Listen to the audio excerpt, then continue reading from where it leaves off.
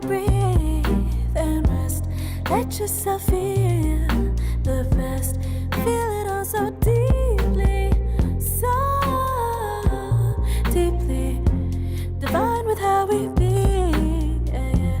Aligned with everything, yeah. More than a dream, vulnerable and strong, yeah, we feel everything. Angel energy, let you sit with me. Angel energy, angel energy, angel energy. We got sympathy. Angel energy, angel energy, angel energy. Let you sit with me. Angel energy, angel energy, angel energy. We got sympathy. Angel energy, angel energy.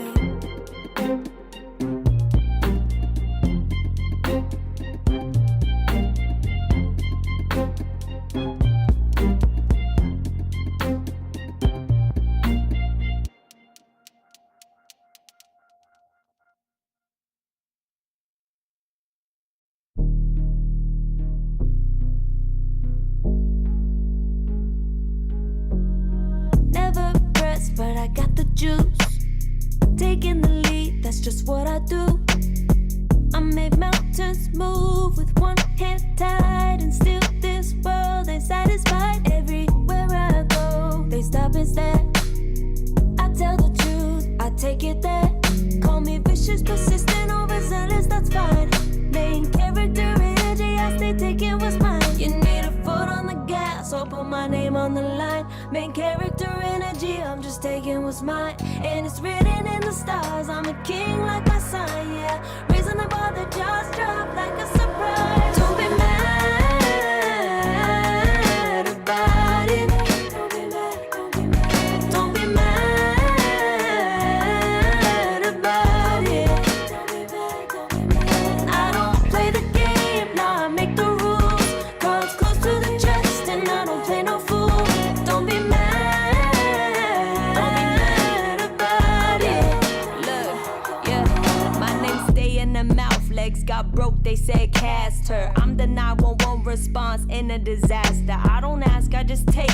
Treat the world like a man, I just blow them away. Yeah, I'm a #1 fan. Don't need a bark, I'm a bite. Switch me on, dark need light. Don't need pity, don't need spite. I just plop, plop, plop on sight. Could take your girl in 2 seconds. I just flash her a smile. I make petty look pretty. They run an inch, I run 3 miles. You need a foot on the gas, I'll put my name on the line. Main character energy, I'm just taking what's mine. And it's written in the stars, I'm a king like my sign, yeah. Raising the bar, the jaws drop like a surprise. Don't be mad about it. Don't be mad about it. Don't be mad about it. Don't be mad about it. I don't play the game, nah, I make the rules. Close to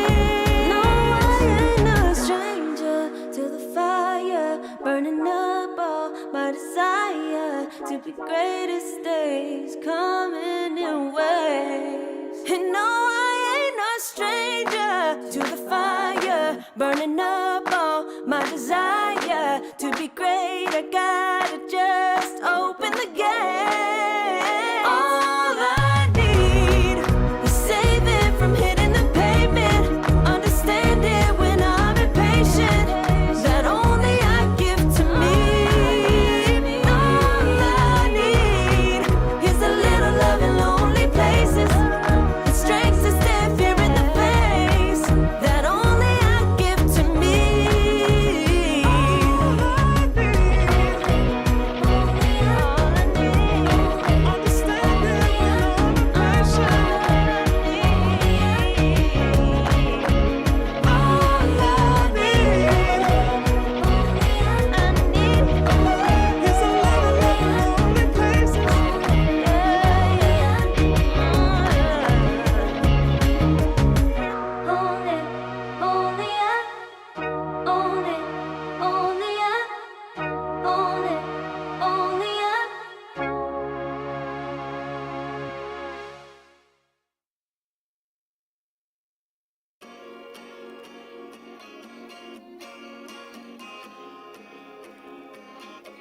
Yeah.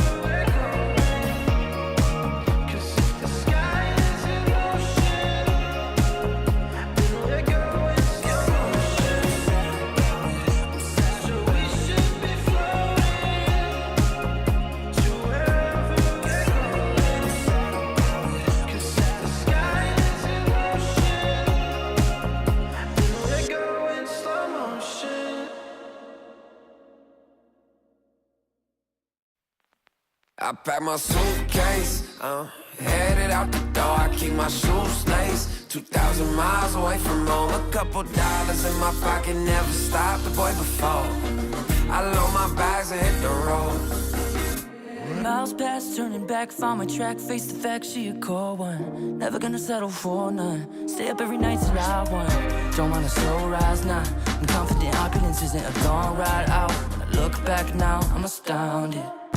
A quiet boy from old age, but always felt the world was a stage, yeah. I celebrate one last late night, my old my suitcase, headed out the door, I keep my shoes laced. 2,000 miles away from home, a couple dollars in my pocket, never stopped the boy before. I load my bags and hit the road. I'm headed to LA. I'm headed on my way. I'm headed on my way to LA. Headed on my way soon.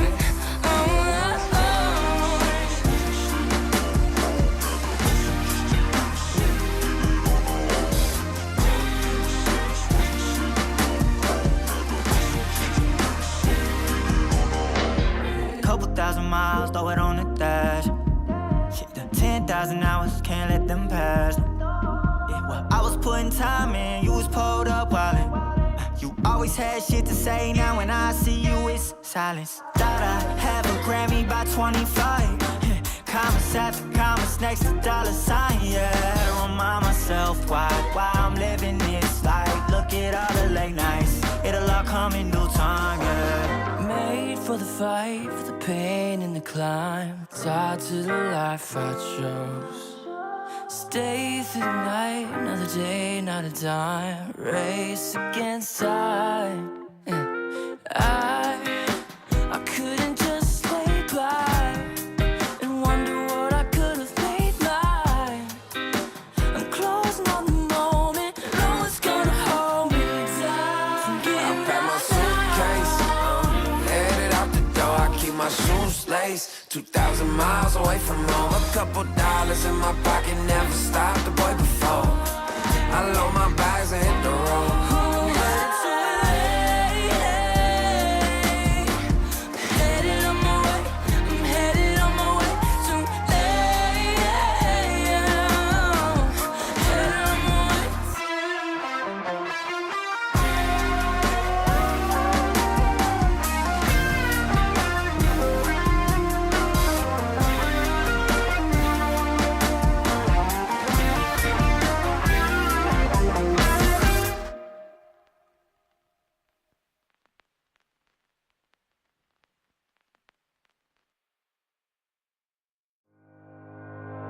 Think about it every night when I close my eyes. You're on my mind. I try to quit a million times, but it takes me high. Like you're so divine. You give me everything. Don't know what's happening. I need you like medicine. You're my everything, everything.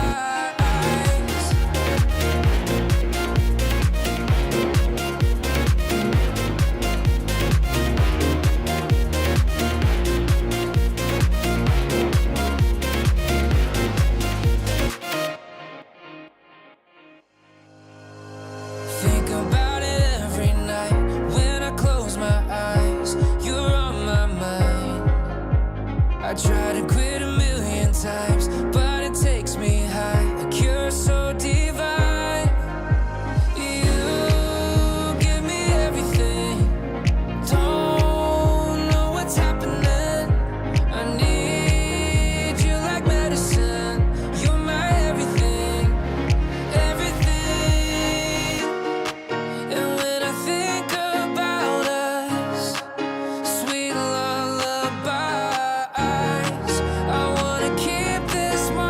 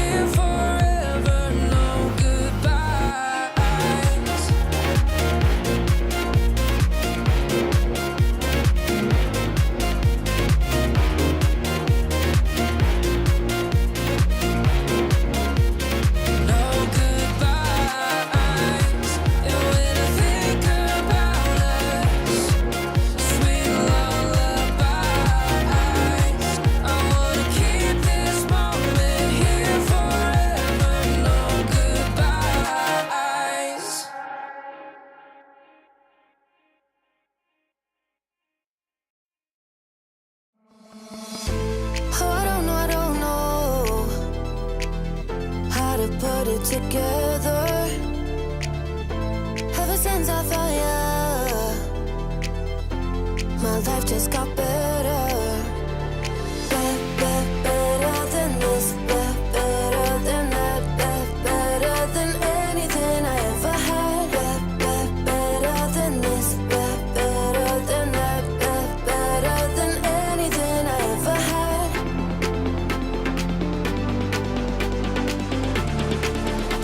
Than anything I ever had. Than anything I ever had.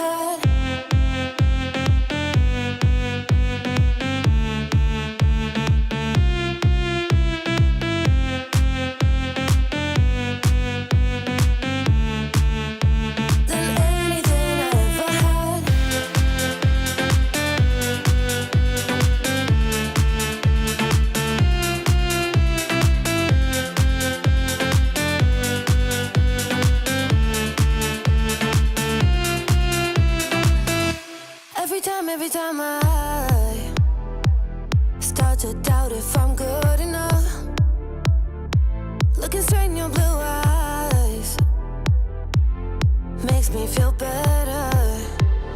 Better than this, better than that, better than anything I ever had. Better than this, better than that, better than anything I ever had.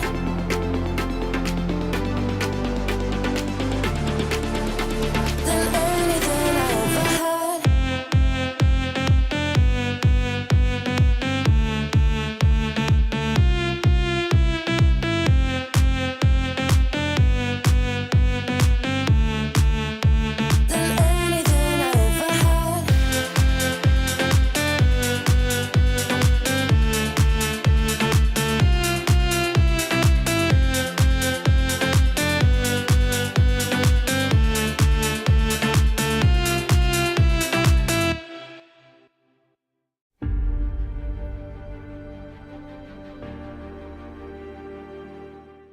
Good afternoon, ladies and gentlemen, and welcome back to the SCA closed qualifiers here for ESL One Raleigh, and it is MLP Dota and John X5. Jonathan, welcome back to the second day of these SCA closed qualifiers. We're into the lower bracket, but before all that, how the hell are you doing? Feeling great. You know, we had a pretty quick day, all things considered, yesterday. A whole bunch of 2-0s to kick us off in day one. This is where it starts to get spicy into day two, into the lower bracket with elimination games on the line. And we've got a fantastic game one to start off with. First series to start off, Execration up against Kukuis. A bot up against his former team. It's going to be a fun time. There's going to be a little bit of all chat as you'd expect. I did ask the guys their thoughts. No one had anything spicy to say. I think, well, mainly because they're all in the lower bracket now. There's no room to kid around as much, although Armel did say, Mr. Armel gave me a little bit of a spicy take. He did say, it is a bot's revenge arc. He will eat CML alive. So we'll see if that stays up there. You know, we'll see if a bot's hungry. When I asked the man himself about, was like, we'll have to win first before the trash talk comes out. But he did promise some all chat. So we'll see if they live up to that promise. Again, yesterday was a 2-0 fest. This one could go 3 games. This is the one where you never know what's going to happen. You can't underestimate Execration, especially with Akashi on hand now. At the same time, the Kukuis maybe underperformed a little bit yesterday. So we're going to have to see if they manage to shape things up after that matchup yesterday. But again, when you consider Kukuis, considering the fact that Armel just made a stack for Open Qualifier number 2 and was surprised that they made it through, we'll have to see if they can keep giving us some surprises here as well. We shall. I mean, I imagine Kukuis, arguably should be the favorites, but I think this should be a very close series here between these two sides. Really could go either way, and again, either of these sides is going to have to go and leave the lower bracket here today. One of them will proceed through, where they will be up against Aurora next of all teams. So, not an easy pathway through to the finals if you are in the lower bracket right now, especially in this series. As again, they are going to have to play against Aurora later on. So it's a pretty rough one. In fact, right after this series, they're going to have to play up against Aurora, whoever wins this series. So, I mean, you could make the argument maybe the winner has a bit of momentum going into that matchup. But still probably not going to be the most fun having to go up against the Aurora boys. Certainly not. I think one big motivator is probably, especially for the Kukuis, their main motivation is they want to get to there just to play against Palos. I think that's one big thing for both sides, honestly. That's going to be a big motivator there. Still, draft on hand. Kukui's open up with a Phoenix and Execration. Pick up the Terrorblade because it was left alone. A whole bunch of stuff left alone in the first ban phase. Morphling was banned out, but Alchemist left open, DK left open. Those could be options for Kukuis, although going into the Terrorblade with the Scotty timing that we saw before can make things a little bit rough for the Kukuis if that is the way they'd want to go. For Execration, we normally talk about this high flex TB. That was mainly Boom. I don't think Execration has not done that. They haven't leaned into TB support all too much, even though, you know, back in the day of Polaris when TB support wasn't a thing, CML did play TB support with a safe lane AM at one point, but we're probably not getting that. Or did they mix it up? No, it was the support Terrorblade back then, so I don't think they're going to go that crazy on flex and Execration, but it's a solid hero. Akashi's played this one many times in their Wallahi run, which did last a little bit long, quite a fair bit longer than their Dream League 25 run. So this is one of those things that we have seen Akashi play even in his time on Talon. The hero has felt pretty strong on pause 1. It doesn't feel like you have direct counters. You will have to ban some magic damage out. We'll see if something like Lean is left in the pool. That feels like the biggest contender up against the Terrorblade. Kukuis, for their part, do take care of the Execration specialties. Right? Tino loves his cheeky off lanes like Lycan. They love their stuff like Marcy across 3 positions, 4, 5, and off lane.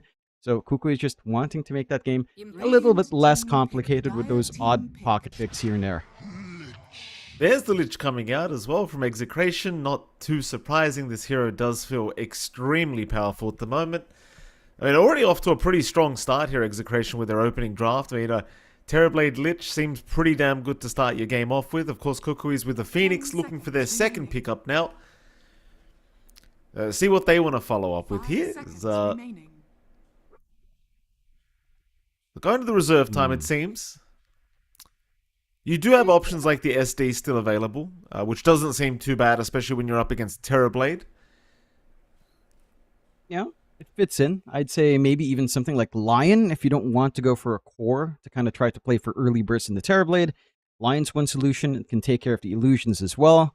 A Lion Phoenix support duo is not the worst thing in the world. You are kind of contingent on maybe a blink timing on your line to try to make plays in pause 4, but it's something that he can normally find after a decent laning phase.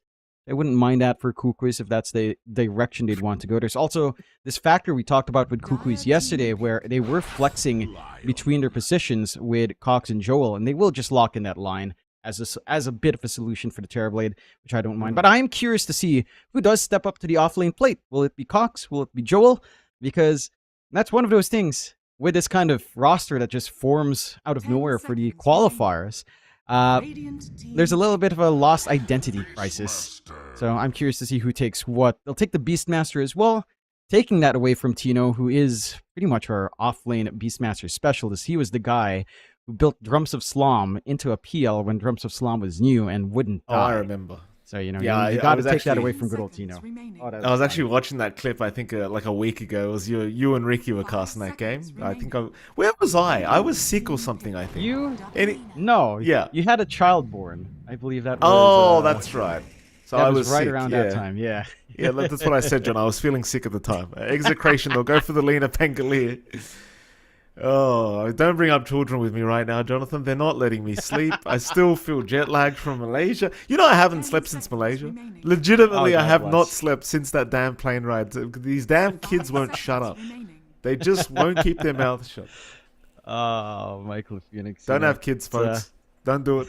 Don't do it to yourselves. You know, it's eventually going to be fun, Mike. Just like Dota. You know, it's just like starting a game of Dota back in the day when you're first trying it out. It's like it looks amazing. You suddenly regret it midway, and then it gets fun again. So just try to remember the feelings. You know, I don't know. Like when I started Dota, right? I launched into a game in the net cafe with no friends. I went to the net cafe alone. It was Dota 5 point something. I loaded in. I thought it was just a Warcraft map. So I loaded in solo. I thought I could just play by myself. It was boring. I left and I didn't touch it for another 2 years. That was in 4th grade. You know, so for me it was like that. We have an eerily similar story. I actually had to go to the internet cafe myself as well, Jonathan. My story quite sad as well, John. I loaded up Counter-Strike. There was a bunch of kids. None of them wanted to play with me. So that was... I didn't get invited to the lobby, John. It was very sad. Okay. Yeah, that's my story. I know you like these kind of stories because they make you feel better about yourself. No, no, they don't. I was just bored at that time. Still a Oh, little bit so spicy mine's in more X's pathetic draft, then. at least. No, it's not. It's a Counter-Strike lobby, you know? Maybe the net cafe wasn't so full. And in the Philippines, for the most was part, packed, Mikey, John. you can't get in.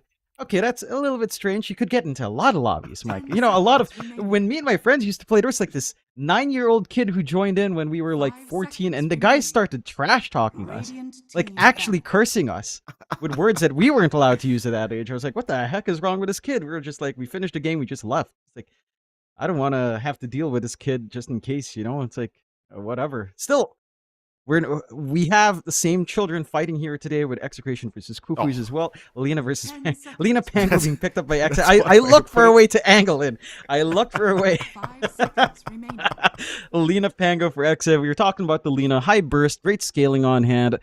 It's pretty open. You're probably running it on mid, but with Execration, somehow the idea of Alina 4 it doesn't completely disappear from my mind. I don't think it's the best choice in the world, but certainly is a possibility. It does look like Cuckoos are expecting some weird flex as well because they ban out Broodmother. They don't want to have to get cheesed here on top. As we've been seeing a little bit of that Brood, I think it's been Talon in Southeast Asia picking that one up.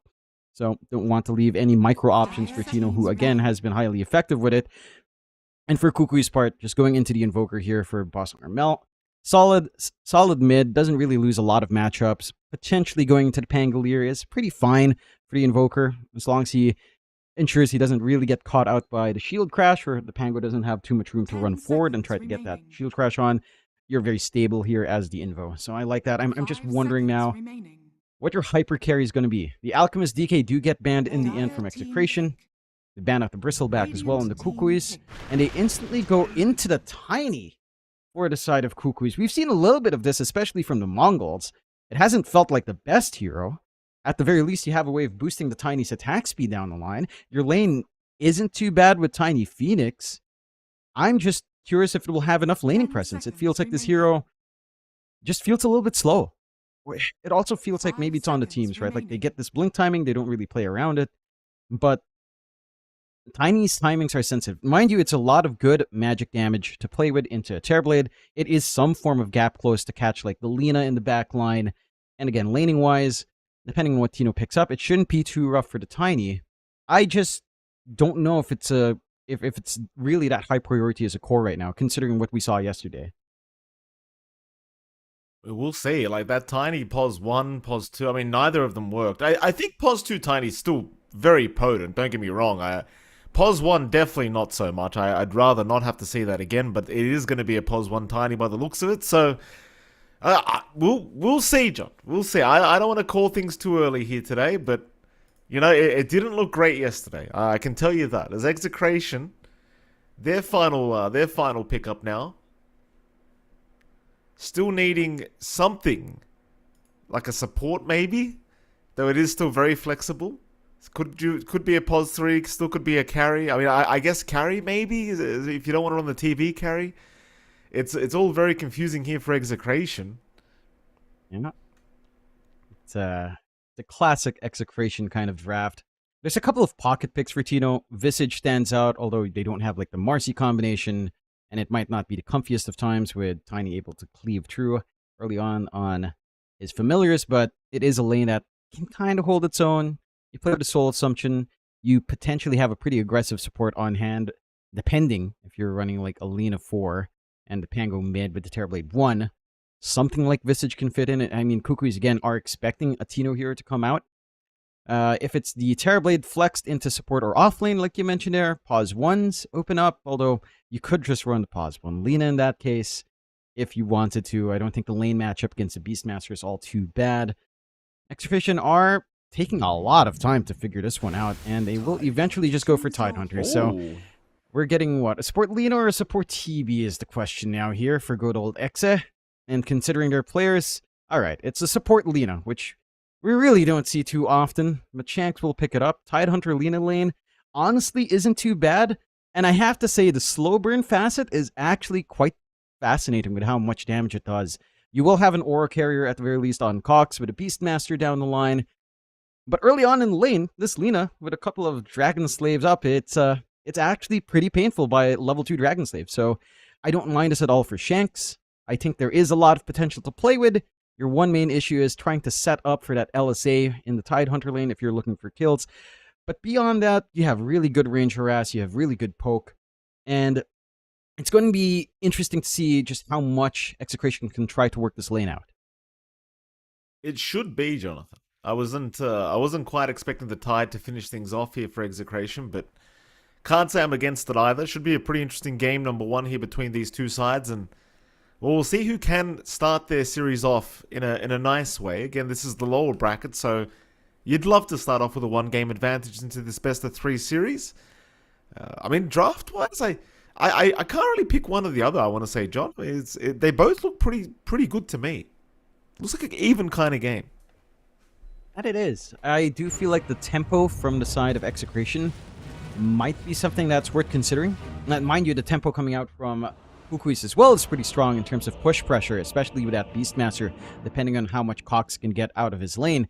But I do feel like just the pressure of Lina in lane, I think, is something that you really can't underestimate with that slow burn.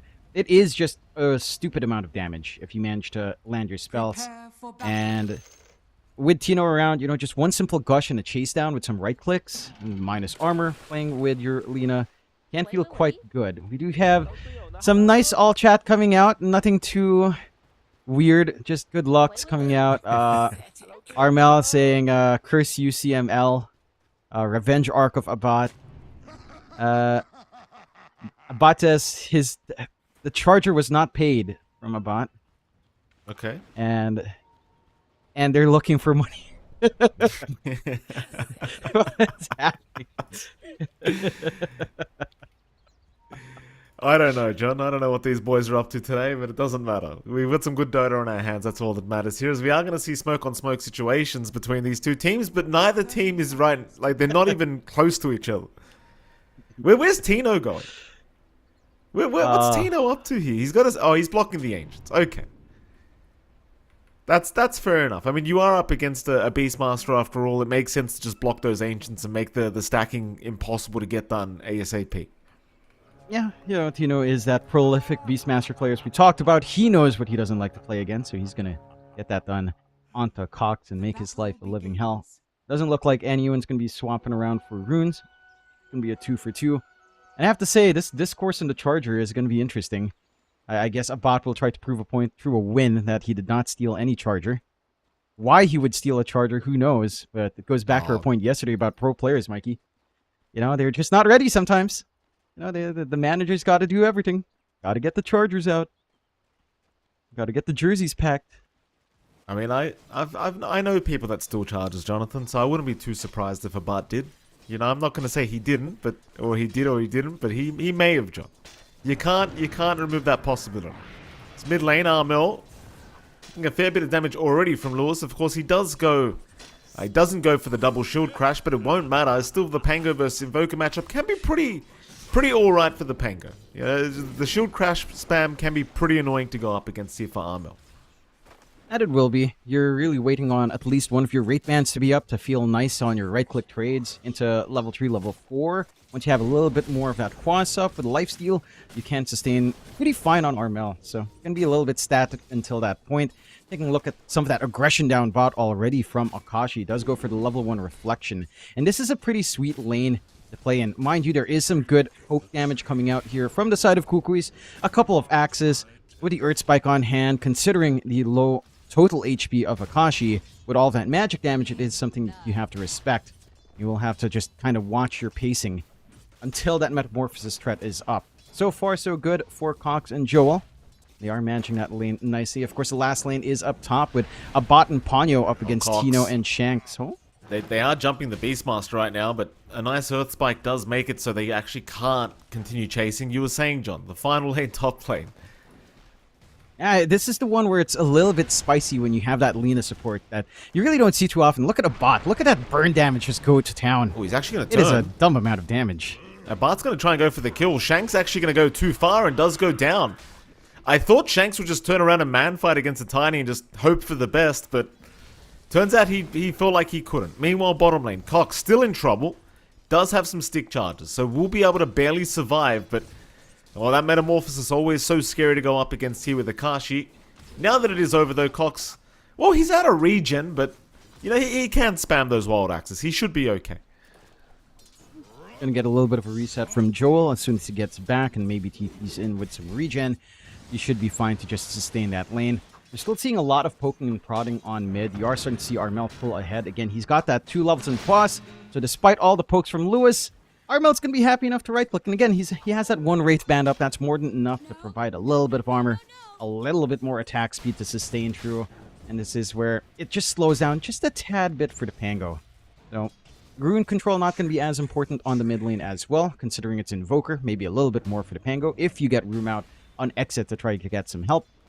And so far, so good in the laning phase. You are getting quite a fair bit of farm on Execration, right? The Akashi's having a grand old time. You're not having the quickest of times on Tino, but all he wants is trying to really soak up some EXP.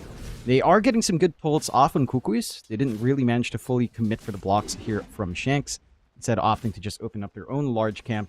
But that is giving some spacing out for a bot to just try to manage the lane a little bit better and soak up himself into like his level 4, level 5 spikes where you can start to threaten a little bit more. Absolutely. Bit of a slower top lane, I've got to say, for a bot. Not having the greatest of times here up against the Tide laner. It's got to play quite cautiously, because once that Light Strike Ray does land, it's just so much damage they can burst out onto poor old bot. He's still finding farm, though. It looks like he's going to be alright, because the creep wave has been right by his tier 1 tower for the last few minutes. Shanks now going to get dived here by Ponyo, and it might actually just be a kill. Shanks, he will eat the Healing Lotus. So he's okay. But Ponyo really giving it back the way of the laner at this level 3 mark, and of course those level 2 Fire Spirits, usually quite a painful experience. They are. Shanks just a little bit behind in EXP, does manage to at least hit Tree. It has some trade potential with the Dragon Slave. That could help to at least give some presence out in the lane. We're seeing Lewis getting some good lane control as well, getting the shove in and getting himself the Water Runes, both Water Runes to top up. They're still trying to snipe this laner. Abad almost got him. In fact, they're going to dive in. Fire Spirits do land. Shanks, is he going to die? Yes, he will. Oh, you love to see that. Abad just tossing the Tide in. Meanwhile, bottom lane, Cox will go down. So Akashi this time, with the Metamorphosis, does secure the kill onto the Beastmaster. But I did like that cheeky top play. Just the toss in, the Icarus dive in, just everything being thrown from a mile away to try and kill this laner. Yeah, and I think that's a big part of slowing this Lena's game down, right? You stall out this level 6. You don't really have room for Shanks to even try to stack up. He hasn't had the space to do so. They set up the wards to kind of watch that as well.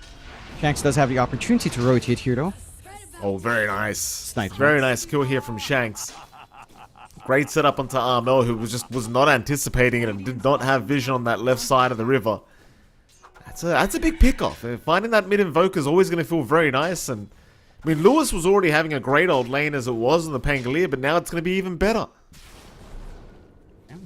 They're still set for some aggression. A bit of a chase down onto Joel very early on here. But they've got this very strong combination with the Lich TB, so it's so easy to secure kills once you land that initial Frost Blast, and you don't even need Metamorphosis. I mean, TB still hits like a truck without it. And he does. I think your issue right now for the side of Kukuis is no one's ever spotted that sentry, and considering that Cox had a death, his support dies as well, he's not having his catch-up farm potential built up. They've done a great job in Execration to again cut off that recovery process for the Beastmaster. And we've seen what that does to Beastmasters. A stalled out Dominator timing or a stalled out Ags can kind of throw this hero off its mark, and it becomes a little bit of a farm vacuum. It soaks up all the map space that you can ask for, soaks up all of the safe farm, and there might not be enough left for you to try to play farm gaming on the side of a bot. So we'll see if they can somehow try to manage that on the side of Kukuis. Already some movement bot. Lewis wanting to get a play out with this Rolling Thunder available. He's not going to find too much yet, but the 7-minute Wisdom Rune is spawning, and this is the perfect time for Lewis to try and get involved now as the TPs are incoming. Ponyo going to jump in, trying to take it. Does manage to pick it up, but it's going to cost his own life by the looks of it, as Ponyo, still alive, actually gets one before he does go down. Here comes Akashi, though, with the Sunder out on Cogs. Just making sure he does not die as Lewis can't really stick around for a kill. Has to back out. But my oh my, Ponyo actually getting in range for that Wisdom Rune is now Armel. Gonna find the TB, and Akashi will lose his life as... I mean, Execration, it was a very nice attempt to try and swipe the Wisdom away, but it does cost them quite a bit and they still get nothing out of it. Good punishment out from the side of Kukuis. It does cost a lot in terms of rotating in, right? You even have to drag this Tiny over to try to play. Even a bot's movement through the gate just cut off by CML. But it does pay off. Mind you, you still haven't managed to sort out all your issues. At the least the camp is opened up with the sentry just expiring. So you do have room now for Cox to try to stack up. But you are giving some free room out elsewhere. And the punishment on Akashi is good. The free space for Tino might be a cause of concern. He does have the threat of Ravage ready to go. He has a Soul Ring. And we have talked about this with Execration 4, where if he has a free lane, it can run wild. Could be a big kill on mid, but Lewis, he's actually going to survive with his one charge. Is now moving back in onto Ponyo, but does need to retreat. And no Rolling Thunder available, so can't really continue the fight. Not quite yet anyway.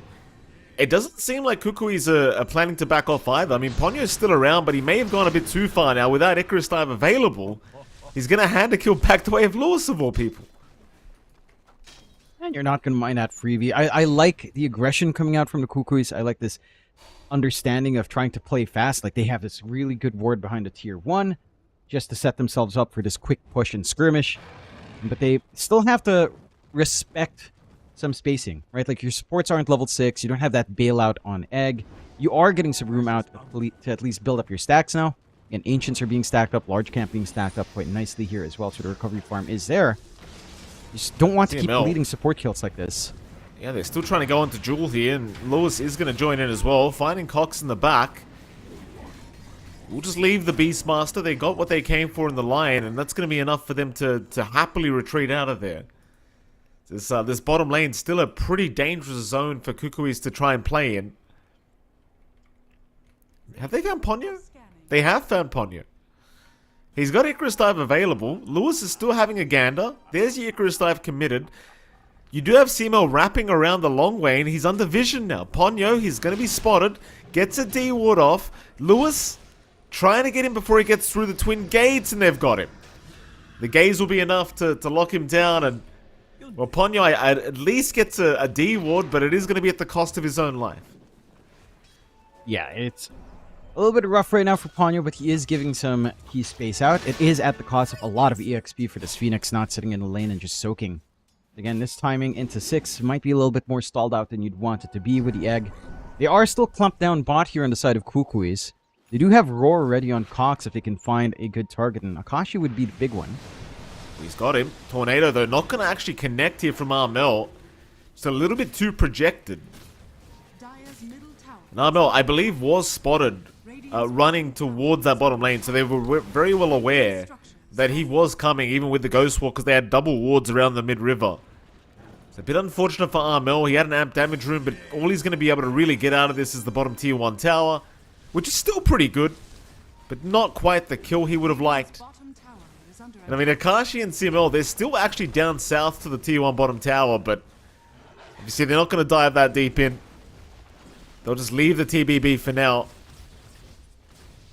And eventually, Akashi, he'll show himself, but everything's fine now. Kukui certainly can't hope to go for that kill. Armel also did end up right-clicking a creep to break Ghostwalk before launching his combination, it looked like. Giving a little bit of just a quick response time for Akashi, considering how far that was for the Tornado. Just makes it a lot harder to try to make that play. Smoke out from Exe is a little bit sneaky, but there's also movement on mid here from Kukui, so a bit of a split-up fight. Now, Rolling Thunder's going to be there for Cox. They want these stacks taken away from this Beastmaster, and Cox is just not going to be able to get out, as CML will throw the Chain Frost to commit for the kill, and does get it. And, well, I mean, those large creeps, they're still sitting there, but I think Lewis may have just forgotten. It's a bit of a shame. There's some free gold there for Lewis to take, but he'll leave them be, and instead Jewel will come over and clear them up. Get a little bit of an injection on the line. Not the worst thing in the world, considering, again, the fact that blinks do feel like a very big part of how Kukui's will start to jump around. You're not expecting quick blink for Cox, considering the normal Ags buildup on the Beastmaster, so it's going to be down to like a bot plus one more to initiate, and that theoretically should be Joel. They also did, again, split up that fight onto mid, so they had information who was close by. Tino is starting to show up though, and again, the threat of Ravage is still there if they were to force this out. He's still got plenty of mana to use as well. Arcane Boots will be enough to keep Tino healthy. They'll find an easy tier 1 mid tower as well. I mean, Kukuis, they're having a lot of trouble actually defending these objectives. Well, I say objectives, they've only taken one, but it's quite clear that they do not feel comfortable trying to force fights to defend these tier 1 towers. And I guess in fairness, it is quite hard when you're up against a Tidehunter and a Pangolier at the same time, but I don't know, it's definitely a bit of a slower start here for Kukuis, as you've got a 4k advantage now the way of Execration. Certainly not where you want to be standing now as the Dire side. I mean, mind you, they've got some core items to build up to before they do start to get active, like Cox is still trying to go for the Aghanim Scepter, so Drums of Slom will be up sometime soon. You've got a Blink to come out on a bot. Even the Witch's Blade on Armel could be very, very important to actually start trying to get aggressive. But Execration, for now, they feel like they're well and truly in control of this game 1. Yeah, and they've done a great job just in the Vision game. Again, all these, even just the sentries on mid, right? And the Ghost Walk plays for Armel aren't that easy. They'll find some isolation on Tino at the very least. Can they actually burst him down, though? I mean, Tino's a pretty tanky boy. He's got plenty of one charges as well. Make it 20, in fact, as he could pop the Ravage, and does do so now with the Chain Frost. Whoa. Oh, it's going to be a mess here for Kukuis. Oh my god. Oh, 3 down already. Here comes the 4th. Armel's gone. Yeah, you could kind of see that coming, John. You know, it just... I was sitting there like, they don't have the damage for this Tidehunter. There's no way. No. He's got a casual cloak. He's got the Vladimir's up. There's no way they're going to kill the Tide that easily. A little bit optimistic from the Kukuis, and they kind of just let Tino have that free lane. This is the consequence of that free lane up top for Tino. All of that pressure was coming out elsewhere. Again, the Tidehunter just kind of camped top and kept farming, even while a bot himself would try to make a rotation on the Tiny. And because none of those rotations pan out for Kukuis, there's no trade-off, right? Like, you just get this free farm on Tino. He's starting to get into the aura game. Once that full pipe is up, bursting down these heroes with your Tiny just becomes a little bit of a tougher prospect with any of your heroes. Right? Like, the Tiny physical output just doesn't come online that quick any longer, and we saw this yesterday with a pause 1 and pause 2 Tiny. It's almost the same story. Once a pipe is up on the enemy team, your blink timing just gets thrown out the window, your burst potential disappears. You will have to go back and farm and try to build into more of the right-click Tiny, or the emphasis on the right-click Tiny. Maybe go for the Conda anyhow, but it's just such a slow process. And for the side of Kukuis, they're losing a lot of map control off the back of it. They've got not a lot of forward vision to try to sneak around, again, in terms of plays. They do at least have their Ags fully finished up on Cox, that they have invested a lot of free space to the Beastmaster to get that done. But I don't think the side of Execration minds at all, considering, again, the fact that Pipe is pretty much set to go on Tino. In fact, it should be flying out now as well. So the fully completed Pipe into the Ags timing of Beastmaster also ruins that, with all of the damage output you were wanting from Cox with the Drums of Slam. Mitigated severely now as well. They will try again onto Shanks here, though. Give it a crack, but there's more TPs incoming to try and help out here. As well, Shanks, Lewis still going. Do find Jewel. It's another failed attempt here from Kukuis to get anything done, as it seems like Execration just constantly have their number. Keep in mind, while all these fights have been happening, like Akashi's been free farming. Yeah, he joins that last fight we just saw, but at this stage, he might just go for a tier 2 top tower. He's got the Metamorphosis, he's got the Manta, he's got a Siege Creep. He could certainly try to force a Glyph here from Kukuis and see if they do want to pop it. But Akashi, yeah, he'll just stick around. Tier 2 tower. Eventually we'll back out, but that tier 2 looks as good as dead, as Lewis in the meantime finding Ponyo. So the Phoenix dropping once again. Yeah, I'm just not seeing it from Kukuis. Like, they've got the Ags up now on Cox, but it feels like they've lost so much control of this game that it may not matter. That they have. Top tier 2 ends up falling anyhow, just like you mentioned there, Mikey. And again, it's just a matter of the timings for Kukuis. You got the Ags at around the same time the Beastmaster got Pipe, even if you get this blink up and running on Cox. As long as Tino is around, Again, your burst damage just isn't there. We've seen them attempt, even onto the Lina. Doesn't even pan out for that Lina 4. And for the side of Kukuis, being 9k behind with this kind of tempo draft doesn't feel great. Roll onto Cox now as well. They do. Cox in danger once again. Does get the roar off onto Lewis, but is it really going to matter? Probably not. Cox now forced to fight this one out and can't really do much. Oh boy. What's even scary, John, I'm looking at Shanks in this support Lina. He's almost got an Ags up.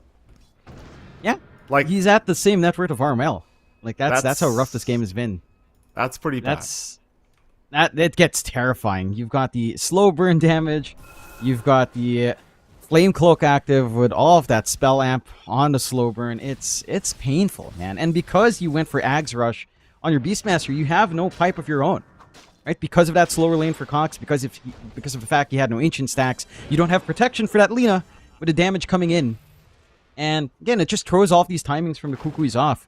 Even if they were trying to try a big 5-man team fight, I don't think they have the synergy to do stuff like protect the egg properly. Ponyo is just a sitting duck no matter where he puts that supernova down to try to deny area control. You do have attack speed even on your support Lina just because it's a Lina. You still have the value point in Fiery Soul anyhow, leading to a little bit of a quicker takedown on the egg. We'll just have to surrender that bot tier 1. And they're still keen to go on the side of Exit. There's really nothing to stop them. Have the Metamorphosis up, you had the Demon Seal ready in Akashi, and we've seen the effect of that on a free siege onto tier 3s if you have room. Love the forward vision here as well from Exit, just watching that top jungle. And they are set to still defend tier 1s, even 18 minutes in. Oh, no, he's already been caught. Just not reacting to the Blink Dagger of Lewis. And Armel A is just as good as gone. Shanks to take the kill for himself, which will leave him with about 600 gold till he has the full Ags up now on the support Lina. And yeah, it just keeps getting worse and worse here for Kukuis. It's really starting to feel like there's not much of an entry back into the game. Like this, you've got to pos one tiny. You know what I mean? It just, usually I'd look towards their carry. I'd say, okay, their carry's at least farming. You know, you've got some faith in that. But it's a pos one tiny, John. And he's nowhere near the farm of Tino or Akashi. No. It's just too far behind. It just goes back to, again, missing this impact with the blink. Tino just getting way too free of game. Like, look at that Avalanche Toss. It does nothing to Tino. He didn't even pop the pipe active. Like, there's no barrier. It's just no damage whatsoever onto this front line Tidehunter. And the side of Execration really doesn't need to commit much. They are still ready to go. They've got Ravage. They've got even the Dead in the Water Anchor ready to leash anyone up. They'll try to smoke out on the side of Kukuis. Again, no forward vision here. All the vision in the world from the side of Exa. Doesn't quite spot the smoke, but they know something's up. And I just don't know what angle you're looking for. A 5v5 does not look favorable for the side of Kukuis whatsoever. DML, they might at least find a Lich, but Tino's just running right forward with the Ravage available. He wants to force a fight. They'll roar up Lewis on the side, but he's got a pipe available there from Tino, so he's going to survive through all the output as Cox is the one to get bursted down. Jewel also in trouble. Jewel going to drop, and it's another failed team fight. Here for Kukuis is Lewis. He's looking for even more now. He's going to catch Ponyo on the Phoenix.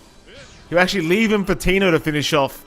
But eventually does have to come back and get it done himself, it looks like. 3 down for nothing, John. Kukuis, they've got no fight in them right now. They just can't take a fight. They really can't take a big 5v5. Your best case scenario for Kukuis is finding a straggler on Execration, finding the backline, let's say isolating away Shanks. But even that just feels impossible. Execration is just looking to 5-man, looking to push that advantage. Again, you don't have the forward vision on the side of Kukuis to spot stragglers anyhow. Like, they've got this one forward ward on the bot jungle, but they can't really cross the river. They've got this one ward right near their tier 2 up top. But the side of Exa has just bailed on that area for some time now. And you're hitting some massive spikes for Exa on the supports. The Blink's up now for good old CML. So the Blink... The Chain Frost is available. He just needs a shard to really get the solo pickoffs going by himself. The Ag's fully done on Shanks with that Flame Cloak. The Spell Amp plus Slow Burn is just hellish to deal with. And he's just going for the full Lina core build now. Going back for the Travels, going for the Kaya next. They've got Roshan opened up. And there's just no play potential for the side of Kukuis. The best thing you can hope for, again, is probably at this point a high ground play where you get a big toss back from a bot, like on the Tiny. And that... When you're this far behind, that's all you can hope for. Either a big solo pickoff from Execration playing recklessly apart, or just managing to drag one hero back, breaking up this 5-man of Exa on the high ground somehow, and kind of bursting the game open that way. When both of those options just seem very difficult to find, considering the circumstances here, Mike. I mean, it certainly is right now, John.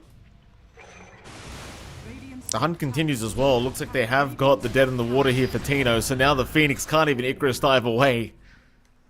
Shanks picking up another kill, now godlike on a support Lina. 9-2-3 is his score.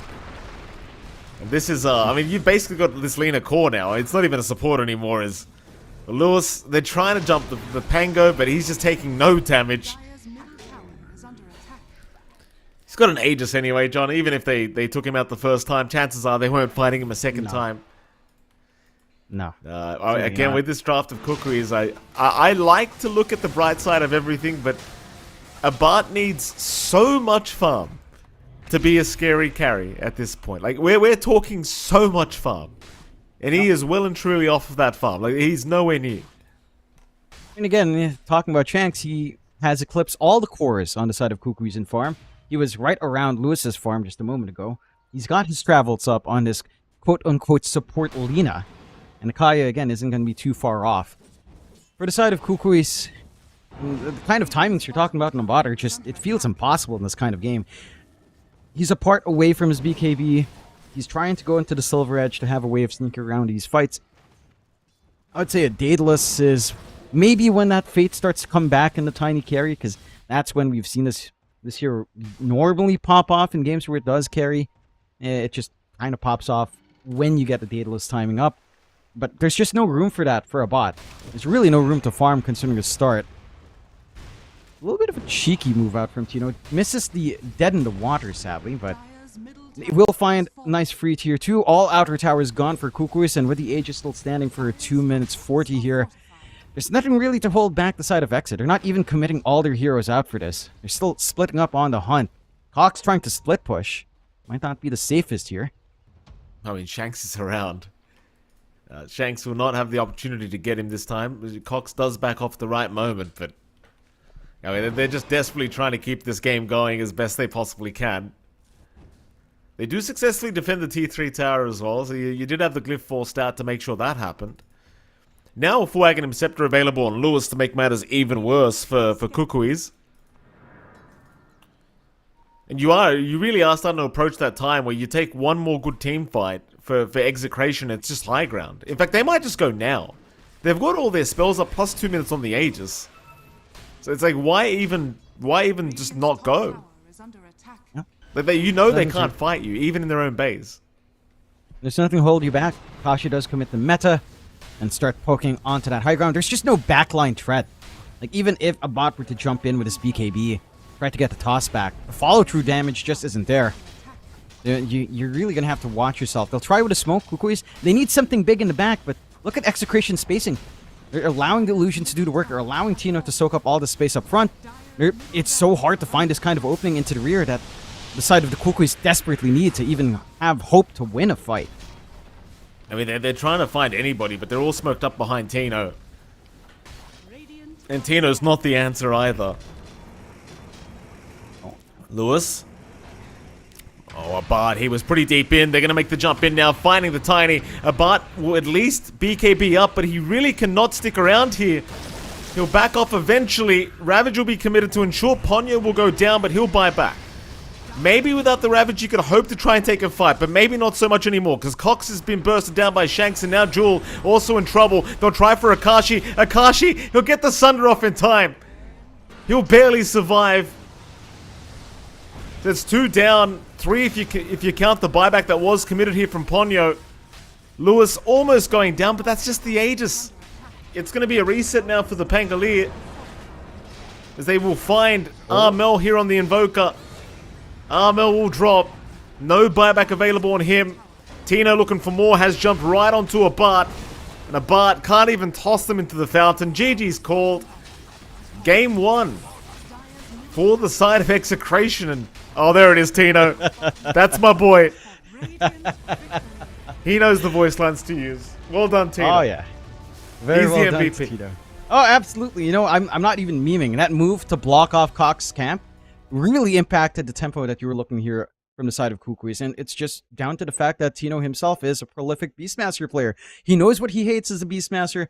No one checked the Ancient Camp. Heck, Cox didn't even try stacking. If he sent a boar out to check at like minute 1 just to kind of build up, or minute 2, they would have gotten the D ward earlier. You would have had quicker recovery on the Beastmaster. You would have had the Ags timing before the full pipe from Tino. And that could have led to some actual gameplay coming out from the side of Kukuis. Unfortunately, their timings just didn't line up, right? Like a bot got his Blink Echo Saber right when the pipe was done. That was also the Ags timing for Cox. And once Tino was set to leave his top lane, he was the only target that was presenting himself. He is not a target you could burst, even with just a casual cloak up, as we've seen. And I think for the side of Kukuis, this kind of boils back to a little bit on the draft, more so on understanding of what kind of tempo they want to meet. It felt like they didn't really have the lineup to play around with what they had, right? Like there's no synergy for Egg. There's no big defense for the Egg. Nothing like a puck combination with Dream Coil. Maybe you had something with, say, isolating a few heroes, but certainly not the way you'd want to break out these team fights.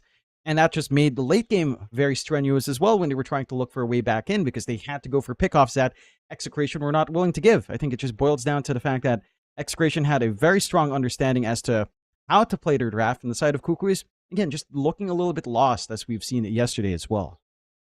One thing I think you and I both can agree on, Jonathan, no more pos 1 tiny. Like it's got to stop. It's got to stop. It's not good. It's taking too long to get online. It's not good. Enough pos 1 tiny, I think, is the at least one lesson we've learned over the last couple days here from these teams.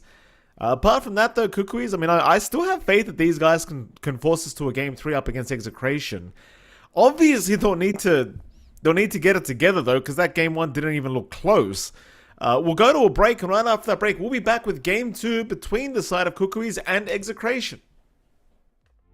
Makes me feel better. Better than this. Better than that. Better than anything I ever had. Better than this. Better than that. Better than anything I ever had.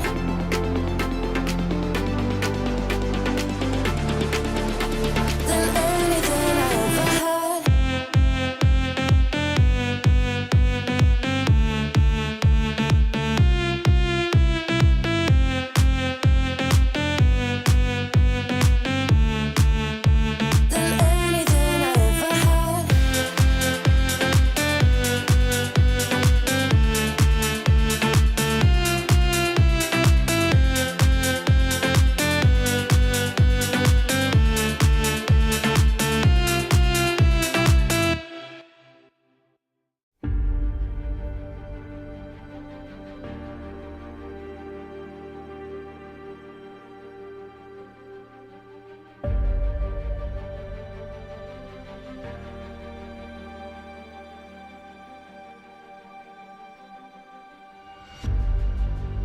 Earth is suffering,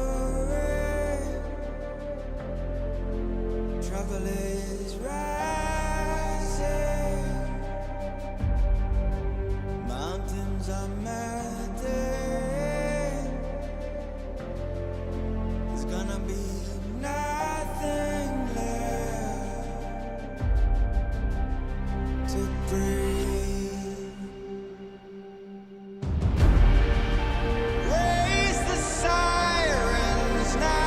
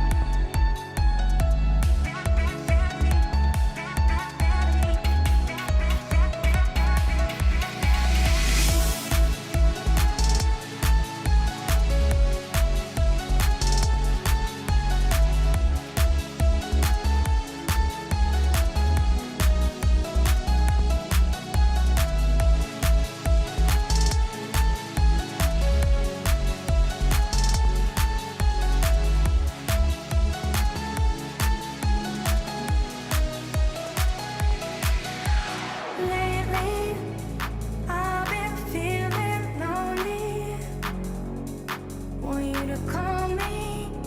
Promise me you'll always be there. I've been getting so high, I can feel it. I can feel the gravity is pulling me away, pulling me away,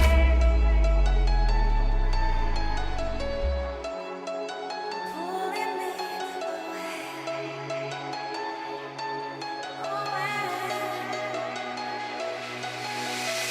I can feel it in my blood, through my veins like a melody. I can feel it, so alive, floating high. I can finally breathe high.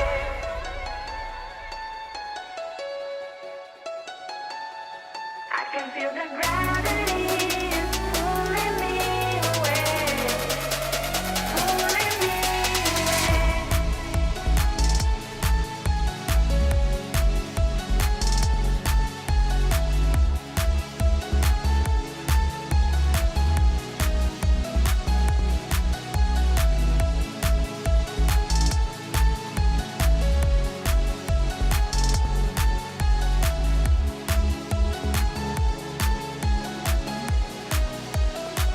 I've been getting so high, I can feel it. I can feel the gravity is pulling me away, pulling me away.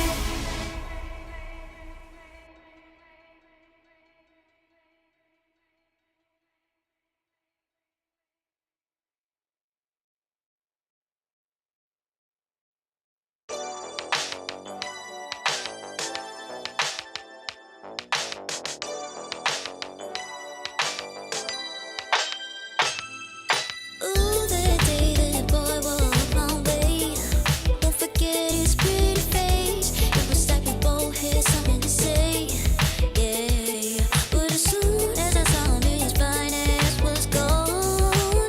Think I should have followed him home. I'll put my number into his phone. A moment in time, so divine. Hope I see you again. Hope I see you again. A moment in time, so divine. Hope I see you again. Hope I see you again. Welcome back, ladies and gentlemen. We are here for our second game of this best of three lower bracket series between Execration and Kukuis, and it is MLP Dota and John X Fire. Jonathan, game one, obviously we've talked about it. It was not a very close affair. Execration made it look very, very easy. Game two, John. Draft's going to be starting very, very soon. What do you want to see changed up? I want to see Kukuis run a draft that has a little bit more tempo coming out. Again, it felt like they couldn't really find a timing to play around. Execration had a great bunch of ideas in terms of how to stop these early items from coming in. Heck, how to just stop them from having a game really on the side of Kukuis. And for Kukuis, I think a couple of things felt underwhelming. You know, the Beastmaster pickup felt underwhelming. The tiny core for a bot just didn't feel good as well. And honestly, Armel's Invoker didn't really have the impact we were expecting. Laning-wise, it was fine, but trying to contribute in those fights, it just didn't really amount to much. So maybe something that Armel can actually play make a little bit easier on. Actually have a better time in lane as well instead of getting contested pretty hard by Lewis would be able to help the cause. We'll see if they can kind of adjust the draft that way. It's a little bit concerning as well because Execration does have first pick. They're going to be able to kind of try to gun for some key stuff like Tino's Beastmaster. If it's not first phase banned, could be something they just instantly pick up. Stuff like the Marcy, which they hard flex across almost every position outside of mid, could also be a consideration here for Execration. So Kukuis have to be really cautious with these bans. They already show some respect for the Terrorblade, taking care of it, along with the TA and Muerta. On the side of Exa, only just take care of the Puck and the Timbersaw, which can be menacing in the offlane mid. But they leave options like Alchemist, DK, they leave the Marcy in, they leave the Beastmaster in. There's a lot of ways Execration can go when they have first pick overall here. That they can. Kukuis, more bans to come. Still banning out quite a few cores here on their side of things.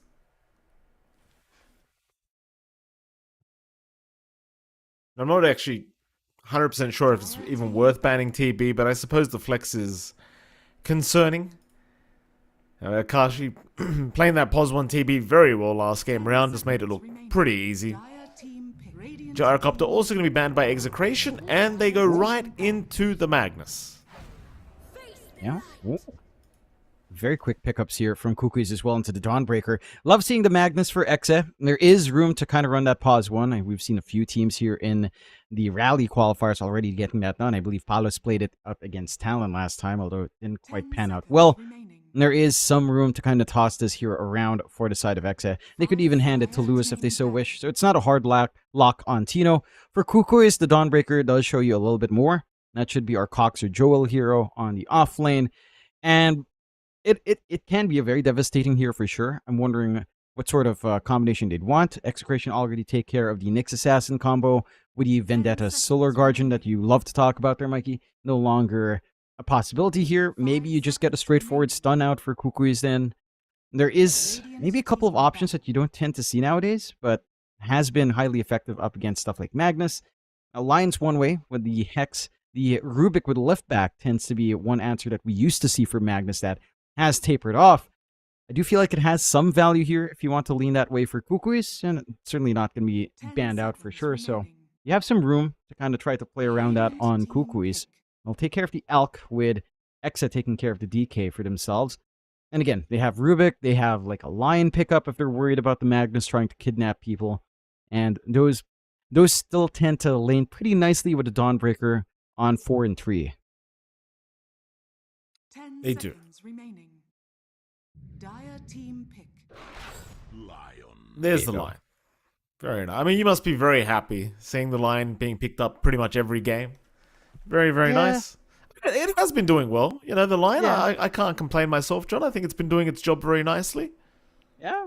It feels like people just remembered Lion is decent, especially since, he got his attack animation improved like a year back, and it took a while until facets kicked in and people recognize Lion could be good. It's a really nice hero to play with blood grenades, just because the stun into blood grenade, the chase down isn't actually awful for Lion. You can play around with the added HP quite well. And again, you end up with this Lion Dawnbreaker lane, which is very nice and steady. You can line up for some cool Starbreaker plays. Execration, though, get to dip into the Chen that we know CML loves to play. It gives him a lot of early micro potential, a lot of global presence to kind of counteract Dawnbreaker's ultimate in, right? So if you are getting jumped by Solar Guardian, you have Hand of God to kind of provide a little bit of a buffer for anyone being committed on. And you have a very strong laning presence here already on hand, right? Depending on what facet you pick and what sort of neutrals you do find yourself in the camps, the Chen can provide a lot. It also boosts up your early presence in terms of tempo, in terms of push. The Zeus is also a very interesting prospect from Exa. We do not see this here all too often, outside of, say, Yoa playing it on mid. But the Zeus still has its space. We have seen a little bit more on the Divine Rampage.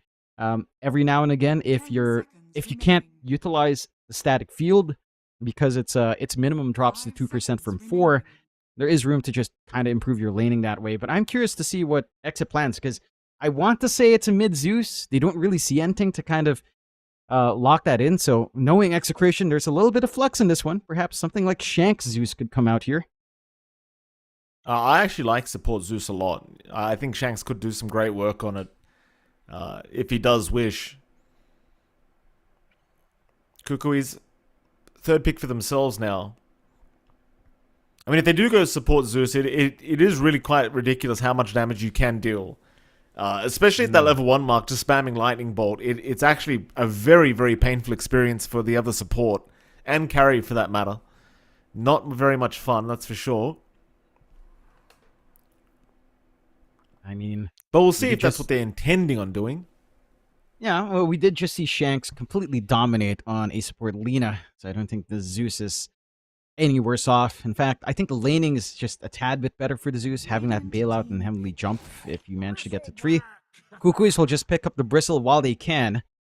So, potentially the Pawns 1 Bristleback coming out here for a bot. We have seen him play that multiple times back when he was on Execration. It could still pan out nicely. I mean, you could run the Bristleback Lion lane instead of the Dawnbreaker Lion. Bristleback ends up having a little bit more mana to play with, although you tend to go 3-1-1 anyhow in the line. But there's some more leeway, some wiggle room for the Bristleback to spam out his spells. And it's a very stable way of kind of clearing out all of these Chen creeps, right? Like you're going to need a break source on Execration to try to stop the Bristle from feeling all too durable. The Magnus laning into Bristleback, if it's potentially that Tino Magnus offlane, can be maybe a little bit rougher as well, although you always have the skewer back to increase your spacing, but a kill threat onto the Bristle past level 3 can get a little bit dicey. And they'll just tie that in with an inch on top to try to neutralize the presence of this Chen just a tad bit more, but Exa will just go straight into the Doom. So again, looking to shift the Magnus, potentially into an Akashi Magnus at this point, and just running the Tino Doom on the offlane. I say that, but I do believe Execration has also run the Shanks Doom in the past, even the CML Doom in the past as well, though not very recently. But they are that kind of team that can basically flex everything anywhere. So they can leave it pretty damn open into their last pick, but I wouldn't expect them to go too crazy. Just give Shanks Zeus, just give Tino Doom. You're going to be happy enough with these lanes on hand from Execration with this. Yeah, absolutely. I think they've got all the answers already to what Kokuis has drafted for themselves. Could be another challenging game for them if they're not too cautious. It's got to be a good landing stage here for this Radiant side to really start with this draft. Final bans to come here. Still a position 1 lacking for Execration, and a position 1 arguably also lacking for Kukuis, but also a mid lane. I think the Bristleback safe lane is probably the best option right now for this Radiant side. So probably something for Armel is what they're looking for on Kukui's side. 10 seconds remaining. The last game, Invoker, really didn't work out too well. No. I mean, I was going to say Puck, but that was banned out in the first phase, so never mind. Like, what else are you seeing? Like, it just seems like you need team fight right now. Like, you don't really want to play some kind of farmy mid laner. You just want something aggressive. You've got Quap, but that is against the Doom, so maybe not so great. Spirit Brothers are still there if you want those options. I feel like Spirit Brothers might be a tad bit slower, depending on which one. The Void Spirit certainly does feel like it needs a couple of items. The Ember maybe has a little bit more activity. The Storm could be fine with Lion on hand, but very dependent on the lane matchup. I like the Quap idea a little bit more, but like you mentioned, it's into Doom. But outside of the Doom, the Quap doesn't have much to care for. And if Quap's doomed up, it's a free run for the Bristleback to try to leverage his damage output. So I think it's a fine trade-off if you are willing to risk it on Kukuis. We'll have to see. Exa do have room to ban out that Quap if they so wish. They already take care of the Shaker, just in case. And it does look like Kukuis are expecting actually a safe lane to come out here for Akashi with a TA Lifestealer. So maybe expecting just a mid-mag to come in, off-lane Doom for Exa again, and just a different safe lane. There's a really good Razor game that I'm seeing here for Execration if they want to go that route for Akashi. Does well against the Bristleback later on. Does fine against Dawnbreaker in lane. It has some high tempo. You can rely on Lewis to just scale a little bit more anyhow. And it kind of plays into this high tempo draft you have from Exa. I wouldn't mind just taking the Razor here for Akashi safe. You run something like a Lewis Magnus mid. Depending on the matchup, you can kind of take care of it. Probably the worst left matchup is something like the Queen of Pain. You should just ban that out if you want to flex that Magnus onto the mid. And they'll ban out the Lina instead, which is also something high damage that pokes quite nicely. And they'll actually go with the Monkey King to close out, giving direct synergy with the Magnus. Great here to toss some Empower on. You don't have a great way of tossing this Monkey King outside of the Wukongs as well from the side of Kukuis. And somehow keeping their flex open. You can run Monkey King mid if the matchup favors it. You can still run the Magnus mid. And they can kind of adjust depending on what Kukui's last pick. And they will just go for the Queen of Pain we were talking about. So Quap comes in. And that should be a little bit more presence from Armel. It's not going to take as much for him to have some impact in this game. For the side of Exa, I am curious to see what their ideas are. I feel like the Monkey King matchup for Quap isn't too bad. It kind of becomes like a Quap matchup where you're looking for maybe a Wraith Band Brown Boots into double Wraith Band, and then you can kind of run down this Quap. Early levels in Blink don't feel great. So I don't think this is too rough for Lewis, especially if he managed to Mischief dodge a couple of spells. It's going to feel pretty fine for the Monkey King there. Yeah, I'd say so. It should be an interesting match here between these two sides, John. I want to say I think I have a little bit more faith now in Kukui's draft, at least in Game 2. But do I believe it's better than what Execration have? I don't know. What are you thinking? Is this the draft to take game 2 out for Kukuis and force us to a game 3? They'd really have to play around early tempo. Like, it kind of hinges on Armel and a bot having a great time. Like, if this Bristleback can just stomp its lane, get a fast Ags timing, that's where things can get a little bit dicey, because on Execration's end, you know, a Monkey King's going to need a little bit of farm. Not too much from the mid lane, but your Magnus certainly will need some farm. Your Doom certainly will need a lot of farm, as we tend to see from Doom games. And that's where things can kind of go southbound. So it all hinges on how well a bot will do. If he can hit those crucial timings on the Bristleback 1, if Armel can have a lane that just doesn't get crushed by Monkey King, which, you know, for the Queen of Pain, it shouldn't be that rough, then I think you have a pretty good chance on the side of the Kukuis to force a game 3, but we'll have to see if they can sort their lanes. Because, again, you're up against Exe, you're up against 4 players that have been together for a very long time at this point, almost, for the most part, a year with Lewis, but for like 3 of their players, it's been, what, 2 years now that this... 2 to 3 years that Execration has kept the same roster for the most part. And all of that experience just leads to this laning dynamics that are just stronger. So we'll have to see. I don't know why Lewis is calling Joel a maniac. That is literally the translation. Okay. It is a Filipino slang for pervert, so I don't know why you would call him that. Okay. Okay, I believe Groomify are playing later, so, you know, maybe getting a bit too Playing right now. Oh, they are playing right now. Excuse me. You can go watch that game if you want. Other stream. Anyway. 4-man smoke here from the side of Execration. They'll try to wrap around through the Radiant jungle. Once again, neither side is anywhere near each other. We saw this in game 1 as well. They were looking, but they could not find each other. Maybe Execration could find them in the mid lane, though, if they get lucky enough. This time around, this long flank around from Exe also doesn't end up blocking anything like a camp. So they're not getting cheeky. They're not going to be trying to slow down Cox too hard this time around. As a Dawnbreaker, maybe those camps aren't the most important in comparison anyhow. Will just end up being a 2-for-2 trade. And because they're still smoked up on Exe, this is very clearly a little bit of a trap for Kukuis, as, you know, you've got the Dawnbreaker. You need to kind of spot that literally no one's showing on the map. You know, you're going to be a bit cautious. That's one of the funny things for that thing, right? Like, no one's showing. Oh, they're gone. Oh, Bart's going to run into him. CMO and Shanks will say hello. They're going to force the TP out from our Bristleback. So they get a little bit of something out of that. You know, chances are they aren't going to kill a Bart anyway in the next couple minutes. But, you know, they get a TP. It's good enough. Mid lane, of course, Lewis going to be up against Armel. This matchup can work either way. It is a little bit hard to tell which way it should go. I still think the advantage, of course, is the way of Armel. The Monkey King Jingu Mastery shouldn't really be able to be procced that easily, assuming Armel does have Blink up.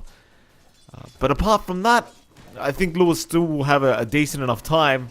So we even saw CML leaving that Satyr Banisher around to mana drain, the Satyr Mindstealer to mana drain the Quap once before he brings it back to the top lane. I think that's a nice cheeky play from CML, and does show you the power, of course, of that Shen, if you do manage to kind of swing around. Just wasting some mana on Quap. Yeah, I think that's fair. Because there's not a lot of mana on Armel, and he's very reliant on Scream of Pain to zone out Lewis. Because once you're not, it's like a puck matchup. You can run down, you can try to build up into the Jingu. Level 1 Blink is not the longest cooldown in the world. It does sacrifice the creep, but he completely drains Armel.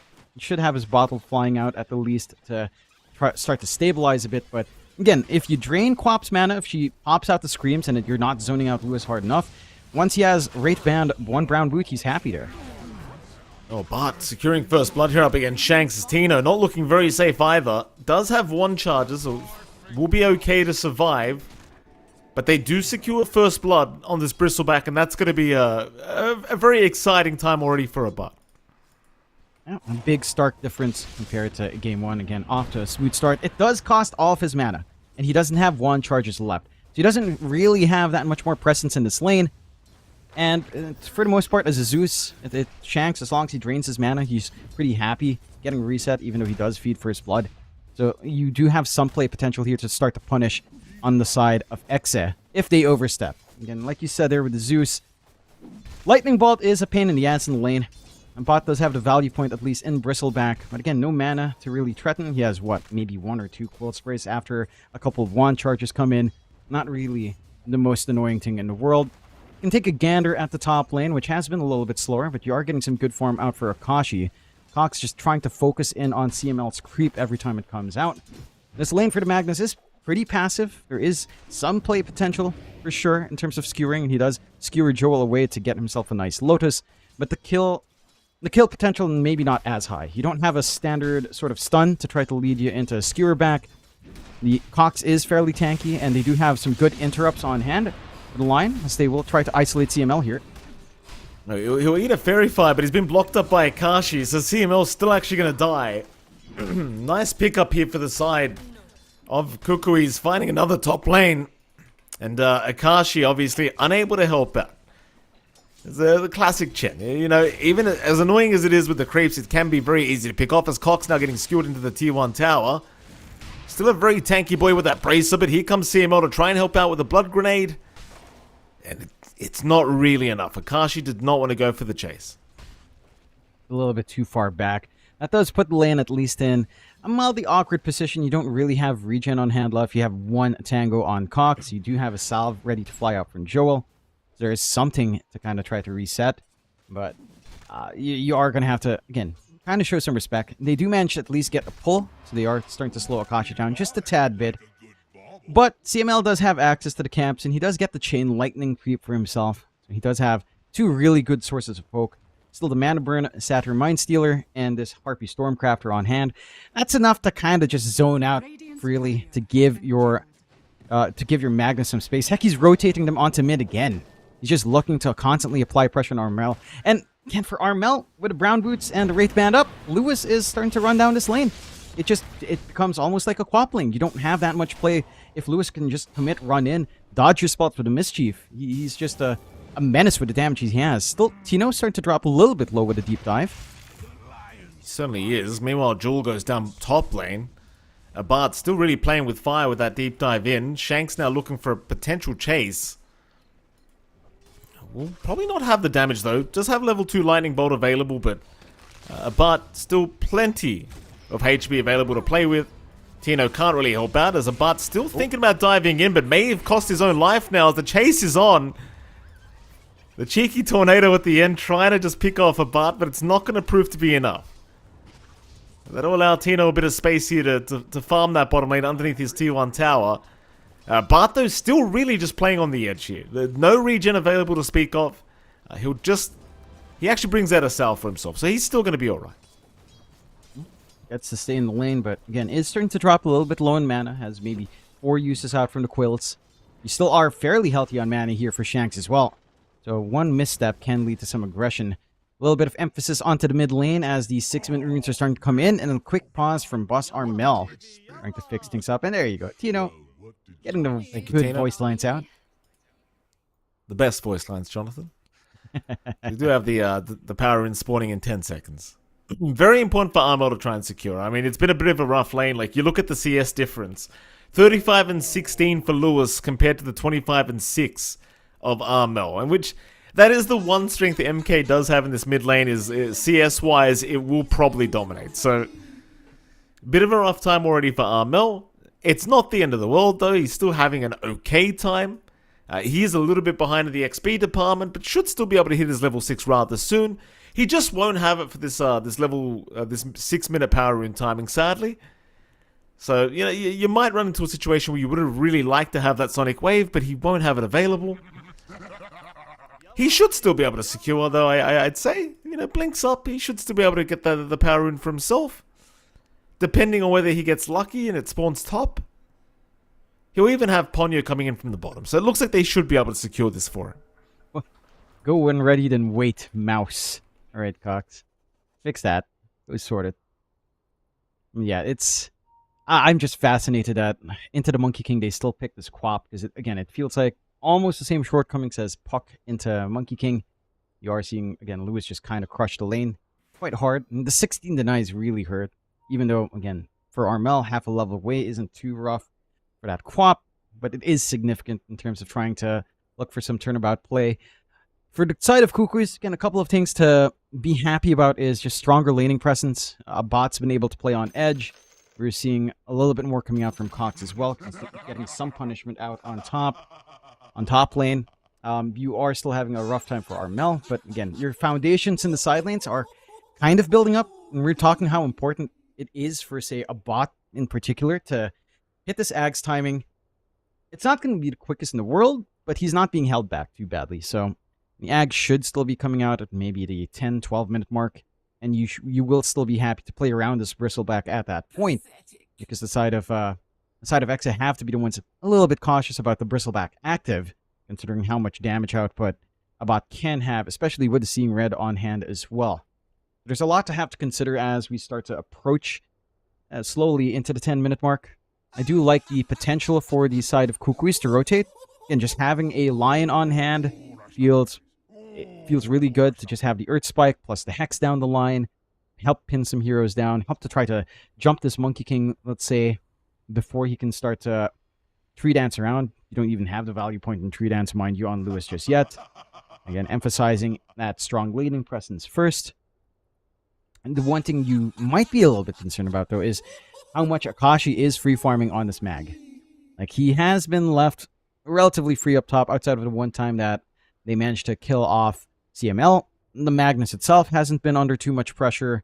The Power Treads are flying out. The Echo Saber isn't too far off. And the flash farm potential for the Magnus is just sky high with the Empower. Same thing goes for a bot, though. Yeah, farming out camps isn't too painful with the Quilt Sprays, but you do have to, again, kind of be cautious. I can see Akashi maybe gunning for Echo Saber Blink and to quick BKB, or something like a Shadowblade Silver Edge if they were actually concerned about the Bristle as well. If they feel like they can't kind of try to fight a bot into facing forward, you can still opt for that break on your pause 1 on top. And things can still feel really dicey for the Bristleback at that point, even without, again, a natural source of break. So a lot of things going on. You know, stronger presence from Kukuis in the laning phase. We'll just have to see if they can capitalize and, you know, just kind of maybe help Armel recover. That's your one hurting point right now here for this poor old Quap. It's been a bit of a tough time. Hopefully he'll reconnect soon so we can get this this game back and underway. The lesson for you is never try. Execration. Not having the start they had last game. It felt like last game was a little bit of a better start, but it's still a matter of their lanes are just winning. You know, like their safe lanes won outright, their mid lanes won outright. The bottom lane's pretty even as well. Like Tino, he didn't have the best start to the game. You know, he did have his Shank Zeus die, but overall still keeping on parity with the bot, so not really struggling that much. And obviously we know that the Bristleback's going to have a pretty rough time later on. As soon as Doom's up, things become infinitely more challenging for this Bristleback. Obviously it's not up yet, but he'll get there eventually. Yeah. So hopefully Armel will reconnect soon. I'm not even sure why he's disconnected this time, but sure he'll be back anytime now. Yeah. Do you reckon a bot's just dancing these pauses as we do get Armel reconnecting? Do you reckon he's just jamming out as we've seen on his streams? Probably. Just jamming. Here we go. 6-minute power runes. You get lucky? No. No, you don't. It's going to be bottom. Armel gets it. Dire's middle I mean, that's lucky for Armel at least, because he kind of needed it. And he did. Regen's not the biggest one in the world, though. I feel like he would have been super pleased with amp damage to try to run down. Even a haste to maybe reposition himself.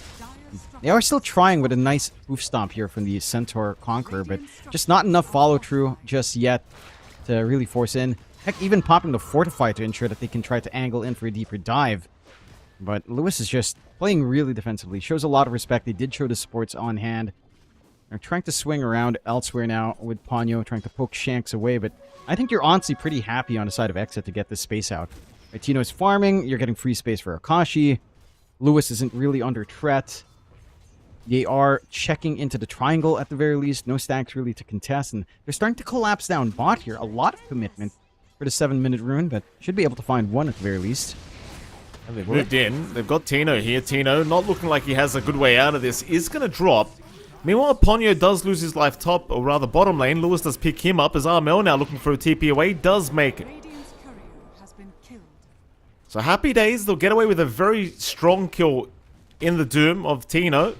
And it only cost them an Enchantress. So you've got to be pretty happy with that kind of trade. And I think any team picking off Tino is always going to be a really good thing, because that man does tend to pop off if you give him the space and time for it. And he does. Some space now up top for a move on Akashi. But not really able to Looks like connect. he's going to be line. okay. Just a little bit too far for Joel. The commitment was there. Instant skewer back as well from Akashi was pretty nice to stall. At least they get the deny. I think the big thing for Kukuis in that last moving out is they find that big kill in Tino a little bit disappointing. They don't manage to steal the Wisdom Rune. And Exa did still manage to go 1-for-1 on that. So you're happy enough to have this steady approach for Shanks into 6. Steady approach for CML into his level 6 as well. They're looking to scout around. They've got that point in Tree Dance now for Lewis. So you can start to go on the hunt with that Simian Stride. He does have the Orb Corrosion and Rate Band, more than enough to at least pin down some of these squishier supports if they're out of position here. Yeah, absolutely. We're going to spot him though. Solar Guardian in as well. Ooh. Lewis maybe giving up his own life. This could be a huge kill, and they are going to get him. It's Armel finding another kill here on the Quap, and yeah, these kills, they do start to add up. Armel, he was having a tough time, but now second in net worth on the map, and they've got a tier 1 mid tower for their trouble. And be able to clear it out. Really good usage of the ward while it was still there as well, providing that vision on Lewis, on him just jumping around. A little bit curious for him as well to just walk around in Mischief instead of just dancing around the tree line into a different approach angle.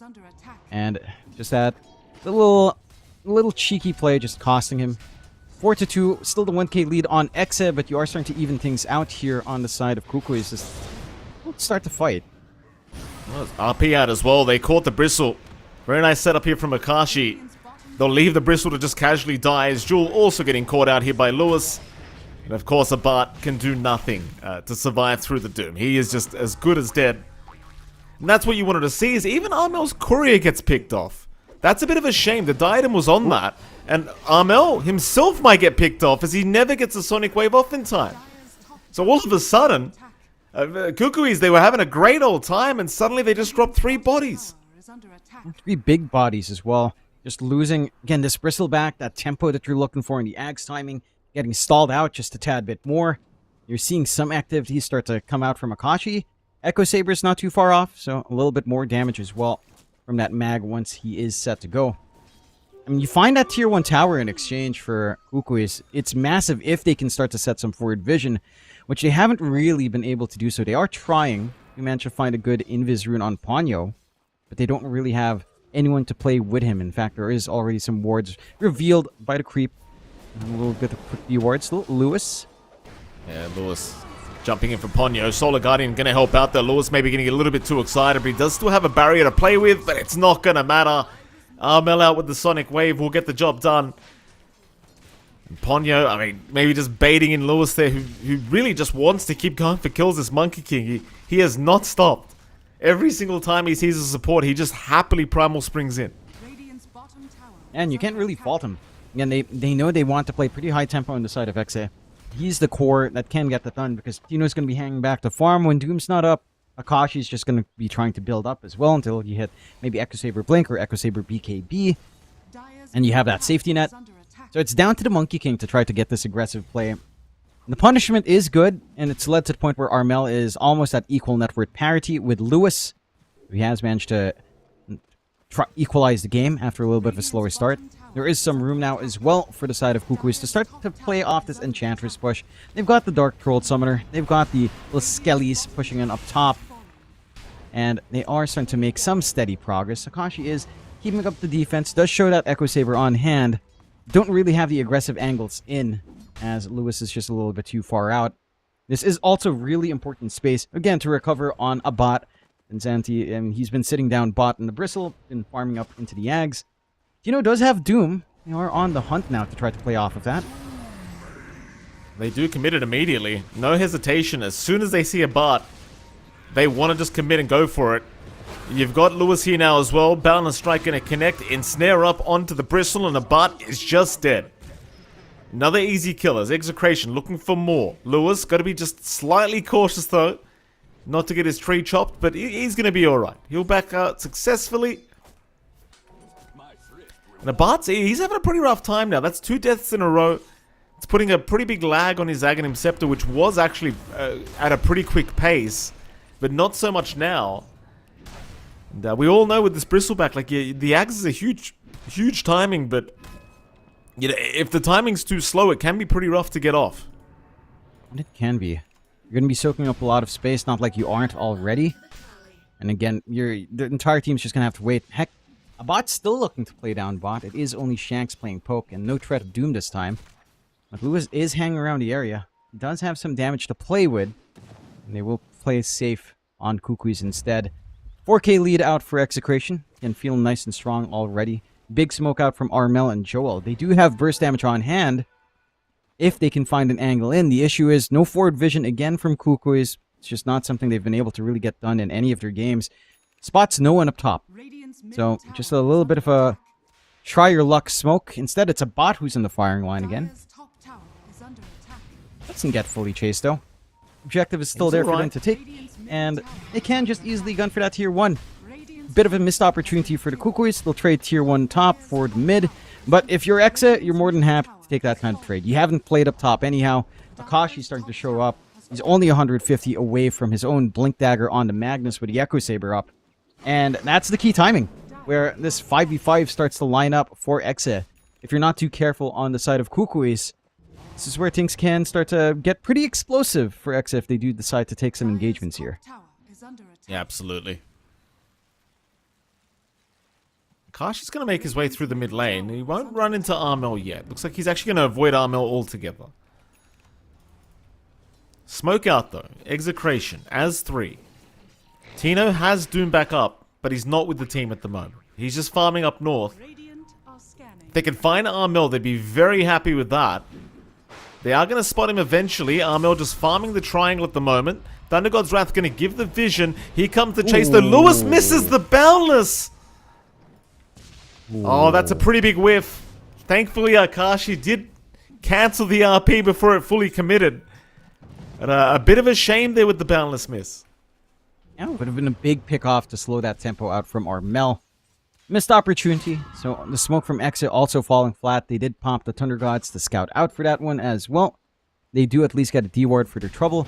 So movement up top here from Cox and Ponyo, as they do manage to hex up Akashi, but this pause is a little bit awkward. Might give some time for Exit to try to find an angle in. Oh, it's a quick one. Kashi has Skewer in 1 second. It looks like they don't want to continue for the fight anyways. Akashi's actually going to turn right back around and just chase down Jewel. Gets a slow from the Echo Saber, and Jewel certainly just dead. You've also got Blink up as well soon on Akashi, so he has the RP to play with. Jewel will go down finally. They've got the Dawnbreak with the Doom out. And of course, nothing that he can do either, as Cox will just drop.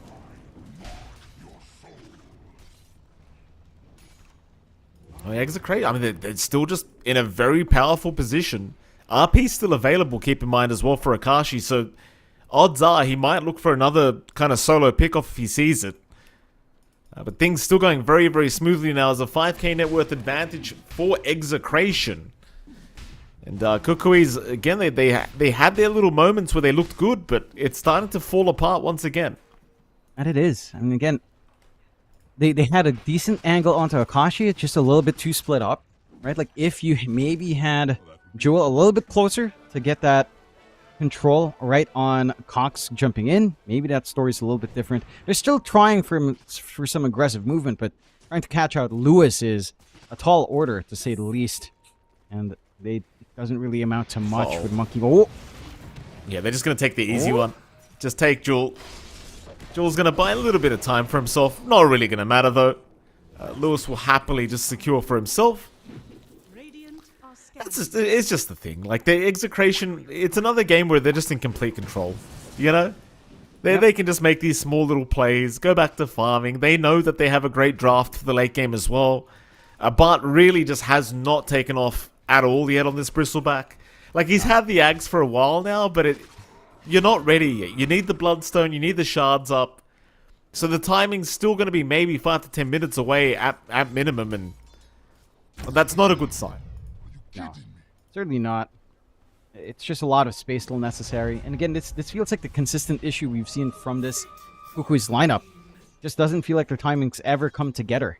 And feels like the other teams just play a lot tighter. They know their own big power spikes. Their smokes are more successful. They get vision across the map, whereas Kukui's... Again, it's a pretty dark map for Kukui's. They have defensive wards down bot. Nothing across the river. No way of trying to find an isolated target. And that just leads to no kill. Still, a little bit of a jump forward. Certainly is. Jewel gonna get caught. Ponyo, not too safe either, as they just immediately commit the doom once again onto a Bart who shows his face. Wukong's command gonna be a little bit off the mark. Sonic Wave gonna push them back. Lewis still chasing, but they're gonna miss out on a Bart this time. He is gonna be okay to retreat with the rest of his squad. So the only kill that really goes the way of execration is the Lion kill. But it just kind of shows you, like, when Tino has Doom available, you just can't fight. Like, there's just no fighting. Yeah, you can't afford to. A nice cheeky Sonic Wave to push, at the very least, Tino onto the cliff, so cutting off the Doom from trying to chase down, means they just kind of have to give up.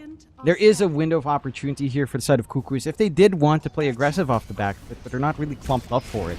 Knowing that there's no Doom... knowing there's no Wukongs as well would have been quite nice. Knowing there's no bailout with Hand of God on cooldown as well. And this is kind of your moment to shine. It's just, where do you go? Cox? He's the one kind of picked up here. It's going to be hard to lock him down, though. They don't really have anything to really commit here for the Dawnbreaker, so he's going to be alright. Dire's top tower is under attack. Armel, skewered back by Akashi. RP is available. He'll commit it as well, just waiting for the blink committal from Armel. Solar Guardian going to fly in to try and help him out. Armel's still in big trouble, still gets a blink away. Cox going to be okay to boot.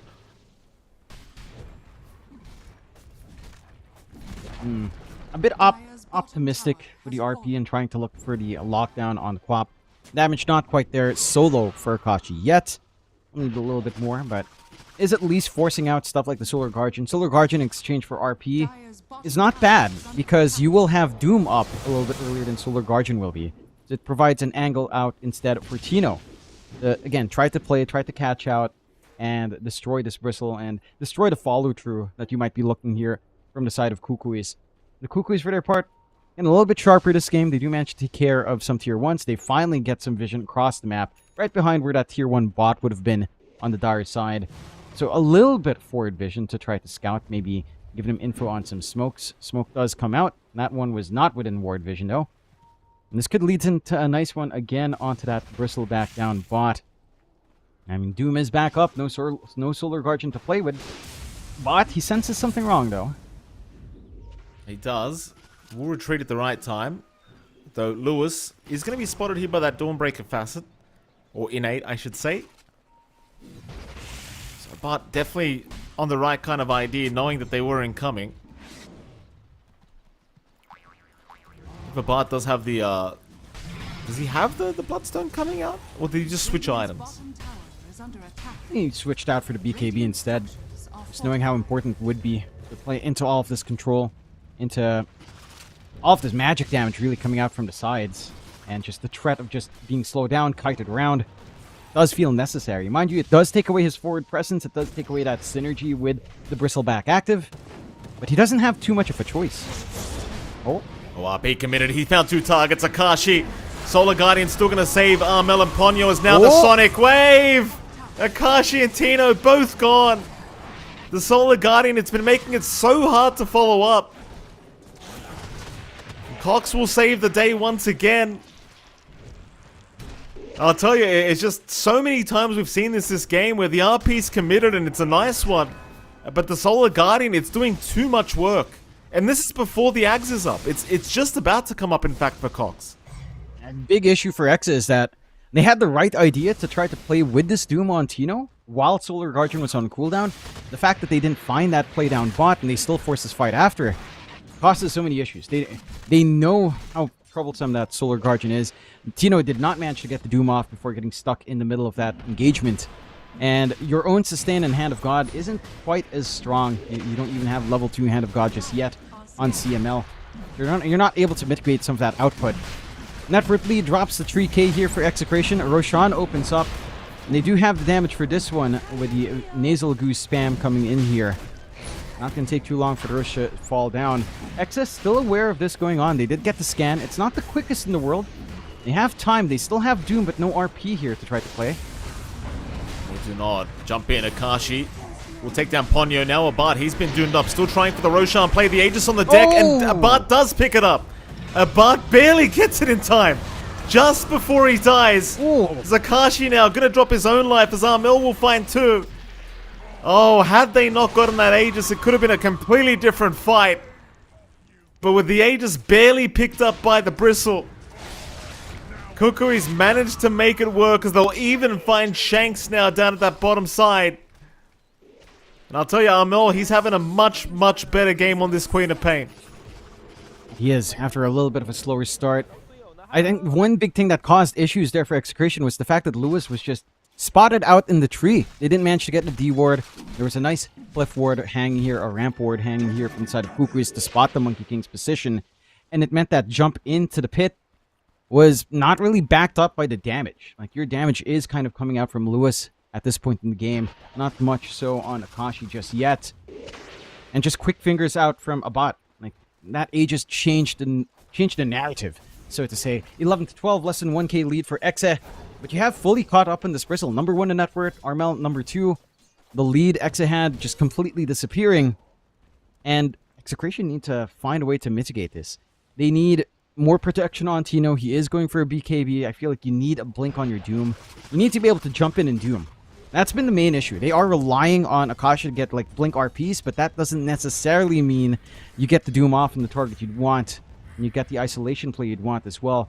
Look at Kukui. He's starting to get a little bit more confident. They're smoked. They're across the river. Still no vision really in this area now. Outside of that one ward behind the tier 1 area. But more than enough for them to maybe, again, constantly force the issue onto Exe. RP is back up for Akashi here. Akashi going to be chased down. Armel now feeling very confident. You've got Jewel there to block the way as well. Nice hex out into the Earthspike and the Sonic Wave and the finger on top. Akashi just not expecting the Lion rotation from the western side, and it costs him another life. Akashi now desperately needing a BKB to get back into this game, but it is all Kukui's. I mean, they've really taken over now after that last Roshan fight. You look at the net worth graph, and it's pretty much all the way of this Radiant team. And Execration, I mean, they're not out of the game by any stretch. It's still a very close game, but they sure have given up a huge lead. They have. I think the key issue is, again, just how Exe are trying to take these fights. They're forced to try to focus Abad first. You know, every single time they're trying to run in with Tino dooming up the Bristleback, but it just leaves so much room for Armel to find a better angle in, considering how much he's farmed back in. He's also a very hard target to pin down. You do at least have that BKB up on Tino, so there is some of that early protection online now. Oh, Doom committed again. Abad, though, he got the BKB. It's okay to back out of there. He will not be dying, that's for sure.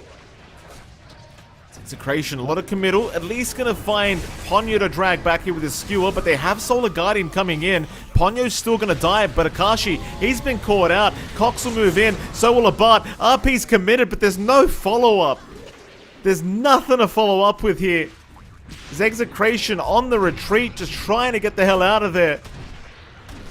But now, I mean, Kukui's, they're onto the tier 3 tower. They've hit a great spike with their draft.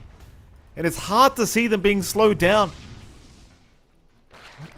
And again, it just boils down to how Execration are being forced to play. They keep having to just come in, bite the bait in the Bristleback because they have no other way of handling it outside of Doom. And you can see just how tricky it is to actually try to burst down a bot at this point. With just the Ags and Yasha with a BKB on top. They're still trying. Tino just trying to venture out for a quick devour. I mean, he got the devour off, but it's a very expensive one, as it will cost his own life. Not very good at all. And with that, Kukui's again just not allowing any space on the map now for Execration to try and farm in, as they're pretty much controlling everything but the ultra southern side. But Lewis is farming the bottom side of the map, but he's not doing enough anymore in this Monkey King. You know, he's got a Maelstrom and a BKB, but that's about it. Radiant structures. There's a big lack of damage right now from the side of Exe. You don't have anything to really beef up the hits on Akashi or beef up the hits on Lewis outside of just trying to empower and hoping for the best. And you need to find a way to compensate. Shanks is trying to go into an Ags on the Zeus, providing some control as well with the Nimbus, some damage presence as well. Your presence now on CML with the Chen is tapering off, and that is the one thing with his hero into a late game scenario. This Chen doesn't feel amazing. You just really don't do much. Maybe you toss out some auras, you toss out the Solar Crest, and that's really it. Your impact is just not as high as you're seeing now from Sadie. Enchantress, with what she can do with damage output, the Lion as well with the control, and it's all coming together for the side of Kukuis. For Exe, it's starting to come into the point where you're kind of just hoping Akashi doesn't even find RP, just finds a good Harpoon Skewer back onto a prime target, and you kind of just play isolation pickoffs until you start to get an advantage back your way inside of Execration. Easier said than done. Kukuis are almost replicating what Execration was doing last time. For the most part, sticking as a unit, playing together. They spot Tino out. They do Tino. Solar Guardian not going to land. Shanks, though, is going to get caught here by Armel. So they still end up finding a support Zeus kill here on Shanks. Through the Twin Gates they'll go. They want to head up top, see if anyone's farming that area, but nobody going to hang around any longer from Execration.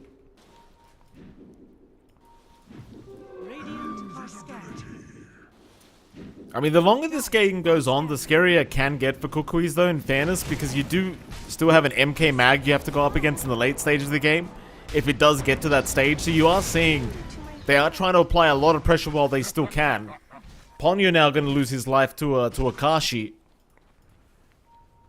There is still like I'm saying, there's still a very scary timing here for Execration. If you give him another, say, 5 to 10 minutes, like one good high ground defense, and suddenly they're back in this. Oh yeah, I mean, there's some big item timings as well. Akashi's own BKB is almost done. He's going into the Silver Edge like we were talking about early in this game as a solution kind of handle a bot. So that removes some of the pressure on Tino to just doom up the Bristle. He can start to look for probably Armel. It feels like this Quap is now really the big thorn in your side outside of the Solar Guardian coming in. Like her damage output's quite high now on the Quap. With the Shivas plus even just Dagon 1 doing a ton of work here. They do get a good scan out, and Lewis, not the safest. Oh, big BKB out there. Lewis getting some very quick reaction speed out with that BKB, but he's still dropping ultra fast, and the finger is going to be enough. Tino, he'll pop the Doom out onto Armel, but Armel's just going to try for the quick TP away, and he might just make it. And he does. Tino trying to back away now because about to pop the BKB, and he's just going to go right in for the chase past 4 heroes. But his BKB about to wear off. Ooh. There's your RP. There's your Skewer. But can they deal with the Bristleback? I think they can. Bart is down. He just got way too excited as they'll lose CML at the least. But a Bart going down like that, that's a pretty big deal. Execration, they'll be very happy seeing that. They will be. Still trying to gun for more. Unfortunately, Akashi doesn't manage to get the blink angle he wants. But they get a favorable trade. They don't lose Tino. He is forced to doom. But that kill in the Bristle just opens up a lot more. And the timing couldn't have been better. Roshan coming up in a few seconds. They can try to exert some control back on the map. Try to get some forward wards going. Try to clear out some of the wards that were there from the Kukuis as well. And if Execration managed to take this Rosh a little bit cleaner, again, the game swings back their way. You're inching closer and closer towards this Silver Edge for Akashi to, again, soften up that Bristleback a lot better. You are starting to get into the S and Y fully done for Lewis for some more frontline presence. Your only issue is just going to be trying to pin down Cox.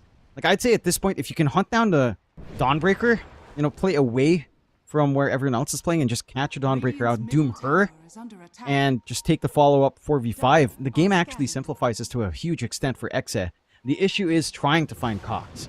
I think he's just playing in the opposite side of the map, waiting for a Solar Guardian opportunity. You don't have forward wards now on Exe this time, considering the state of the game. So they're not able to scout forward to see where that Dawnbreaker could be hiding. And it's always been the thorn in their side. If not the Dawnbreaker Solar Guardian, the follow-through from Armel has been massive. So it's these two things that are still causing issues for Exe. And again, they managed to get a good isolation play there. It still cost them their Monkey King. And it still makes it a lot tougher. Still, Roche is open.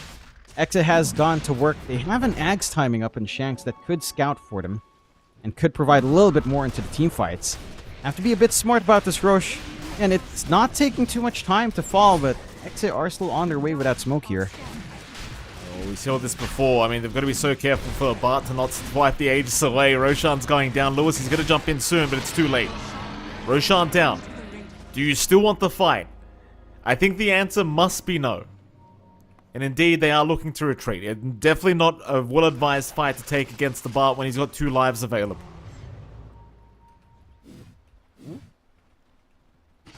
They're still sticking around here, Execration, hoping.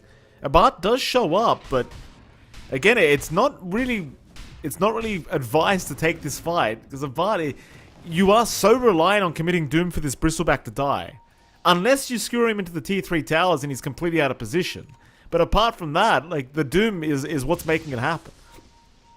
That it is. Again, it just feels like Tino has to kind of be worried about the Quap. They have to all be worried about the Solar Guardian and Cox. Lewis is keeping track of to Cox right now. He is alone, but I don't think he has the solo damage for that just yet. It seemed like an Akashi, though, is going to die again. Armel just finding another kill into the position 1 Magnus. Absolutely massive here for Kukuis. 9-1 and 6 now, the scoreline of this Queen of Pain. And again, Armel, he had a very rough Invoker game 1, but this game 2 on the Quap, he's been popping off. He's been having a great old time. In fact, they found Lewis.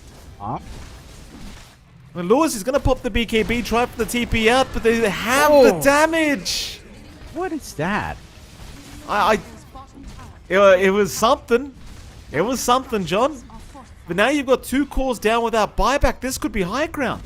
In fact, it is high ground. They're onto the tier 3 tower. This is a little bit surprising. I feel like after Lewis saw Akashi die, surely he tried to get back into their high ground, knowing that a bot only had Ponyo backing him up. They were doing good chip damage onto this Bristle with the supports, but they don't take that. They don't take that opportunity.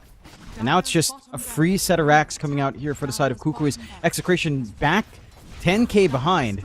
Full Lincoln's up for Armel, so even just getting the Doom off now is a little bit of a challenge for Tino. And Exe, their backs are starting to get pushed against the wall. They need to rely on Akasha to try to get isolation plays now. But he's popped his BKB, Bloodstone active as well. Still got the Aegis up, looking for Shanks on the Zeus, does catch him. Skewer is not out yet. Akashi, he has it on cooldown, so can't drag him into the fountain. So Bart's still going to be okay to retreat. Mid-rack's still under siege. They've got no way of dealing with this Bristleback at the moment. Like, you've got Doom up, but it's not going to be enough, I don't think, right now. You've got to get through the first life first. They do pop the RP, but an immediate Hex from Jewel. Not going to allow the Skillback play. A Bart going on to Akashi now. They're still trying to get the Aegis down, and they've got it.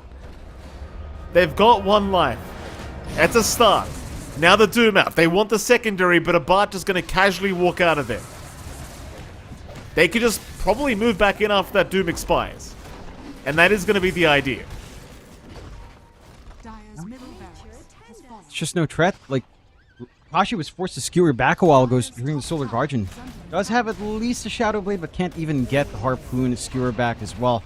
And without Doom, without RP, without Wukongs, I don't think you have a great defense lined up for you whatsoever here on the side of Exa. They're just going to have to watch this rack slowly get poked down. They will. Soliganin in. Doom out once again here onto the Bristleback. Akashi looking for a skewer play, doesn't get there in time. They'll chase down Jewel, but Cox is making it very hard as now Tino in trouble again. Should go down and does. No buyback for him. A big Sonic Wave Armel, making it impossible to finish a Bart. Akashi just hiding in the tree line, hoping they don't see him. But this game's over. Lewis is going down. A Bart on the chase. He'll find CML. Mega Creeps will be incoming anytime now. And I feel like this game, I mean, they're not calling it, but it feels well and truly over at this stage. You do still have some comeback potential, but it's just so tough now. You're 17k behind. You're up against Megas. Like, how do you do it now? Yeah, you have the clear for the Megas at the very least. Wit and power up with 2 good right-click carries that can kind of take care of that. Your issue is just trying to kill anyone. There's just a severe lack of damage coming in at this point. Tower is under attack. Yep. Aegis was taken out, but we've got the full Linkings to worry about on a bot. So he doesn't even care too much about the Doom. You have to be very cautious on Tino. He doesn't have anything to pop the Linkings himself as well. So you're kind of reliant on Shanks putting himself in the firing line or CML putting himself in the firing line to try to pop these Linkings for you. And I think your saving grace and Execration is this timing into Silver Edge. It'll leave you in a very dicey spot. Of course, especially with buyback status, you don't really have much available right now on the side of Exe. But they need it. They need that break. Big RP. Indeed. Skewer back onto a bot. Bart still popping the Bloodstone is going to be perfectly fine, though. He's running in a bit too deep here. Bart, though, healing up again. Just turning his back proves to be enough. Zakashi's gone. Oh, man. Still no buyback. CML to boot. GG's called. They've seen enough. We are going to a game 3 as a rampage for a Bart to finish things off in the fountain. You love to see it. I mean, Kukuis, they had a rough start to this game too, but they made it work. That they did. And it felt like this time there were a lot of good moments coming out for Kukuis. Obviously, the laning phase for Armel still wasn't that great, but he did manage to catch up and, start to get some play out with a Quamp. That's the one big difference in comparison to the Invoker. He could actually start to jump around, especially once he hit that Dagon timing. I think the big issue we were seeing here from Execration was that they kind of got pigeonholed in trying to deal with a Bristleback just with Doom. And once the numbers were there, once you had a couple of Force Stabs, once you had a way to bring a bot out of the firing line once he was doomed, the follow-through from Execration really wasn't there. There was no damage coming in from your Monkey King or from your Magnus. It just felt like you had no way of really bursting anyone down. And I think the big thing as well for X in this match was that CML had no real presence. Like, even just Hand of God in 15 minutes in didn't feel great in comparison to that Solar Guardian. And Cox was doing so much work across the map, he had nothing to worry about. There was no global cancellation, no Nyx, no silencer to stop you from channeling. And once he had the Ags, taking these fights in that Solar Guardian felt impossible for the side of Exa. So I'm keen on seeing if that Dawnbreaker is even allowed through into Game 3. I'm keen on seeing what sort of ideas we see from the side of Kukuis and Execration to kind of try to shape up into Game 3, because on paper, Execration had a pretty solid draft. They did all the right things in slowing down a bot. They just couldn't close the deal, and giving a little bit of that room out for the side of Kukuis to allow this Bristle and the Dawnbreaker and the Quamp to kind of catch up just caused so many issues into the late game. Yeah, pretty rough affair here for Game 2, at least for Execration. But we do go into Game 3 now. We'll see how they do as we are going to head off to a break, and right after that break, we'll be back with Game 3 between Kukuis and Execration. See you then.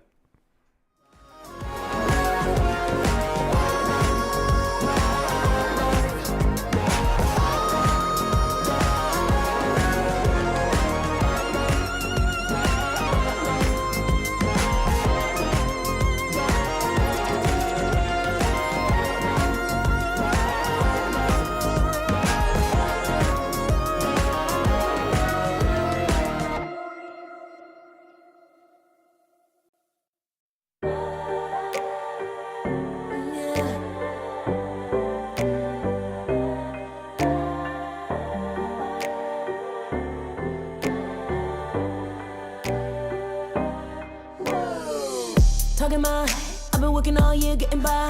Looking for the high, taking all my time. Breathing in new life, feeling fine. Like I don't gotta be something society wants me to strive to be. Got my own energy. So magnetic in the spotlight. Shaping my own world with my own mind. Don't talk about me unless you alright. You gon' see I'm finna real free, protecting my energy. Gotta protect my mind. I'm breathing in new life.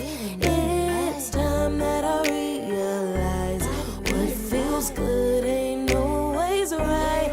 I making changes, I got me a new strut. No more settling, I'm running out of good luck. Never chasing, I attract, I'm busy going up. If you see me come correct, then keep it on the book.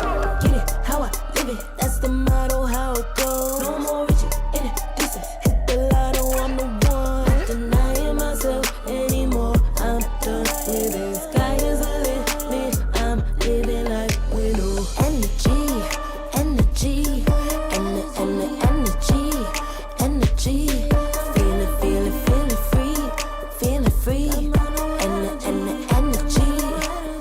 energy. Gotta protect my mind.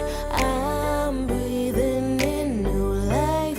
It's time that I realize what feels good ain't always right. I'm feeling good, feeling free. Feeling good, feeling free. All I need is me and my new energy, and my new energy. Feeling good, feeling free. Feeling good, feeling free. All I need is me and my new energy, and my new energy. Feeling good, feeling free. Feeling good, feeling free. All I need is me and my new energy, and my new energy.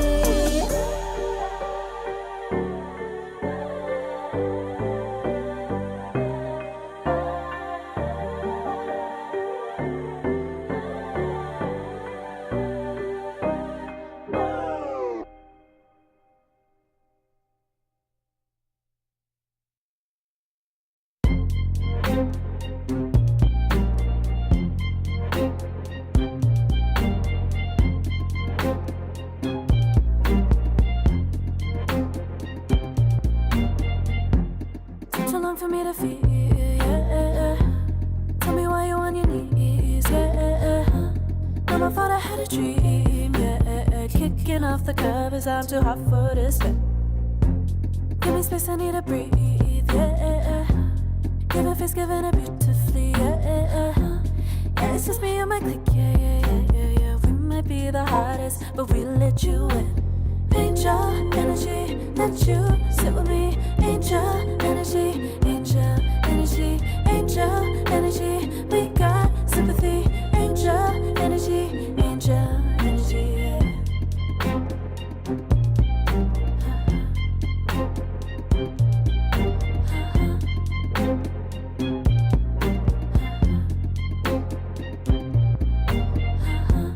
Take the time to breathe and rest. Let yourself feel the best.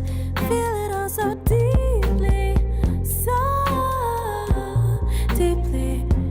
Divine with how we be, yeah.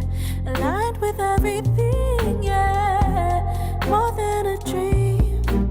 Vulnerable and strong, yeah. We feel everything. Angel energy, let you sit with me. Angel energy, angel energy, angel energy. We got sympathy. Angel energy, angel energy, angel energy. Let you sit with me. Angel energy, angel energy, angel energy. We got sympathy. Angel energy, angel energy.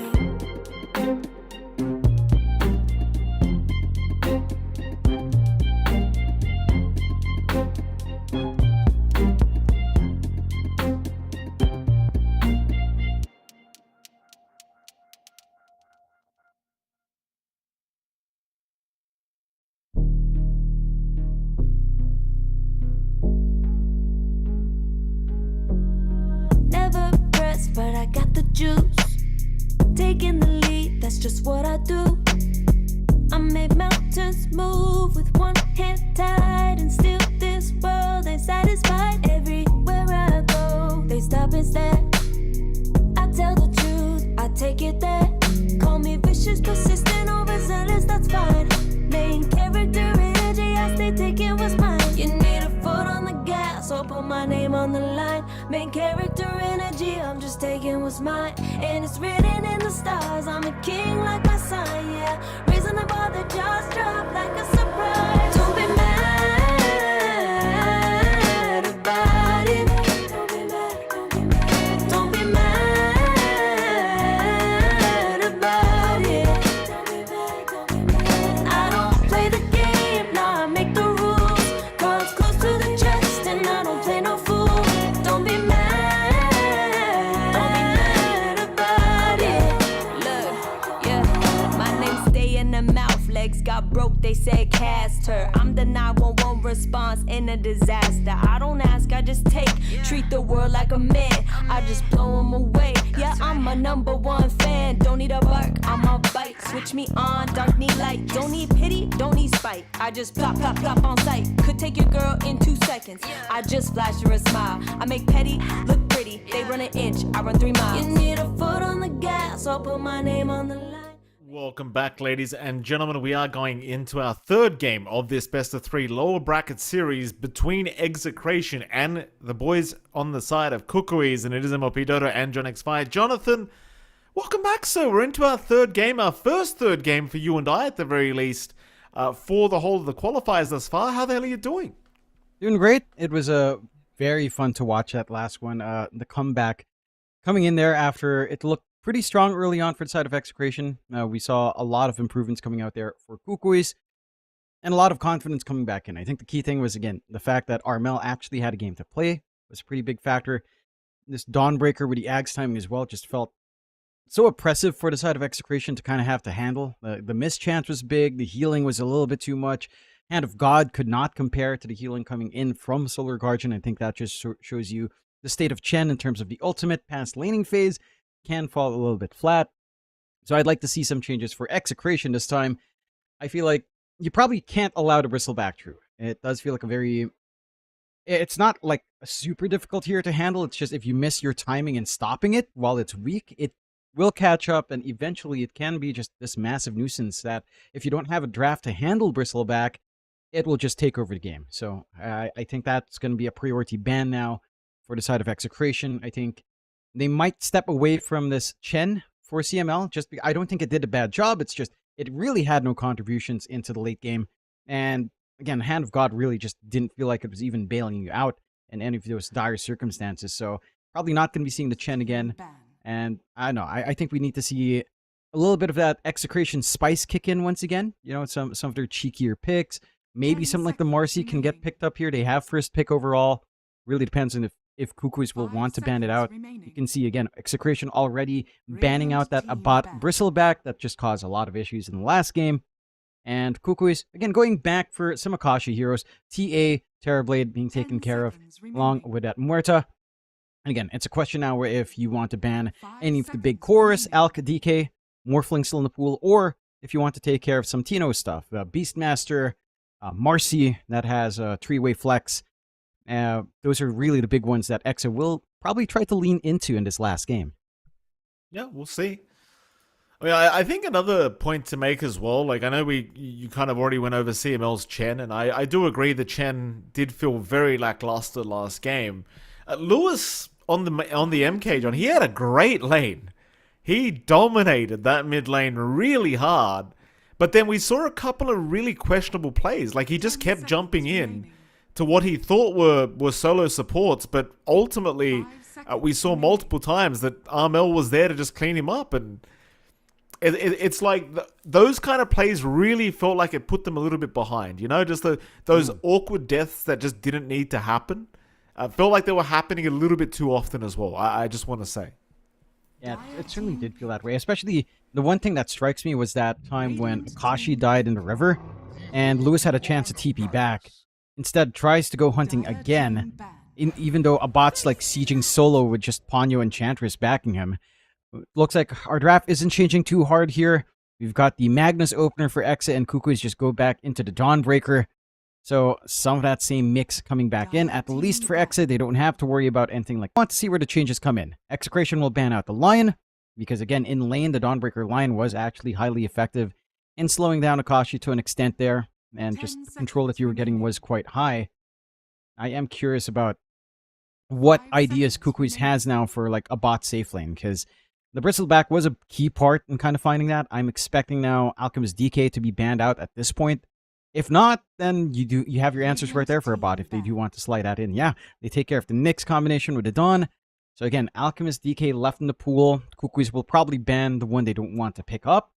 And they can kind of try to sneak it away. Maybe double pick cores in first to second phase is a little bit much.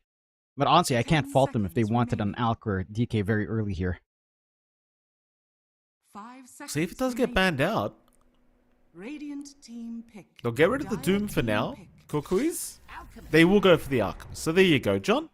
they'll manage to secure that priority carry pickup. Very scary already with this draft, I feel like, Kukuis, because it's a very similar style of draft, right, to what we already had last game. Like, you've got another carry that wants to be online around the 25 minute mark maximum, and, you know, they've also got that pesky Dawnbreaker that we saw Cox really making great use of. Like, the amount of saves that man had throughout that game, it started to feel like it was just impossible to kill anyone. And it kind of doubles down with Alchemist and his regen once he pops his ultimate. I'm wondering what ideas Execration has to stop the Alch. I feel like there's a couple of ideas that could work even on safe lane. Stuff like Razor. I think Razor into Alchemist is pretty alright. You can sap away the Alchemist's damage, so all his durability really doesn't lead to much. Let's start off with the Phoenix support, which does have some pretty good counterplay potential into Alchemist and Dawnbreaker, although it is a little bit of a sitting duck in terms of the egg, but you do have RP to try to protect. So you at least have this kind of wombo combo coming in from Exe. And it can also go into Spirit Vessel if you feel the need. Don't normally see that item to come out too often. Exe will also snag away the Gyrocopter to get the Gyrocopter Alchemist matchup. So not going for anything like the Razor. Will want just a strong core-to-core head-to-head here. And we have seen Gyrocopter still kind of work out. I mean, you still go for the same old build. Crystallis, Ags coming in. Although we did see Young God kind of shift gears on Groomify. I think he went for like, what was it? Crystallis, Dragonlance, and just completely ignored the Ags. I don't think you go that direction here for the side of Exe. But it is a decent Scotty carrier as well, if you want to kind of mitigate the Alchemist that way. So, strong laning presence from Exe. Decent enough with Empower, just for the base damage increase on the Gyrocopter. I do like that the Kukuis go into the Clockwork. This lane of Clockwork Alch is pretty devastating. We've seen this before. You get the Cogs out with Acid Spray up. You get the Unstable Concoction out. You don't need to worry about getting the timing right under Acid Spray. It's so much damage output early from Kukuis that their laning is looking spectacular already. And they get to go away with a Shadow Demon on hand. They've got good saves. They've got a good enemy core to kind of take away as well in terms of illusions. And, you know, if you're looking for Blink Skewer back plays, the Magnus is not going to have an easy time finding it now without disruption. 10 seconds remaining. No, he certainly is not. That's going to be a bit of a rougher time, that's for sure. 5 seconds remaining. See what the follow-up is from Execration's end of things.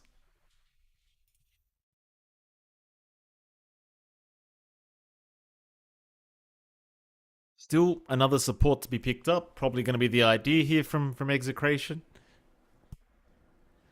I don't know really what you want, like, what really solves the problem here for the side of Execration. I feel like this Dawnbreaker was just such an issue. It's one of those, like, we're never going to see a Silencer picked up, but it's almost one of those things where it's like, do you want to pick Silencer just to ensure that Solar Guardian can't be the biggest pain in the ass in this Game 3? Yeah. I mean, I don't think so, John. I really don't, but, you know, it was a really annoying spell to have to go up against. That it is. We've seen some Silencer come out in previous tournaments as well, but it always just looked bad, even though I think it's one of the more annoying heroes to play up against.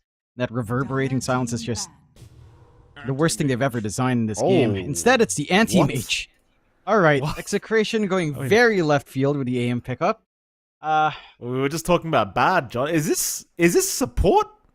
Well, no, it's gotta be support Jara. It's gotta be, right? Yeah. This is carry AM. Yeah, okay. I'm not. I've never seen support AM, John. I was like, wait, what are they doing with this hero? What's the idea here? It's good backline jump. You don't have that many hard stuns for the AM, right? Like, there is that. Like, trying to stun out this AM can be a little bit tough and obnoxious. And there's nothing that really blows up, but this does prevent stuff like, say, the Storm Spirit mid, which we haven't really seen in these qualifiers, to be fair, but it does take away some big mana mids, at the very least, from the threat of the AM bursting heroes down. You end up with the Anti-Mage Magnus, so you do have Empower to kind of accelerate the Anti-Mage, and that could lead into AM going for more of an aggressive build. We've seen stuff like Diffusal, Disperser, Echo Saber is something we've seen picked up as well, along with the SNY. So there's like a creative sort of aggressive AM build-up that you can go because you're not reliant too much on Battle Fury, but chances are you're just going to go Battle Fury anyway. For Kashi, as you're not expecting the Magnus to stick to you for the most part here. having said all of that, Mikey, I'm not sold on it myself. I'm just No. trying to justify this because it's a rather strange pickup. I mean, it's kind of annoying to have an AM on hand when you're up against Shadow Demon, because he'll just, if you could disrupt AM and counterspell, it's a little bit slow, gets the disruption off, you get twacked by your own illusions, the mana drain's going to be annoying, you're not going to have fun, and no one has fun. So, No. I'm not 10 convinced about seconds this. remaining. It's interesting, it's different. It is Execration. They do 5 pull out some seconds cheeky remaining. picks. You remember back in the day, Lewis ran like mid-Venomancer with an offlane Centaur, and they rush Ags on Centaur just so they could have the most toxic being in existence. That is how Yeah. Execration plays. It certainly is. I mean, well, we'll see. Pangolier will come out as the final pickup. It's just I feel like there's never a game where you and I see an AM picked up and we're like, yeah, 10 this is it. seconds This is the pick to make. You know, it's No. never happens. 5 Not with us seconds anyway. remaining.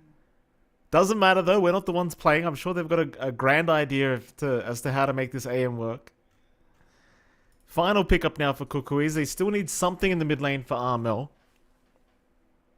I mean, he does have the quap to go back to if he really wanted to, though I don't think it's anywhere near as of good of a game that he had last time. There's stuff like Lena as well. Again, Lena's banned out. Maybe the Spirit Brothers that we haven't seen too often, but it doesn't look like a very bad, say, Ember game. Your lockdown here from Execration doesn't feel great. Ember and Topango is like so-so. It's manageable enough for the Ember Spirit, especially with, say, the double impact facet. We'll go to Earth Spirit instead. It's a highly mobile mid, can lane into Topango fine as well. Do like seeing this for Armel. I wonder if he's sticking to Stepping Stone. We just don't see anyone do it nowadays. But it does have its utility as well if they're looking for more consistent initiation, more consistent stone drops, and trying to just keep that pressure and trying to gap close. We aren't getting anything too strange with the anti-mage. It is just an Akashi AM. So, yeah, I'm not completely sold. I guess the lane into Dawnbreaker is pretty damn good. Maybe that's what they're banking on. You run up to Cox, you drain his mana. Dawnbreaker with no mana is a very, very sad hero to play, because you are reliant on the Celestial Hammer to even have impact in lane. So there is that you can kind of go with. It's just beyond laning, I'm sure. I'm very curious to see if Akashi will go for that aggressive AM build-up and have Tino kind of try to babysit him, give him some empower as needed, but chances are we're just going to get the standard sort of Battle Fury build-up for the AM anyhow, and it's just going to be a little bit more of a slow haul into like being pesky, being highly mobile, not getting caught out by really just the biggest threat is probably a good hook shot or like disruption silence combos from Armel and Ponyo. And beyond that, the AM is kind of free to dance around, so I'm keen on seeing if Execration can enable this anti-mage, because Kukui's draft, it's a lot more straightforward, Mike. There is no complications here. You've got a well-rounded draft. You've got the Dawnbreaker coming out once again for Cox. You've got a lot of activity from Armel, no matter what happens in mid lane. Maybe he gets stalled out a bit. Sure, if he does pretty bad against Lewis, I don't expect that in the Pangolier Earth Spirit matchup. So he should be set to have some early aggression, especially with its Stepping Stone. Like the constant reapplication of Magnetize is going to be one big nuisance here for Execration to have to contend with. And it's a lot like offlane Magnus enjoys going, or they could, depending on what Tino feels. He could still go for the pipe, but without the pipe, that reapplication of Magnetize is just going to really be a pain in your behind here for Execration. Should be a very interesting matchup here once again. Winner of this does proceed through the lower bracket round of 2. Loser is out of the qualifiers altogether. Prepare for battle. Here we go. What's this? What are they saying now? About to saying, you guys are cheaters. You're using normal heroes now. It's like, go keep going for the MK. And see, it's like Tino told us to just go for this kind of build now. Like, all right, Okay. have fun, have fun. CEO Tino. CEO Tino. Mismo. I It's still like, exactly. It's just this AM, man. It's. I can't remember the last time I watched a good AM game. I really can't. It's just I one can of those remember. heroes, you know. I can remember. Jackie, Motivate Trust, 20. That was a long time ago. Yes. But that was the last good AM game I saw. He would go SNY disassembly. I think he had Vanguard disassembly up there as well. That was lit. To battle. Oh, here we go. Just this 5 could be minutes lit ago. too. A Bart. Bart's gonna stun himself. It's all right. I mean, seems like Lewis saw that. That's all right. Yeah, I have to say as well. Saying they're cheating. You guys are cheating. You're chatting, but you guys are all smoked up. You cheaters. That's fair. That is fair. That is a. That is calling out. cheating. No, kind that of is Tino's strat as well. Okay. Calm down, These guys. boys are crazy. These guys are crazy, John. Anyway, moving into this, of course, we're going to start with the mid lane. You're going to have Lewis there. He's going to be up against Armel. This could be an interesting matchup. I feel like the Pango should still have a pretty decent old time against the ES, but it is one of those skill-based matchups. Can go either way. Yeah, it shouldn't be too rough for Armel. We've seen him play this matchup before, and we have seen him pull at least 50-50, sometimes slightly ahead if the Pangolier kind of overextends. You do have Thunderbolt as well for Lewis, so no need to worry about something like the double jump as well. There is a lot of poke potential, of course, for Lewis, but Armel always has the kickback as a threat if the wave is too shoved in. And he's being very conservative with mana usage, not even feeling the need to get the kickback, as we do have a pause. The ha-has come out, as there is a little bit of an awkward situation. Hotkey issue. A bot that's like bleeped bristleback gameplay, so he must have changed some of his hotkeys for the bristleback 2-button gameplay, and he's getting annoyed. Jesus Christ. These players, I tell you. So sometimes these players just turn into the biggest divas, you know? Oh, yeah. I'm telling you. You hang out with a pro player in the airport in a transit flight, Mikey? Ooh, you're in for some good times. You should give it a try. How was that? Yeah. How you Oh, never it was told me how amazing. that was, by the way. Oh, we needed to withdraw some money. The player in question, I'm not going to call him out, the player in question said, how do I withdraw cash? Can I use discard? I was like, what am I dealing with? My God, man, you're 24 years old. You've never withdrawn your own cash. I was just befuddled. Befuddled, Michael Phoenix. Well, I know who you're talking about, John. I won't name him, but I know who you're talking about. Bottom lane, a bot in a lot of trouble. Blood Grenade is going to land onto Execration, making it harder to secure the kill, but they've got Shockwave in one. Tino! Oh, he's got him. Meanwhile, Ponyo, he's stuck around trying to help out. He's also going to go down. Shanks to take the other kill. And that's more like it for Execration. That's the start they wanted to see. That it is. Applying so much pressure onto a bot early. And that is him with seed money, so even without extra gold, Mikey's not really winning out as he gets skewered back. He does get skewered back. Tino should get stunned up here. Abat, though, can't really stick around for the kill, though. Tino might actually just die to Shadow Poisons if he cops too much. He will not. He has 1 charges as well. But already just applying so much damage back the way of the Alchemist. Not going to be a fun time for a probably bot. not very happy. I mean, look, his seed money just went into regen. And he's still losing out anyhow. It's a rough time for good old Abat. Maybe they start to line this up with that disruption play onto Shanks, but even then, gap closing onto Jaro doesn't seem like a fantastic idea right now. So a fantastic start in the off lane here for Tino.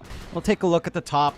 The one lane that is rather interesting with Akashi on the AM is getting slightly pressured by the dual melee of Clockwork and the Dawnbreaker, but again, you do always have to blink out for Akashi. And the one thing in this back and forth lane is that if Akashi can pressure onto Cox and drain his mana, it can be a little bit rough for Cox, right? You really do need Celestial Hammer and Starbreaker to feel good in the laning phase. The AM isn't the tankiest hero, though, to try to extend his influence that way. And already Cox is just being heavily aggressive, forcing the blinks from Akashi every single time. At the least, you always have your pullback here. CML is getting some good lane management out that way, but this is not a completely fun time for Akashi by any means. He is still finding some farm. Some of that is down to the neutral camp, so it's not as high value. But it does feel like you are getting some good control out from Cox to apply that pressure on the weaker lane that the AM does have. Yeah, absolutely. Kind of a nice thing with Clockwork these days. Like, back in the day, you used to hate the AM matchup because you just had your mana drained every 2 seconds. But now you just use Cogs and then the AM loses his mana. And it's always a good laugh to kind of trade back with the anti-mage in the laning stage. And Akashi must have some faith in his ability to play this hero if he did ask his team to draft it. Dire structure. Maybe he didn't even ask. Maybe they just drafted it for him. As now Tino bottom lane looking for a Bart once again, but a nice disruption going to ensure they can't get in range for the shockwave skew back play. They still get it anyway though, going the other way towards the west. And once again, Tino and Shanks able to clean up this bottom lane. And you know how Tino is. When he's popping off in lane, he's probably bouncing up and down his chair, yelling, "Ha, what a noob," or something like that. He's a happy lad right now. Maybe he's all business. It depends on what Tino is feeling. But he's playing on edge. Does have the wand charges in the Lotus, but Tower is under attack. is at least forcing the rotation out from Joel as well. So they're freeing up the top lane just by overextending down bot. You're more than happy, actually, to free up that space for the anti-mage. In fact, Joel... Bit of danger here. It's going to be okay. Tino and Shanks unable to finish off this time. Now Shanks getting left behind. 4 Shadow Poison stacks. A 5th one to come, and that'll be enough for Ponyo to get a double kill now onto both Tino and Shanks. Well, you love to see that. I mean, that was just a little bit greedy from Exa. It does, again, open up space for the AM, dragging Joel down onto that bot, but you're happy enough to find a double kill for your trouble. Maybe even some movement down here onto mid. Now Armel going to be targeted. Jewel getting low as well. Lewis, he's out of mana, but it may not matter because Armel's still dropping to the flat cannon of the Fire Spirits. Oh, he's going to survive. It's about 17 HP on that Earth Spirit before he got out of there. Very close call. Still, at least they do find themselves a clockwork, and they do ensure Lewis does remain alive. They do. Don't really get to top up Lewis in the bottle, but he will have Power Rune access with complete control. On Execration side, more than happy to kind of just get that done. A Haste Rune as well for his trouble, though Armel trying to be sneaky, and does sneak that one away. So, no sort of consolations for Lewis. In fact, Armel's still a little bit hungry, but not quite enough in the tank to dive under the tier 1. Still 2-5, 1k lead, slight advantage for Execration. You're not in a bad spot for your Kukuis. You are still finding some decent farm for a bot despite all of those early losses. He is still set for a decent enough Radiance timing, but Tino is following his tail quite nicely, of course, on that mag. Akashi on the AM still struggling, but he's not struggling as much as Cox at the least. They do take CML down up at top lane as well. Jewel and Cox able to get that done. Chases to Ponyo. Shank's going to get the homing missile off down at bottom. And Ponyo can try to deny himself off. He'll get a disruption at least to avoid the homing missile, but should just be dead. Trying to deny himself, doesn't get away with it.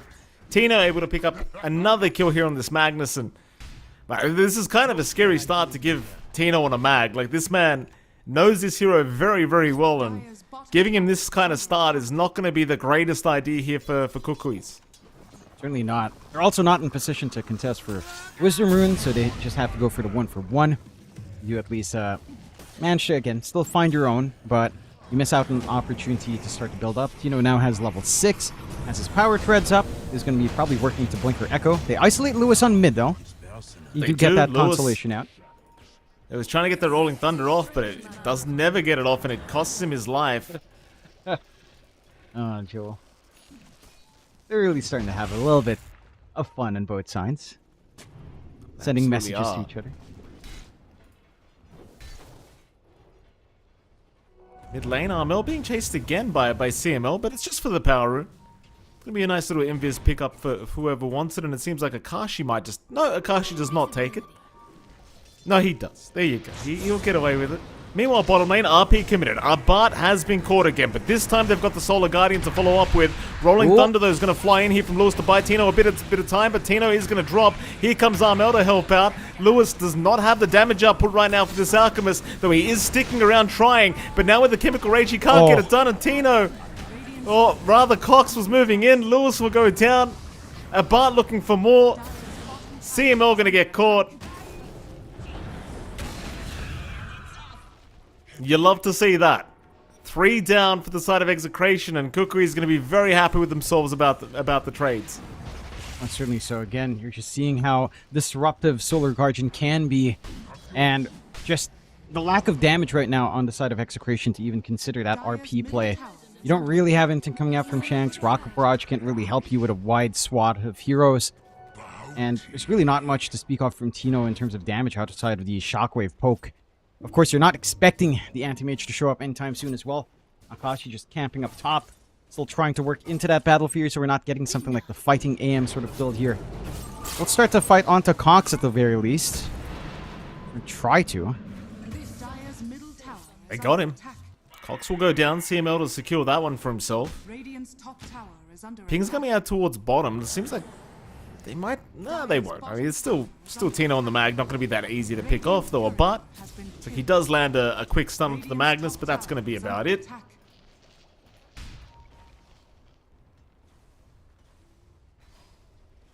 And with that, I mean, it's looking like a pretty good game now for Kukuis. After that last bottom fight, the game has swung back their way. And keep in mind, they have an Alchemist who was struggling just a moment ago, but suddenly a Bart back to the top of the net worth board, working towards the Radiance, and should still be on par to get the nice timing he's looking for. Is now Shank's going to get caught out by Armel. So another one looking to go their way. Shanks, he'll pop the one charges, but it's not going to matter. He will die to Armel. I like this aggression coming out from Kukuis. Trying to apply some pressure on the weaker points of Execration's draft. I mean, you've got an AM and Magnus. They're going to need farm.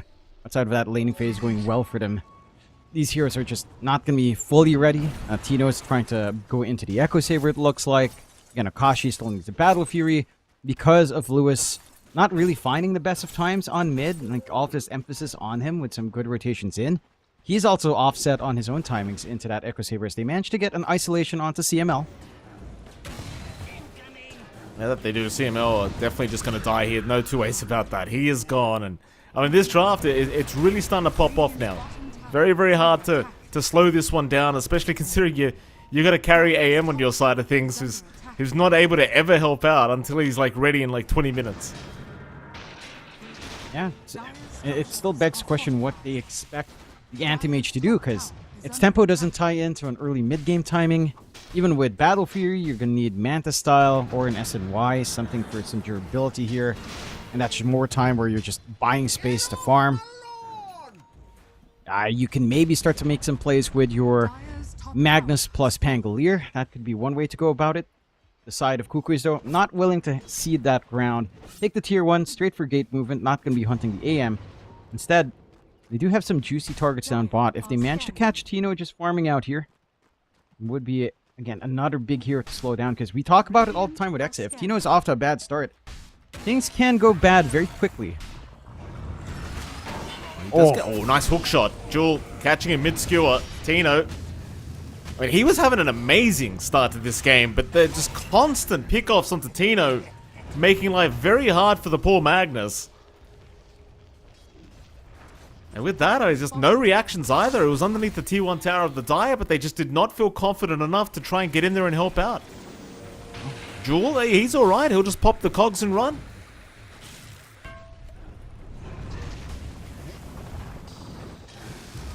Jump in. A Bart gonna land a stun onto Shanks. Rolling Thunder is out from Lewis in a very nice position, but Disruption is gonna buy time to allow him to walk out of this scenario, though the egg does pop now. CML still moving on to a Bart. A Bart's still okay, but dropping lower and lower as he now tries to run towards the south. Lands a stun, trying to avoid Tino, but he's been caught. Chemical Rage is over. Meanwhile, Armel needs to just roll out of there. Lewis? Oh, Armel, he's out of mana. He's gone too far. Akashi, seeing an opening, does start to move in. Jewel gonna try and stay back and sacrifice himself, but Akashi's having none of it. He wants the big dog in Armel. Armel, though, rolls away. Akashi gonna blink right after, but he's on the low ground. They'll take Jewel out. Armel still running, barely has the mana for another roll. Akashi, though, blocks the roll, but gets stunned, so can't actually continue for the kill. Oh. That's a little bit of a back and forth miss for the side of Exa. They're still happy enough to find that punishment onto a bot, but really needed that kill on Armel to swing back even further. 3k lead still standing for Kukuis off the back of that. Akashi forced to show up. Isn't too bad. It is leading to this build up into Battle Fury still within 15 minutes. Not the fastest, but also not the worst in the world. And you are starting to see some openings for their output. A little bit of a chase onto Cox at the least up top. Yeah, top lane, Cox. He'll go down. Nice pick up here from CML and Lewis. And overall, Kukuis might need to just slow down a little bit. You know, like, they had a good fight. They just had a bit of a bad fight, and I mean, your Alchemist, it's not exactly ready. Like, you've got a Radiance up, but that's not at the stage where the Alch really wants to get going. You know, you want that S and Y, you want the blink up, and maybe after that point is when you start to really get involved. But till then, you know, you don't really want to commit to these big team fights as an Alchemist. Not yet. Still ready with a smoke. 3-man. All ultimates back up. Double blade mails available now as well. So they just need to find a good angle here. Tino's around though. Smoke's going to be breaking. Akashi just gets the hell out with the blink, and the smoke means nothing. You know, they'll get a double stack in the triangle, but that's really all they're going to get out of it. Yeah, I'd say that's still decent enough. Cutting off triangle access for Akashi, who just picks up Battle Fury, and just kind of being a little bit of a nuisance, forcing out the TP into the side for him to get his build up. You still maintain a 1k advantage on Kukuis. It is starting to sacrifice your other cores. Sure, they do manage to catch Cox again. Cox is alright.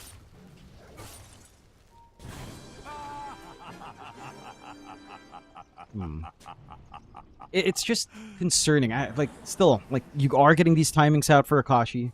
Right, Battle Fury's up, can go into his own SNY, and can start to look to make some plays off the back of that. I'm just not sure if you're going to have the smoothest times. It almost feels like a game where you have to kind of go BKB on AM.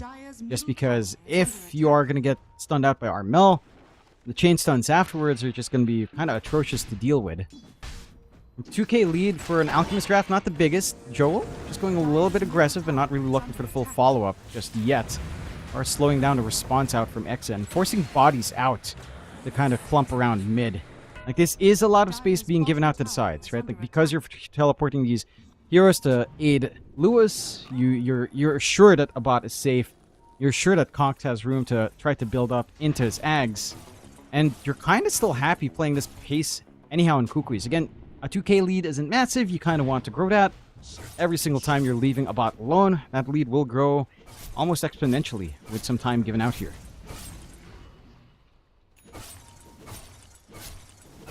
Well, there's that SNY now for a bot. Rotations though, it seems like Execration, they want to go for the fight. Jewel will block the way with the cogs, making it a little bit challenging to get in there, as now a bot actually moved forward with the stun, but he gets hit by the Rolling Thunder. Lewis, not going to be able to find him a second time. He'll run out of the egg range. Meanwhile, Tino, though, gets caught here by Mel, and Tino, he gets the RP off, but he might still just be dead, and he will be. The Magnetize proving to be enough, as CML now just trying to Icarus dive out of there, but Armel's got the Boulder Smash. We'll catch him. Another set of kills to go the way of Kukuis. Not great news for Execration. I mean, they try to move in for a fight, but the fight got really awkward once that cogs came out. Just blocking that pathway on the staircase, and yeah, it's suddenly another one fight here for the Radiant team. It's just really awkward for Execration. Like, the positioning for CML on the egg, not ideal. You really want to tie that in with your RP. Instead, forced to pop it really early, hoping to try to kill off the Clockwork or anyone else that follows through. And it falls flat. You need to be able to coordinate here on the side of Execration. We talked about that being one of their stronger points, but it just feels like this time Kukuis are able to kind of break their resolve just a bit. And you look at the warding from Kukuis this time around, a lot of emphasis on that triangle, a ward by the tier 1 where it used to be, a ward in the triangle in a very sneaky spot, even a ward by the ramp. They're constantly keeping track of that movement from Exa down bot. This is the only area they've been playing in. And the only thing that's happening up top is Akashi farm. This is some heads-up warding out from Kukuis, which is something that's been lacking for a bit. He managed to take a solo kill onto Shanks as well. Sport Shower just being a little bit too far out. And they just keep building up. 15 to 12, 4k lead. Again, a free game so far for a bot as he starts to work into that full Bloodtorn. And in comparison, when Akashi is second in net worth, he has climbed up on that AM. I still question what you expect the AM to do, considering how much map space you're losing. Yes, in an endgame scenario, he can cut creep waves, he can be very slippery, stall out the game, but that isn't really a win condition. That's more of a stall condition at best. Yeah, it's a pretty rough time now for Akashi. He's going to just kind of weather out the storm, I think. Problem is, the storm that is a bot is going to be coming very soon. Like, he's working on towards the Orchid now, which is obviously is going to make life a little bit challenging for Akashi, though. In fairness, Akashi about 800 gold away from having the full mantra up. They'll roll in. They have found Cox on the Dawnbreaker, and without mana, Cox not going to be able to do too much. But the save here from Jewel, a very nice hook, and now Armel, he's going to show up. Akashi's down. Oh, Tino, he's going to pop the RP, but it's all too late. He'll try to get away. Armel's going to be there to secure his life. Lewis up at north, he'll be okay. But I'll tell you, like, they're just getting there so fast. The Shank's even a drop here to a Bart. Just the rotation speed from Execration proving to be way too fast. certainly so. And that was probably the ideal circumstance for Execration. They get the jump on Cox. They don't have to worry about Solar Guardian. They have all their heroes on top. They even get a massive call down with the secondary strikes up on Shanks. It's just not enough. We'll even lose Lewis on the side while he goes back to farm after that botched fight.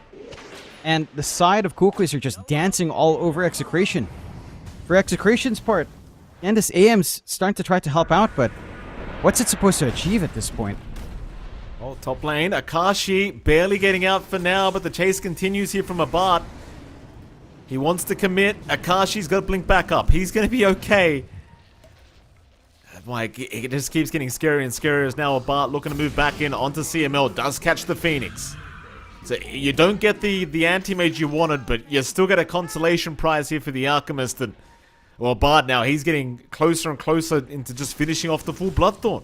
Orchid's on the way. Just becomes so much easier to look for that lockdown. Heck, if you're not careful in Akashi, you could just get pinned down before this Manta's fully finished up. You're still on the offensive. Tino. They're going to find Tino right by the Tormentor, but he does have the skill back play. So at least Tino will escape this time around. But Kukuis, I mean, this is the time where you want to just impose your dominance. Like, there's no need to play it slow at this point. Yeah, Abart's still finding farm at a very nice pace, even if you are just fighting across the map. See, Armel's hit a great spike on the Earth Spirit, just being an absolute menace here. This game around, 9-0-5 is his scoreline, as he's going to find Lewis. Nice blink away, though, from Lewis, going to avoid the roll of Armel. Just immediate TPs out from both these cores up at top lane. You can't afford to take the risk. You have to show a lot of respect for how mobile the side of Kukuis are. And you've got Earth Spirit, you've got Clockwork, even just the blink on Abat, but how almost indestructible he has been on this Alchemist has just felt oppressive for the side of Execration. For the side of Exe, we kind of talked about this in draft, right? When you're running the offlane mag. And Tino did make this choice, but he went back for Ex-Saber Blink. He's not opting for the Aura buildup. Without something like Pipe, every single time they turn on Kukuis, it's just going to be easy pickings. You have a Magnetize that lasts forever. You've got the full Shivas up on Armel. Like, there's nothing to stop that magic damage from just melting these heroes apart. You will start to get into the BKB territory, at least for Tino. But the rest of the team is just sitting ducks to that magic damage right now. And I feel like you don't really need to go for, like, the damage-dealing Magnus in this case. The Harpoon sort of skewer back, Blink Harpoon skewer back play Magnus. You could have gone for Aura Utility and then gradually transition into that role for the Harpoon. And maybe just with a simple Pipe, you might have a little bit more play out for Lewis. Your supports could survive longer. Heck, maybe CML's alive long enough to pop a good Supernova instead of popping it way too early. Still, more space being eaten up by Kukuis. Tier 2 gone. Forward ward still set up. Onto the mid, the last outer tower here for Exit to play around with. And there's just no signs of slowing down for Kukuis. No reason to slow down whatsoever. Execration are the ones just struggling to find anything. You see Akashi's trying to work onto the Ags. But those blink fragments at the very least. That's going to be something so they get a hook shot out. They do get a hook shot there. Found Lewis. Another great pick-off here for Armel. Now his 10th kill on this map. And yeah, there is going to come a stage where Akashi's going to be a nuisance. This is my problem with this hero. It's not good. It's just annoying. You know? It's just such a...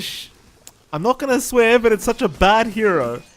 But you hit a stage where it just doesn't let you finish the game. You know, that's what it does. That is what it really does. It almost reminds you of, like, what was it? Mikado's Puck on Talon when it was the old Savage lineup, right? Like, that was Yeah. what Mikado was doing on the puck.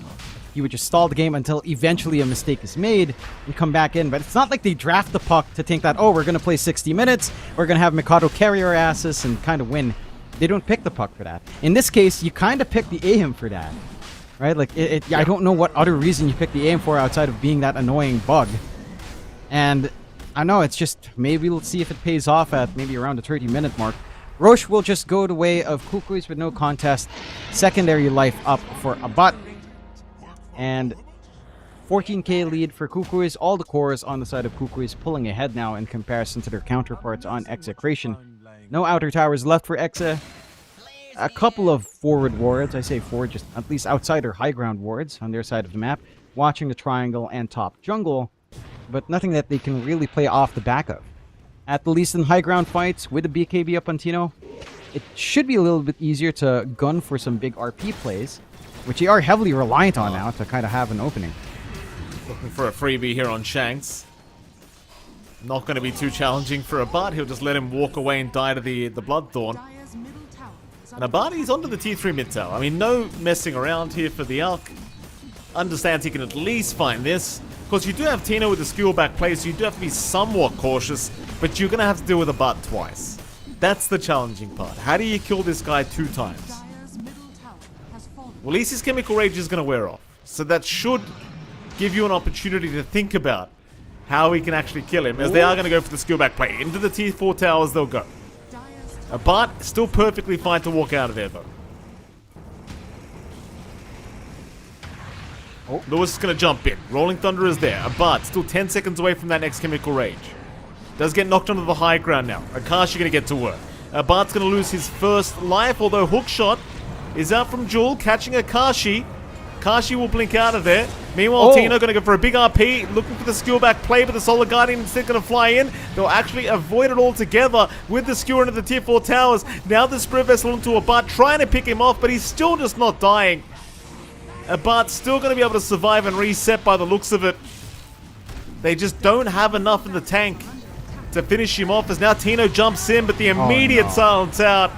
Not what you wanted to see. They do at least kill Ponyo, but Akashi, is he really going to die for this? He barely makes it, but no, Armel's there. Cuts him off on the AM. No buyback available. This is a problem. This game might just be over. It looks pretty much that way. No buybacks left. Respawns are fairly short. You don't have Egg. You don't quite have RP. You don't really have Threat. And Abat's just going to have Chemical Rage back off cooldown in short order. So you don't really have a way of stopping him. That was a good attempt out from Exa. I think that was the ideal team fight, actually. Great RP, great skewer back outside of that Solar Guardian, but when it comes down to it, your AM has no damage. Like, there's no output to speak of. It almost feels like you kind of need that to align with, say, the call down secondary strikes, but even that's a stretch to expect your support to line up for every single time. And the racks will fall. Again, respawns are quick at the least, and you always have skewer back plays to try to carry you through here. But it just doesn't feel enough. Big advantage now for Kukuis. 27-14, 25k lead on hand. And Execration, I mean, I know I don't mean to pick on Akashi, but I really just don't understand this AM whatsoever. It's just not doing anything. I mean, the Ags is 1,000 gold away. That's something, but when your 2 racks is down, it's not really much of something here. Yeah, AM does not enjoy being behind when it comes to the racks. So Execration, the thing about rolling in, Jewel is going to get spotted. Problem is, Abat's here. Hookshot in, Solar Guardian through as well, and here comes the cavalry. Shanks and CML gone, so is Tino. But they just get there too fast. Uh-oh, what's Abat saying here? Abat saying, you guys still don't want to call it? You guys still don't want to call it? I mean, he has a point, doesn't he, John? Yeah, nah. I'm with him. Somewhat. And Armalt saying, Abat is tick-faced. Abat is telling, you can still do it, Akashi! You can still do it! You've got the AM! You can do it! Jump in. Lord. Lewis traps himself in the cogs, still going to be able to roll out of there. GG is... He calls it. Yeah, he calls it. Yeah, So, enough. no. Well, That is the last time we're seeing Anti-Mage in a competitive match for a while, at the very Hopefully. least. And I guess Execration learns the hard way as to why that hero is just... Look, I don't even know why they picked it, right? Like, the only time we see AM nowadays is into Storm and Medusa. You had neither of those heroes here. What was the... I'm going to ping those guys and figure out by the time we get to the next game what that was about, because I honestly have no clue. What I do have a clue about is that if Kukui sees an AM and they know it's not going to do much, they're going to take it. They're going to take the freebie. They're going to take the Dawnbreaker first pick again. I'm very surprised Execration didn't adapt and draft and ban that out. They did ban the Bristle, but that's Dawnbreaker alone just felt so oppressive this game. And hats off to Kukuis. After a little bit of a rocky day one, you know, getting 0-2'd, after a rocky first game here, they do wake up and dish the punishment out to Execration in a nice little Rambulan fashion. You know, a little bit of a 1-2 from a bot punching down on Akashi, telling him, you can still do it, buddy, when he picks AM. You know, that's a little bit harsh, but that's what you get for picking AM, man. You're going to get that kind of chat. You get what you deserve, Jonathan. You get what you deserve. I've been saying it ever since we started casting. Anyone who chooses Anti-Mage honestly kind of deserves to lose. I'll be frank. I mean, it's just such a bad hero. I don't know how many times we have to say it's so bad. Like, just change the hero. You know how they changed Tinker? I think they should just change AM. Just change it. It's a bad hero. All it does is drag out the game. You know, nobody wants to play with it. Nobody wants to play against it. It's just a garbage hero.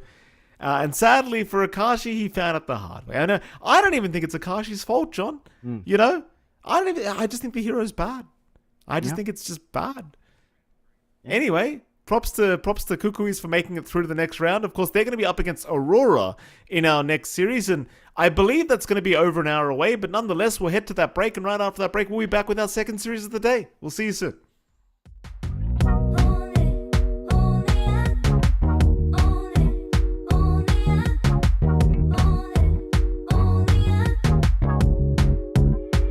Like a moth to the flame, I'm attracted when the doubt starts saying my name. I can go there easily, and it's hard to maintain, 'cause I know it's not the world I know, it's me.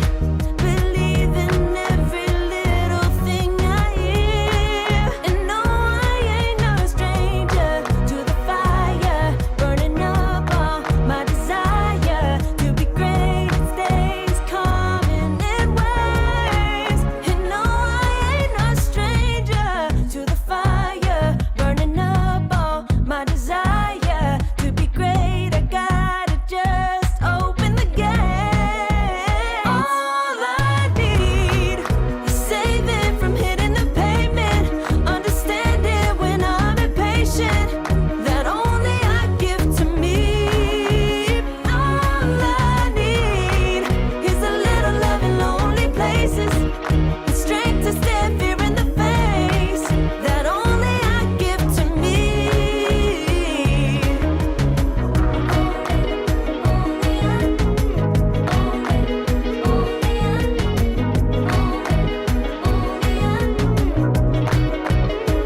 Now I'm running this race, yeah.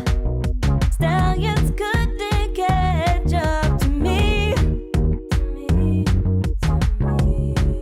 I'm running till I get first place.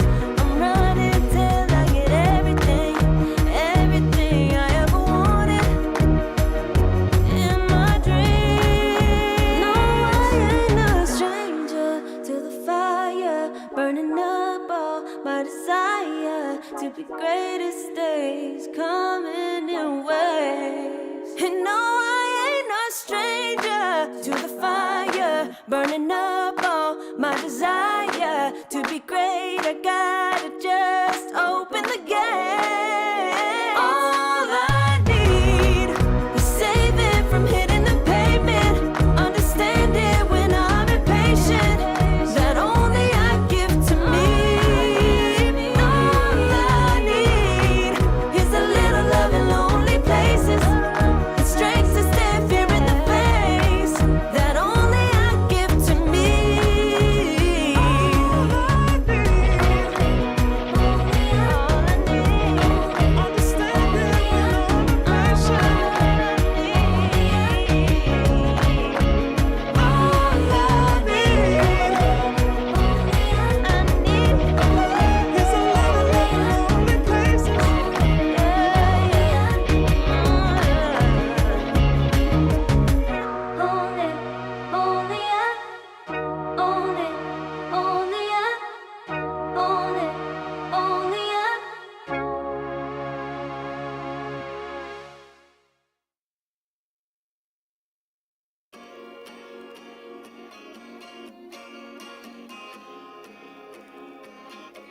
Yeah.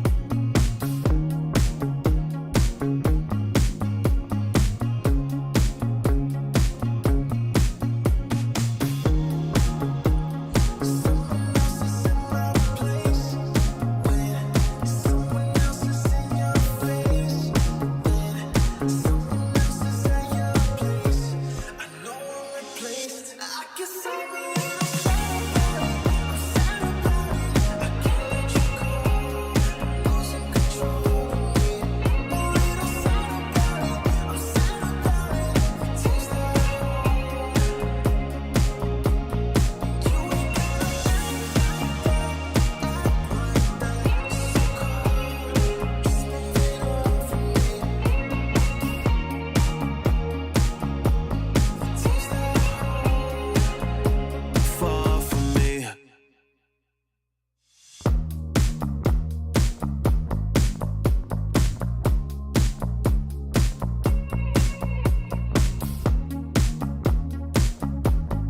Girl, what's this shit about?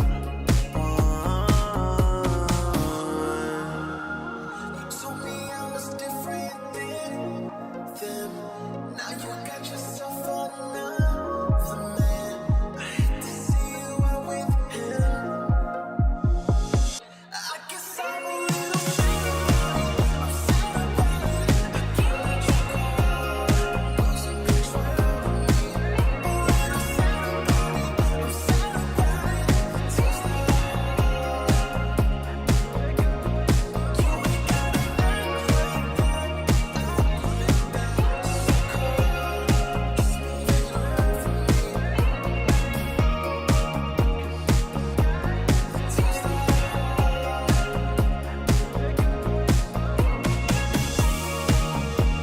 so we should be floating to wherever we're going. 'Cause if the sky is in motion, then we're going slow motion. So we should be floating to wherever we're going. 'Cause if the sky is in motion, then we're going slow motion.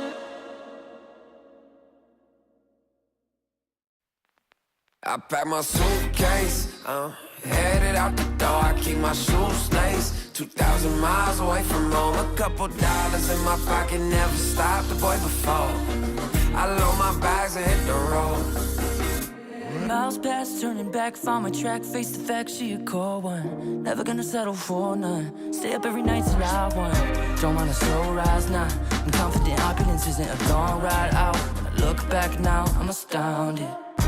A quiet boy from old age, but always felt the world was a stage, yeah. I celebrate one last late night.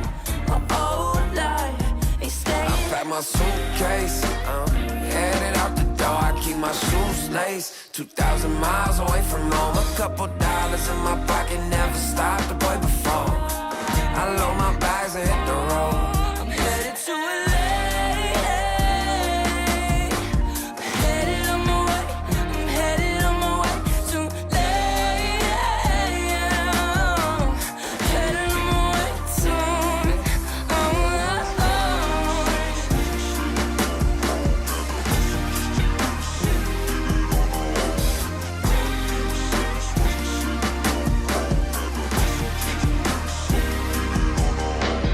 Couple thousand miles, throw it on the dash. Shit, the 10,000 hours, can't let them pass. Yeah, well, I was putting time in, you was pulled up wildin'. You always had shit to say, now when I see you, it's silence. Thought I'd have a Grammy by 25. Commas after commas next to dollar sign, yeah. To remind myself why I'm living this life. Look at all the late nights, it'll all come in due time, yeah. made for the fight, for the pain and the climb. Tied to the life I chose. Stay through the night, another day, not a dime. Race against time. I couldn't just lay by and wonder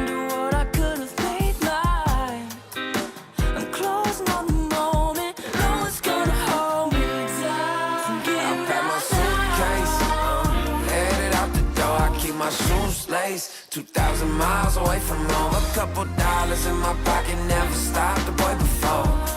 I load my bags and hit the road.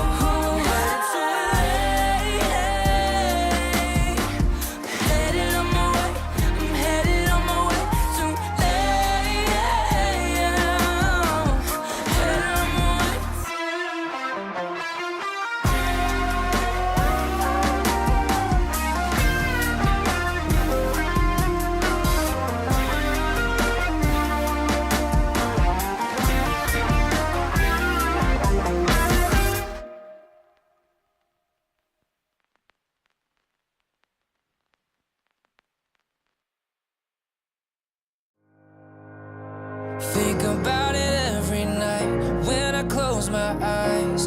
You're on my mind.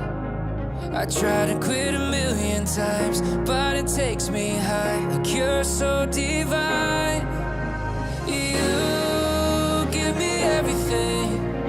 Don't know what's happening. I need you like medicine. You're my everything, everything.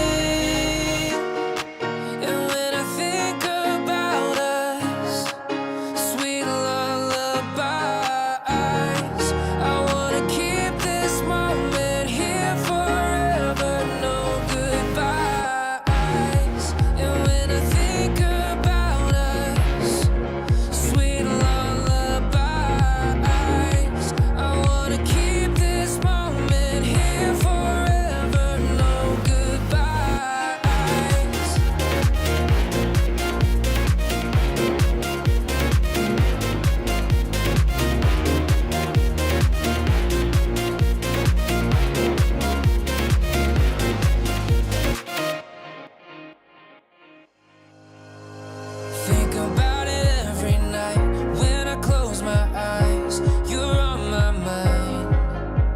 I try to quit a million times, but it takes me high. Like you're so divine.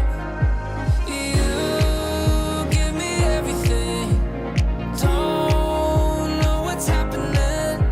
I need you like medicine. You're my everything, everything. And when I think about us, sweet lullabies, I wanna keep this moment here forever, no goodbyes. And when I think about us, sweet lullabies, I wanna keep this moment here forever, no goodbyes.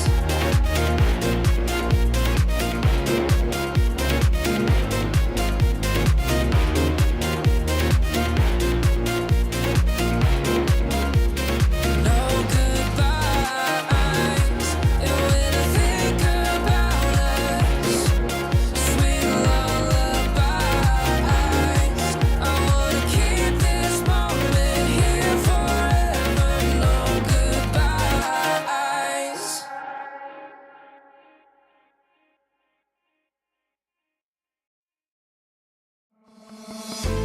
Oh, I don't know how to put it together. Ever since I found you, my life just got better. Better than this, better than that, better than anything I ever had. Better than this, better than that, better than anything I ever had.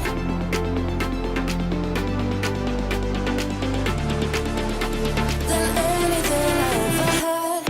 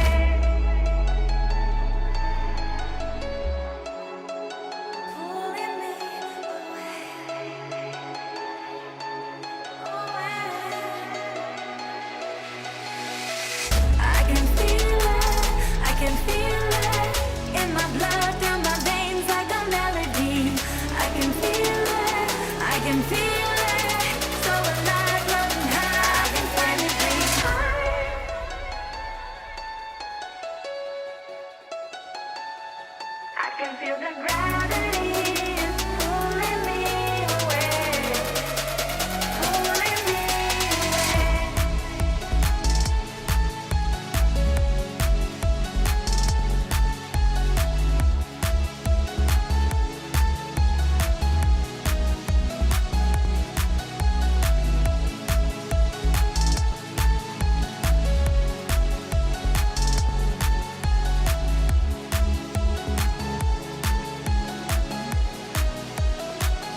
I've been getting so high, I can feel it.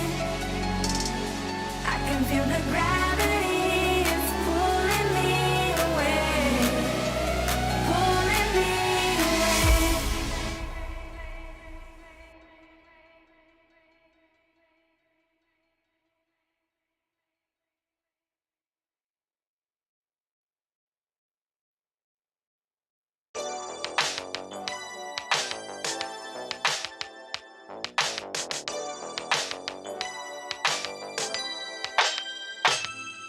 Ooh, the day that boy walked my way.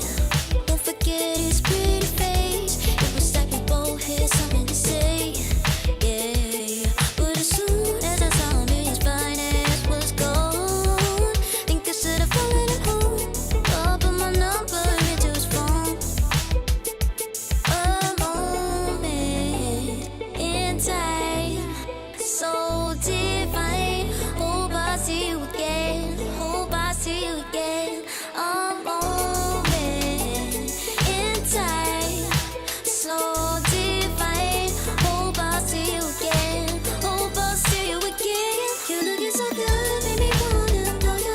Feeling the groove, and I got to show you. Come back, better come back. Want you to know that you're looking so fly. I wanna get to know you, but you're missing me by in just a moment in time. Oh my, boy, you better come back. A moment in time, so divine. Hope I see you again. Hope I see you again. A moment in time, so divine. Hope I see you again. Hope I see you again. You're looking so good, made me wanna know you. Feeling the groove, and I got to show you. Come back, better come back. Want you to know that you're looking so fly. I wanna get to know you, but you're missing me by in just a moment in time. Oh my, boy, you better come back.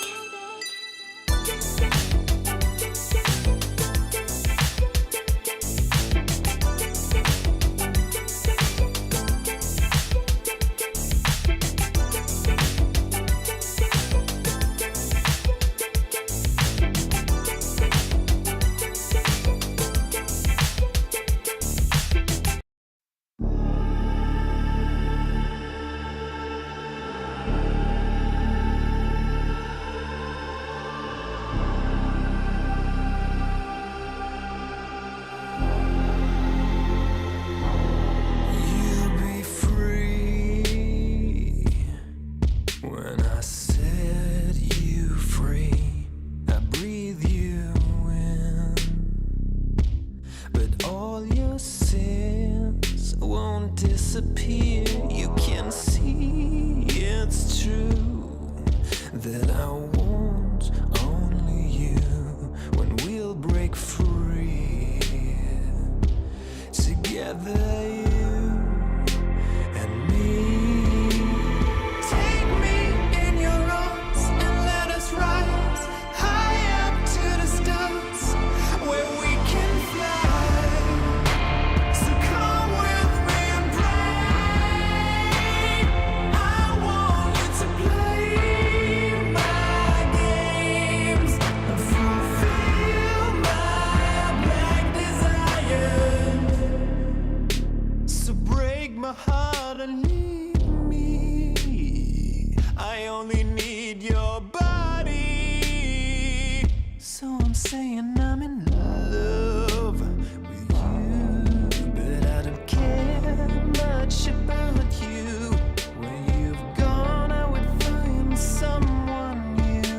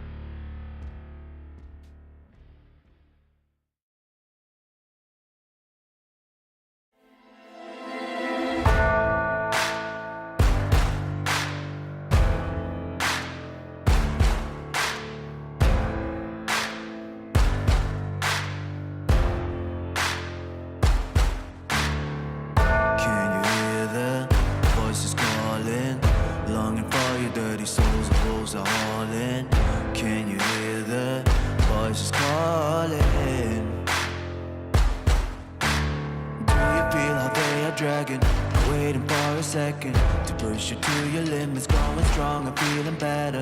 But do you feel them? Can you hear them say?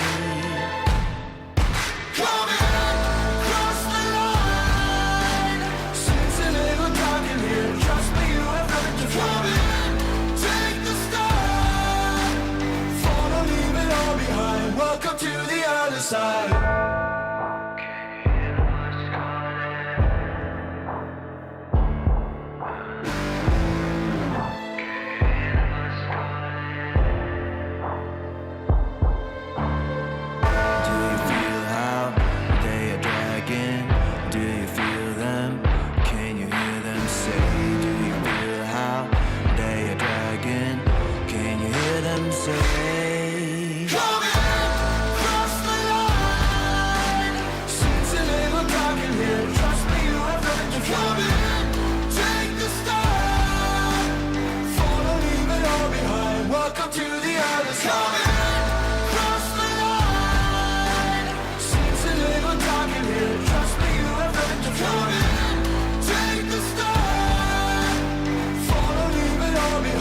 Welcome to the other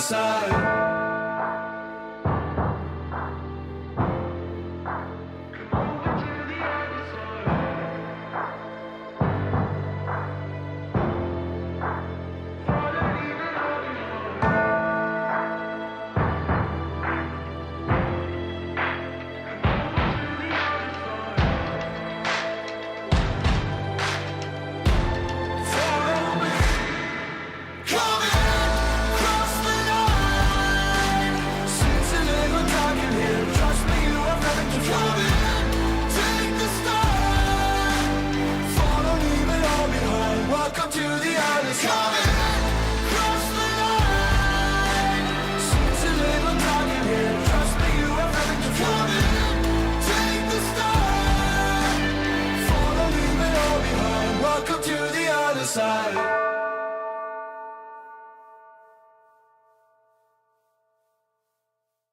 Serotonin slightly made, sequin in the light, embarking your energy, riding through the night.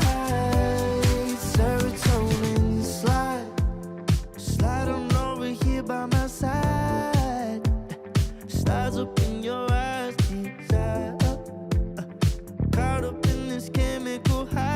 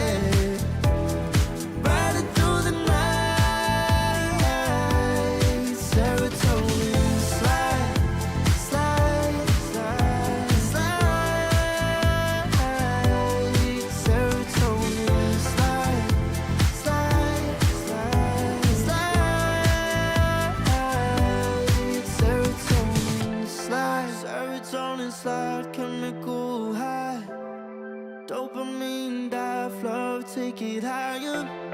Serotonin slide, chemical high. Dopamine dive, love, take it higher.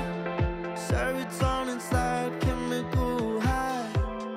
Dopamine dive, love, take it higher. Serotonin slide, chemical high. Dopamine dive, love, take it higher. Secret in the lights, empowering your energy. Riding through the night.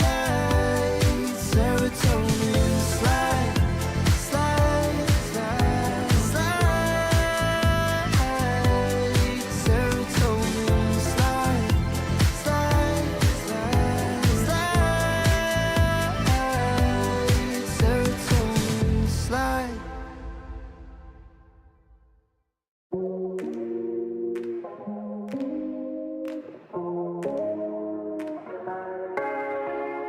No way, I'll regret the first time with you. And baby, you make a moment every time I lay eyes on you. But do we care? Do we dare? Keeping this going. Let's live in the moment, yeah. Now we can know. Keep this on the low. Between the two of us. Every time I try to find, Try to avoid it, but I was stuck. You turn up the heat when you back it up. try to stop the flame. But discipline melts away. It isn't enough to wish for change. You either give in or pull away. We have the will to choose our fate. Whether it's wrong or right, I'm holding on for life, for the ride.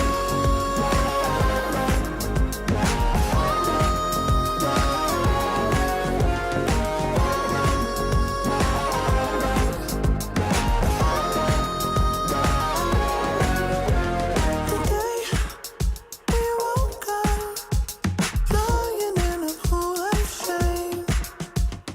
Tears and makeup printed on the pillowcase.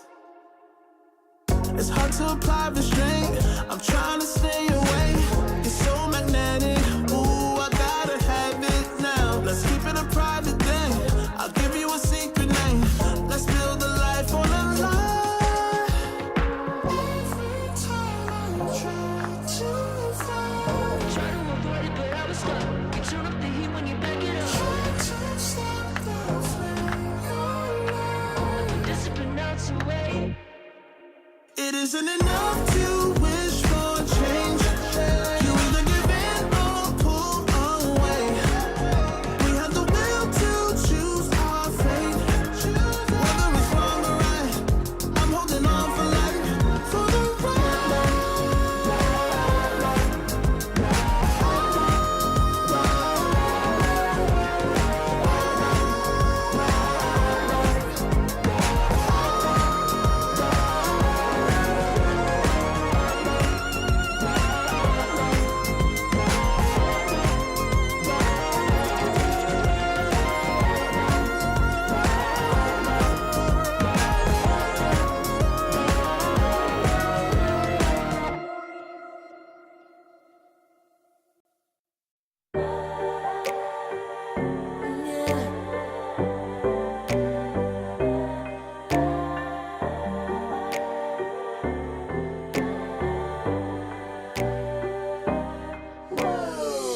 Talking my, I've been working all year getting by. Looking for the high, taking all my time. Breathing in new life, feeling fine. Like I don't gotta be something society wants me to strive to be. Got my own energy. So magnetic in the spotlight. Shaping my own world with my own mind. Don't talk about me unless you alright. You gon' see I'm finna real free, protecting my energy. Gotta protect my mind. I'm breathing in new life. It's time that I realize what feels good ain't always right. I can changes, I got me a new strut. No more settling, I'm running out of good luck. Never chasing, I attract, I'm busy going up. If you see me come correct, then keep it on the book. Get it, how I live it, that's the motto, how it goes. No more reaching, introducing, hit the lotto, I'm the one. Not denying myself anymore, I'm done with it. Sky is the limit, I'm living like widow. Energy, energy, energy. Feeling free. Energy. Gotta protect my mind. I'm breathing in new life. It's time that I realize what feels good ain't always right. I'm feeling good, feeling free. Feeling good, feeling free. All I need is me and my new energy. Feeling good, feeling free. Feeling good, feeling free. All I need is me and my new energy. And my new energy. Feeling good, feeling free. Feeling good, feeling free. All I need is me and my new energy. And my new energy.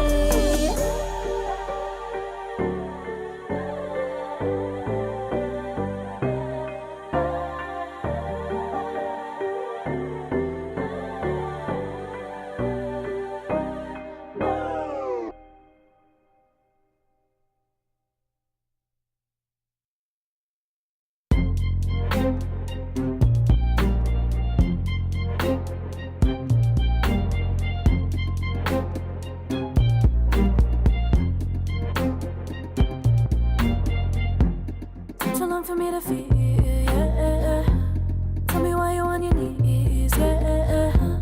Mama thought I had a dream, yeah. Kicking off the covers, I'm too hot for this bed. Give me space, I need to breathe, yeah. Give a face, giving it beautifully, yeah. Yeah, it's just me and my clique, yeah. We might be the hottest, but we let you in. Angel energy, let you sit with me. Angel energy, angel energy, angel energy. We got sympathy. Angel energy, angel energy.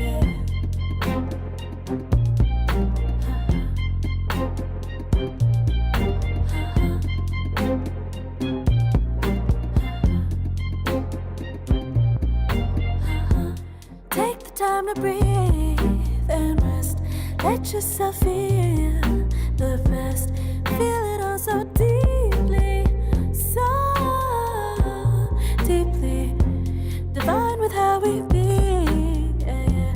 Aligned with everything, yeah. More than a dream, vulnerable and strong, yeah. We feel everything. Angel energy, let you sit with me. Angel energy, angel energy, angel energy. We got sympathy. Angel energy, angel energy, angel energy. Let you sit with me. Angel energy, angel energy, angel energy. We got sympathy. Angel energy, angel energy.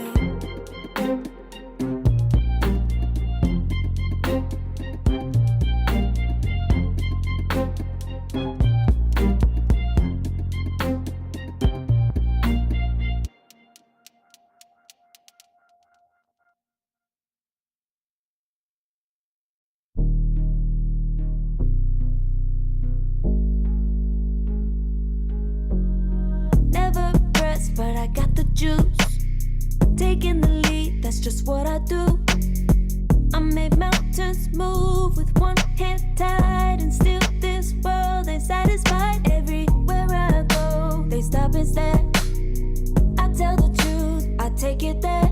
Call me vicious, persistent, overzealous, that's fine. Main character energy, I stay taking what's mine. You need a foot on the gas, open put my name on the line. Main character energy, I'm just taking what's mine. And it's written in the stars, I'm a king like my sign, yeah. Raising the bar, the jaws drop like a surprise. Don't be mad about it. Don't be mad about it. I don't play the game, nah, I make the rules. Cards close to the chest and I don't play no fool. Don't be mad about it. Look, yeah, my name stay in the mouth. Legs got broke, they said cast her. I'm the 911 response in a disaster. I don't ask, I just take. Treat the world like a man, I just blow them away. Yeah, I'm a #1 fan. Don't need a bark, I'm a bite. Switch me on, dark need light. Don't need pity, don't need spite. I just plop, plop, plop on sight. Could take your girl in 2 seconds. I just flash her a smile. I make petty look pretty. They run an inch, I run 3 miles. You need a foot on the gas, I'll put my name on the line. Main character energy, I'm just taking what's mine. And it's written in the stars, I'm a king like my sign, yeah. Raising the bar, the jaws drop like a surprise. Don't be mad about it. Don't be mad about it. Don't be mad about it. Don't be mad about it. I don't play the game, nah, I make the rules. Cards close to the chest and I don't play no fool. Don't be mad about it. Don't be mad. Don't be mad.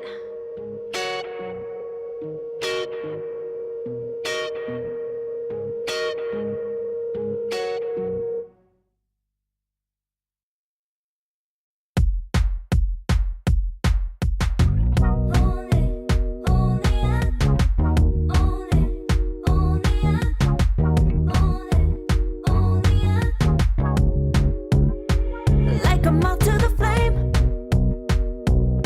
I'm attracted when the doubts start saying my name. I can go there easily, and it's hard to maintain, 'cause I know it's not the world I know, it's me. Believe in every little thing I hear, and no, I ain't no stranger to the fire, burning up all my desire to be great. It stays coming in waves, and no, I ain't no stranger to the fire, burning up all my desire to be great. I gotta just open the gate. All I need is saving from hitting the pavement, understanding when I'm impatient, that only I give to me. All I need is a little love in lonely places, the strength to stare fear in the face, that only I give to me.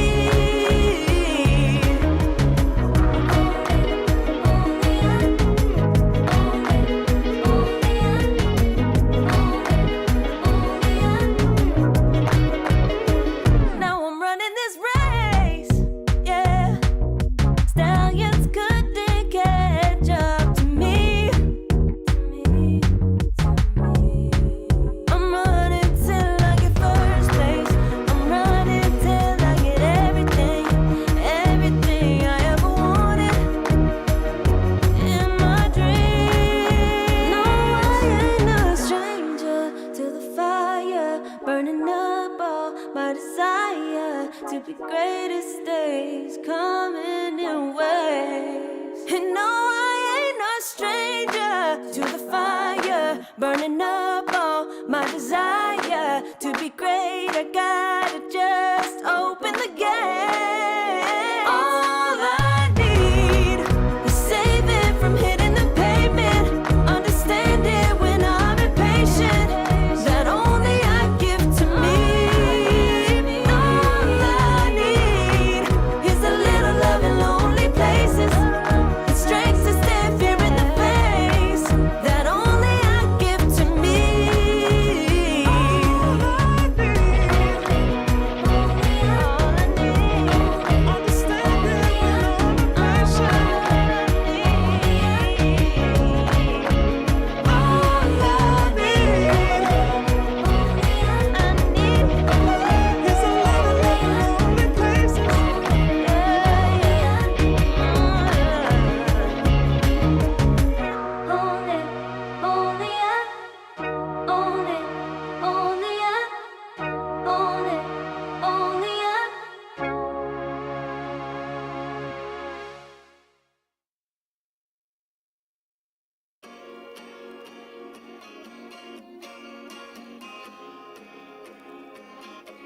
yeah.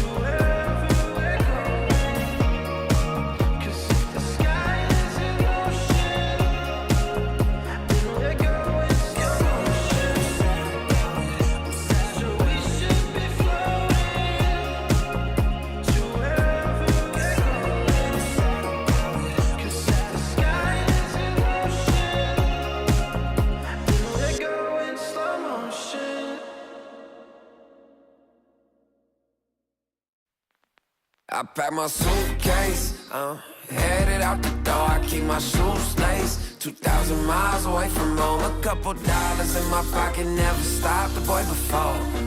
I load my bags and hit the road.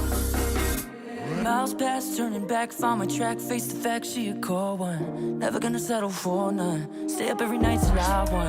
Don't want a slow rise now. I'm confident opulence isn't a long ride out. When I look back now, I'm astounded. A quiet boy from old age, but always felt the world was a stage, yeah. I celebrate one last late night. My old life ain't staying. I pack my suitcase, headed out the door. I keep my shoes laced. 2,000 miles away from home. A couple dollars in my pocket, never stopped the boy before. I load my bags and hit the road. I'm headed to LA.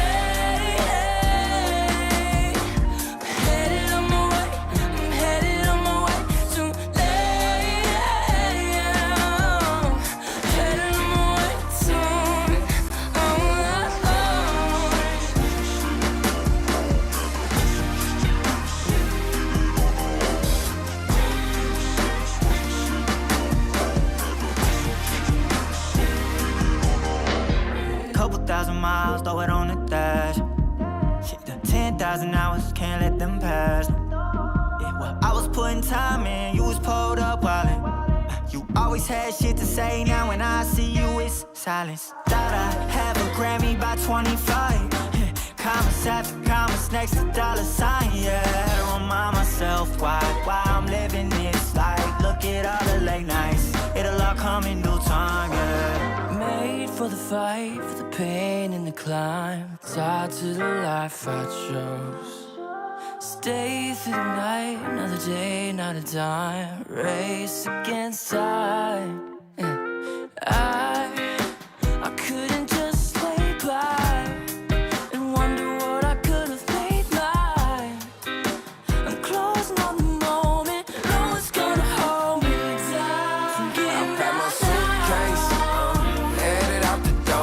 my shoes laced. 2,000 miles away from home. A couple dollars in my pocket, never stopped the boy before. I load my bags and hit the road.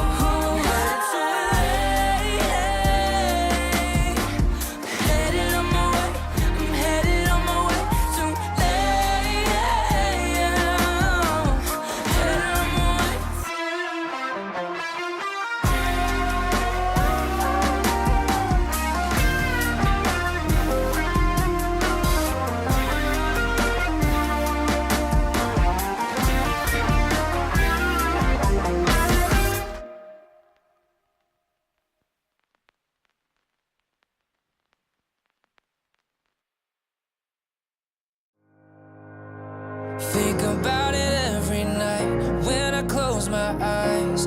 You're on my mind. I try to quit a million times, but it takes me high. Like you're so divine. You give me everything. Don't know what's happening. I need you like medicine. You're my everything, everything.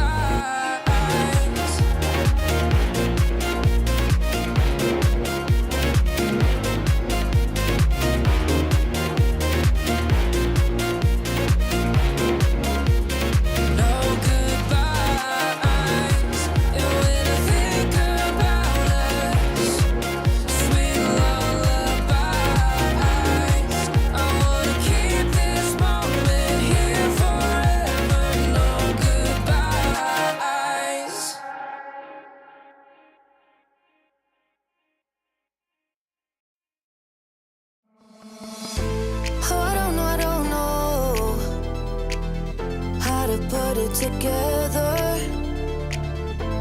Ever since I found you, my life just got better. Better than this, better than that, better than anything I ever had. Better than this, better than that, better than anything I ever had.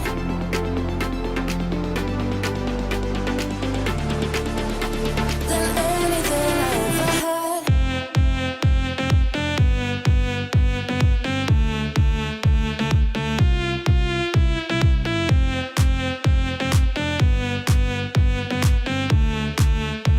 Than anything I ever had.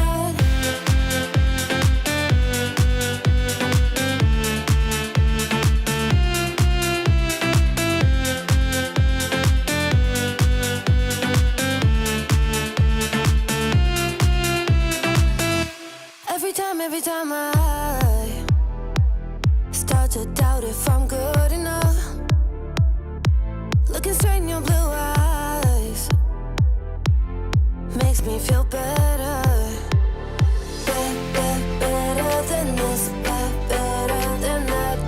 Better than anything I ever had. Better than this. Better than that. Better than anything I ever had.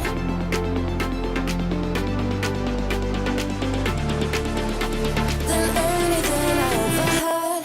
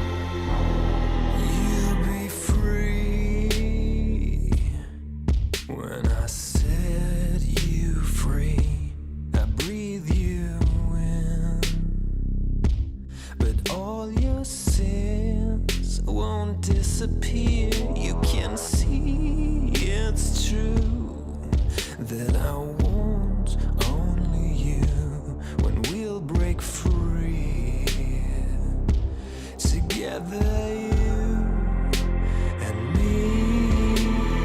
Take me in your arms and let us rise high up to the stars where we can fly. So come with me and pray. I want you to play my games and fulfill my black desires. So break my heart and leave me. I only need your body. So I'm saying I'm in love with you, but I don't care much about you. Where you've gone, I would find someone new. I cannot lose. Fall into my arms and let us rise high up to the stars where we can fly. So come with me and pray. I want you to play my games and fulfill my black desires. I'm playing in a hidden world, forbidden love will be absurd by you to reveal my black desires.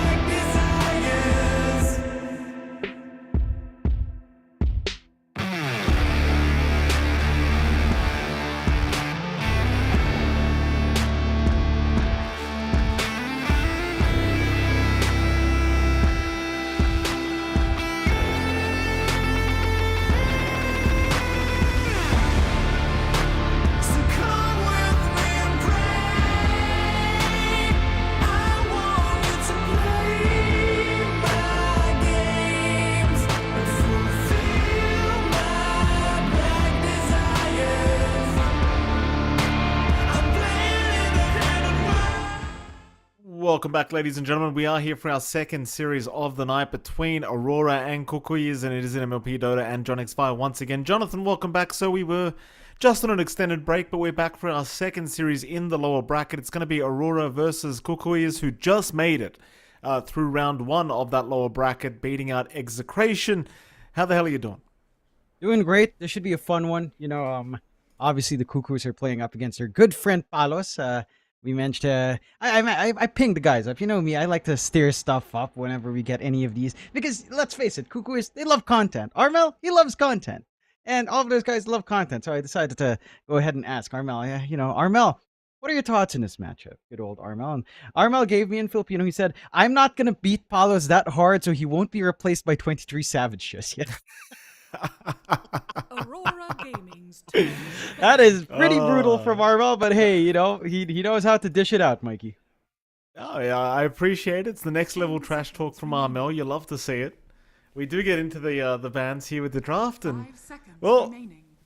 in case you've been living under a rock, of course, Aurora probably the heavy favorites going into this matchup. I think we could both agree on that.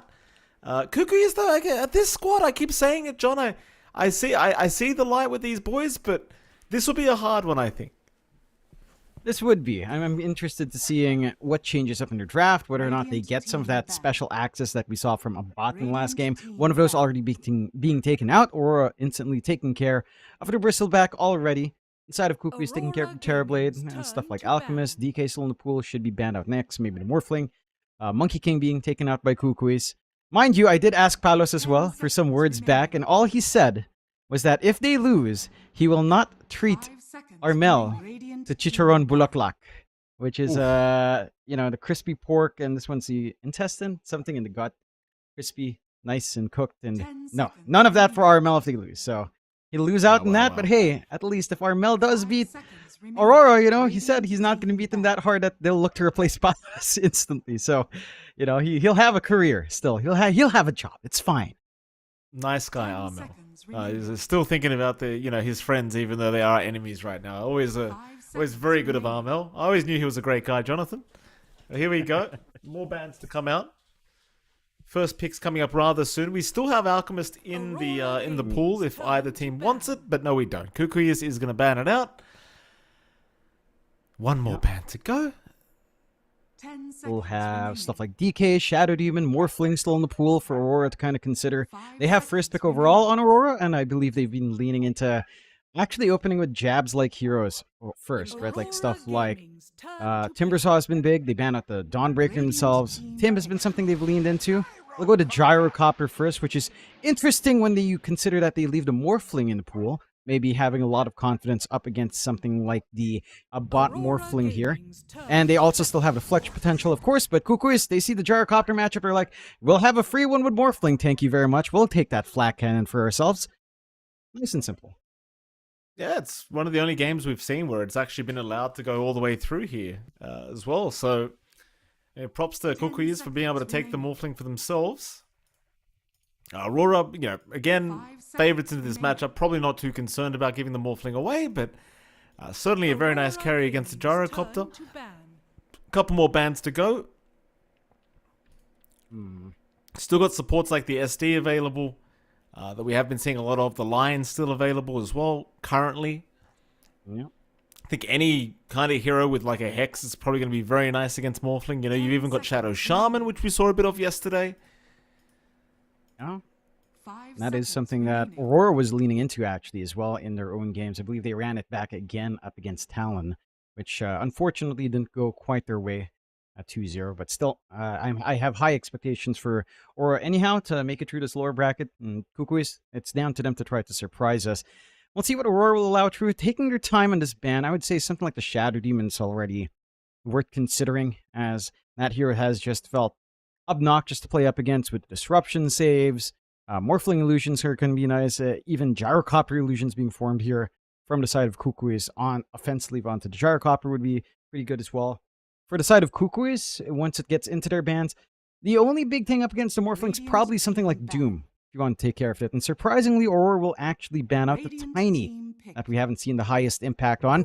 Kukuis bans out the Doom to protect the Morph, and they'll get to actually also pick up the Nyx, which we've also seen considerably banned out here. Normally banned when you do have the Dawnbreakers. You don't necessarily have that global presence of an instant gank with a scuttle, but Nyx alone, even without that concept, even without that partnership, is still a devastating hero to play up against.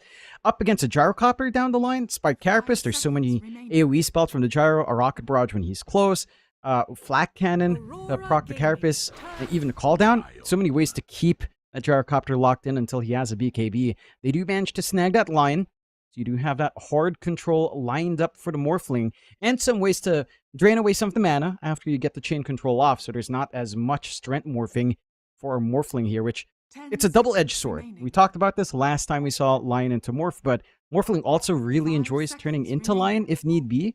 All of that control on the Morphling can also kind of work against you, so it is still good for Aurora. I'm just wondering if this is something a bot will also now consider in the middle of these engagements. Now we'll find out very soon. Aurora, third pick for themselves, could just opt for another support.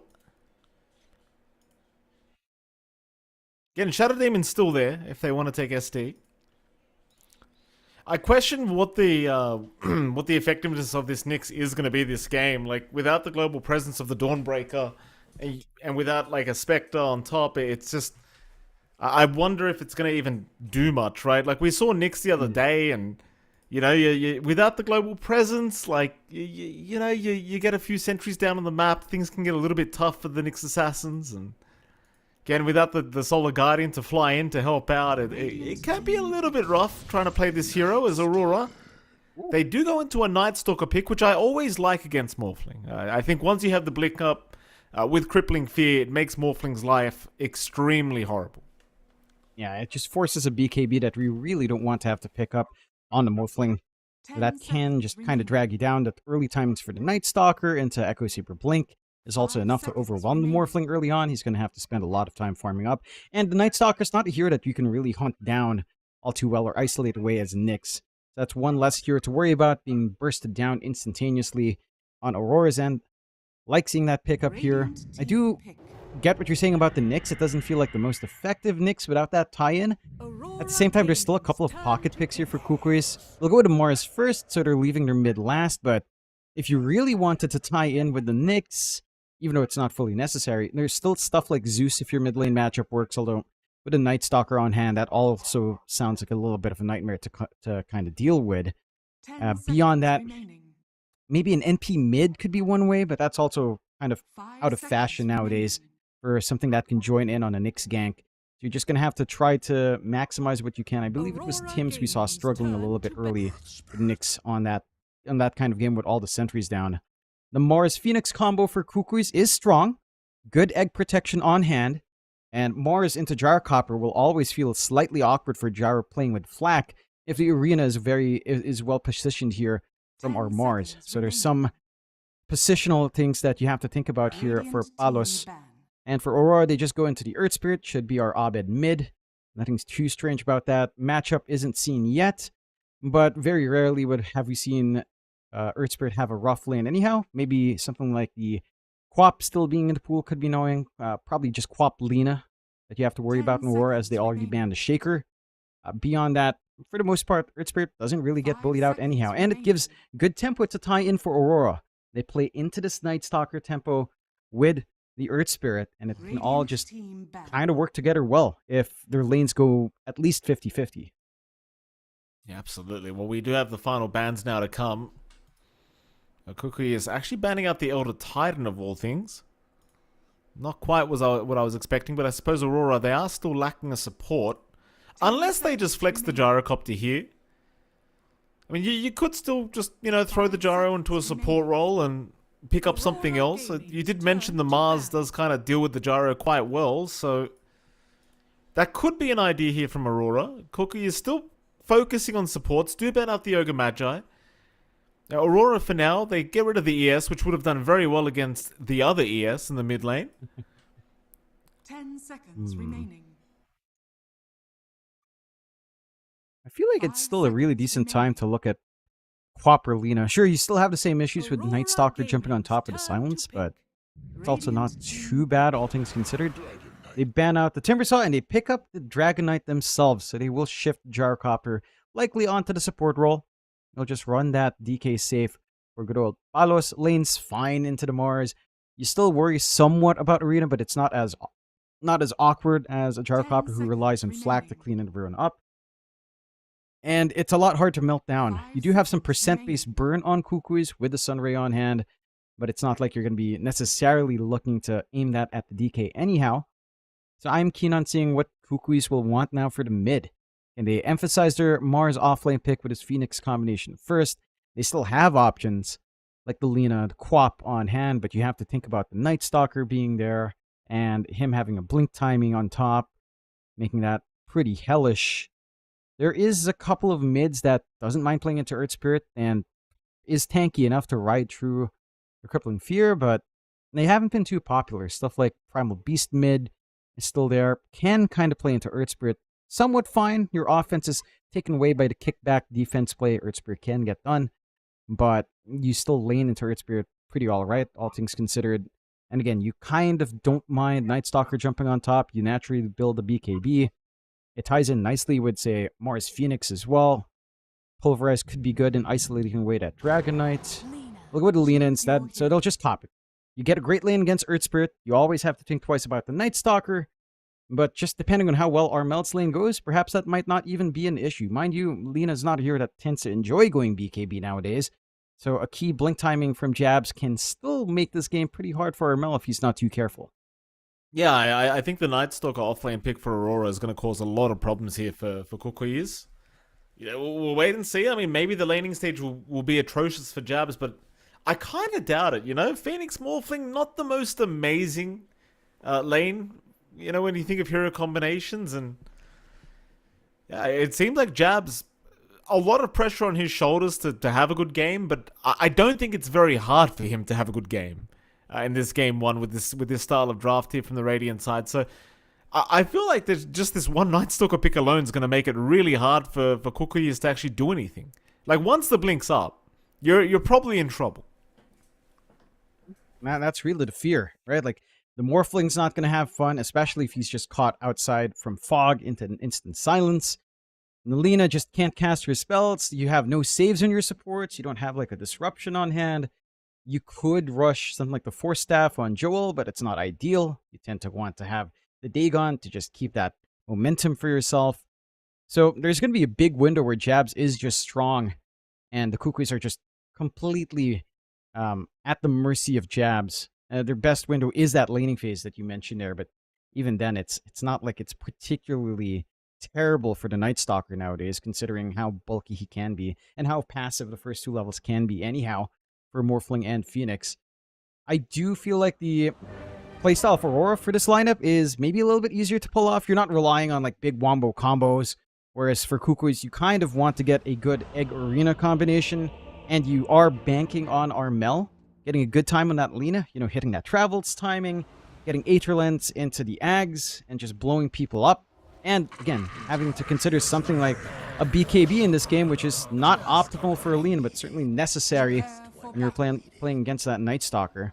I think overall, though, you are happy on Aurora with this draft, and we do have some good luck, have funs, good luck, have fun babies from Palos, and about calling Palos a beast carry. Uh-oh. Time to pay back, Armel. I 23. left the game. Oh yeah, What's that's Armel exactly what Armel said. That's exactly what it said. I won't crush you too hard so you won't be replaced by 23. Oh, you love it. Good on you, Armel. I mean, we'll see if you can back up those. There's some fighting words, Jonathan. Fighting words from Armel. We'll see if you can back those up. Going to be a smoke out from Aurora. Palos will not be smoked. He'll just hang by the mid lane, handing out high fives here to Cox. That's all they need. Kuku's flags flying at mid. That's all that matters to them. Look at that beautiful face of the master himself. Indeed it is.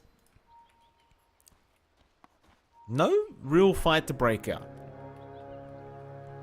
The smoke allowed a nice ward on the right side of the mid lane, on the Radiant mid lane, but that's about it.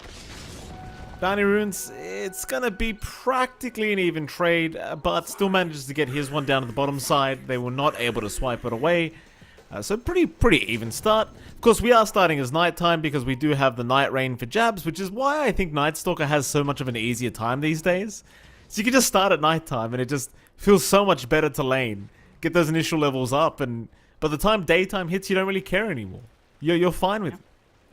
Yeah, you're just alright and just farming back up in the daytime anyway. You're trying to build into your initial items. What matters is just surviving through the lane. And I'm keen on seeing what sort of ideas you have here on the side of Kukuis to try to slow this down. Again, it's not very offensive when you've got Phoenix and Morphling, so you should just be looking to sit back, try to build up farm on a bot, try to mitigate some angles out, especially as Jabs approaches level 3, 4. That's where things can start to get spicy with Q at, say, level 2. Just chain stuns into a little bit of a chase down.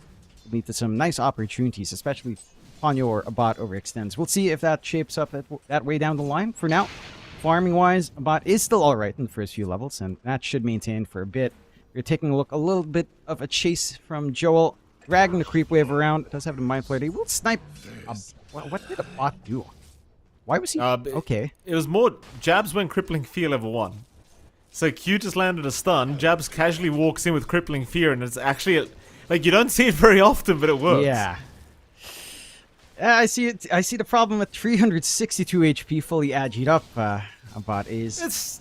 playing on edge, as you would. Well, now he'll have to play on edge, because, I mean, that's pretty standard, like, playing on very low HP, but I don't think he was quite anticipating level 1 Crippling Fear from Jabs, as Jabs will move in again, onto the Phoenix this time, but oh, the Hex is out. Ponyo, can he make it? He can. Fairy Fire will be enough to create the space for him to Icarus Dive, but you're seeing the issues here with this bottom lane. Is one Earth Spike or one instant Hex onto a bot, and suddenly you're just kind of dead. Yeah. And it's not like Crippling Fear is that expensive of a spell for Jabs to throw out 50 mana for that nice little silence. A bot's just going to have to try to measure himself out. So already a strong start for Aurora, as you would want to see it for those guys. Up top, a little bit of a chase down onto Cox as well. And this lane is also not the smoothest of times here for our Mars. There is a lot of output from Ollie. And you're laning with a Nyx. Of course, Joel's just going to be trying to get some pulls. Mind Flare creeps, play a little bit greedier. Leads to a bit of a slower time for good old Cox. At the least for Cox, you know, he does have a little bit of room to just soak the XP solo. But you're not going to be pressuring onto Palos anytime soon.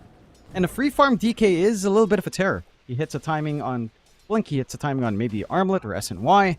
And you're set to take over that game right quick, as that hero tends to do. It certainly does.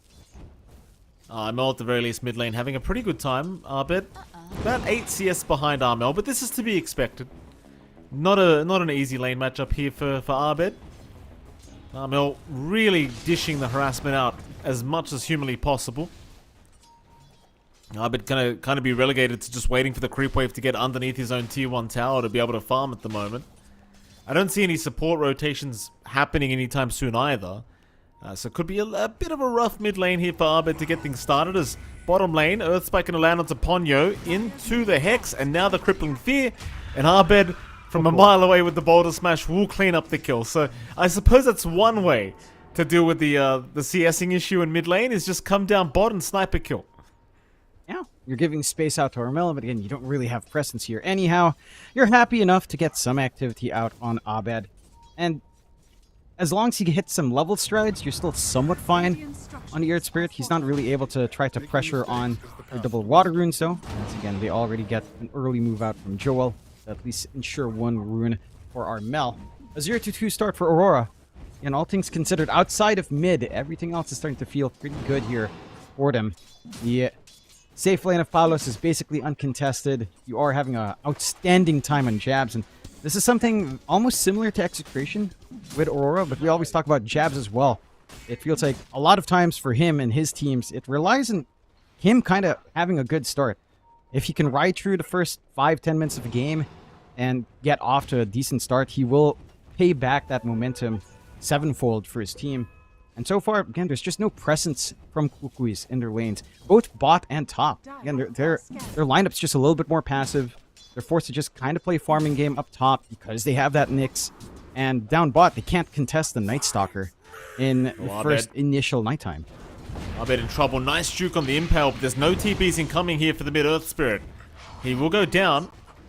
A very awkward ward there as well. I think Arbed maybe misplaced that, but it is what it is. It doesn't really matter.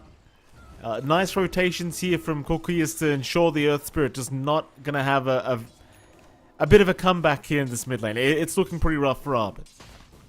They've held him back quite well. Again, this is coming at the sacrifice of your side lanes, right? Like, your farm on Abad is a little bit slower. He is matching Paulus to an extent. Your farm on Cox is taking a nosedive in comparison. Not as bad as Abed's for sure. Still not what you're used to seeing from the offlane Mars.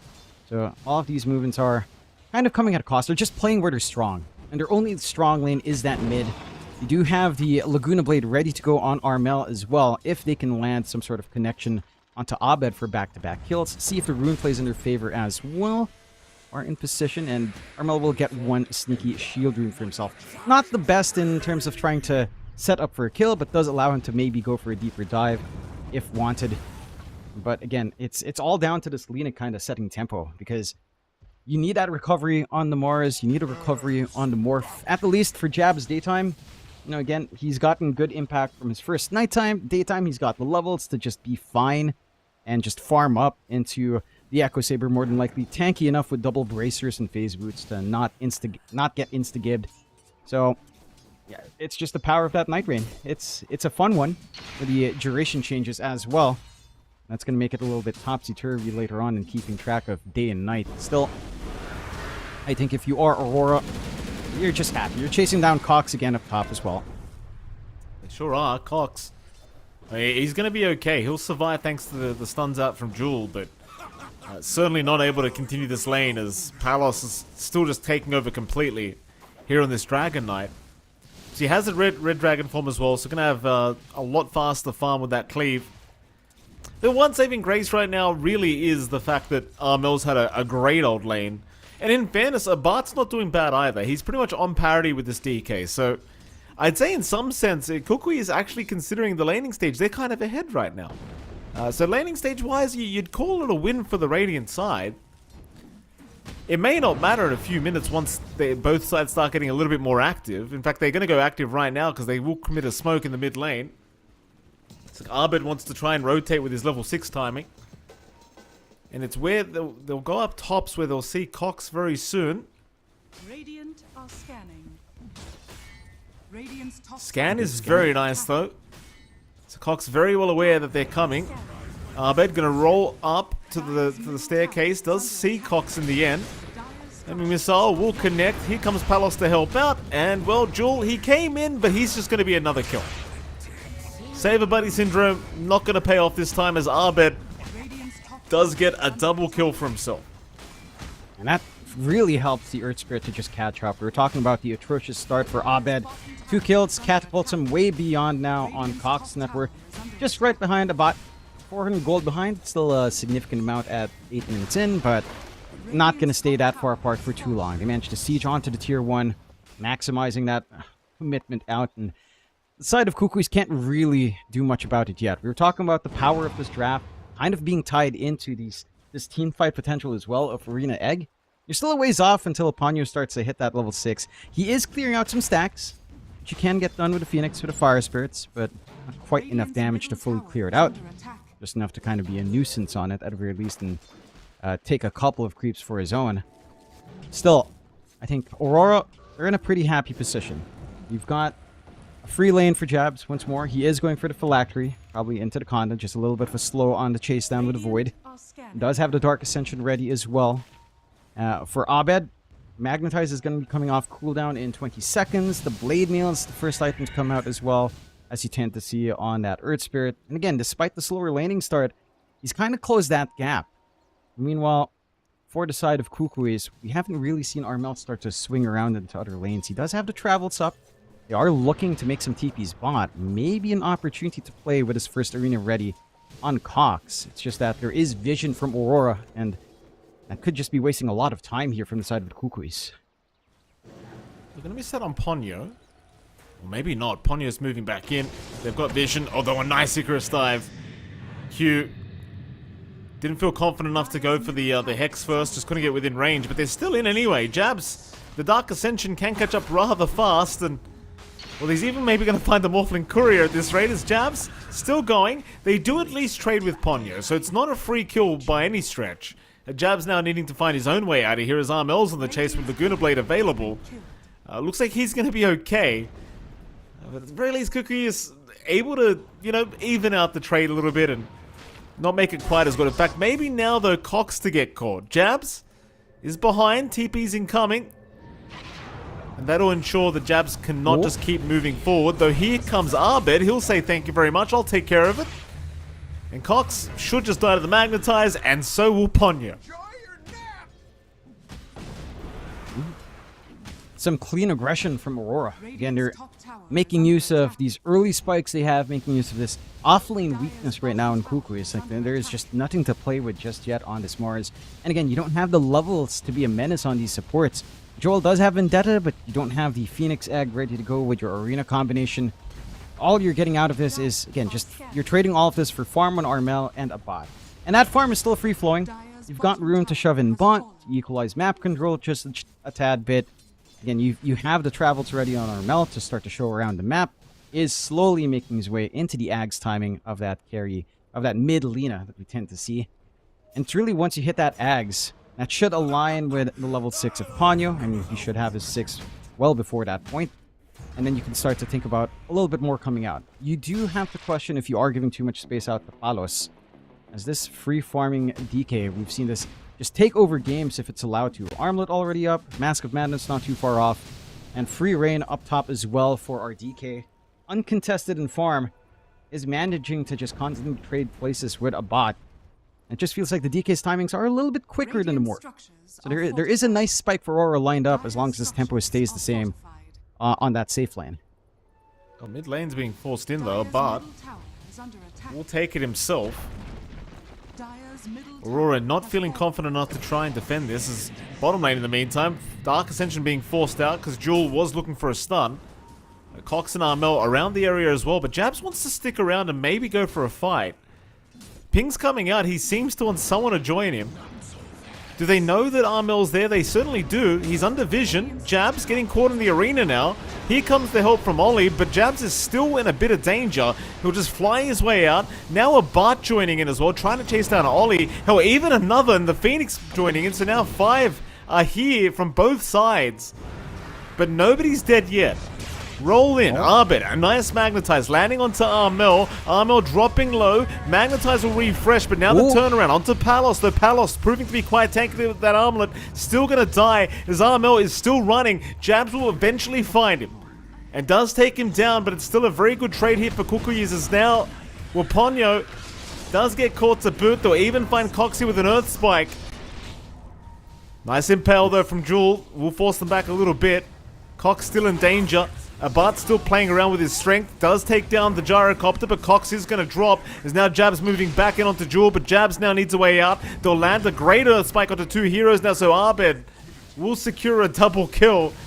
And yeah, complete chaos down at the bottom lane, but it was a 2-for-4 trade in favor of Aurora. I mean, it's just a little bit messy from the side of Kukuis. We saw Cox kind of drop the arena only onto one, couldn't even land the spear onto Jabs. He is highly mobile, of course, with all the move speed he has on Dark Ascension. But that cuts it off from the rest of the team fight. Again, you're forcing these fights really early from Kukuis. You are about to hit 6 on Ponyo, but you would have loved to have the egg at that moment. It just doesn't line up that way, and Aura make use of these weaknesses in the big way once more. Your output in a bot isn't quite high yet, just the Manta alone on Morphling, of course, doesn't lead to much. At least it's going to be a little bit harder to try to go for the burst play on him with all of the added stats he has. And despite the kills on Aurora, despite this 4-11 lead, 1k net worth is not much, right? You're still in control here with Armel on farm, you're still in control with a bot on farm. You're only really hurting right now on Cox. But we've seen this a couple of times in, you know, some past Mars games. Once you hit a Blink, maybe a BKB or some utility on hand, if a Eul's perhaps, if need be, then you're still doing your job on the Mars. It's just a matter of riding through that slow point until the Blink is up. And it does feel like, for the side of Kukuis, they're doing a fine job in holding back in that. Tier 1 for Tier 1 trade. Big difference is the mid falling for the side of Kukuis much earlier, so they have a little bit more reach for that extra mid Tier 1 take. A little bit more influence in the jungle if they so wish. Aurora, though, are just hugging down bot. They have a nice cliff ward, relatively forward, is set to expire soon.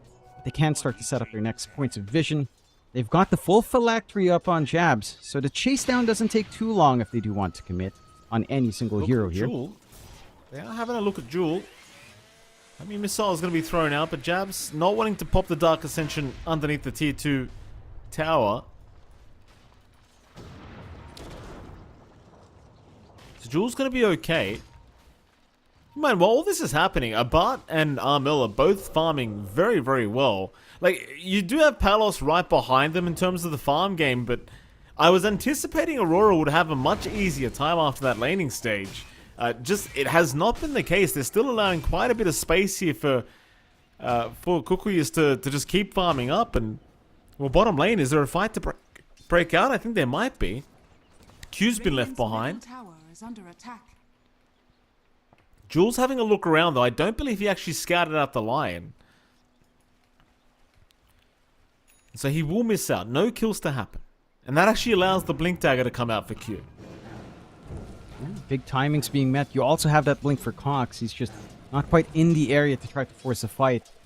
You do have to appreciate the nice choke point sentries that you have in Aurora. One watching right in front of the Tier 2. One right by the triangle entrance to ensure that the sneaky Nyx plays don't necessarily amount to too much here. I'll isolate out Jabs, but your follow-through is only really Ponyo, and that's not nearly enough damage either. So, just some information coming in. Perhaps with Cox with Blink, this could lead into something, but... Gonna try. Armel's gonna TP in as well. Jabs caught in the arena. He's a tanky boy, but not tanky enough when there's this many heroes. Armel with the Ags up now, certainly having more than enough damage to get the job done. Meanwhile, though, a smoke being committed by Aurora. They'll try and head down bottom where they did see a Bart for a moment. Bart, though, realizing everyone's missing, of course, just going to look to just walk away. The chase continues, however. Does Arbed see him?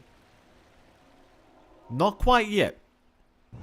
Jewel in position to break the smoke. Abed will have his smoke broken now, but they found the wrong time. So very nice from Jewel. He'll tank the gank for a butt. A butt, of course, going to be okay to back out of there. And Aurora, they're going to head through the twin gate, see maybe if they can find Cox up at the top lane. But it doesn't really seem like they're going to find that either. Cox, realizing they're probably making that movement, does just retreat. So props to Cookies again, John. I mean, they're finding ways to just completely avoid any really big engagement with Aurora.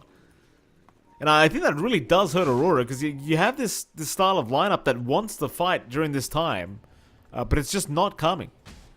Oh. They also have really good rune control, amp damage to come in here for Armel. It's going to be feeling nice and happy about that one. And again, for the Kukuis, they just managed to ride through a little bit of a rougher point. A point where Cox didn't have Blink, a point where you didn't have that egg threat. Now they can keep looking to apply that pressure. Another smoke out from the Kukuis. Block off Abed's roll. Doesn't have the detection for Joel, but that should signal some shenanigans set to go. They are right outside vision range. They only spot Q under top ward. But that does, I believe, catch a glimpse of the smoke. And Joel's just off to break it. Nice and quick. Lots of value from that ward being dropped there by Ponyo, right by the tier 2. And none of the dusts even connected. Like 2 dusts committed. Neither one connects. Once again, I mean, Cookie is still in prime position in this game 1. Still a very even game, though. Less than 1k net worth lead their way. Win probability currently at 56% for the Radiant, so nothing to write home about yet. One bad team fight will throw all of that away. But that bad team fight just hasn't come yet. And Bart's working towards the Kanda now as well, and we know with the Kanda build-up, things tend to get a little bit ridiculous with these Morphlings.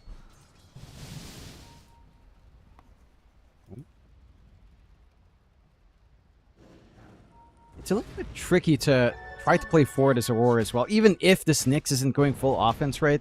He's always able to keep track as to where certain heroes are, if there's a risk of being ganked up. Look at how look at how Kukuis are playing. They're just taking triangle. They know no one's here. They know Palos isn't hanging around the area, so no one's going to be trying to ambush them anytime soon. And they get a little bit more gold going for Ponyo that way. Even Armel soaking some of that farm up himself. This more passive game does benefit the DK in a big way, but it also benefits the Morphling. And again, it's just a mild, awkward time for Aurora. Might be able to catch something here, though. They may. Stuns are out. They've caught Ponyo. Hex out as well, though. Abed does miss out with the roll, so the egg is still going to make it out in time. Oh. Here comes Cox with the arena, but it's all too late. The egg is going to go down. Jewel in the middle of all this may drop to boot on the Nyx Assassin. At least Armel, though, does find a double kill on the opposing support duo, but they are still dropping more. Cox will get caught. Jab's on the hunt for another. And he might run into Bart very, very soon. In fact, he does now. Bart still looks like he's going to be okay, though. There's no backup here for Jabs. And the rest of Aurora, they do just focus on the mid-tier 1 tower instead. It wasn't the worst fight for Cookies, but obviously not great news either. No. Very forced out on the egg from Ponyo. Couldn't get the fire spurts out as well. Discord issues for Abed. You know, back to this excuse, which is always nice to see. Bullshit. It's bullshit. I'm calling it. Yeah, instant go ahead as well. Wow, that was a fast fix on Discord. Nice to see. Yeah, but they've got the best. Oh no! It's not fixed yet. Not yet, boys. We're getting in contact with Discord. We'll get it sorted out really soon, I'm sure. All right. So again, you saw some of the potential of that fight a while ago with the arena egg. It's just it wasn't really the best arena to kind of try to tie in the egg. Very forced egg as well from Ponyo. And again, they revealed their BKBs on the side of Aurora. So first BKB charge for Palos down, which isn't the biggest deal in the world. Kind of want to get that out of the way anyhow, along with Abed's. But it's a little bit awkward, because as the game scales on, as BKBs scale down, you just have more opportunities here to play on the side of Kukuis.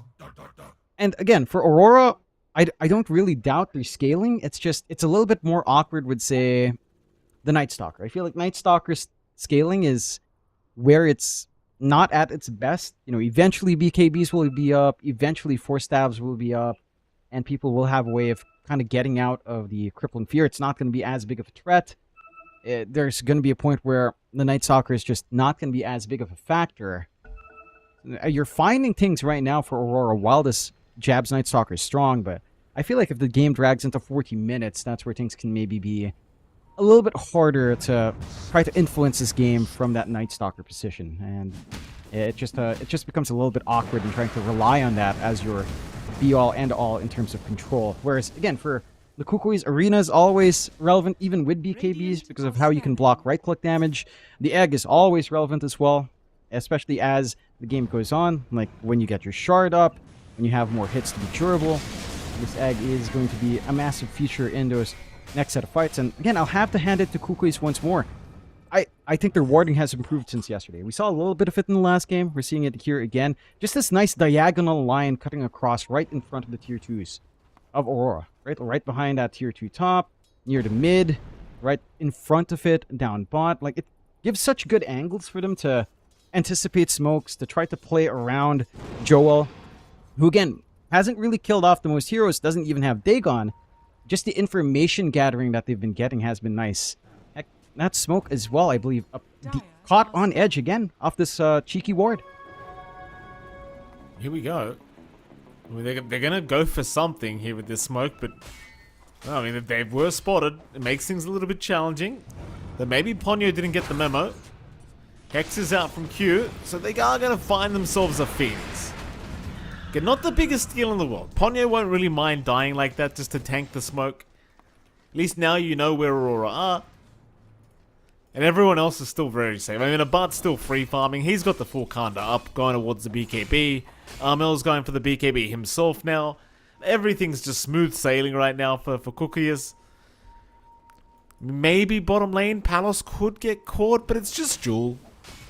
It's just Jewel keeping tabs. You know. Oh, nice dust though. I guess they had the sentry. Did they have a sentry or did he just dust? No, he did just dust. Dust? Yeah. Nothing expired right there. Sense. Yeah. Just figuring out maybe something. They didn't see Joel for a while. I think that's a key thing. The bigger one is that they managed to isolate and blow apart a bot. Now, with him without the BKB, he can still be a sitting duck. And you are finding the bigger trades now on Aurora, while the side of Kukui's just try to consolidate this farming game. They've got a little bit of an opening for Roshan as well, and they've got the damage here with Palos on hand. Does have a Chrysalis and isn't too far off from the full Daedalus as well. Not the quickest Roshan in the world, mind you, but enough time here and not enough information for the Kukui's to even consider making a foray into Rosh. They could try to. I feel like there's some potential there if they wanted to go through the gate, but yeah, no vision in that area. It has been stuck around the triangle now. So, freebie for Palos, 2k lead coming out for Aurora off the back of that. And again, still a lot of play left on both sides. Your big issue is, despite Joel breaking smokes and doing all of that, again, the Dagon's a little bit slow. I'd say at this point, you don't even bother going Dagon 5. Like, one Dagon's fine to help soften things up, but maybe you have to start thinking about utility. You know, maybe a Force Staff, maybe a Yule to just hold back whenever some aggression comes in.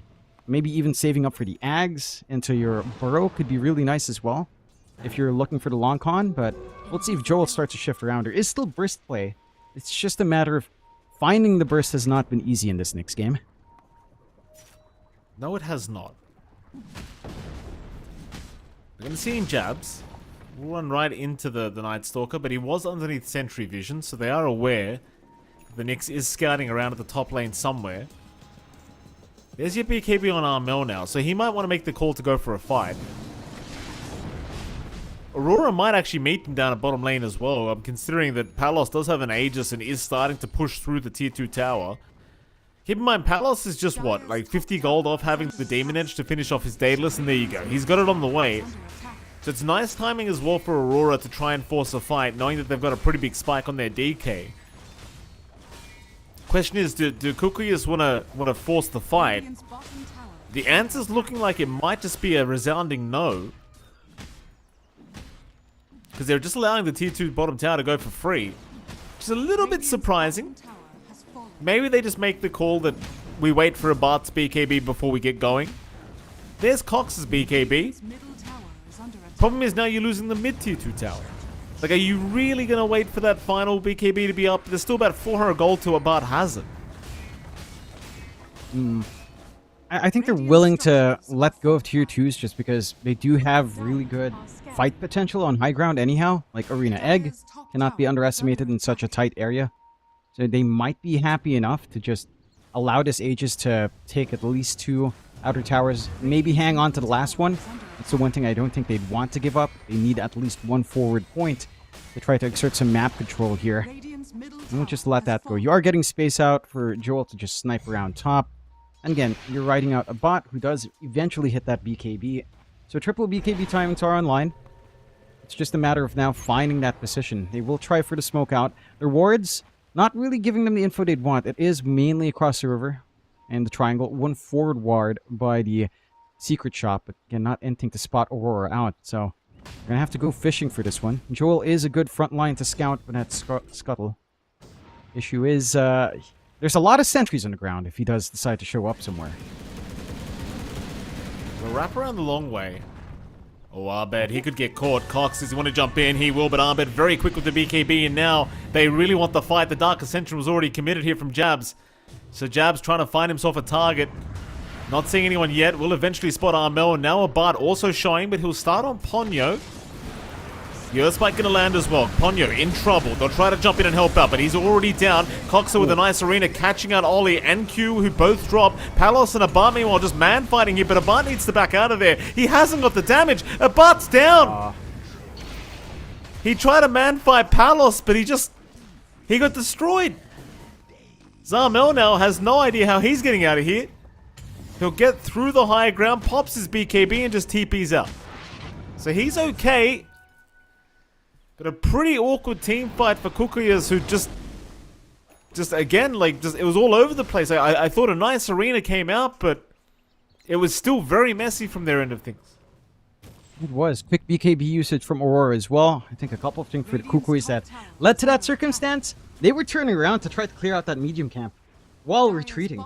Like, they played it so greedy. It actually put Ponyo in the firing line. And this Phoenix is not the hero you actually want to be surrendering first.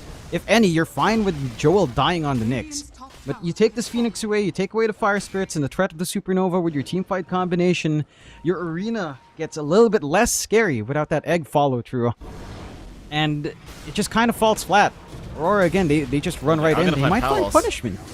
Yeah, Palos, he stuck around a little bit too long, I think, though he's still alive, and we'll lose the Aegis. So 1 life down. Are they going to help him? Surely they have to. Abed's going to roll in. Palos just looking to walk away, but here comes the rest of Kukuyas trying to continue this fight. But it's not going to happen. The cooldown will slow all of them down. And so you lose the Aegis on Palos, but I believe he didn't really have that much time on it left anyway, so it's not really the biggest loss. And off the back of that, they're going to smoke up anyway. They want to go again. Yeah. BKBs are back up. Dragon Form's back up as well. There's not much to be worried about. Even Dark Ascension's not too far off. Ooh, Earthspike off the mark here from Q. Armel okay for now. Hex is out onto Ponyo, but Q's just getting destroyed and does go down as now a Bard. Learning the last time he cannot man fight the Dragon Knight on his own. Oh, a Bard gets a BKB off eventually. Almost going down. There goes Jewel. A Bart needing to roll away, morphs into the Earth Spirit form, but Jab's still on the chase now. We'll find Cox. But it seems like Palos wants to dive in for this Morphling. But he doesn't have anything to close the gap as Cox forced to just drop the arena to be able to get out of here. Jab's still on the chase. Meanwhile, Palos now being jumped on here by a Bart, but a Bart's the one going down. He'll barely survive. Still chasing down Palos, but Palos is just armor toggling through this. He will not make it though. He will go down. Jabs will make it out. But this time, they get too greedy. They dive a little bit too far in. They don't respect Cox with the full shard having the control in the arena this time. And it looked a little bit dicey on the BKB pop. Heck, it looked a little bit dicey for a bot playing so far forward with only 2 points in attribute shift. Only finally maxing it out now, opting for the stats instead. And that's why it's looked a little bit odd for the Morphling. He just hasn't had the fastest attribute shift at level 2. Still starting to mitigate some of those issues now, and is starting to work his way onto more stats. The Scotty's going to be massive in holding back this DK from trying to lifesteal his way back. You do have damage with your Conda as well. Some tracking onto Cox here. Stuns. Cox is okay.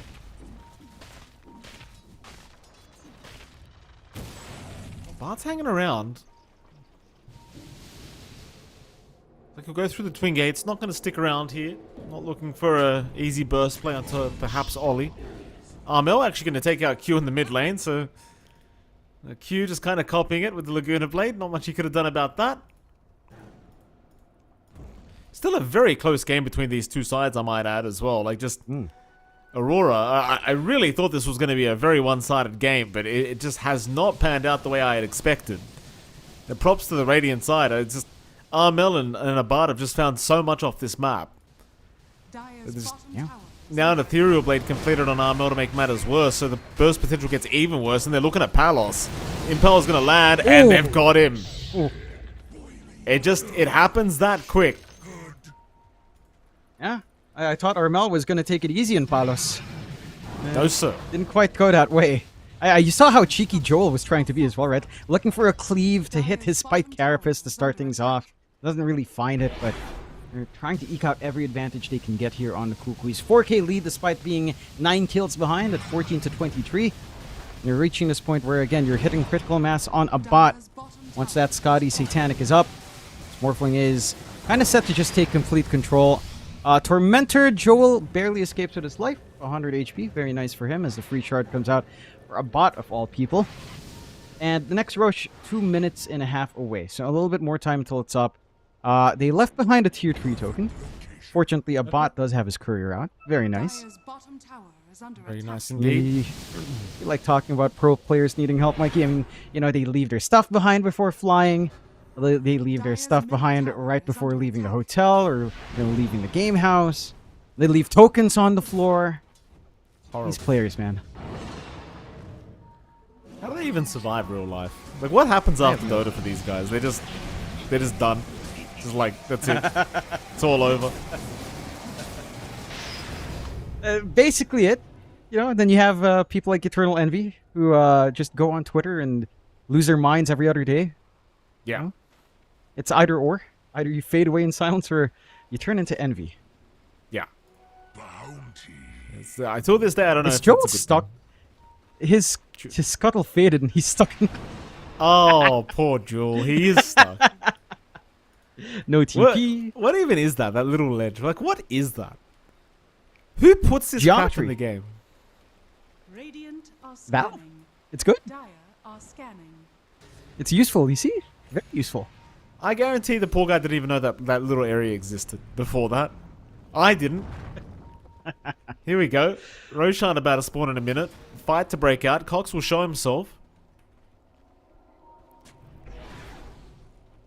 Big wraparound here from Jewel as well. Seeing if he can find maybe a pick off there. Jumped in with the Hex out onto Cox. But Q is already down. They'll try to focus his egg down as well. The egg is down to boot. So Ponyo is gone.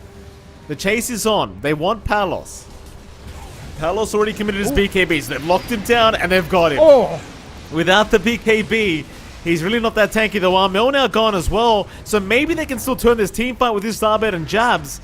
It's going to be a little bit challenging to deal with a bot here, I think, as they do take down Jewel, but Arbed, he's starting to drop low. Jab's trying to move into a bot, but a bot's going to just TP out. Do they have a stun available? They do not. Everybody had their spells on cooldown. But that actually ends up being a successful fight for Aurora somehow. Which is kind of crazy to consider, considering Palos did just instantly die. Their issue is that you had Armel right in the firing line. He had to play a little bit more far forward. BKBs are starting to fade down now, especially in the side with Kuku is just down to 6 seconds now. And a couple things for Aurora. They managed to get that good jump, again forcing Ponyo to drop the egg in less than ideal circumstances, so the arena is just never able to protect. And they're not able to really play off of just a big arena spear instead. BKBs always fly on the moment Cox decides to open it up. The big thing for Aurora was that you did manage to force the issue with Q coming first. Right, so the moment he instantly got control onto Cox, it meant that the arena opener wasn't there, which provided Aurora the angle into the back line. Even though Alos was left behind, they got to dictate the rest of the team fight anyhow. They have enough damage coming in there on Abed and on Jabs. I do love that Jabs does have the nullifier as well to help with the chase downs here and kind of taking away the power of eventual Aeon discs coming out. Like, you already have one on Cox. It's not going to do much for him now. A defensive E-Blade just disappears as well as any sort of save possibility. Roshan is back up, and all heroes are back up as well. Now, only the egg, all the ultimates ready to go on top of it. So you've got a prime position for both sides to kind of gun for this objective. You would want to pick off first. Big spike for Palos, as he does have the full Satanic up. But you also have that full Scotty up anyhow on a bot. So you've got the back and forth counterplay there. You do have the forward vision out from Aurora, but Joel's also scouting out in the scuttle. So you have some angles here. Roshan. Such an important Roshan now. Abart, gonna be very cautious. They're gonna roll in. They'll find Jewel first in the next assassin, but Abart looking for Q as well. Q with the Glimmer Cape gonna survive. Abed, meanwhile, just causing all kinds of chaos here as he does go for the egg. No, they leave the egg alone. They'll chase down Abart instead. Jab's trying to find his own way out of here as the Night Stalker as he does go down. So already a pretty good start here for Kukui as they will look to reset. Dire's top tower is under attack. But Roshan's still there. So I'm not sure if Aurora are feeling like they can try to swipe this away. It doesn't seem like they do, though. Instead, they're going to go ahead and address the creep wave. Dire's top tower has fallen. Maybe wait out Jabs to respawn, but it's going to be another minute or so before he does respawn. It's quite a while. So perhaps Roshan has kind of just been given back the way of Kukuyas. Yeah, and you didn't even have to drop Arena and Cox. All you dropped was the egg from Ponyo. And this time around, the egg was actually impactful. Not focused down, very scattered. Oh, they're going. Still Roshan trying. is... Ooh. Oh, Palos! Palos has got the Aegis. He'll pick it up. Swipes it right away from Kukuyas. Arena. Ollie's down. At least they do find one. They might find a bit Abed as well. Abed will go down. Palos in the middle of all of this. Still trying to fight, but there's no fighting, I don't think. He'll drop the first time, and he should drop the second as well. I mean, a nice Roshan still. I suppose you deny the Aegis at least. It might stop them from going high ground, but still a pretty big win here from the Radiant. This time, yeah, big changes for Kukuis. They don't have the egg to play with, but you get a very impactful Arena out from Cox. Again, BKBs not really necessarily back up in that fight in time. As you can see, 2 BKBs are still set to go. Like Abed's BKBs off cooldown. Palos did manage to get his off at the very least, but you had an angle here for Cox to get control. And it was very forced from Aurora. I'm surprised he didn't show much more respect for that control, for the fact that Arena was untouched in the last fight, and for the fact that Jabs wasn't there. He was still set to respawn. They didn't want to surrender the objective. It leads into a massive swing for Kukuis. 15k up their way, even without the Aegis. It doesn't even feel necessary for Kukuis. Like, they have all the confidence in the world now to start hitting high ground, and they've got the damage here with a bot. So long as he doesn't get dragged around and isolated away solo, they have enough to just get work done on some key objectives for now. Yeah, I mean, tier 3 mid tower under siege. Gonna be a pretty quick process once this cliff is over. Dire's middle tower has fallen. Dire's middle Take out one Rax. Dire's middle barracks Seems like they are gonna maybe just play it safe and retreat as all the heroes from Aurora have now respawned.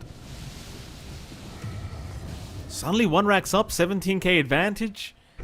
I mean, you love to see it. This squad, they're doing fantastic here, John. It feels like Aurora, they're out of fuel, they're out of gas. Kind of boils back to a little bit of the draft, right? Like, support Gyrocopter doesn't achieve much for you into a late game scenario. You're scaling a Night Stalker. It's still relevant in utility, but it's not that terrifying beast that jumps in, gets a silence off, instantly dictates the fight, not with BKBs around. So it's just not as easy for Aurora to gun for these angles. Whereas for Kukuis, you have 2 hard hitters in a Lina and a Morphling. You have insane burst damage on hand.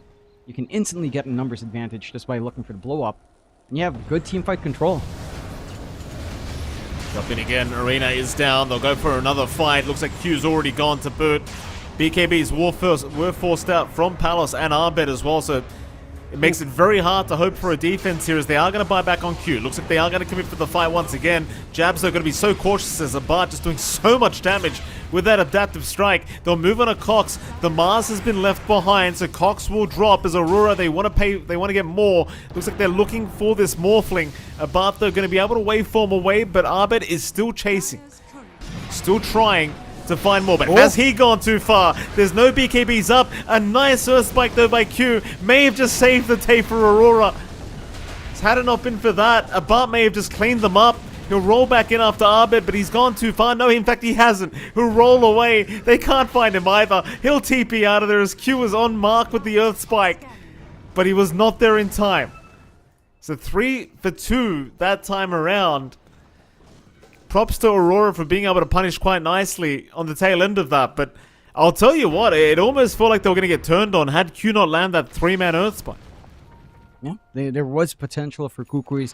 A couple of small mistakes coming out. The instant refresh out from Cox, and the arena not really landing on Tapalos. That was also a very, very far chase from him on the Mars. The rest of his team was still tied around near the racks area, near the ramp.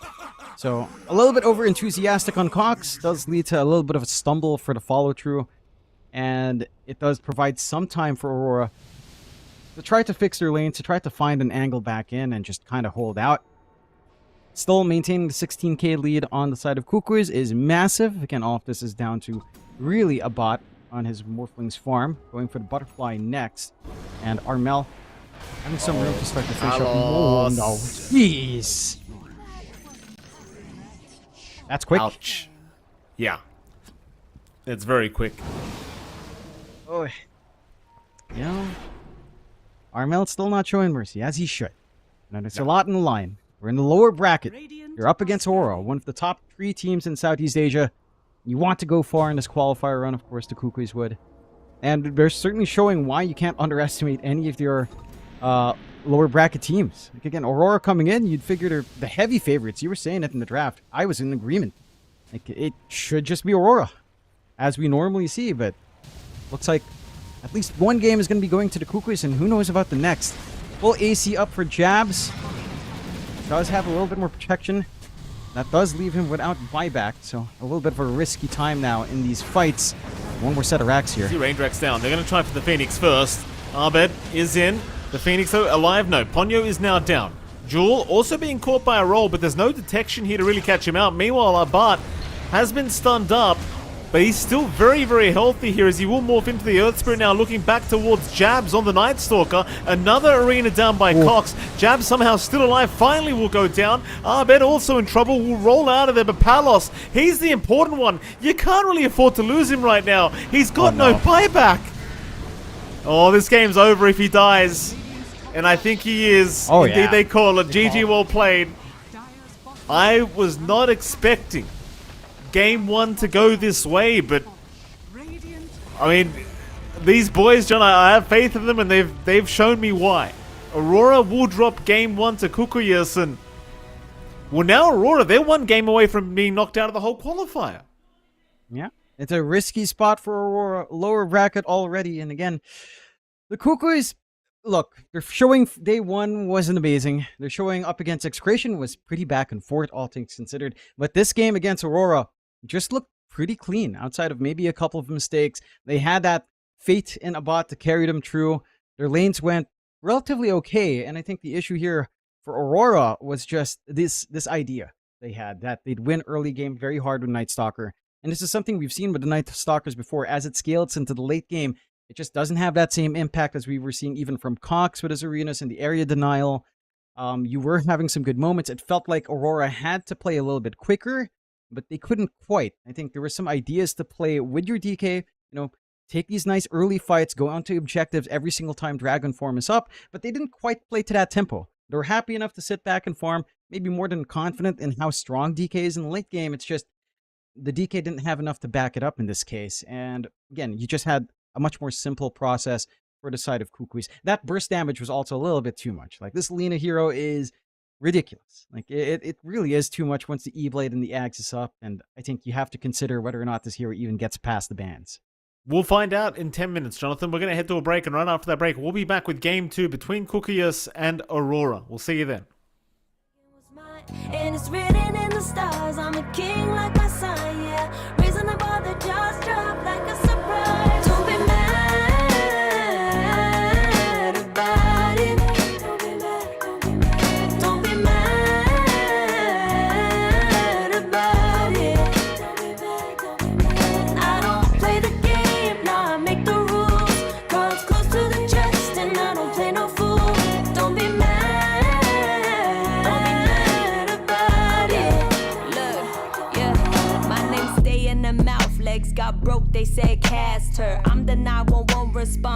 a disaster. I don't ask, I just take. Treat the world like a man, I just blow him away. Yeah, I'm a #1 fan. Don't need a bark, I'm a bite. Switch me on, dark need light. Don't need pity, don't need spite. I just plop, plop, plop on sight. Could take your girl in 2 seconds. I just flash her a smile. I make petty look pretty. They run an inch, I run 3 miles. You need a foot on the gas, I'll put my name on the line. Main character energy, I'm just taking what's mine. And it's written in the stars, I'm a king like my sign, yeah. Raising the bar that just dropped like a surprise. Don't be mad about it. Don't be mad about it. Don't be mad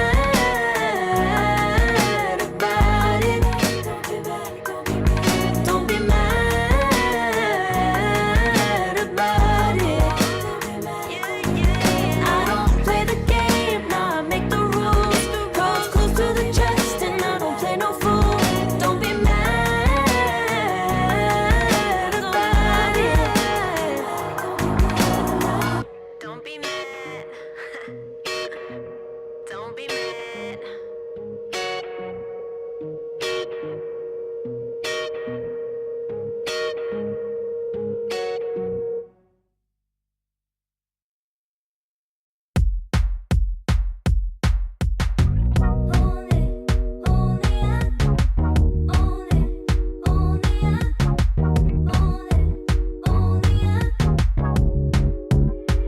Like a moth to the flame, I'm attracted when the doubts start saying my name. I can go there easily, and it's hard to maintain, 'cause I know it's not the world I know, it's me. Believe in every little thing I hear, and no, I ain't no stranger to the fire, burning up all my desire to be great. It stays coming in waves, and no, I ain't no stranger to the fire, burning up all my desire to be great. I gotta just open the gate. All I need is saving from hitting the pavement, understanding when I'm impatient, that only I give to me. All I need is a little love in lonely places, the strength to stare fear in the face, that only I give to me.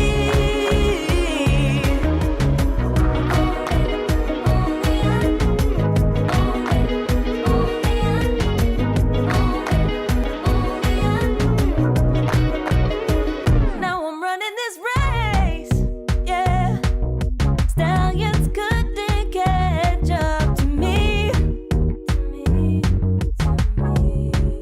I'm running till I get first place.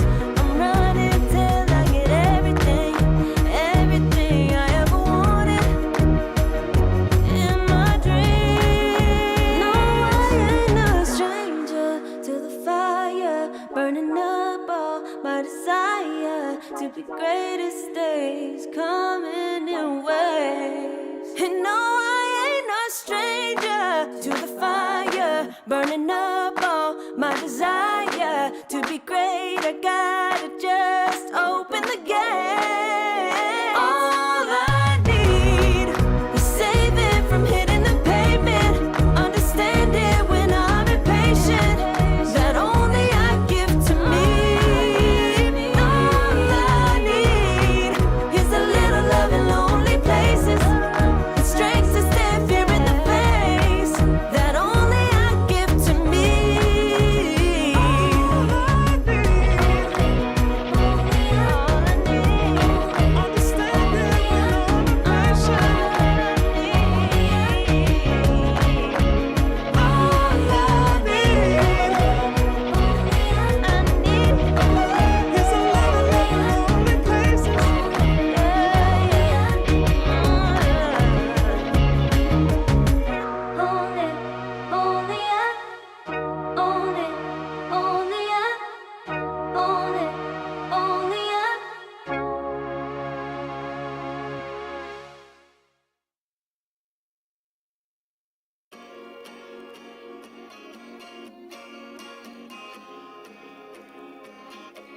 yeah.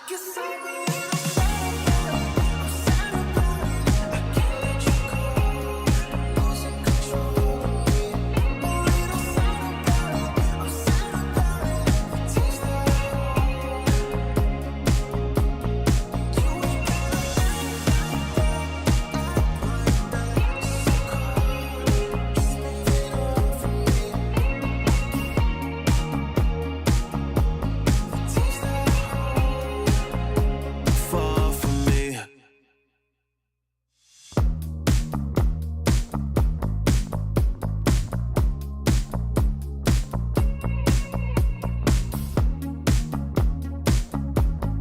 Girl, what's this shit about? You told me I was different than them. Now you got yourself another man. I hate to see you out with him. I guess I'm a little sad about it. I can't let you go. Losing control of me. A little sad about it. I'm sad about it. Taste of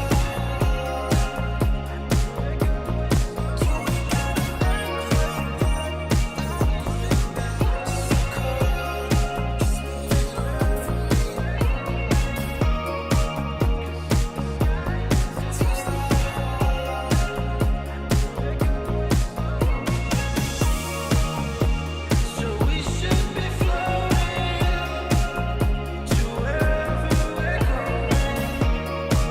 'Cause if the sky is in motion, then we're going slow motion.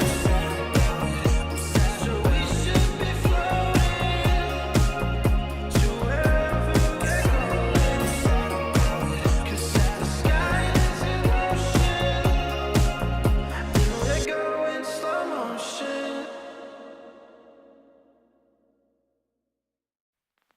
I pack my suitcase, headed out the door. I keep my shoes laced. 2,000 miles away from home. A couple dollars in my pocket, never stopped the boy before. I load my bags and hit the road. Miles past, turning back, found my track, face the fact she a cold one. Never gonna settle for none. Stay up every night till I won. Don't want a slow rise now. I'm confident opulence isn't a long ride out. When I look back now, I'm astounded. Welcome back, ladies and gentlemen. We are in for our second game of this best of three lower bracket series between Kukuyas and, of course, Aurora. My goodness, John X Fire. We've started in a very interesting way for this series. John, I said that I had faith in these boys, but not this much faith. I'll be frank, I didn't expect them to look that good in game one, but they looked fantastic. Aurora didn't look too hot. I mean, there was some moments where I was like, okay, this is Aurora. Of course they're going to win this team fight. But there's some moments you were like, well, hold on a goddamn minute. Is this Aurora? It's a bit messy. It's a little bit chaotic. It's not as clean as I would expect. I don't know. I don't know. You know, this is going to get scary now for Aurora because game two, if Aurora can't win this one out, they are out of the qualifier altogether. They're going to have to stay home for this one. And Kukuyas, they're one game away from being able to proceed through the lower bracket. What are you thinking, Jonathan? I mean, what do we... If you were the coach of Aurora right now, what the hell would you be saying to the boys? I think you'd be looking back at maybe just how much aggression did you really pump out in the time where you were strong. Again, you had this key window where jabs and the impact of the Night Stalker would have been unstoppable, say 15 to 20 minutes. And at some point, they were only really finding these Ponyo kills. Again, it was down to just how well Kukui's played as well. You have to give them credit for the fact that they had so much forward vision. They had this pesky Nyx breaking all of the smokes, making it near impossible for Aurora to find the bigger kills they'd want, allowing that space for Abbat and Armel to farm up.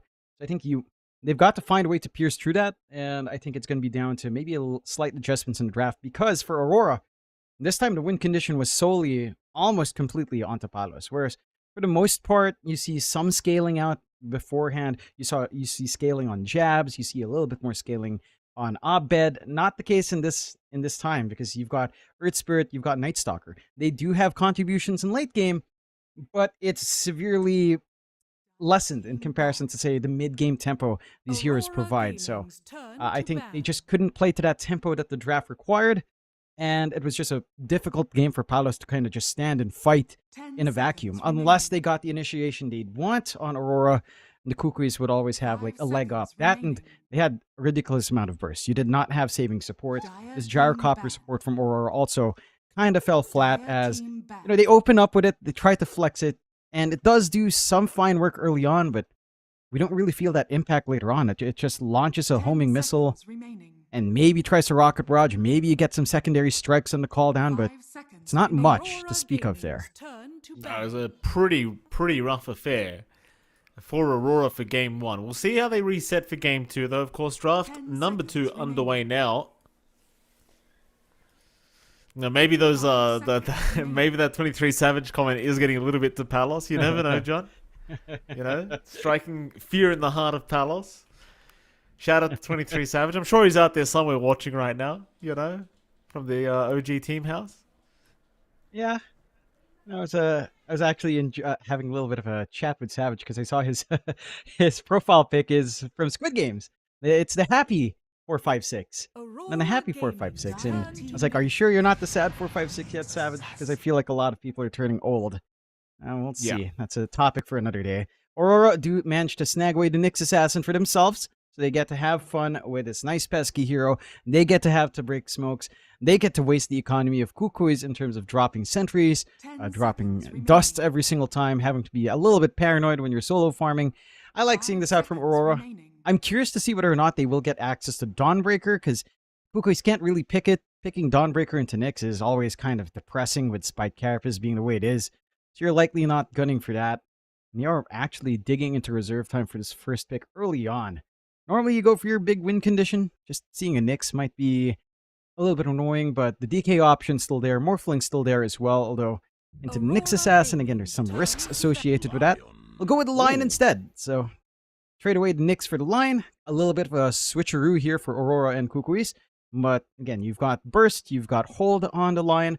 I'm curious to see if this leads into any spicier picks for Kukuis down the line, but again, for them, I would like to see Dawnbreaker, man. If you do let Dawnbreaker loose with the Nyx Assassin, you're kind of asking for it in Kukuis. Well, I think that's what I was kind of surprised about. I thought maybe Kukuis would just go ahead and first pick Dawnbreaker, because we've seen Cox making some great work happen on it. For now, obviously Aurora will probably just leave it, because why would they ban it out? They'd love to take it themselves. They'll ban out the TA this time around. And I think you certainly are just looking to just quickly just ban off that Dawnbreaker. Do not allow that combination with the Nyx Assassin. 5 seconds remaining. But you never know. I mean, they could leave it, but I definitely would not advise for that kind of choice if it was left by Kukuis. I think the only way you allow it from Kukuis is if you pick a silencer. But they could pick it as well, I guess. They do have the first pick after these bans. It just doesn't feel great into Nyx is my biggest issue, right? Like, you will have to be much more conscious. You have to actually watch the fight, check if Spike Carapace has been used, and come in before fully committing. It makes it a little bit harder to play, but it's certainly not fully unplayable. So it could be an option for Kukuis if they want. We'll see. It's kind of down to them if they ban it or not. If they don't ban it, they're probably picking it. And if they do ban it, then they're just gunning for something else and trying to isolate away this Nyx. You also have considerations like what you always mention with Nyx. The Spectre is still in the pool there, and they will just ban the Dawn, so they don't want to have to play into Nyx Assassin with it. They don't want to have to deal with it either. Love the straightforward response, though, into Timbersaw. Mind you, Nyx can be a little bit annoying with Spike Carapace on you, but it's not the biggest deal in the world. It gives them a good source of aura carrying. This is something we've seen Cox perform on as well. And you get a fairly straightforward lane if you will run Timbersaw line. It's good setup just to land your Timber Chain, get a good Whirling Death off, and finding kills with this kind of duo is relatively straightforward for Kukuis if their matchup does allow for it. Well, there's a Pugna to come out from Aurora. Not really revealing too much, just nice easy Pugna pickup. We've seen this hero do some great work throughout multiple drafts. What's the follow-up? We need 3 calls here for Aurora. What's the priority, I wonder? 10 seconds remaining. 5 seconds remaining.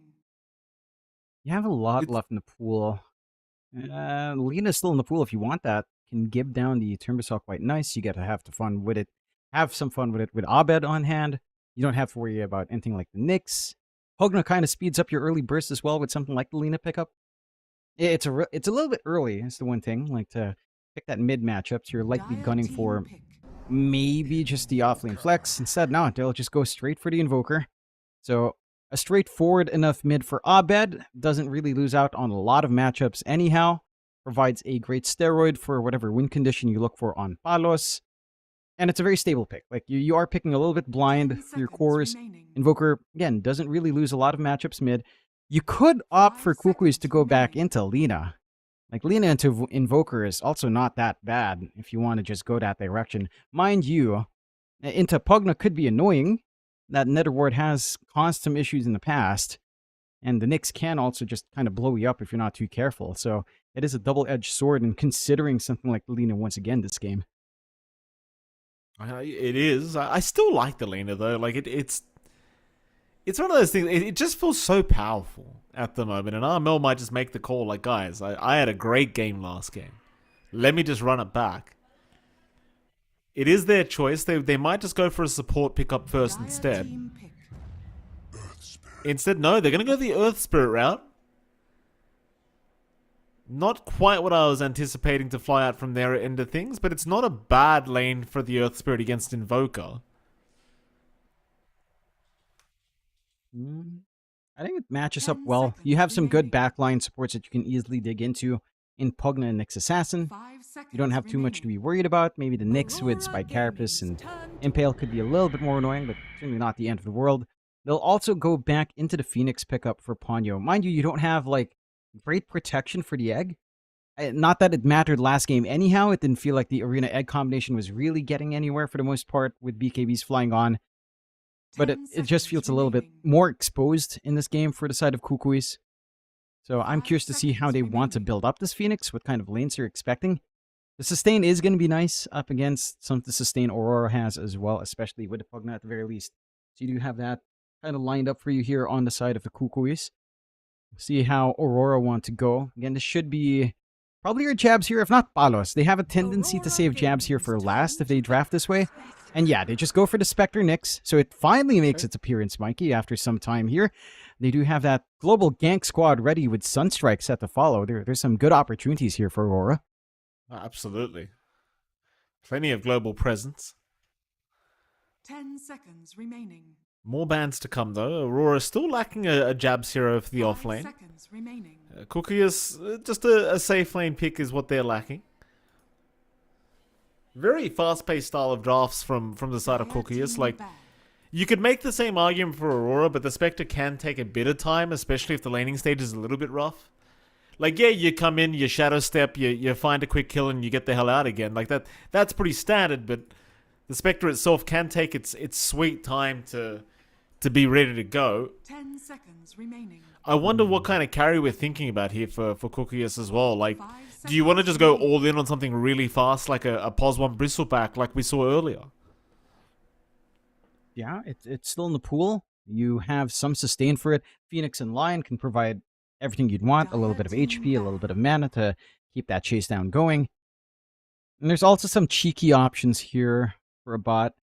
Not sort of Morphling maybe, but certainly something, I know, this is a little bit crazy to say. Something like PA could be fine. You have natural break. You have good burst. There's some squishy supports in the back. BKB timing is going to be key for you if you do go for something like a safe lane PA. But it can certainly out-tempo the Spectre once you hit at least Battle Fury BKB. You can kind of just take care of this game. Hit your shard. Spectre becomes a non-issue. Backline melts. And you're kind of happy at that point. It's just a little bit of a risk. Like, there is a lot of early bursts to deal with something like the PA, especially pre-BKB. You don't have the best defense for the PA on hand here, so it can be easier said than done. I am curious to see what they will want for a bot. Again, that or the Morphling is still open there as well. You've got other options as well, like Medusa, if you want to play a slower game. Wouldn't necessarily recommend it, but you know, you love seeing the Lion Medusa combination as well. So, Yeah.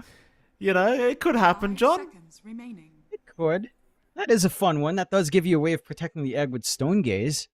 True. Mind you, there's some weird double action that can happen with Lion Mana Drain and Life Drain from Pugna onto Dedusa to offset each other.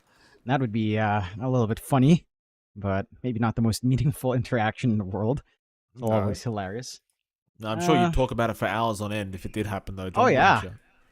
Oh, yeah, I definitely would. I think the big issue with Medusa pick is the Invoker. You already have EMP, so Mana's just not going to be available. It doesn't feel like the best game for it.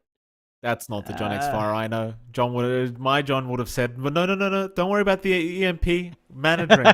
He's got Mana Drain. Who cares about EMP?" I've tried, Michael Phoenix. I've tried Sustain. I've had Adusa just run up to Invokers and just go, and it's like, why aren't you Mana Draining? You fool, I am Mana Draining.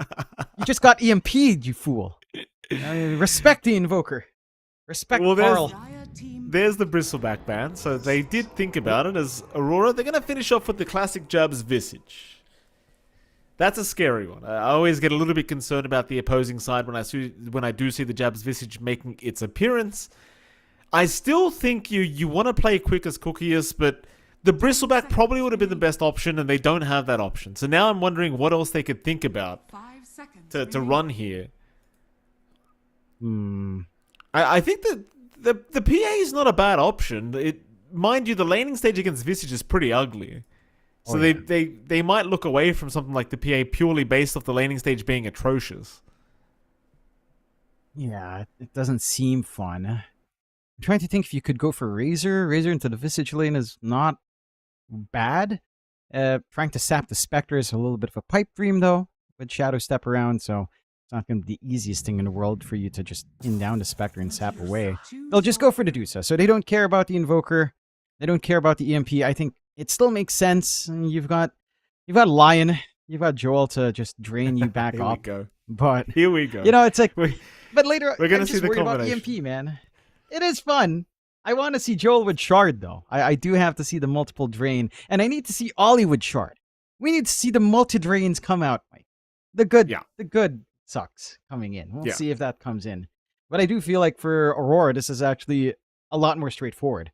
You have this hit and run gameplay that is lined up by just having Nyx and Spectre and Invoker, even to an extent the Visage for Jabs. If he hits the Ag's timing with Silent as the Grave, that's going to be two heroes going around hunting, right? Like you're going to be hunting around with Nyx, you're going to be hunting around with Visage, you're going to be blowing heroes apart, and you're going to be feeding off of that for a snowball effect on Aurora. For the Kukuis, it's not the worst thing in the world, right? Like, you've got Timber Santa, a Spectre lane. That lane is actually really not bad. You have a lot of output there. You can apply pressure on Palos early. There's only so much the Pugna can really do to zone you out, outside of just trying to dish some damage out, but that could also shove out the wave. So you're not too unhappy here. On the side of Kukuis, I just am curious to see what a bot does, because it does feel like out of all the core players we've seen, a bot is probably the most willing to take risks, right? Like last game, he was opting for stats, leaving Morph at level 2. He didn't go for Vlad's. He went straight for Manta. He didn't want Sustain, and he was still joining fights. So out of all the players in the world, I think a bot right now in C is probably the biggest risk taker in the safe lane. But I would like to see at least the BKB here. I think if you don't get BKB in Dusa, even though it's, again, not optimal, takes away from early damage spike, you're just a sitting duck if Abed lands EMP. Like, you are just dead. There's no two ways about it. You're dead. And that's just sad. Well, let's see how this one pans out, Jonathan. Game 2, Cookiest, they're one game away from proceeding. Beating Aurora, it's a big deal. You know, it boosts your confidence even more. You know, Armel's going to be like feeling amazing, you know, because he took it easy this game as well against Palos, of course. You know, it's going to be great. We'll see, though. Good luck, have fun, babies, again from Palos is what we're seeing. Palos, this man's got, he's just too cocky. Too confident. Yeah, same thing as well. Good luck, beast carry. Palos, for some reason, pointing out Ponyo, as it is probably the most random thing in the Kukui stack that Ponyo is there. I mean, he did spend some time in Manila while he was on town, so fair enough. That's all you need. Yeah, you can consider him an honorary Filipino. A little bit of a long smoke around, but there is a defensive ward here from the side of Kukuis as it breaks. Oh, Insanity. A bot. Run. Oh, I'll land the Impale, but he's by the tier 2. It's a little bit too much. No dive. And they'll know the ward's been placed in the high ground as well, so we'll see if Aurora do want to try for the deny play on that ward. Otherwise, chances are it's just going to be taken out for free. I am questioning how well this Medusa is going to do this game. I know I'm the one who brought it up during the draft, but it is still up against an Invoker. I know it's not going to be a fun time if those EMPs consistently land. Whether we're going to see the Lion Pugna sucking the Medusa at the same time. Part of me wants to enjoy the view of it, and other parts of me doesn't want to, because I know I'll probably hear about it for the next couple years, if that's the case from you. Just every game, you'll be like, remember that time, Mike? Remember that time we saw Lion of Pugna sucking Medusa? Remember that? Look, that's all I hear. We had a game that we were casting where Life Drain went off 3 times in a row. Right? Like, he was just constantly life draining on the edge at, like, top jungle near large camp. Right where near this sentry is actually planted. We had a game like that, so I haven't been popping off about that, Mike. Someday, you know what? A lion and a pugna sucking like that, it would be worthy of being called out. You can't deny that. That is worthy of being recalled 2, 3, 5 years down the line, 20 years down the line. When we're old and your kids are teenagers, they're like, "You remember that mana drain, Mikey? Like, John, and the life drain? Do you remember that?" I've got one day to live, John. I've got one day to live. Leave me alone. Enough. Get back into it and watch the game. The end I deserve, John. Dying in a hospital bed and John X Fires talking to me about Pugna Line. That's the end I deserve. That's it. The last thing you see is not a light. You'll see a life drain. Ponyo. He's not seeing the light either, Jonathan. He's down. First blood already for Jabs. And this is the thing. You're playing up against Visage. You know Soul Assumption's going to really hurt. You've got to be careful. Oof. Bottom lane in the meantime, Jewel also going down. Apparently, Ollie able to pick up a kill. Yeah, it's a strong start for Aurora. Again, finding these openings they'd want. You have to be careful about bleeding out the laning phase from Kukuis. This is something we've seen from Aurora before, but laning has always been one of the things that kind of sets apart our top tier C teams. And looks like Aurora has kind of shaken off game 1. Trying to find that aggressive angling that they'd want. And getting some good punish, especially down bot. Like, that death online is certainly not something you'd expect for Joel. Is having to walk back as well, as he did TP, or tried to TP a while ago. The top lane, despite that death on the Phoenix, is still smooth going, for the most part, on a bot. And he is just going to be able to farm up anyhow. This is not the most aggressive lane in the world for the side of Kukuis. There's a lot of room for the side of Aurora to just try to play aggressive. Again, you can just try to keep pumping out the Soul Assumption damage, and just keep applying pressure. You still have that great time with the death toll. You do still get some good farm, although it doesn't work as well as it once did. It's still highly effective, of course, in building up an early lead.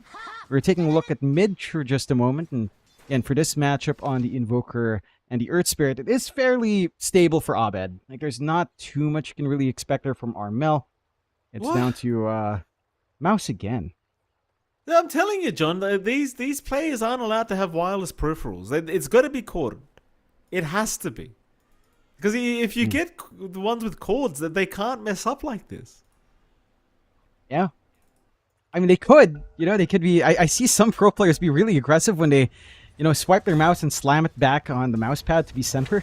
Some of them are pretty aggressive, so they could break their mice as well.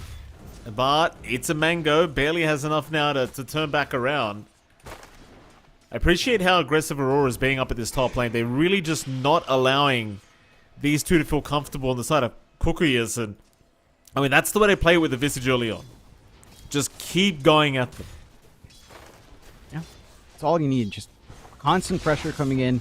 Again, this time around, Q is actually just camping lane as well. He's still going for the mind flares, but he's looking for angles to set up, to apply pressure for jabs. So it's a little bit more active in this lane for the Knicks, which is something you like to see. The bot lane has still been a little bit back and forth. And outside of that kill, Cox has managed to start getting back into the farm game at the least. He's building up. And again, there's this nice threat that's very easy to connect as we get another point. What's wrong with your mouse, Armel? Come on, brother. Well, what's it need to disconnect for if it's his mouse?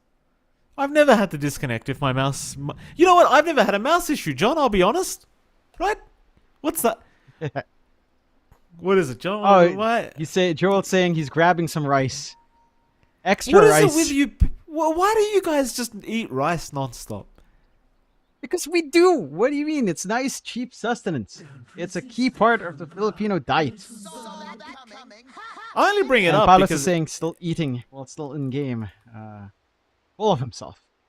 and here we go. Now Bart's talking about rice. That's this is the thing, and people are gonna think I'm having like some racial connotation. I'm not. The reason why I'm bringing rice up here is because every time John X Fire and I go out to eat when we're on LAN, if the restaurant doesn't have rice, he will be very upset. He'll never shut up about the fact that they don't offer rice.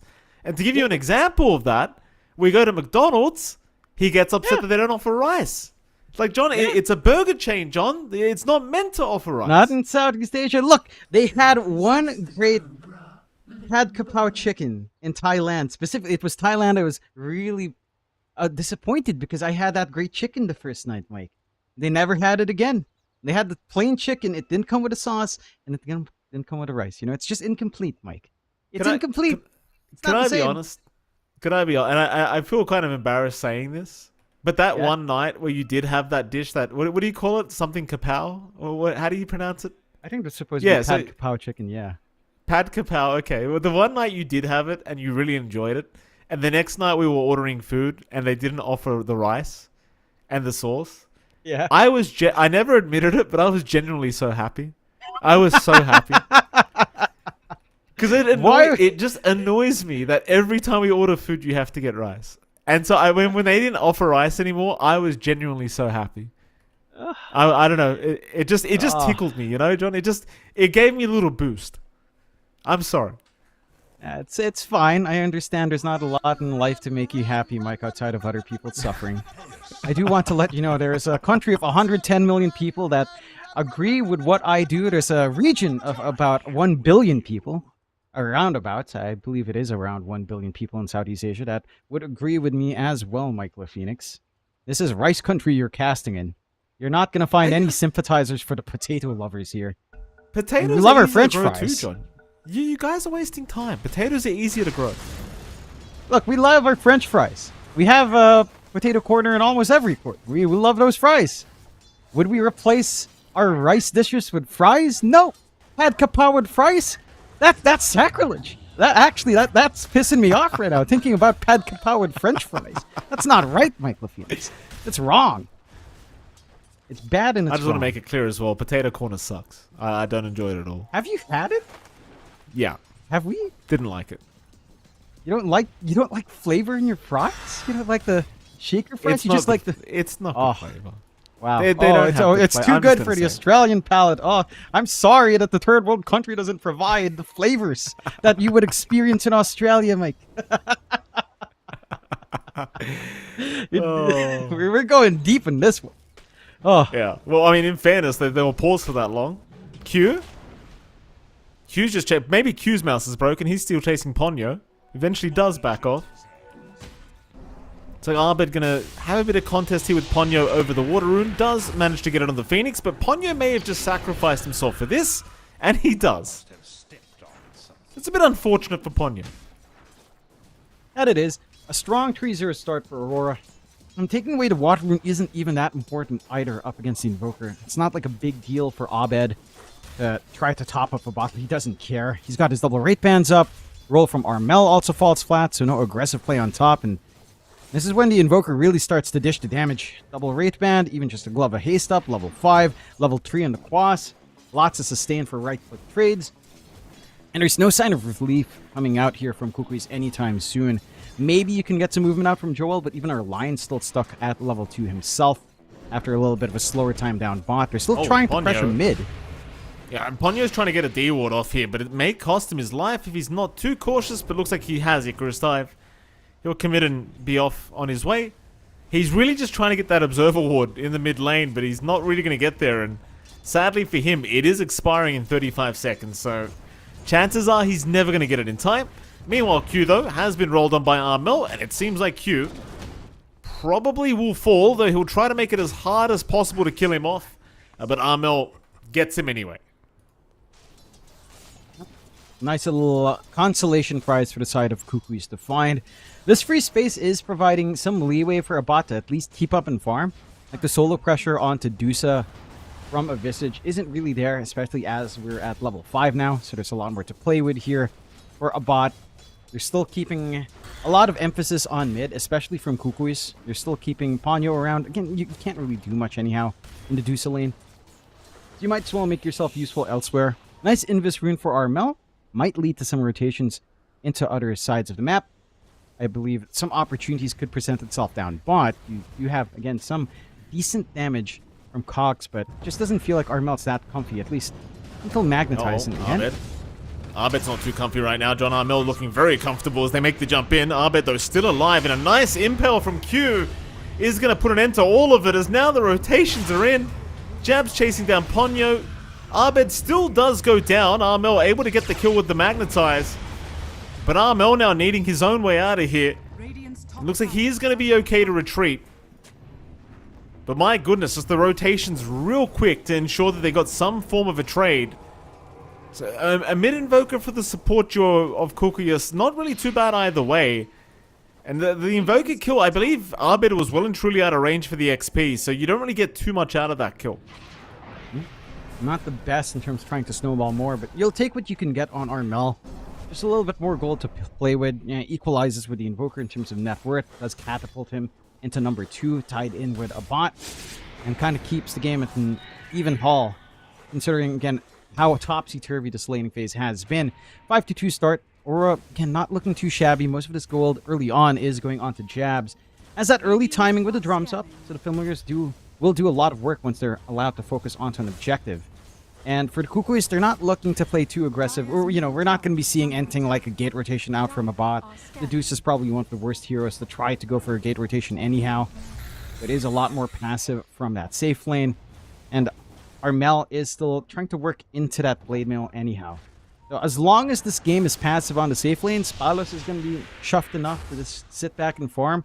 He is going for the more aggressive Orchid buildup on the Spectre. So he does want to join in for these early fights, rather than going for something like the Blade Mill for farm. We do get the disconnect from Cox, so we will get another pause.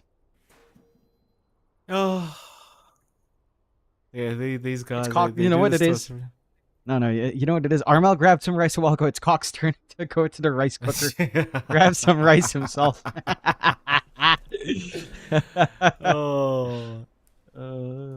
Great. It's great. They're hungry boys, Hungry boys.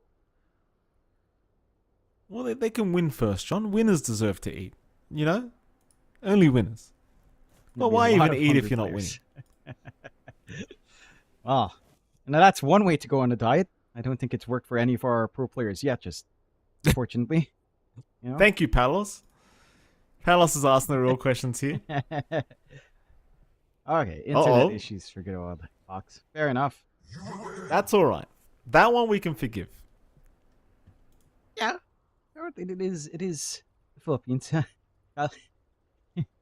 Wait, but Palos is saying he thought he was checking if it was even. What do you mean even? Even? Oh, even, yes. Oh. Don't trash talk him already. He's already ugly, says Armel. Oh. No need to trash talk on Fox. Nobody's safe from Armel today, not even his own teammates. Oh, Armel's just having a great day.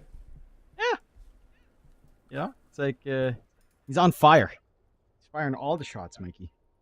And he's had his rice, all right? He's energized. He grabbed his rice a while ago. There's not... Rice isn't that nutritious, is it, John? Just like potatoes aren't. No, they are. They are. That's a myth. Potatoes are actually very nutritious. Sure. That's a myth. All right. Fair enough. Why do you get upset that potatoes are more nutritious than rice, John? Why does that bother you? I mean, they're just starchy, carby sources of carbs, mainly. I mean, there's probably more trace nutrients, sure. They're all just carbs. They're still not the ideal. They're nice, cheap energy. That's what they are. Cheap energy. Well, they used to be cheap. Not these days, Jonathan, I'll tell you. Maybe not in Australia, Mikey. Maybe not in Australia. Well, they're John, like, Australia's gone crazy. I mean, obviously, as we use the Australian pesos in Australia, Jonathan, and I'll tell you what, it's kind of ridiculous now. Like, I went to the shops the other day to order a bag of potatoes. It was literally like a 2-kilo bag, and it cost me like, I didn't pay for it, I should say, but it was like $10. It's like 2 kilos of potatoes for $10. How crazy is that? 10 Australian dollars. Let me get some perspective here. I'm trying to figure out what. You know what? For some reason, that's not. Wait, you know what? I don't even know the price of potatoes in the Philippines, so I can't even say. Oh, It doesn't sound the worst thing in the world. To be fair, it's bad. It's really bad. Like 2 kilos, John, for $10. That's ridiculous. What are you talking about? I'm not sure. I don't shop for potatoes, Mike. When I buy potatoes, it's like maybe 100 grams each time, or 200 grams each time. Just like four tiny potatoes.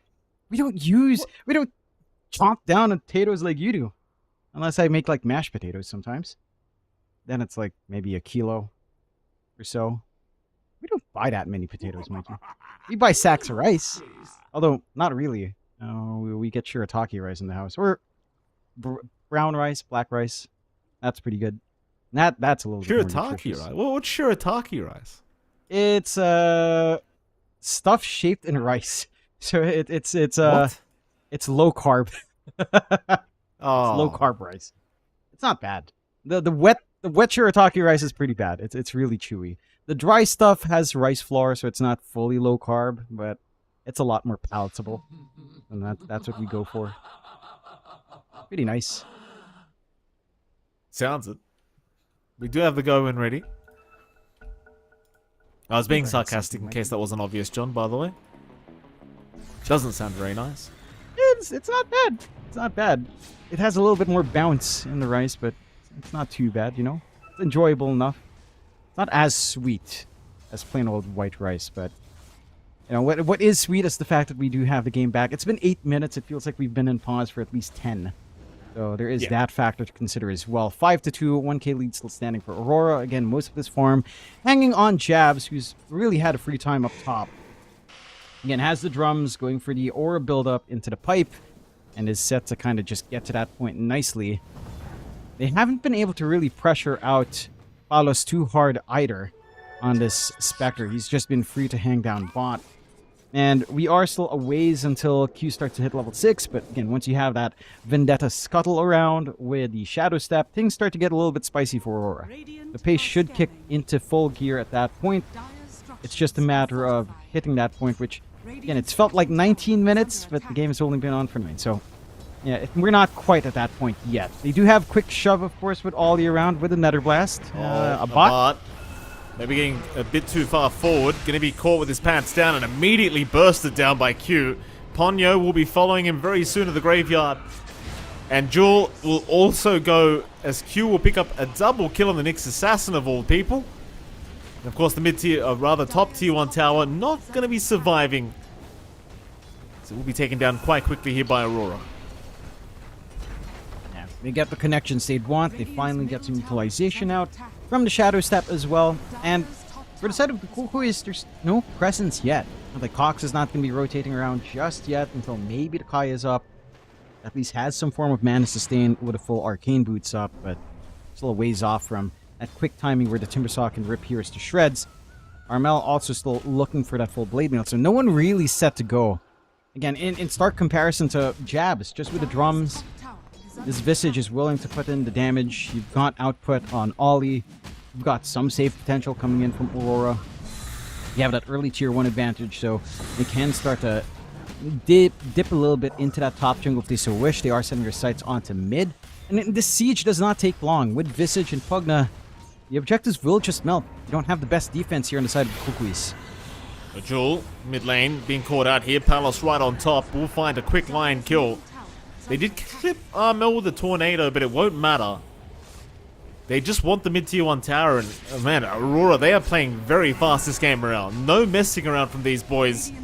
All 3 cores at the top of the net worth board, and they are right into that mid-tier 1. And again, you just don't have anyone that can come in and help you out. Like, Cox isn't ready to try to make plays. Armel missed the roll a while ago. Doesn't really have an opportunity to try to kick back. The tier 1 will stay alive for a little bit longer at the very least. But they really aren't finding the aggressive angles they'd want to here on Kukuis. 9-2, 2k up for Aurora. They're getting some decent forward vision as well. They've got all the sentries to try to protect some Nyx rotations down the line. They've got level 6 up on Q. Vendetta's ready. Shadow Step not too far off the cooldown, so another play could come in. And it just goes back to what we were talking about with this kind of draft coming out for Aurora. They can always just play this hit and run style. A bit of a smoke out from the Kukuis though. They've got level 6 as well on Joel. So they could look for a quick little burst with a finger play. Just a matter of finding a target. No one showing up where they set vision, and no one dipping into this area anytime soon. This is the only part of the map they have forward vision on. So someone needs to kind of step out.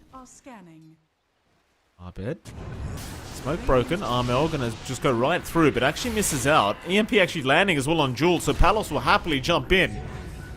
You can't underestimate how quick that Shadow Step can come in. Like, it's a very low cooldown. And every time Palos sees the opportunity, he'll take it. And he will.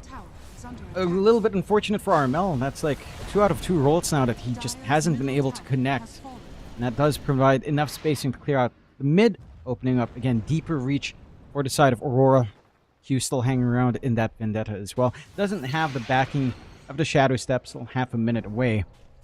But you already did the damage anyhow. 10-2, 2k lead. And Kukui is just looking a little bit lost. Again, still needing much more on Cox, but at least with Akaya, his damage is starting to get in there. One saving grace as well is that Abat's been left alone on the Dusa. So the Manta style, it's not too far off. You've got the Diadem, you've got the Yasha already up. And just about 600 gold for the full Manta recipe is going to be nice. The issue is if this is going to even be a good game for Abat. Because again, there's EMP on hand. There's a lot of ways to just drain the mana of this Dusa. Whether or not this investment will pay off it remains to be seen. And I think just this early tempo loss for Kukuis does not feel great. You've got an Earth Spirit who really hasn't had too much impact. He's not been able to get rotations off. You've had a Timbersaw who's been happy to soak up space, but not really create space by virtue of his presence. You haven't slowed down any of the cores on the side of Aurora. You've got the full Orchid up for Palace on the next Shadow Step, which is up. They just need to kind of find a target. And again, Vendetta's ready on Q. Like, if they get a sneaky movement out, maybe catch out a bot, this game goes sideways, even more sideways, right quick for Kukuis if they're not careful. I mean, I think, the thing is that the one saving grace right now is the fact that Abat and Cox have literally just been missing off the map farming. So I guess the game plan from Kukuis is to just play very slow, ignore what's happening on the map right now, have faith in their draft going into the mid to late game. Aurora, on the other hand, not agreeing with that style of plan, do smoke up and head through the dire triangle right towards Armel, who roll right into them almost. Pops a magnetize, I believe, but misses it. And Armel is dead. Nothing to save him. No. And it's been a rough game for Armel. Whiffing some spells. It's been a little bit hard for him to get some good position out. Managed to transition into an objective again. All tier 1's gone now for the side of Kukuis very early on. 3k lead coming in. And all things considered, losing the Earth Spirit is probably not the worst in the world as long as it's not a bot. The issue is eventually they will be able to make a play onto this Dusa. They've got the wards to kind of watch top. They haven't been able to really snipe out a bot. At the least, a bot does have his Manta up. He's just going to go straight for another null, maybe just straight into the butterfly as well. To have some of his damage output ready. And we just need to see these parts start to connect. They do have the levels up. We haven't seen the finger yet. Roll's going to connect on Arbed. This would be a big pick off they can get it, and Arbed in a very rare kind of bad position for himself, as the rest of the squad were too far away to try and help. That's a pretty big pick off, and Cox will take it. Yeah, very impactful that they finally get finger kill. They still have the egg ready to go from Ponyo. And you're ready to roll on the Timb with that Kai. Not too far off from his own save in the Yules on top of things. And that is equalizing. I mean, that's a 1k swing back the way of Kukuis, just off of one pick off. Again, they're not too far behind. The kill score looks atrocious, but in terms of farm pace, you're really not doing too bad here on Kukuis. You're still buying this free space for a bot. And the Dusa is, again, still set for this nice timing into Butterfly. Still, they'll try to smoke on Aurora. Again, they've got Shadow Step ready. They've got Vendetta on hand from Q, although it is fading. Only the smoke to really guide him at this point, but they just need to find one exposed hero. Maybe if they find someone in that higher jungle, but they don't really dip in there. Abat's still in a bit of a dangerous spot, though. He is. Now Abat's the one moving forward. Gets a quick D ward, and that'll be about it for him. Q will jump in for a quick stun, but it doesn't mean too much. Again, I wonder how concerned Aurora are about the fact that Abat's still just freely farming. Like, yeah, you've got the Spectre, but I don't think the Spectre is going to be quite as comparable as, say, the Medusa once you hit the later stages. Yeah, I mean, he's just continuing to complete free farm here, this Medusa. No real stress whatsoever. Like, sure, you've picked off Armel about 1 billion times, but... Well, I say 1 billion times, he died once. It's Q. Gonna jump in. They'll try to hunt down this lion, but there's a lot of heroes around here. Q's still trying to burst him down, does get him, but gives up his own line. Interesting kind of play from Q to try for that, even though like there was quite a few heroes around to ensure he would die afterwards. I think they were just banking on a little bit more from perhaps the Shadow Step. They did manage to bait out some spells, right? The Supernova's committed. No need to worry about that in the next team fight. And you do manage to at least be a little bit disruptive, although it is a bit hasty. Your lead is basically gone now on Aurora. 13-4, but only a 1k lead. Abat now number 1 in that fort, eclipsing everyone else, has his Eagle Song up. Butterfly 2 parts away. A little bit more time necessary, but he is starting to dish some damage now whenever he is allowed to just kind of sit there and get some right clicks off. And for Aurora, I get the confidence in going into the late game up against Dusa. I just feel like it's one easy fix for a bot. Like, he just needs to find himself really good Manta timing off the EMP, or just a BKB and be done with it. Still openings for Aurora into the Roshan. Not the quickest Roshan in the world, mind you, but they have the damage and space for it. At the very least, don't need to worry about any sort of shenanigans out from the Kukuis. They're going to have that secondary life ready for Palos early on, or Abed if they so wish. And for the Kukuis, it's just a matter of a turtle game. Sit back, keep farming up on the Stusa. Try to also just get bigger on Cox so that he's as durable as possible going into the full Eternal Shroud next, which is going to put a big stop to the burst damage that Aurora has. So your team can actually frontline at that point, and you can actually start to play the game. Lots of patience out from Kukuis, but again, you're not really getting a lead on Aurora. Like, yes, you're finding objectives, yes, you're finding some pickoffs, but net worth just isn't quite swinging your way yet. They need more here on Aurora, and I don't know if they set up fully for it. Like, again, they had some forward wards a while ago. They don't quite have that vision reach right now. They've not been able to really get as much from the Vendetta, although this could be big if they make a move onto a bot. See him. Abat completely alone right now. His team actually on the other side of the map, so jump in is there in Abat. He is melting quick with that mana pool. And no way will he survive. It's the perfect timing as well, because the rest of the 4 were just smoked up at the top lane trying to find somebody else.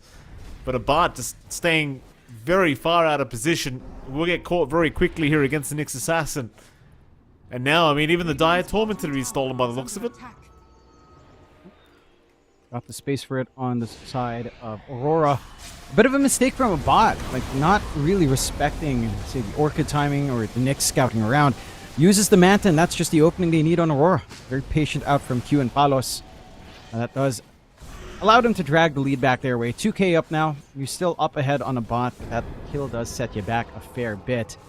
And again, the tempo, despite it being a very slow game, is certainly on the side of Aurora.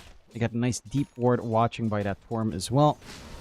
There's some far forward forays if they want to do that later on.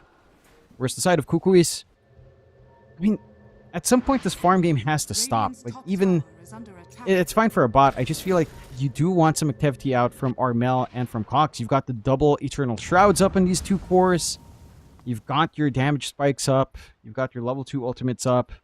You're close to your level 15 talents as well. At the very least for Armel, you're kind of close. You already have it for Cox. So, it should be the moment where you should be gunning for more and giving more space out to the Dusa somehow. It's just not quite there. So they're going to find another Ponyo to go down. Q may die for this, but he'll take it. He's feeding more and more kills back the way of his Spectre. Things still very good for Aurora. I mean, they're 3k ahead. It's still a matter of, like, are you worried about a Bart? Because a Bart's now got a full butterfly up and he's going into the Skarding next. You did see him die just earlier on, but his farm is still pretty damn high. I'm just wondering whether they're going to have what it takes to deal with the Medusa in, say, 10 minutes or so. You've got a Bloodthorn to come out on Palos, but I don't, like, yeah, you'll get the True Strike going for yourself, but apart from that, I'm still questioning whether a Bart's actually going to be dealt with in a proper 5v5.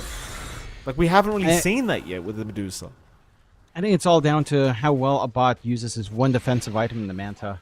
As long as he's able to Manta off the Bloodthorn or at least Manta dodge EMP, you're fairly happy in these kinds of engagements for that Dusa. So it's really down to how well can you entrap here from Aurora. They'll try to smoke out on the side of Kukuis. They do have some forward wards in triangle, but no one's really showing up. Might still be able to get a good jump out onto Palos if he's not too careful here. But the scan actually does connect late. Oh, Jewel with the Glimmer Cape going to get in range for the Hex. TPs are incoming to try and help out. Palos is still alive, but it doesn't look like he's alive for too long. He will actually heal up just a little bit. Still going here is the Spectre. Somehow still not dying. He'll get force-stuffed away. They can't finish him. Oh no, they can't finish him. Abart though, still healthy. Going after Arbit. Will take down the Aegis at the very least. But now Abart dropping low on mana. Zarbit gonna respawn, wants to go back in for the fight. They'll burst down Q, but still, Abart, can he be dealt with? Arbit looks to back off now as they do lock him down. Meanwhile, Cox looking for a little bit more, but they'll turn back towards the Invoker, who does get force-stuffed once again, and will make it out. It's Palos thinking about going back in with the Orchid up, but Cox, he will chain out of there. Do they want to try again? When Abart is less than half mana, but I don't think they're feeling... Oh, that's a nice Sunstrike. That's a nice Sunstrike. Armel getting caught with that one. Palos still chasing for more. Looks towards Cox, but Cox is not an easy target. So instead they'll try again for Abart with the Cold Snap. Tornado will not land this time. Abart's still playing with fire, but he's caught in this EMP now with no mana left. Surely he goes down. Here comes that life drain, or rather mana drain. It's not going to provide too much, but it keeps him alive for now as Abart completely out of mana again. Where's that mana drain? Where is it? There it is, John. Look at it. It's gone. See you, boys. It's such a topsy-turvy set of fights for Kukuis. And again, they just don't have enough upfront damage to deal with Palos. Same thing kind of goes for trying to deal with Abart. Like, he is fairly tanky now with just the Manta Butterfly. Palos wants to go ahead without jabs, which is, I guess, fair enough. You know, it is what it is sometimes. You just want to keep going. But I feel like your damage issues on the side of Kukuis are a little bit harder to repair than it is for Aurora, because we're seeing what happens. Again, you launch an EMP, a bot just becomes a sitting duck. There's a lot to have to be concerned about here on the Dusa. A bot is going to try to course correct with damage by going into the full Daedalus. At least that will start to help things go a little bit smoother here. I don't know if you'd really want to try to go for a break source as well if you're trying to make that jump onto Palos. Almost feels necessary. No one answering our admin, and we just get the go-ahead. So Excellent. No one wanting to tell why the pause happened, but it is what it is. Poor old Barry. Dire's bottom It happens to the best of us. It's all right. So does that. Palos will go. Oh, sorry. Ponyo will go down. Palos to secure the kill.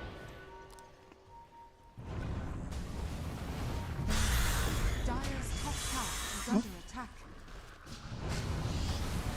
Armel is able to roll out. Aurora's still trying to get aggressive. They'll get a tier 2 tower up at the top lane. In fact, they'll even dust up Jewel, but they didn't quite catch him. Jewel trying to get out, but no, the impale's out from Q. Very nice. And so they will secure a tier 2 top tower eventually.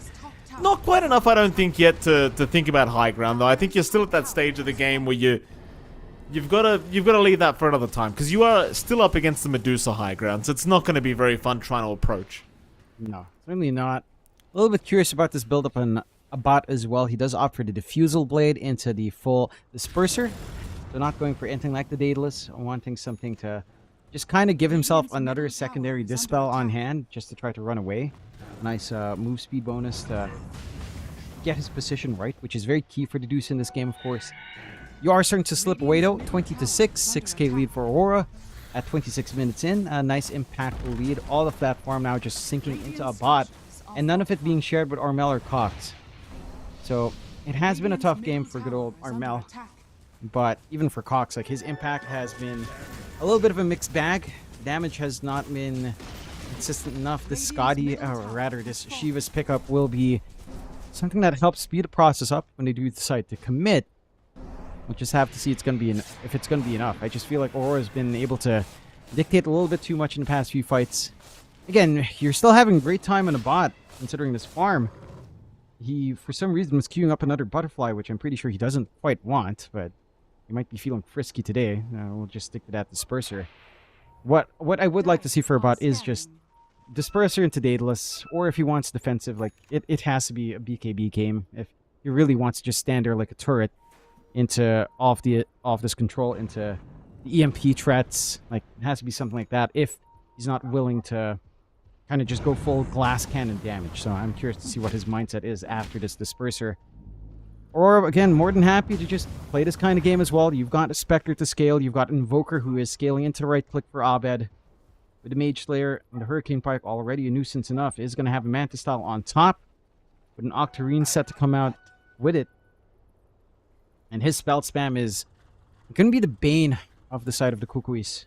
You just don't have a stable way of jumping in and preventing all of those spellcasts from coming out. Like, Joel doesn't have a blink, isn't queuing up a blink, hasn't had room to farm up a blink. Counting on Armel to jump in is also just tricky. It's been a tough game for the Earth Spirit overall. And that is leading to this rather awkward timing for the side of the Kukuis right now. Still, Roche is going to be back up. You've got control in the pit from Aurora. So you could opt for a nice quick Roshan for yourselves. They've got a nice forward ward watching right in that top jungle area right below, right across the ramp at least, to watch for any movement in. They haven't quite scouted Roche yet, though. Maybe not expecting it to be that fast. But there is more objectives to play for. I'm just surprised that despite all of this, back and forth, despite all the kills, the advantage has been, again, shrinking down from 6k to 5k to 4k again. Like, despite all of that, you are still farming fairly well in Kukuis. It's just really hard to amount that to much just yet. We'll see if they can sneak in with a smoke. They could get lucky and get a smoke into Roshan. That could kind of swing things their way again. We do have a Shadow Step in, but a Shadow Step right back out as well. Smoke's still here from Kukuis. Aurora will counter smoke. It seems like they're very well aware that this is coming. Roshan is now available. It does not seem like Kukuis feel comfortable starting it yet, as the Sunstrike will give vision of Armel scouting out the pit. The bar will take care of that top tier 1 tower, and maybe now they'll start. And they will. And they've got decent damage out. They've got the Disperser running, a lot of Agi up on a bot.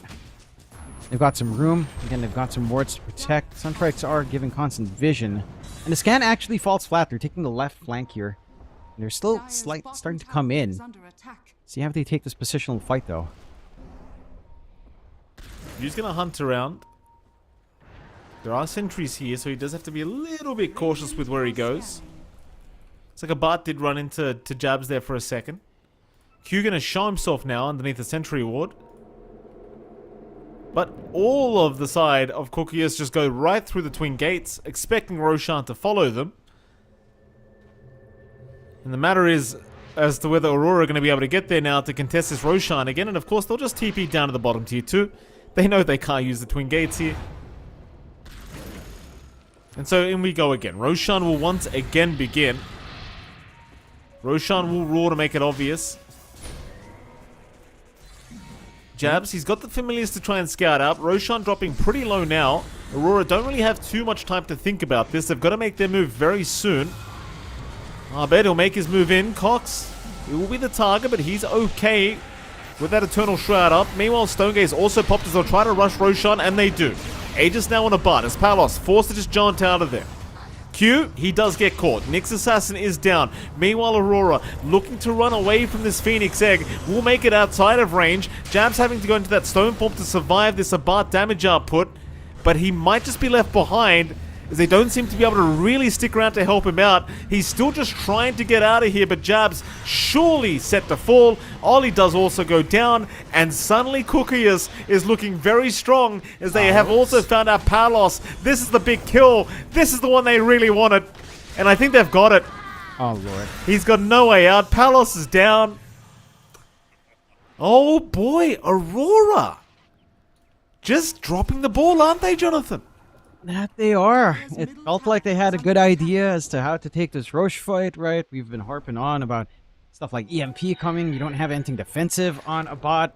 You just need to kind of have an angle in and kind of be patient with the Manta style usage and kind of watch out for that to make this Dusa a sitting duck, but their angles just aren't clean. It looked a little bit wonky from the Cuckoos as well, right? Like the egg from Ponyo, not the ideal, only helping to clear out Q really, but it's enough. It's such a scattered fight, such a split apart fight that you don't have a clear way of isolating away a bot that time around. That's kind of where Cuckoos kind of shines. Just a very disfigured fight. That's what they'd want. A very chaotic fight that just allows them to pick you off one by one if you're not able to fully commit onto something like a bot. And speaking of a bot, he is going into damage now. Again, he's got that full disperser. He's going into the full Daedalus. His output is set to skyrocket. And he's felt untouchable in the last like 10 to 15 minutes at this point. Going for all the tier 2s now. One more outer tower to fall. Only one tier 2 left. Looks like a bot will want to clear it, but Creep Wave is shoved out up top with that Forge Spirit up. So not going to be able to get so much more. They're trying. Sunstrike actually lands on Jules, so Abed managed to pick one off. But now he's in trouble. Q is behind to try and help out though. Ponyo does get caught. Will not go down though now as Armel does roll in looking for Q, but Q is out of range now. In fact, I don't know if they really want this fight. Cookie is forced to egg up and try to escape. They were trying to move onto the high ground of the triangle. Abarth just brought out a Daedalus, by the way, so interesting spike for him on the Medusa now as they will move in once again, seeing Palos. It's a great target to try and aim down. Problem is the Deafening Blast landing on 3 targets to make it very hard to keep this fight going. But now that Stonegaze is out from Abarth, he wants to keep the fight up. They'll chase down Palos once again, but Cox is the one in trouble. Oof. He's still alive though. He might make it out. Cox will survive another day. He'll chain out of there. Sunstrike. Oh, it won't land. Abed just off the mark. A nice attempt. Palos desperately trying to run, but now the chase is on from Cookie is trying to find at least Jabs. Jabs will get caught. Jabs is down. Abed needing to run will cancel the role of Armel. But another great fight here for the Dire as they force 2 buybacks from the supports of Aurora. And these team fights, they're just looking more and more challenging for this Aurora side to take. And it is. And again, even if a bot starts to drop low, it just feels like there's too much havoc coming in from the tanky heroes up front to provide some buffer zones for a bot to just keep hitting away. Like trying to blow up Cox at this point is really difficult. Blowing up Armel now is also just very, very difficult to find any of these heroes falling apart. And it's just down to the itemization. These Eternal Shrouds are keeping them alive for a lot longer. You have maybe a lot more armor, of course, on Cox, but even the durability of Armel, it's nothing to scoff at. And there's just so much space for a bot to actually just dance in and out, get some hits off. You still have this Lion that can drain you up as well, so the reset doesn't take as long for the Medusa to keep going. And that's the last outer tower gone. And I like this from a bot. He is just going back for the BKB. As the Daedalus just wants one more survivability item to bail him out if the Manta's down. The BKB is going to do a ton of work here in terms of just allowing the Medusa to just freely play this game. 21-13, 9k lead for the Kukuis and Aurora. There's no second chances here, Mike. If they don't manage to swing things back their way, if they don't manage to get this hit and run tactic back online with Palos playing with a Shadow Step, then that's it. You're already one game down in a best of 3. You're in the lower bracket. There's not much zone for forgiveness here, Mikey. There is absolutely not, John. Kukuis now gonna head through the mid lane. Aegis will expire on a bot though, so maybe time to retreat. Wait for the next Roshan. Thing is, a bot is he's just an absolute menace on this Medusa. Like, look at his farm compared to everyone else. It's just huge. And they're still gonna try for at least the tier 3 top. At least force a glyph maybe, as they do have the Roshan banner still. That'll make life a lot easier with this double siege creep wave. So tier 3 tower gonna drop. We'll see if they want to continue committing. They'll start to chip away with the EMP at the mana pool for Bard. In fact, they'll jump all in, try to go after a Bard. Bard out of mana still. Can he survive through this? It doesn't seem like it. He's down. They do at least get jabs, but they need to leave. They've lost their Medusa. It's a massive kill here for Aurora. As Cox having his chain cancelled with that cold snap.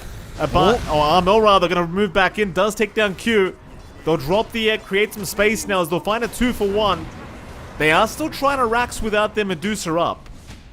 It doesn't look like the greatest idea here for Kukuis, but they're feeling it right now. They feel like they can do it. But I think eventually you might just need to let this one go. They don't want to waste the Roshan banner. I mean, they are keeping the siege creep alive, so it is slowly but surely getting the job done. Still trying for Cox, but Cox is just so damn tanky. They'll cancel his chains again. Can they actually get him? The answer is no. He's alright to get out. But they already got the big one. They found the Medusa. They kind of proved that she's actually killable. And so now Aurora, at least not even one racks down yet. Just a tier 3 tower down. I'm just surprised Aurora opted to fortify in the last bit of that extended fight. So on the respawn of a bot, there's maybe a little bit of a window where if you win a team fight, you can still push. They're looking for Palos.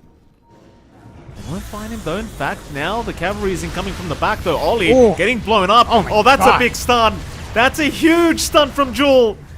3 heroes getting caught with that one. Abed is down. Ollie is down. Jabs is probably down. And a bot is back up. Uh-oh. I actually don't think you can kill a bot without Abed up. Like, that EMP is doing so much work. No. And without Abed here, without buyback, this could be at least 2 lanes of barracks. It is. Again, it kind of goes back to this decision as well to fortify in that fight. You only had a Tirmidor pushing in with Earth Spirit. There was no need to fortify. There was no way that push was going anywhere else. And now you have to kind of face the consequence of it. They will have fortify back up with the racks at least refreshing. So there is that at the very least. But here goes the bot again. Still don't want to call it. Still don't want to call it. Paula says, wait for it. Wait for it. It's almost coming. Come on. Oh, I like this from a bot. I like this from a bot. I mean, these boys have been trash talking all day. And you know what? John, they've backed it up. Yeah. I said earlier in game 1, can Armel back up all this trash talk? Turns out he didn't need to back it up, John. Turns out he'll just 2-0 them. Yeah, a bot saying now, what's going to happen, Palos, you know? Well, what's going to happen to you, man? You know? Righto. Aurora management, time to call Savage up. Where's Savage? Is he free yet? Well, they've caught Jewel. at least. Jules gonna buy back. Jabs just backing off as Abat wanting to go for the racks. Will be able to get it quite easily. Mega creeps up now. Aurora backs against the wall. They're going to have to try one last time here. Jabs, he does get the force up into the high ground. Cox trying to go right after the Pugner. Won't find him yet. They'll look towards Palos now. Palos getting caught by a stun. He's in big trouble. They'll decrepify up the Spectre. Life Train will keep him alive. Meanwhile, the fight continues. Cox now being targeted once again, but he's just so tanky. Can they deal with him? No, they cannot. He'll chain out of there. As Armel keeping the magnetize up and Jewel with the finger. Mega creeps available. Aurora. How do you make this comeback happen, I wonder? It's a hard one to see. It's a little bit more reliant on the side of the Kukuis misstepping here somehow, which, to be fair, there's always an opportunity to troll. It is Dota 2. One small mistake can lead to a lot of negative consequences. It's just when you're 20k ahead, when your full mega creeps up with still tier 2 standing on your side, it is hard to see that swing back. Roshan is up as well, a safe objective for the side of the Kukuis to go for, and they are kind of setting up for it as well. Already in position with Joel, don't quite have the wards to back it up, but they do have at least have the cliff ward in the middle area of that bot jungle. They can keep an eye on potential counterplay into that area. I think there's a couple of things that feel like kind of complicated that early spike we were talking about the Aurora lineup having, right? Like, the rotations out from Q were fine. It was a little bit hard to back it up. You were getting some good smoke breaks. You were only really finding probably Armel. You couldn't really gap close onto a bot. But I think one big thing as well is that the buildup of jabs, like, it's very heavy on the aura, right? It leads into these wider team fights that really never came out. Right, like they were counting on maybe wider 5v5s being forced from the side of the Kukuis with this kind of aura play. You never really saw it. So the impact of the pipe when it was freshly bought wasn't fully felt. The drums were still useful for the push at least, but didn't really help as well in, again, trying to rip a hero apart because the Kukuis never gave that opportunity. And now with a secondary life on a bot, they're looking to knock on those tier 4s. They don't want to mess around any longer in Kukuis. One game away from advancing into the next round of the lower bracket up against Aurora. I don't think anyone would have had this on their wish list here. That really doesn't feel like it.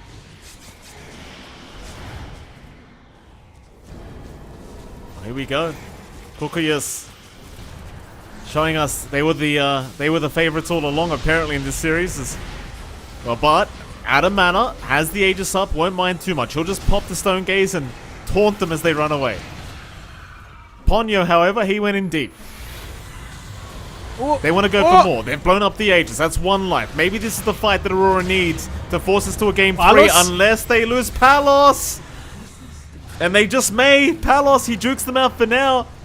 But the chase is on. Abat wants the kill and he'll get it. No Palos without buyback. It's up to Arvid. But Arvid's being chased down. Jab's looking to retreat. Arvid surely has no way out. Will pop the Manta, continuing to run, but the roll is there and the GG is called. Aurora, they are leaving the qualifier. And Kukuyas, of all teams, will be proceeding through the lower bracket. I can't believe that's what I'm saying here, John. Yeah, it's remarkable that this is the storyline for Aurora. I think, we say it all the time that, previously Kukui's team darling. They were always like a dark horse coming in. But, after talking to Armel, I asked him about, Ponyo coming in, what was up with his roster. He's like, I know I made a last minute team for open qualifiers. Somehow we made it.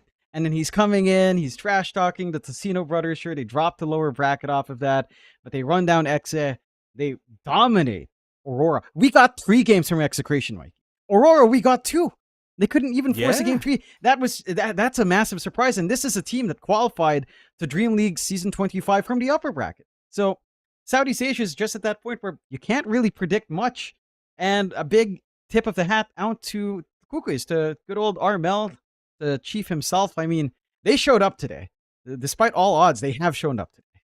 Yeah, I mean, their run's looking really good too, because they've got the Mongols next, and quite frankly, I would have assumed Aurora would have been way more challenging. I'll be honest. No offense to the Mongols. I mean, the Mongols obviously fantastic in and of their own right, but they had to beat, Interactive Philippines? I can't weight them the same. Like, Interactive Philippines versus Aurora, it just, I don't know. I mean, Kukuya's there. They feel like they might make it all the way to the lower bracket final. Jonathan, we do have to go to a long break, but right after that break, we are losing John X Fire and we're bringing in John X Bias because we've got Boom Esports up against Talon for our upper bracket final. We'll see you all again very soon after a break.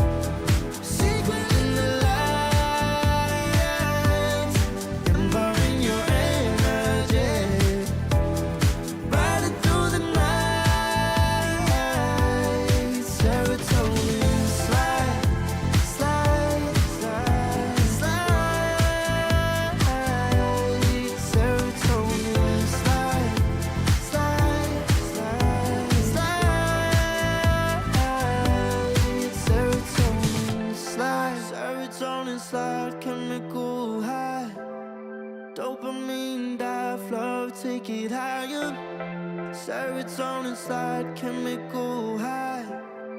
Dopamine dive, love, take it higher. Serotonin slide, chemical high. Dopamine dive, love, take it higher. Serotonin slide, chemical high. Dopamine dive, love, take it higher. Secret in the light, empowering your energy. Ride it through the night. Serotonin slide, slide, slide, slide. Serotonin slide, slide, slide, slide. Serotonin slide.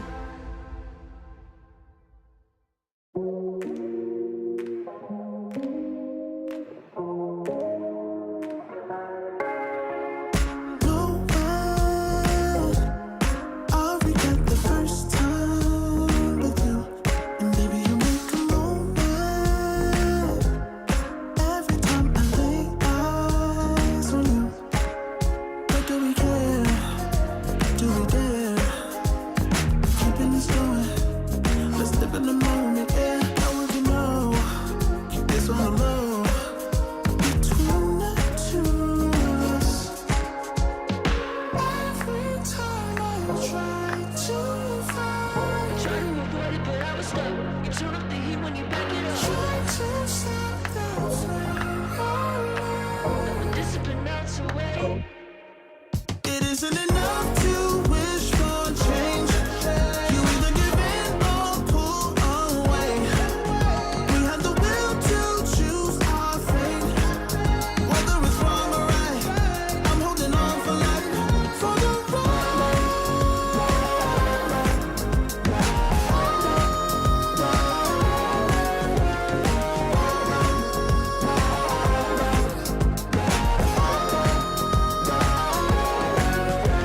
The day we woke up, lying in a pool of shame.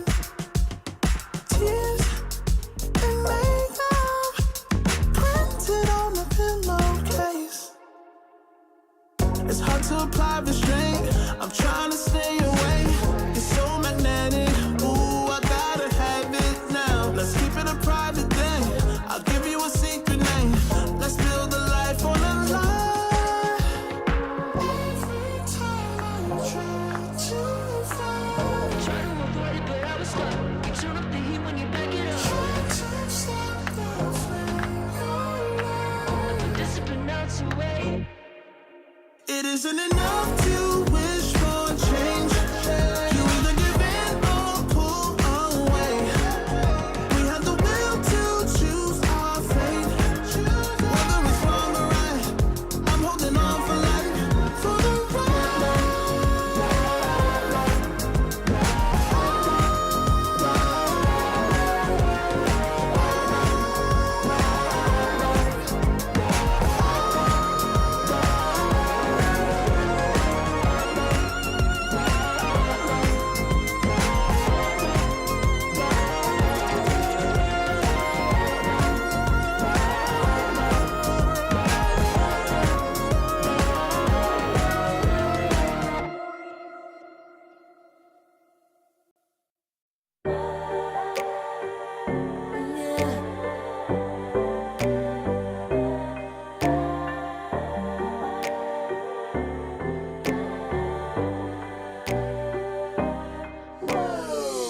talking mine.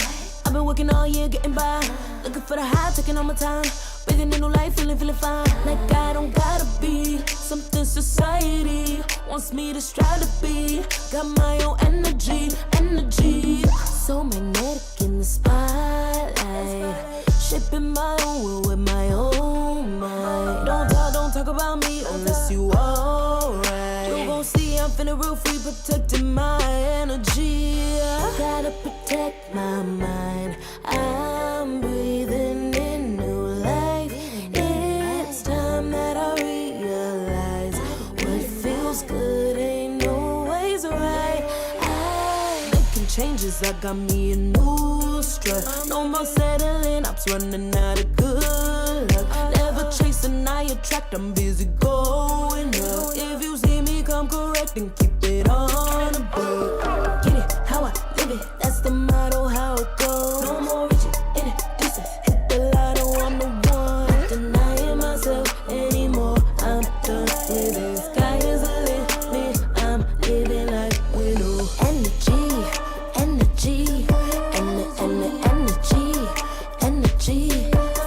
feeling free. Energy. Gotta protect my mind. I'm breathing in new life. It's time that I realize what feels good ain't always right. I'm feeling good, feeling free. Feeling good, feeling free. All I need is me and my new energy. Feeling good, feeling free. Feeling good, feeling free. All I need is me and my new energy. Feeling good, feeling free. Feeling good, feeling free. All I need is me and my new energy.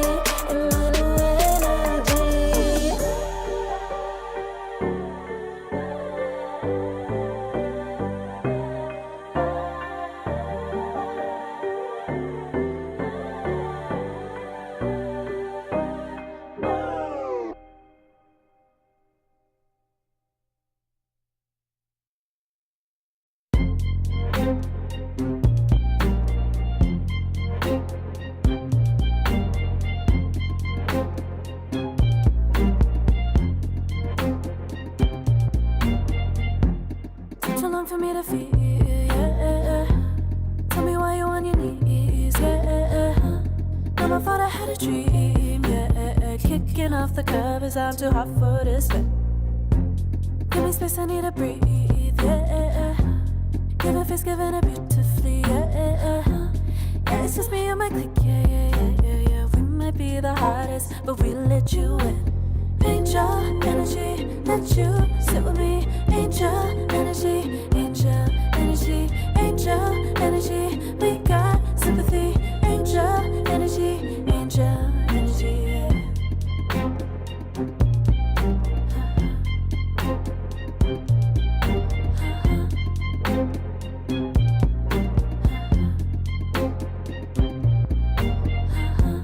Take the time to breathe and rest.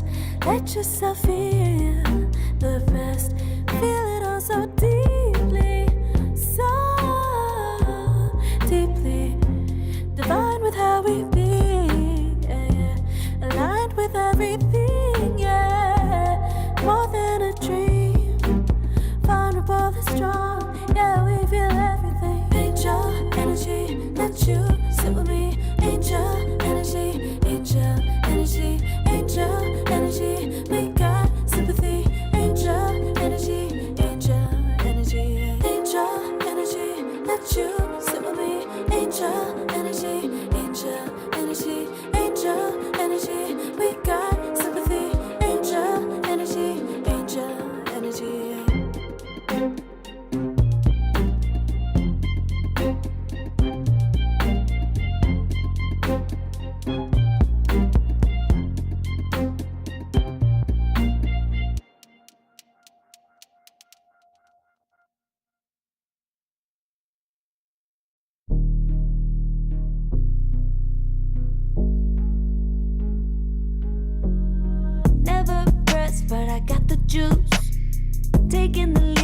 just what I do.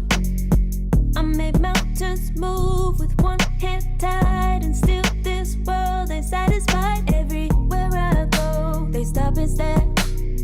I tell the truth, I take it there. Call me vicious, persistent, overzealous, that's fine.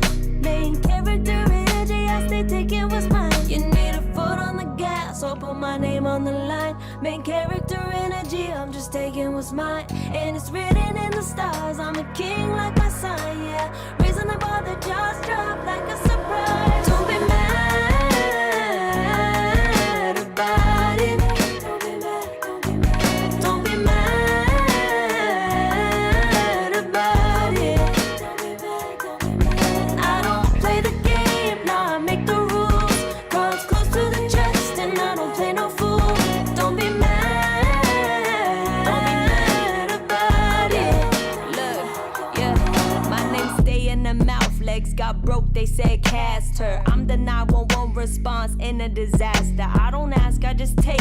Treat the world like a man, I just blow them away. Yeah, I'm a #1 fan. Don't need a bark, I'm a bite. Switch me on, dark need light. Don't need pity, don't need spite. I just plop, plop, plop on sight. Could take your girl in 2 seconds. I just flash her a smile. I make petty look pretty. They run an inch, I run 3 miles. You need a foot on the gas, I'll put my name on the line. Main character energy, I'm just taking what's mine. And it's written in the stars, I'm a king like my sign, yeah. Raising the bar, the jaws drop like a surprise. Don't be mad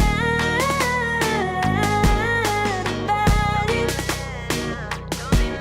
Don't be mad about it. Don't be mad about it. Don't be mad about it. I don't play the game, nah, I make the rules. Cards close to the chest, and I don't play no fool. Don't be mad about it. Don't be mad. Don't be mad.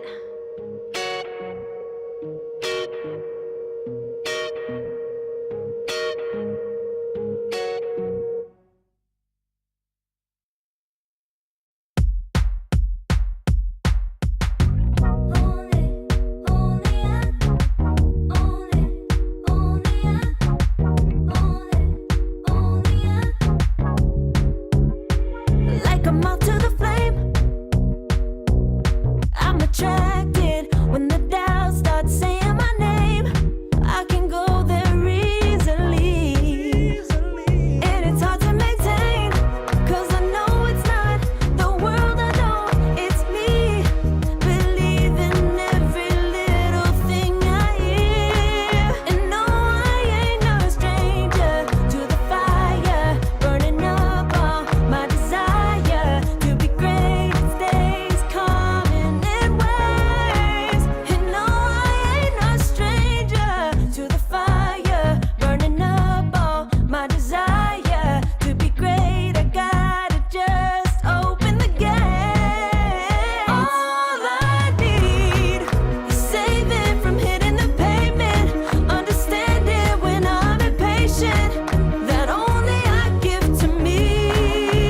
All I need is a little love in lonely places, and strength to stare fear in the face, that only I give to me.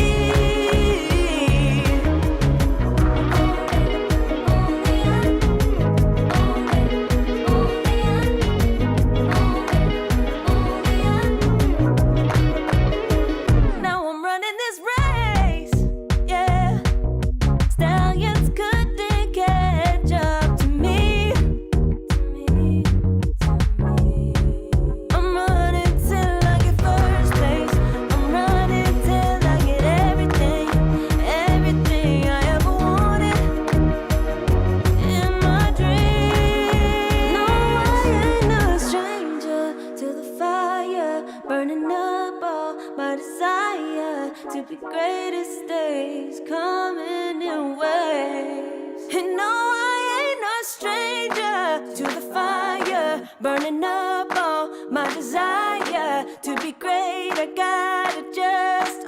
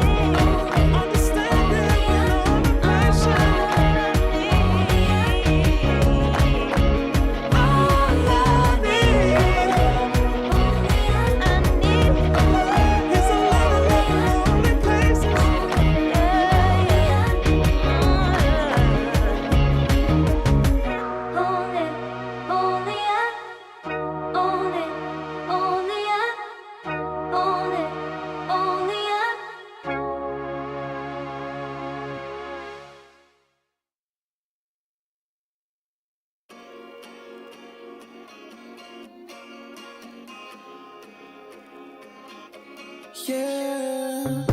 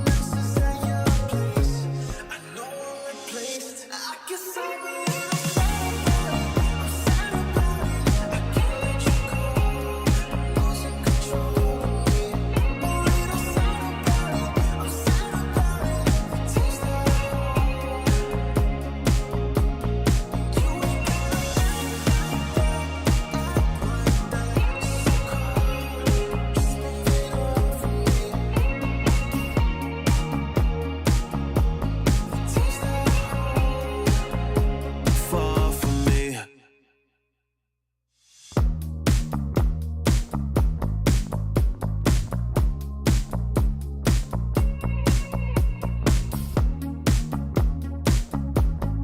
Girl, what's this shit about? You told me I was different than them. Now you got yourself another man. I hate to see you out with him. I guess I'm a little I'm sad about it. I can't let you go. Losing control of me. A little sad about it. I'm sad about it. Taste the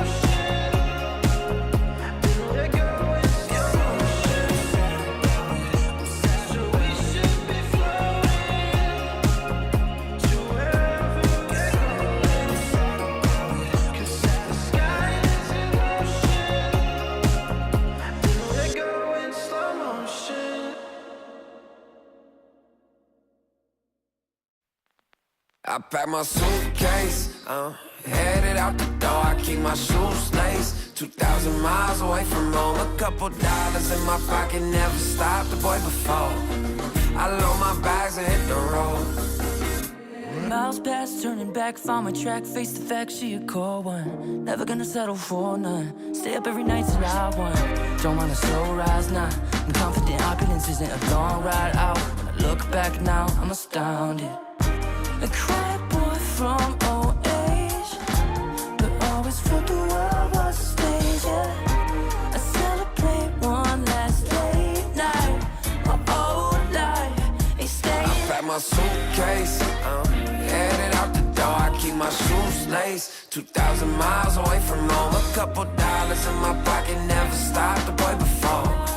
I load my bags and hit the road. I'm headed to LA.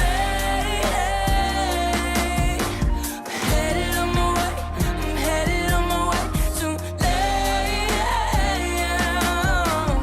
Headed on my way to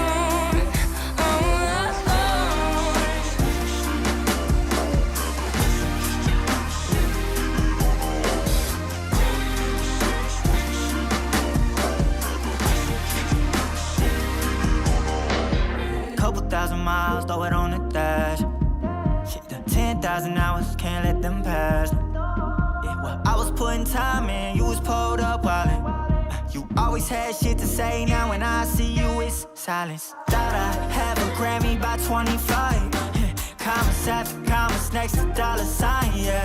To remind myself why I'm living this life. Look at all the late nights, it'll all come in due time, yeah. made for the fight, for the pain and the climb. Tied to the life I chose. Stay through the night, another day, not a dime. Race against time. I couldn't just lay by and wonder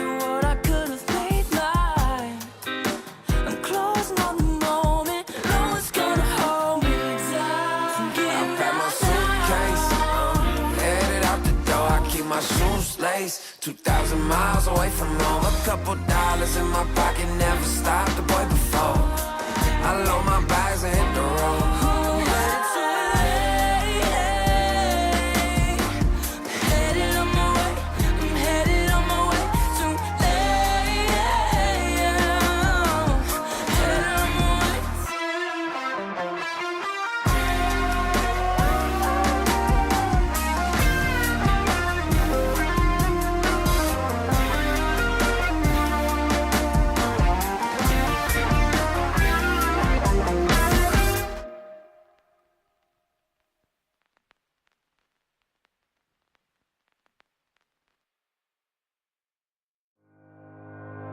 Think about it every night when I close my eyes. You're on my mind.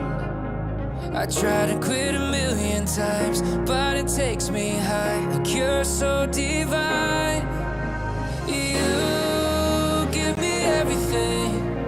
Don't know what's happening.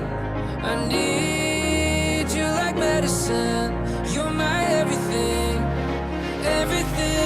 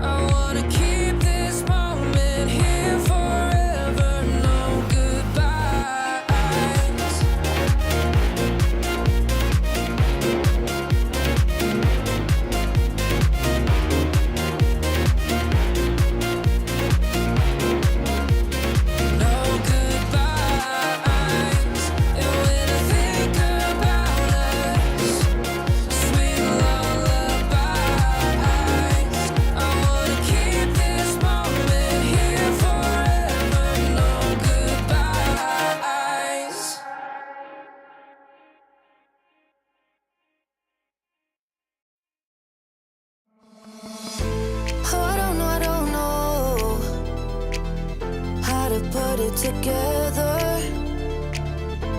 ever since I found you, my life just got better. Better than this, better than that, better than anything I ever had. Better than this, better than that, better than anything I ever had.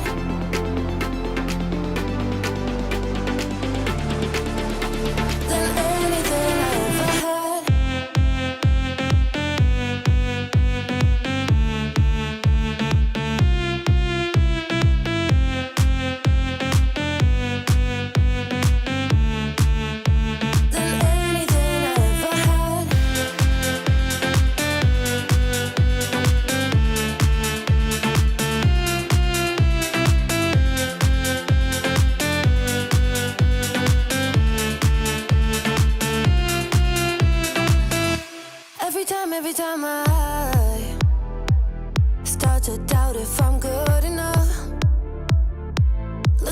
your blue eyes makes me feel better. Better than this, better than that, better than anything I ever had. Better than this, better than that, better than anything I ever had.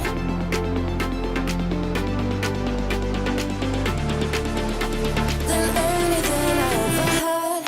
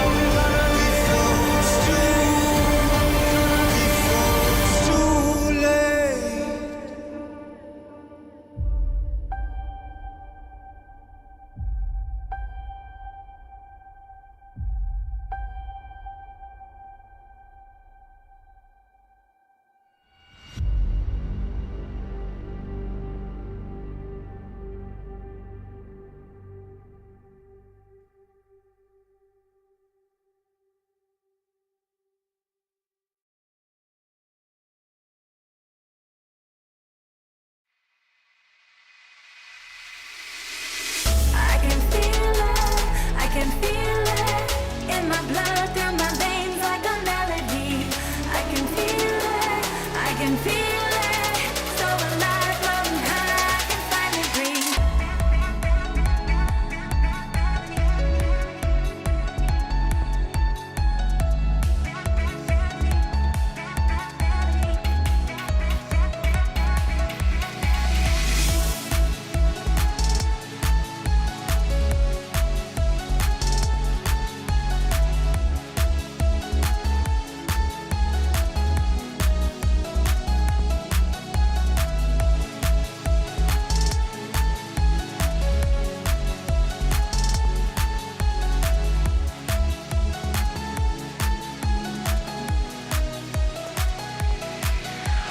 Lately, I've been feeling lonely.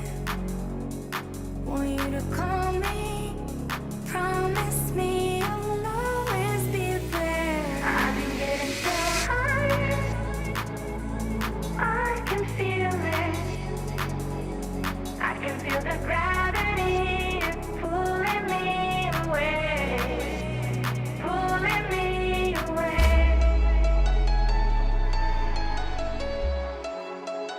Pulling me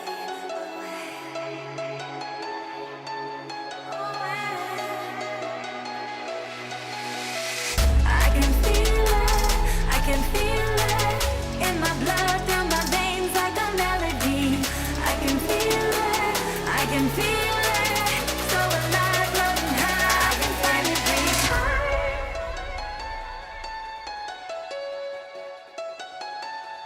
I can feel the gravity pulling me away, pulling me away.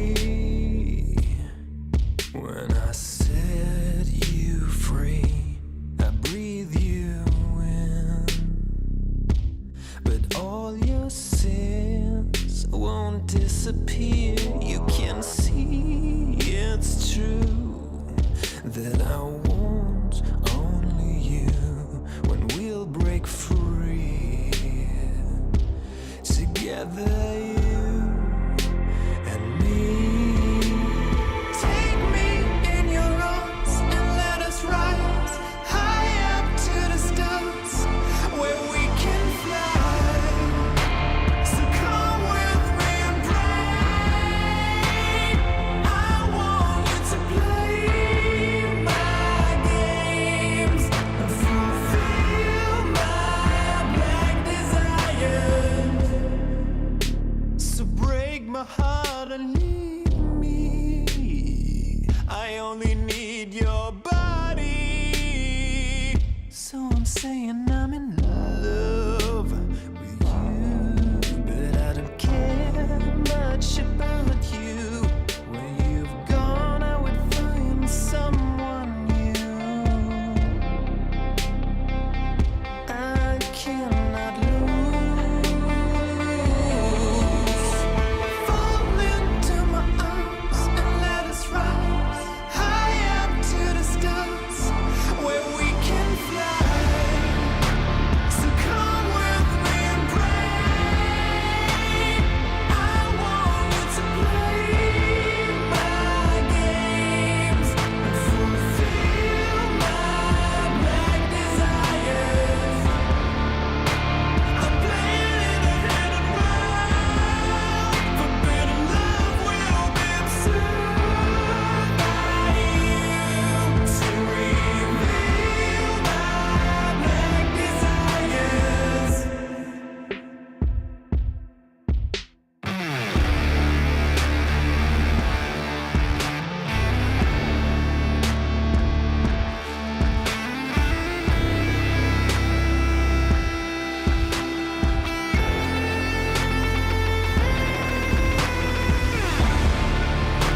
So come with me and pray. I want you to play my games and fulfill my black desires. I'm playing in a hidden world. Forbidden love will be observed by you to reveal my black desires.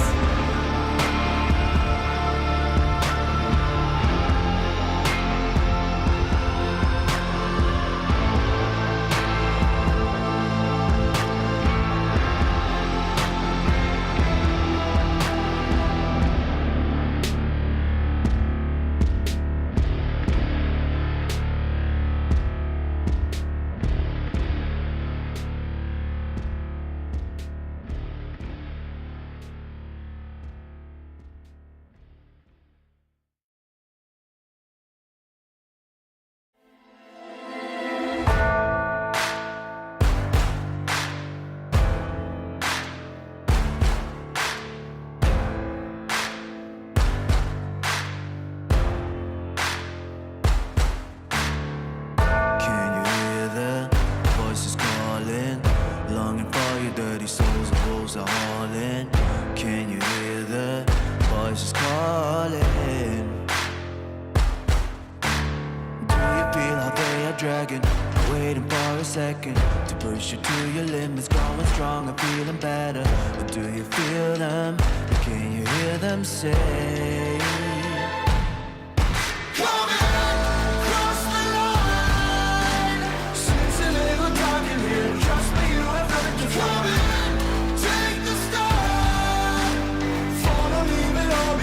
Welcome to the other side.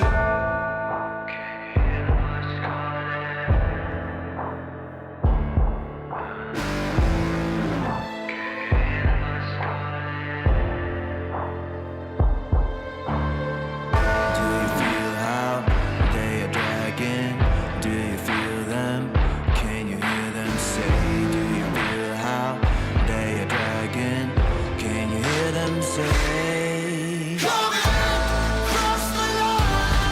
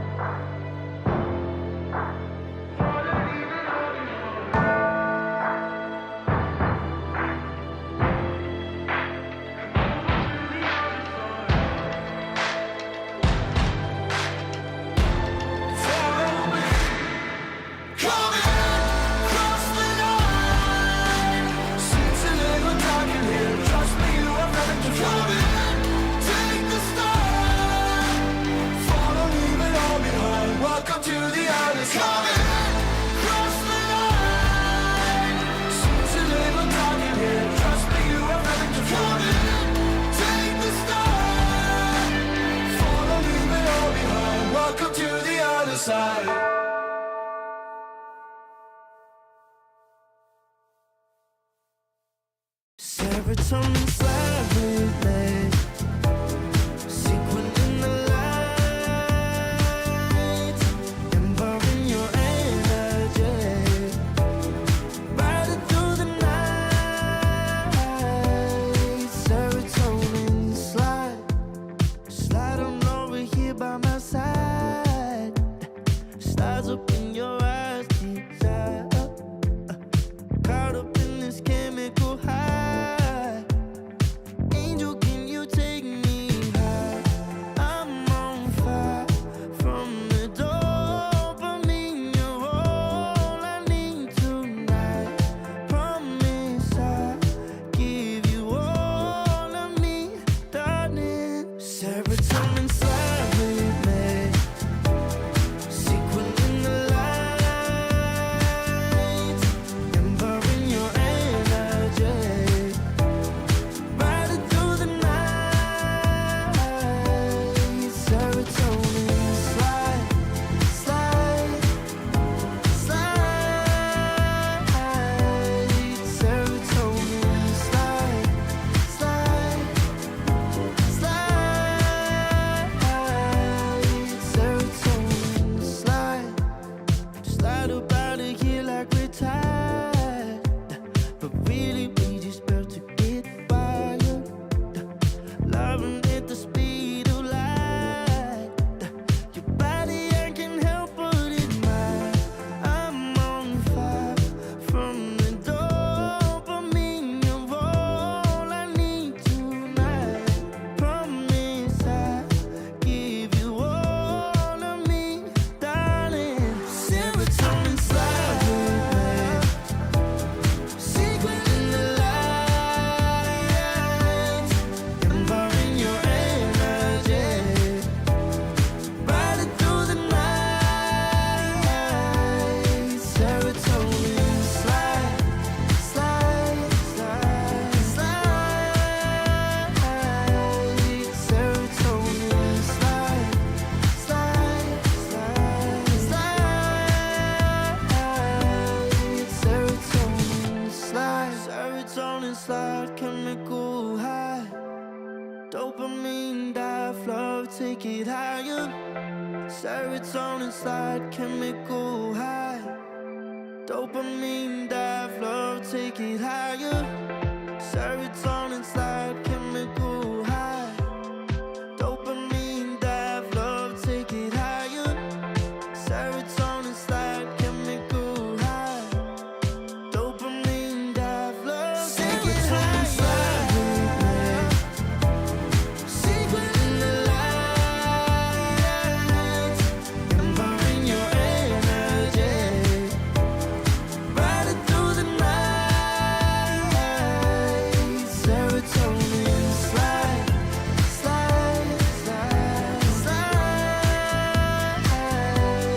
Serotonin slide, slide, slide, slide.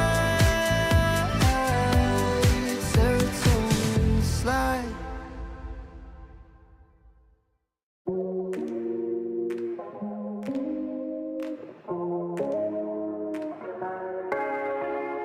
No way, I'll regret the first time with you. And baby, you make a moment every time I lay eyes on you. But do we care? Do we dare? Keeping this going. Let's live in the moment, yeah. Now if you know it's all alone between the two of us. Every time I try to find, try to avoid it, but I was stuck. You turn up the heat when you back it up. Try to stop the flame, but discipline melts away. It isn't enough to wish for change. You either give in or pull away. We have the will to choose our fate. Whether it's wrong or right, I'm holding on for life. For the ride.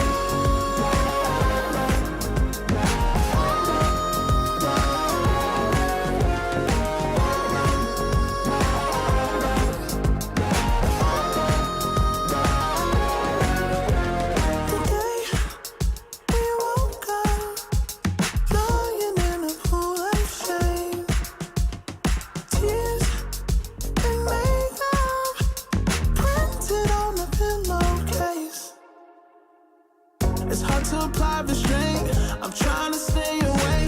It's so magnetic. Ooh, I gotta have it now. Let's keep it a private thing. I'll give you a secret name. Let's build a life on a lie. Every time I try to find, Try to avoid it, but I was stuck. You turn up the heat when you back it up. try to stop the flame. Put discipline out to wait. It isn't enough to wish for change.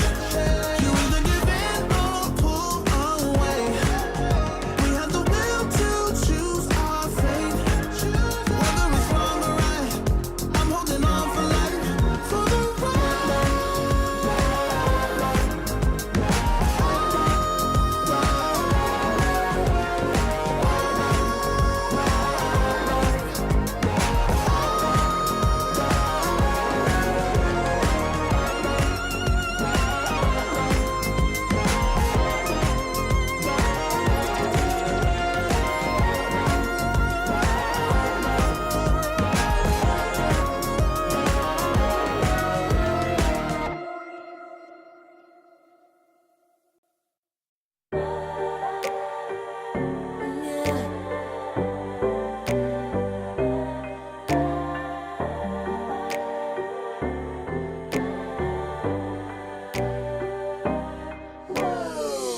Talking mine, I've been working all year getting by.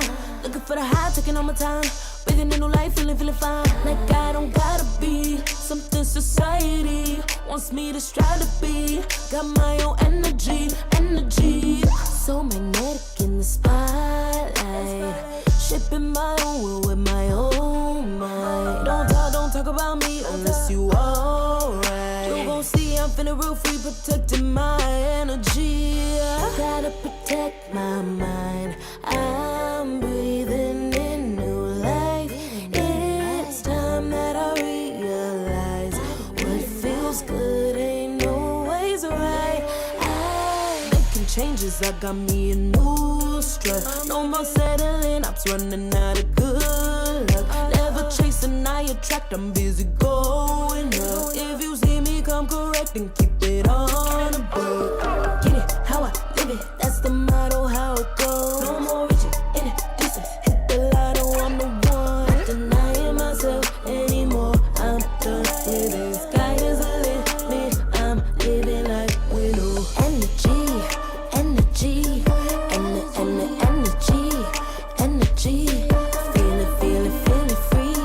feeling free. Energy. Gotta protect my mind. I'm breathing in new life. It's time that I realize what feels good ain't always right.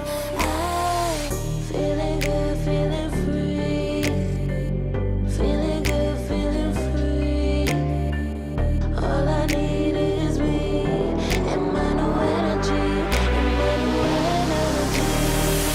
Feeling good, feeling free. Feeling good, feeling free. All I need is me and my new energy. And my new energy. Feeling good, feeling free. Feeling good, feeling free. All I need is me and my new energy. And my new energy.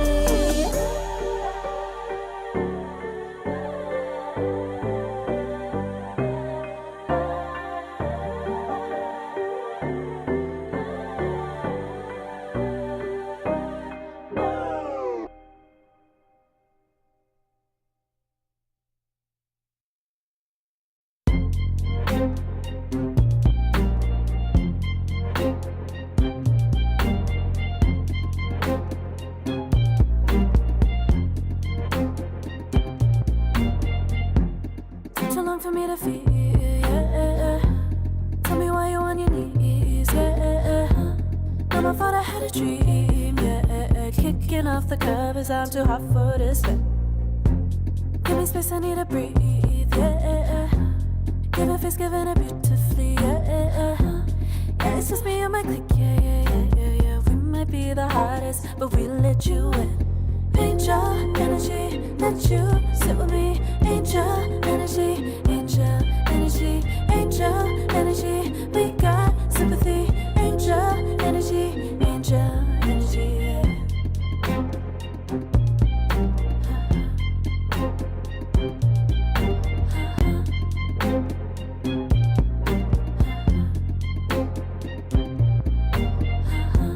Take the time to breathe and rest.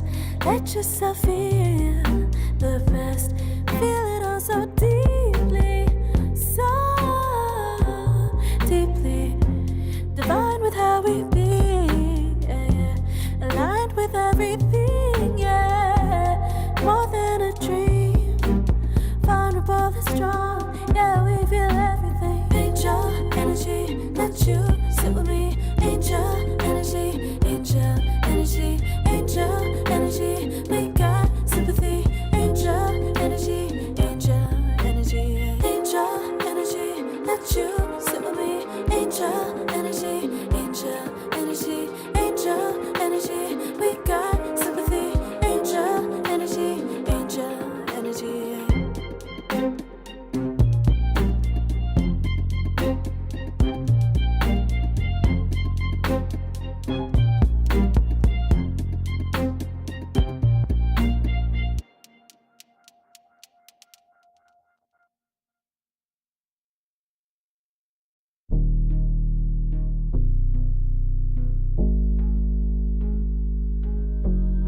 Never pressed, but I got the juice. Taking the lead, that's just what I do. I make mountains move with one hand tied, and still this world ain't satisfied. Everywhere I go, they stop and stare. I tell the truth, I take it there. Call me vicious, persistent, overzealous, that's fine. Main character energy, I stay taking what's mine. You need a foot on the gas, or put my name on the line. Main character energy, I'm just taking what's mine. And it's written in the stars, I'm a king like my sign, yeah. Reason about the jaws drop like a surprise. Don't be mad about it. Don't be mad, don't be mad. Don't be mad about it. Don't be mad, don't be mad. I don't play the game, now I make the rules. Cards close to the chest, and I don't play no fool. Don't be mad about it. Look, yeah, my name stay in the mouth. Legs got broke, they said cast her. I'm the 911 response in a disaster. I don't ask, I just take. Treat the world like a man, I just blow them away. Yeah, I'm a #1 fan. Don't need a bark, I'm a bite. Switch me on, dark need light. Don't need pity, don't need spite. I just plop, plop, plop on sight. Could take your girl in 2 seconds. I just flash her a smile. I make petty look pretty. They run an inch, I run 3 miles. You need a foot on the gas, I'll put my name on the line. Main character energy, I'm just taking what's mine. And it's written in the stars, I'm a king like my sign, yeah. Raising above the jaws drop like a surprise. Don't be mad about it. Don't be mad about it. Don't be mad about it. Don't be mad about it. I don't play the game, now I make the rules.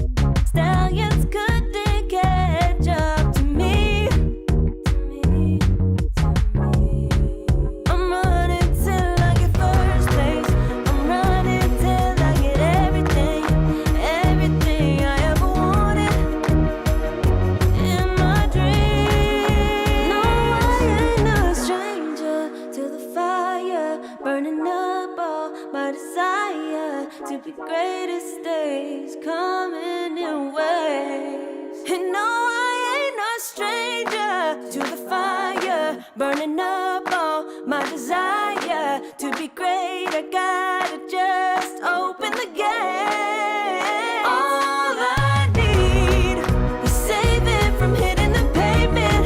Understand it when I'm impatient. That only I give to me. All I need is a little love in lonely places. The strength to stand fear in the face. That only I give to me. All I need, understand it when I'm impatient. All I need, is a little love in lonely places.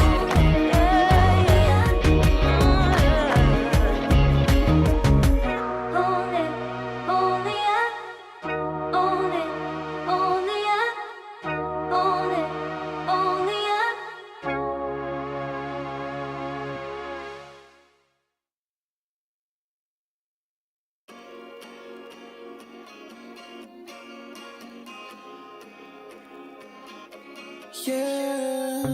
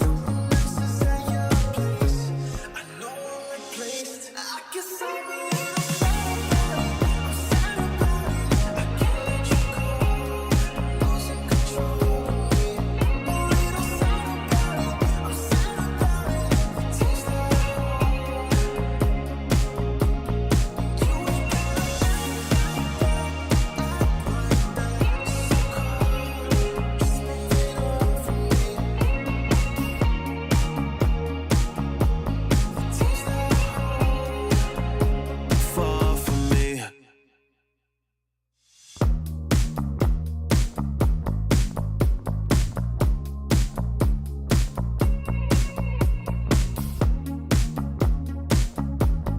Girl, what's this shit about?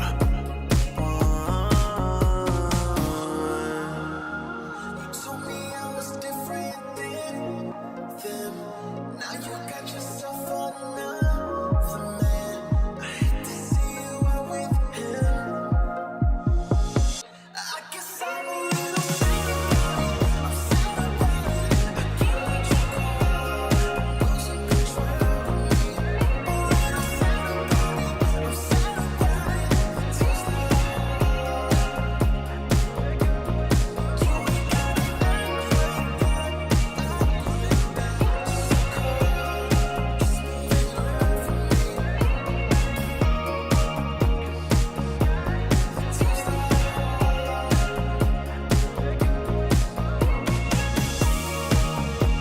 So we should be floating to wherever we're going. 'Cause if the sky is in motion, then we're going slow motion. So we should be floating to wherever we're going. 'Cause if the sky is in motion, then we're going slow motion.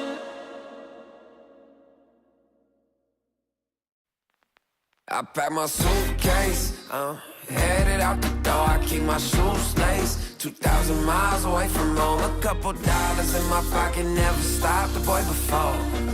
I load my bags and hit the road. Miles past, turning back, found my track, face the fact she a cold one. Never gonna settle for none. Stay up every night till I won. Don't want a slow rise, nah. I'm confident opulence isn't a long ride out. When I look back now, I'm astounded. A quiet boy from old age, but always felt the world was a stage, yeah. I celebrate one last late night.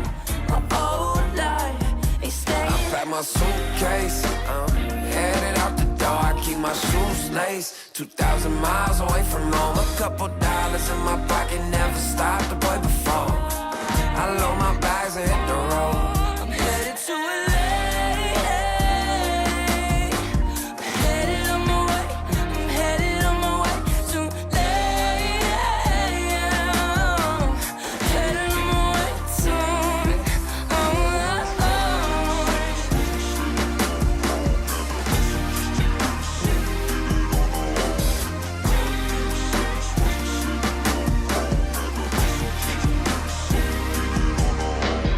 Couple thousand miles, throw it on the dash. Shit, the 10,000 hours, can't let them pass. Yeah, well, I was putting time in, you was pulled up wildin'. You always had shit to say, now when I see you, it's silence. Thought I have a Grammy by 25. Commas after commas next to dollar sign, yeah. Remind myself why I'm living this life. Look at all the late nights, it'll all come in due time, yeah. Made for the fight, for the pain and the climb. Tied to the life I chose. Stay through the night, another day, not a dime. Race against time. I couldn't just lay by and wonder what I could have made mine. I'm closing on the moment, no one's gonna hold me down. I pack my suitcase, headed out the door. I keep my shoes laced. 2,000 miles away from home. A couple dollars in my pocket, never stopped the boy before. I load my bags and hit the road.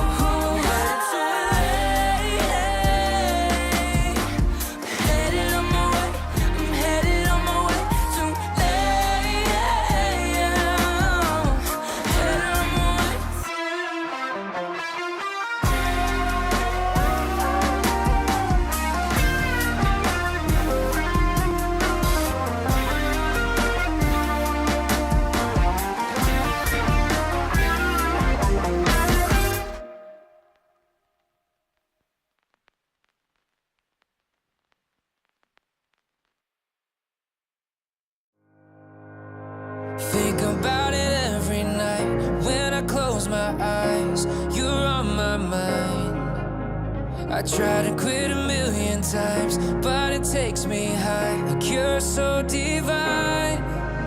You give me everything. Don't know what's happening. I need you like medicine. You're my everything, everything.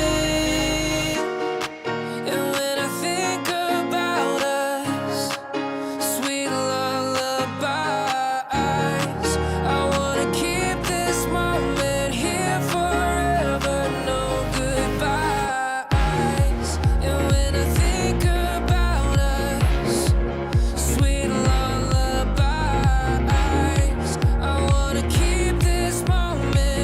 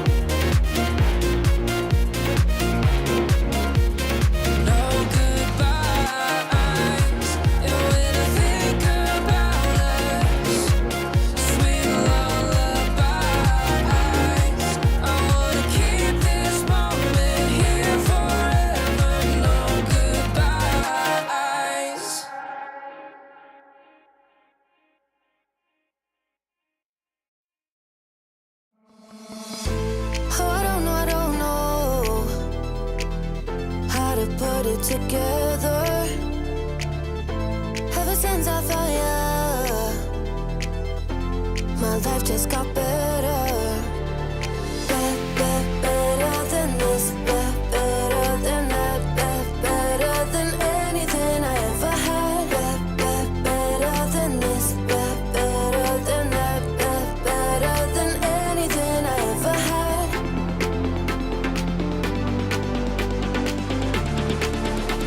Than anything I ever had.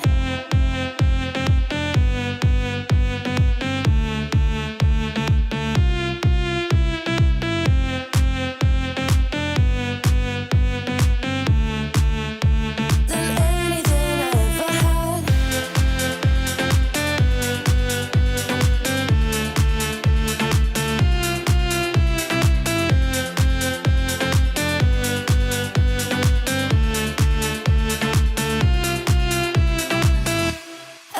Every time I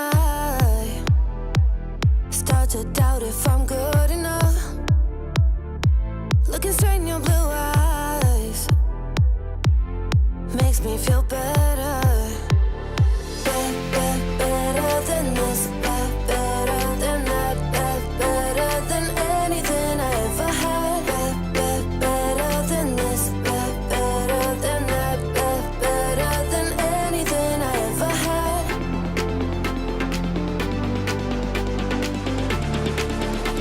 Than anything I ever had.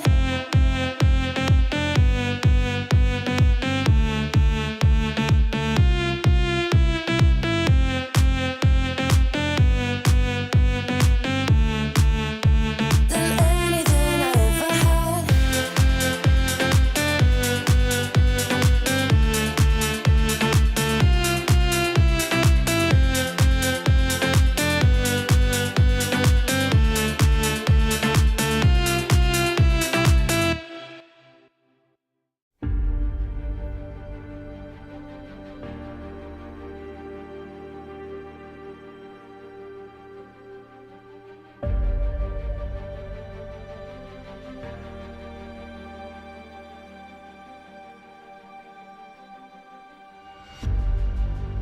Earth is suffering, trouble is rising, mountains are melting, there's gonna be nothing left to breathe. Raise the sirens now.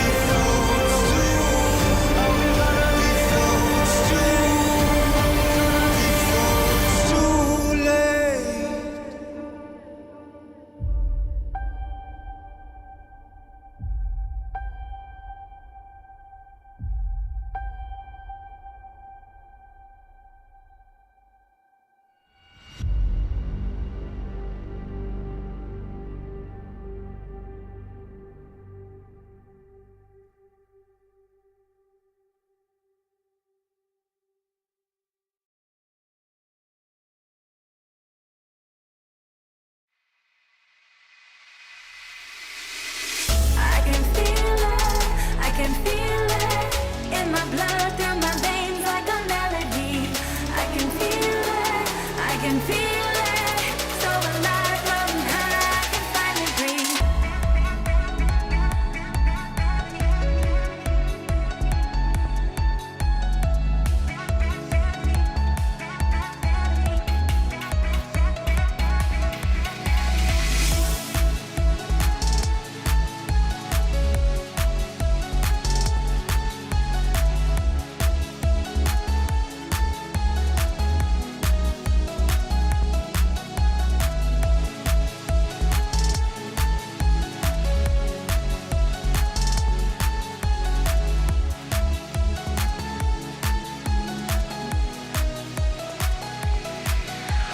Lately, I've been feeling lonely. Want you to call me, promise me you'll always be there. I've been getting so high, I can feel it. I can feel the gravity pulling me away, pulling me away.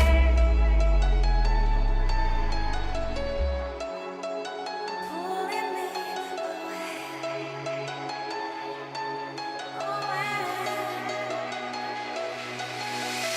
I can feel it, I can feel it in my blood, through my veins like a melody. I can feel it, I can feel it. So alive, floating high, I can finally breathe.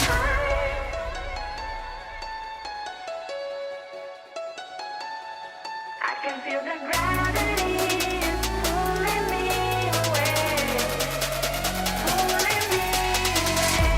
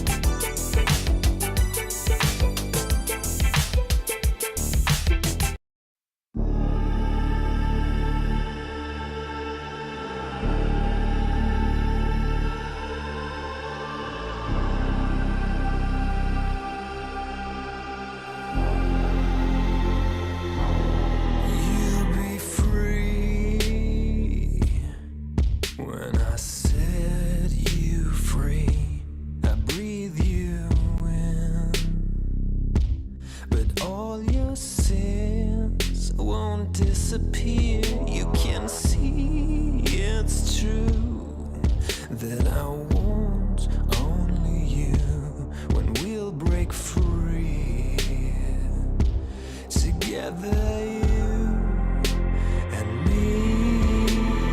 Take me in your arms and let us rise high up to the stars where we can fly. So come with me and pray. I want you to play my games and fulfill my black desires. So break my heart and leave me. I only need your body. So I'm saying I'm in love with you, but I don't care much about you. When you've gone, I would find someone new. I cannot lose. Fall into my arms and let us rise high up to the stars where we can fly. So come with me and pray.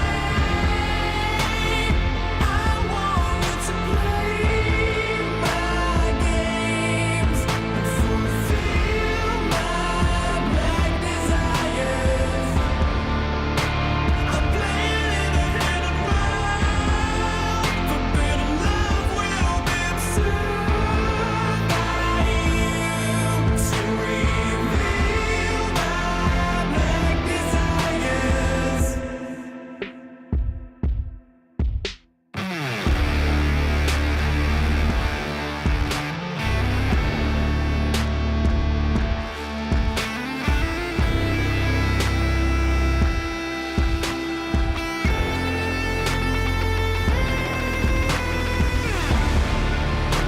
So come with me and pray. I want you to play my games and fulfill my black desires. I'm playing in a hidden world. Forbidden love will be observed by you to reveal my black desires.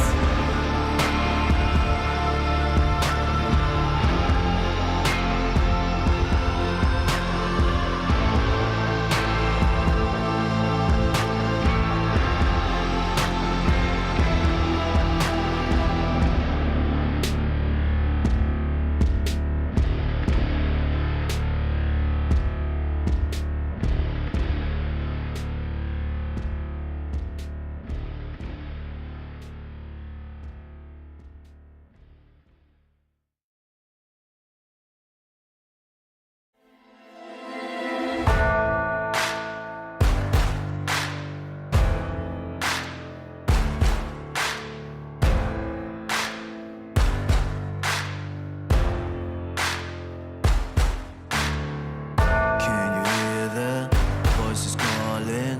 Longing for your dirty souls, the wolves are hauling. Can you hear the voices calling? Do you feel how they are dragging? Waiting for a second to push you to your limits, going strong and feeling better. But do you feel them? Can you hear them say? Cross the line. Since a little dark in here, trust me, you have nothing to fight. Take the start. Follow, leave it all behind. Welcome to the other side.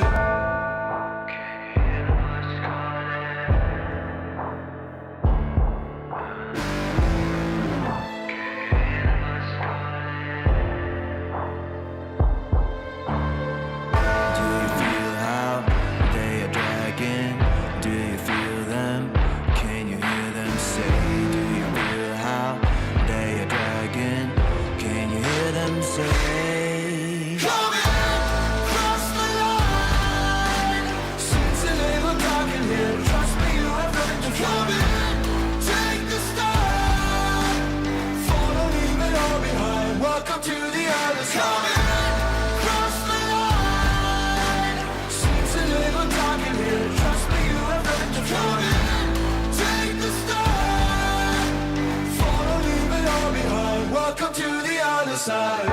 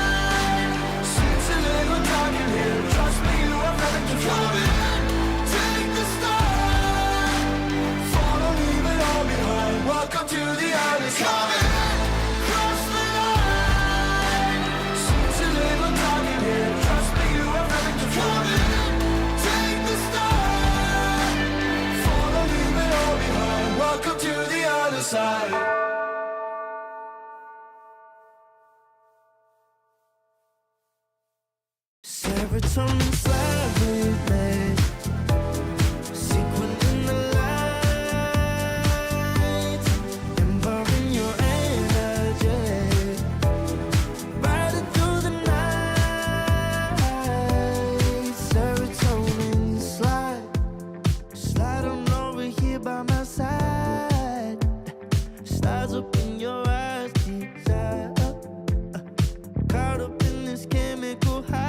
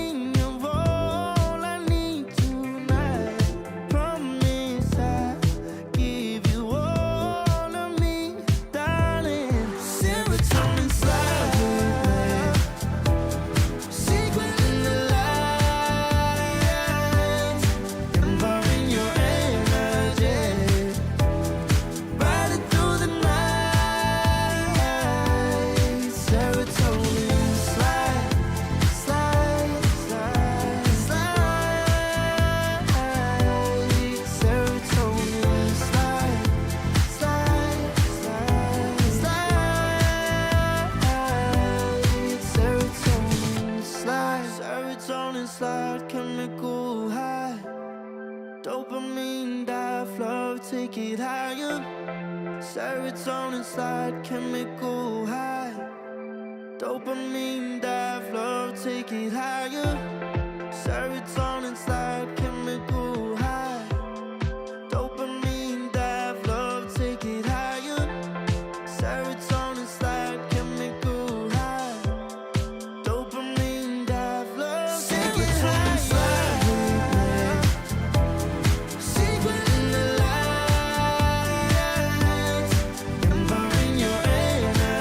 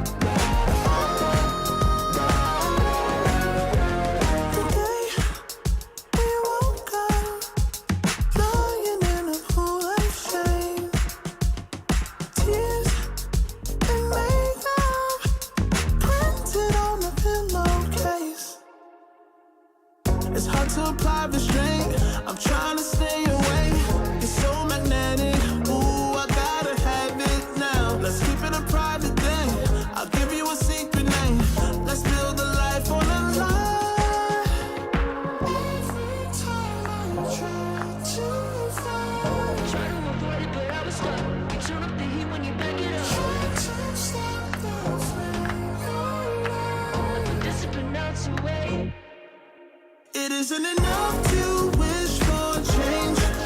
You either give in or pull away. We have the will to choose our fate. Whether it's wrong or right, I'm holding on for life. For the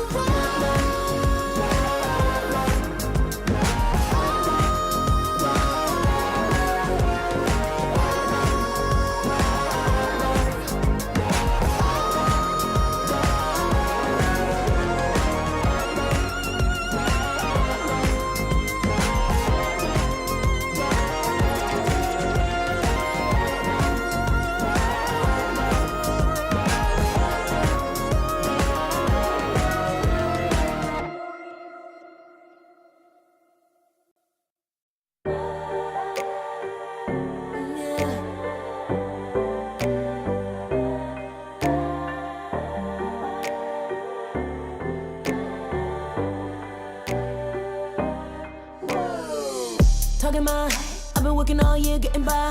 Looking for the high, taking all my time. Breathing in new life, feeling fine. Like I don't gotta be something society wants me to strive to be. Got my own energy. So magnetic in the spotlight. Shaping my own world with my own mind. Don't talk about me unless you alright. You gon' see I'm feeling real free, protecting my energy. I gotta protect my mind. I'm breathing in new life. It's time that I realize what feels good ain't always right. I'm making changes, I got me a new strut. No more settling, I'm running out of good luck. Never chasing, I attract, I'm busy going up. If you see me come correct, then keep it on the book.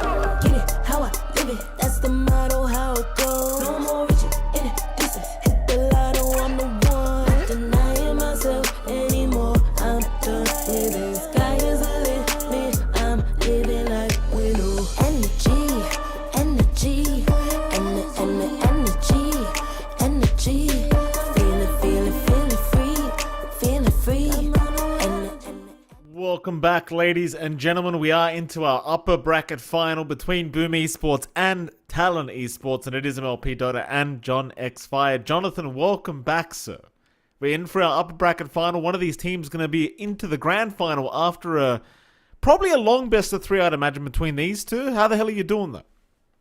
Doing great. This is going to be an interesting one to see whether or not we have Boom finally take a chink off the armor of Talon, because in the past few matches, or at least in the past qualifier for Wallachia, Talon has gone 5 games up on Boom, just not dropping a single one, winning a best of 2 into winning a best of 3 grand finals, not dropping a single game. Before that, in the Dream League Season 25 qualifiers, Boom did take a clean 2-0 over Talon. So it can be done. It's just in the most recent qualifier, that did happen like literally a few days ago, Talon has looked sharper. I tried to ask for thoughts from each side just to see if we can steer some drama up. All I got from Cuckoo was the peace symbol. And all I got from Mac was just, please Talon, take a loss so we can finally take a win against you after 5 games in a row. So that's all I got. I thought you were about to say, Max said, please leave me alone. He could probably mean that as well, but he did say, yeah. I hope they just lose, please. That's all he said. So we'll see. This should be a fun one. Like you said, this could be a drawn out one, Mr. Mikey. If both teams are at top form, this is probably one of our more competitive matches here. I wouldn't be surprised with Aurora out of the running that this could end up being the same grand finals showdown we end up seeing, as kind of the same journey as we saw Boom take in Wallachia, except hopefully they'd want to take that in the reverse route of just making it true here in the upper bracket finals. Can I just say as well, John, before we get the draft officially underway and before we get into the game, I want it to be very clear before we have any more pauses for mice. My mouse died. I unplugged the connector from the wireless adapter. I plugged it into my mouse within about 2 seconds, and I was able to get back to it, John. So if I see a pause for more than like 5 seconds for a mouse issue, I'm going to get upset. That's all I'm saying. Yeah, we've had enough. Please, sort your mice, people. It's been like 7 years. Come on now. Enough pauses. Let's see if we'll go through without a pause here. 5 seconds Do have a remaining. very interesting set of bans for a draft here. Boom already banning out the Terrorblade and the Sniper, which Talon brought out against them in, again, there's Raleigh qualifiers in the grand finals. That was a Mikado hero popping out here and again. Talon, for their part, taking care of some of the FEZ heroes in this first phase. The Doom, the Beastmaster being taken care of. The the Nyx Assassin being banned out as well, along with the Earth Spirit. So we do have options like the Dawnbreaker in the pool, Alchemist DK still in the pool as well, along with Morphling. So there's a lot of interesting play options for both sides on first pick, even something like the Shadow Demon being left alone as well. Boom Esports instead will go into the Gyrocopter. So nothing too crazy coming out from them yet. That is something we have seen Jackie play quite a fair bit of. There has been some flex on it. For whatever reason, they have run it on Tim's as well in the Raleigh qualifier. So it's one of those things that Boom love to first pick and then flex if it doesn't end up being that nice. 5 Talon, for their seconds part, remaining. they have an opportunity to just maybe pick up something like the Morphling into Gyrocopter that we've seen, which will force the Gyrocopter into a support position, which, as we saw in the last series, support Gyro doesn't necessarily give you everything you'd want. Instead, they go with a big, strong mid anyhow in the Lina. That burst damage is there. This here is just ridiculous with how much it does. And like I always think back to, Mikey, every time it's a new year, Lina is just always so explosive. 10 It seconds sure is, and I was remaining. going to say as well, I expected Talon to actually ban it because Mac's been playing a really mean Lina as of late, but they take it for themselves instead, which is even better of an idea. Of course, Boom Esports going back for the Gyrocopter, which we have been seeing a hell of a lot of in this current patch. And as you know very well, Jonathan, you do have the option to flex the Gyrocopter if you find that the draft you're up against is not the greatest to pick Gyrocopter into. So you've always got the support Gyrocopter potential if necessary. Though I generally don't see Boom running the support Gyro that often, in fairness. So we'll wait and see what happens. For now, Boom Esports, more bans to come. See what they do want to prioritize. You've still got Lion, you've still got SD. You know, all those very popular supports still available if they do want them. Phoenix, also another hero we've been seeing a lot of, but they're going to get rid of the Morph and the Dawnbreaker, which has been pretty standard bans. Yep. No supports being focused here. I'm a bit surprised Shadow Demon's just consistently left alone, along with stuff like Lion. They just tend to do a little bit too much in the current meta in terms of what you're looking for from your supports. We'll pick up the Clockwork on Talon. This is something that you and I have praised Cuckoo for quite a fair bit. He is a spectacular Clockwork player, especially in the support, of course, and I'm keen on seeing what he can do. Like, just this potential for the Clockwork to set up for the Lina down the line already feels amazing. We saw the impact of Clockwork earlier on today, getting good entrapments in the cogs, and just leading to all of this damage coming in from the Lina is already spectacular enough. Boom, for their part, just straight into the Batrider, along with Tiny. Okay. Which, I mean, we've seen this makes me combination nervous. before. Yeah, the Tiny just doesn't feel great, especially if it's leaning into Lina. Like, you do have, again, toss-back options to try to bully out the Lina. You've got the 3 toss as well. But Lina doesn't particularly care. She's going to sit back, she's going to Dragon Slave, she's going to free farm. And there's not much a Tiny can really do about that in the mid lane matchup. And, again, Tiny blink timing is so key. We haven't seen a team play around blink timings well.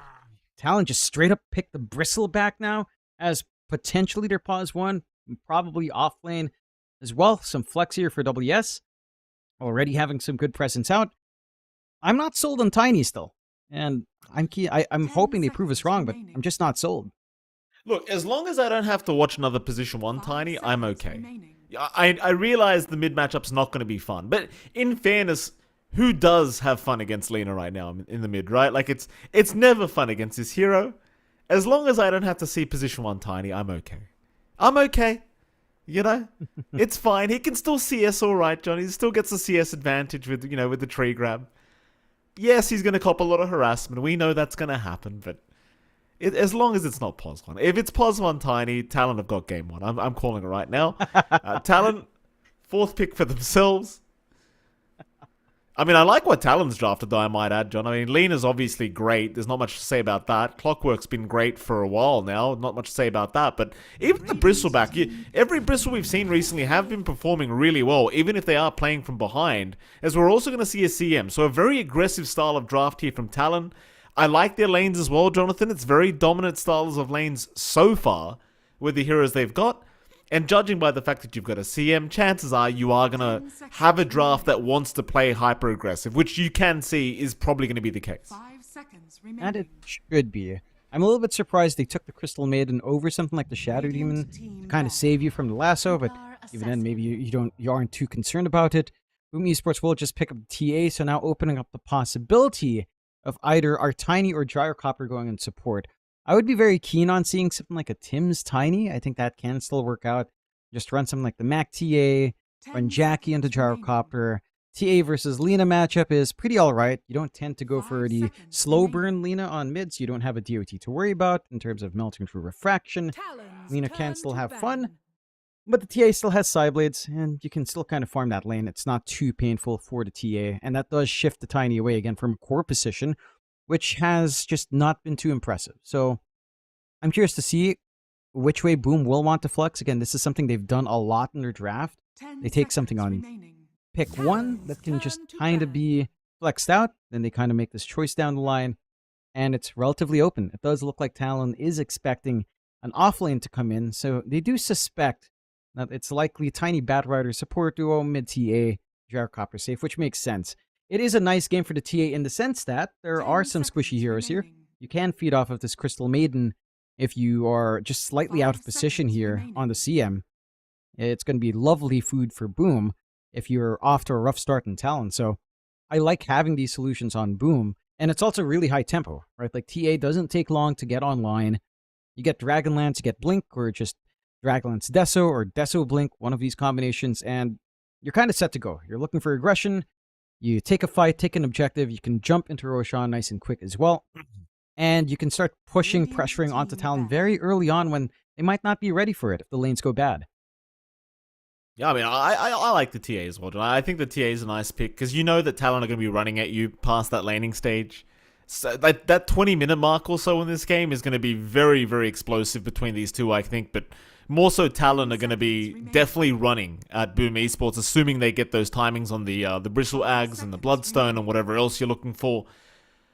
Not one of those games either where you necessarily need a very quick BKB against Boom Esports so far. Like, the Tiny could be an issue, but overall, I feel like it's still a pretty solid game to just skip BKB till the later stages if you are Talon. Whereas on Boom Esports, I'd say the exact opposite.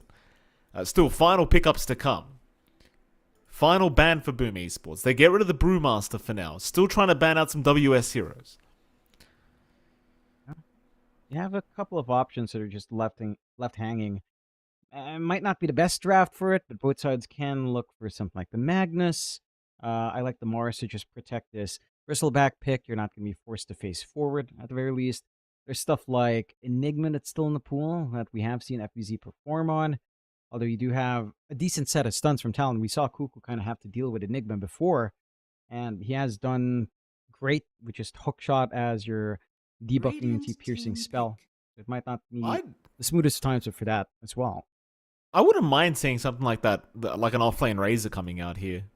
Even like, I know we don't see it anymore, but even like offlane Viper would be like kind of good right now for Talon. If they just want to go like all in on the kind of very heavy mid-game rush. And a Razor Viper, I'd love to see it either for safe lane or off lane. Maybe not so much the Viper safe lane, but Boom Esports, they're going to go for the Magnus. Alright, that's their draft. I like it. I think it's a pretty standard style of draft. Nothing too special. Nothing to write home about, but it does seem like it can weather the storm. It can seem like it can defend high ground very effectively if you do fall behind Talon around that mid-game. So I like what I'm seeing. But what are Talon going to finish off with? 5 seconds remaining. I feel like that idea for Viper Razor is still pretty damn nice. I'd probably lean towards a Razor a little bit more. I think WS Razor wouldn't be too shabby. You don't really want to go Enigma in this case.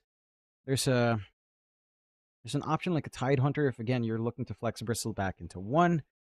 Or you can just go safe lane. Like, again, either the Razor Viper, probably the Razor. Safe lane is pretty decent into Magnus. There's always the Skewer away, but if you just cop the Skewer while you're static linking, you're still going to be happy. As a Razor CM lane is pretty fun as well, so you don't mind that. There's a lot of potential with any of those picks. I do believe you also have stuff like DK was kind of left alone in bans, so you should still have that option available if you kind of wanted to go for a more bog standard carry. It was the Alchemist banned out last. So you have that option as well if you just want a stable win condition to come in here for Natsumi. What else stands out? Monkey was banned out early. The one thing I know I don't want to see is something like a Lifestealer, so hopefully not there. A Lycan comes out. I mean, I'm not against it. You know me, John. I'm a Lycan enjoyer. I'm a real sicko when it comes to these things. Lycan will be making its appearance. It should be, of course, the WS Lycan we're looking at, and it is a nice Lycan game. Like, you really don't have much clear for these creeps. It does feel like if WS has a solid lane, and when I mean solid, I mean just an average kind of lane, you don't really have the answers from Boom Esports to deal with his mid-game timing either. This could be very dangerous for Boom to deal with. And it can be. I can see this up-tempo kind of draft from Talon just overtaking the side of Boom Esports very early on. We also get ourselves the Tim's Gyro, which again, this is probably only Boom that's willing to run Gyrocopter on 4 in comparison to everyone else flexing it onto 5. So I'm curious to see how much Tim's can get out. Of course, the Gyrocopter Magnus lane is pretty decent if you can get the Shockwave into Skewer back. There is a lot of play that can come out there. But I'm interested in seeing this. It feels like there's a lot hanging on the line for the side of Boom to kind of mitigate some of that early impact of Talon, because like you mentioned, if WS gets a normal lane, not even a dominant lane, just a normal lane, hits this timing with the Dominator into the Overlord, things can get out of hand very fast. Like the side of Boom, you've got a Magnus, you've got a TA who in rough lanes will have to sit back and farm. You're waiting for FBZ to probably just get Echo Saber Blink, and the TA again, Blink Dragonlance or Blink Desolator before you really start to get comfy, which leaves very few options for Mac and the Tiny to rotate around with. And the fact that it is a Mac Tiny is also rough. Like, we talked about the shortcomings of the Tiny on a core position. The matchup against the Lina, again, not great. You're going to be able to farm the Tiny. You can still cleave away, but it is going to be Lina favored. Mikado shouldn't be struggling whatsoever. And it's a question of whether or not this blink timing on Mac is going to line up, because if Tiny gets his blink timing fine and you can play around that tempo, it can look good.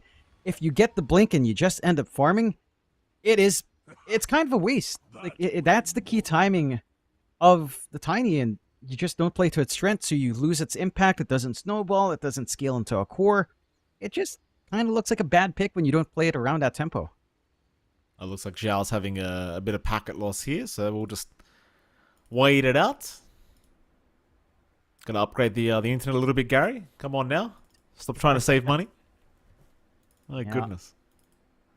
I don't think they're on the IndyHome packet Phoenix, but I've had friends complain about it. I've had friends I've queued up with, and they're like, "Oh my god, their ping is at 200." I'm like, "What am I supposed to do about that?" It's nothing. Are you in charge of the win probability here, John? Whoa! Is that you? Holy! That's a little bit too based for me. This is John X5's win probability right here. Before the draft even started. This is it. You reckon that this Dota 2 win probability thing actually checks teams? Like in a pro match, it checks ticketed games where these two teams, team IDs faced off against each other. It makes that prediction. It would be funny if it did. It would be funny if it did. It would be great if it did. I'd love it if it did, John, but it definitely does. Like, there's no way they went that far. You know they didn't go that far, John. It's too much work. I mean, it probably isn't that much work. You'd have to have like a database of pro games, but you'd have to have. It's already stored on server. It's already stored on server anyway, right? Like it is there with the replays, so you do have the data all parsed out. I'm not an engineer, John. I don't know. I don't know these things, John. But it's funny. It's just funny to imagine that it saw a 5-0 scoreline from Talon in like 2 series and said, "Yep, 100%." And then, of course, when you hit the lands and you get a Southeast Asian team up against literally any team, it's 100% the other way. Because hey, that's where we're at right now. Don't depress me already, John. We're in the qualifiers here, right? I don't want to talk about the lands. I've been trying to make excuses as well. SEA only gets 1 slot. That's my excuse these days. Yeah.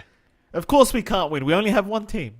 How many teams does Europe have? Like 50 teams? Oh, Of course. 100, Of course we can't win. Last time. No. They got all they get the experience, you know, they get the exposure, it feels good. Also, the most competitive environment, as they say. There was a time when Europe was kind of overrated. We were all having a bit of a laugh at it. Yeah. I guess this is karmic retribution. That we Yeah, get like it might be. all the slots, and it's just like, all right, 4 years of this, let's go. That's it. It will swing back, Mike. The pendulum will swing. You just got to believe. As eventually, I also believe that this internet issue will be fixed. Well, Eventually. it's either they... Uh-oh. Uh-oh. Mikado was like, Biznet. Well, at least it's not in the home packet Phoenix. You know, maybe it should have been, John. Maybe that would have resolved this issue that we're having here. No, it's really Oh, terrible. here we go. A bit of conversation. Makoto's having some loss. I doubt it. He's not disconnected. Unlike Boom Esports, who haven't invited us to their gaming house yet, John, we've actually been to Talon's game house before, and it was very nice. Shout out to the boys at Talon. Gary, I hope you're listening, so we'd love to visit the Boom Esports team house if you wanted to, you know, pay for some flights. Here we go. My city is built different. Mikado gets a tip. He gets a little tip from FBZ, which is the one that matters as well. FB on FB John Anthony. What is wrong? Why is Natsumi getting the shots this time? Rich boy Mikado, as we do get the go-aheads. Natsumi can never not cop it, you know? He's always... If there was anyone that embodies the tagline of still moving under gunfire, it's Natsumi. He gets shot by his own teammates. Why do you keep bringing up SMG, John? Gotta bring it up. You just gotta do it sometimes, you know? You think back to those glorious days of those matches that you never knew would go whichever way. I miss that era, Mike. I just do. They're only under gunfire because you keep taking shots at them, John. It's you. You're the guy that's putting them under gunfire. You can just call me Luigi, Mike. Oh, hold on. We better not go there, John. Jesus Christ. Free my boy. Anyway, moving on. Boom vs. Talent. You really take it to dark places, you do, John. I mean, we may as well keep talking because we're going to get another pause anyway, right? Well, why do you got to do this? Every time we're casting a qualifier, you got to risk our careers. Every time, without a doubt. It's just a topical meme. What do you mean? I'm not saying anything with it. It's just the latest meme. Yeah. It's in the news. It's just a meme, you know?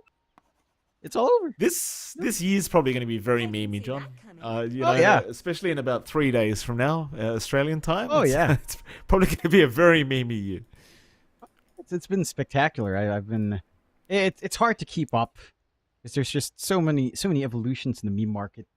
We have packet loss now on. Why is it Natsumi? Throw the book at them, Barry. What's he doing? Throw the book at him, Barry. Give him the timer. Don't let him get away with this, sir. He's not going to throw the I book blame at him, Alphon John. for that. If there's a network issue on Talon, shout out to Lane, Mr. Isaac Lane Alphon. It's his fault. 100% every single time. He's also moving under gunfire. You just reminded me Alphon's part of Talon now. And he probably heard our comments about visiting Talon's game house and he probably thought, yeah, this game house is better anyway. Don't worry, boys. You know, Alphon talks so much smack when Gary's not listening. Gary, if you're listening, and you are, I know you're listening to this cast, Alphon's been talking smack. I'll talk to you about it when we see each other. The battle begins. Oh, Tims? poor boy Alphon.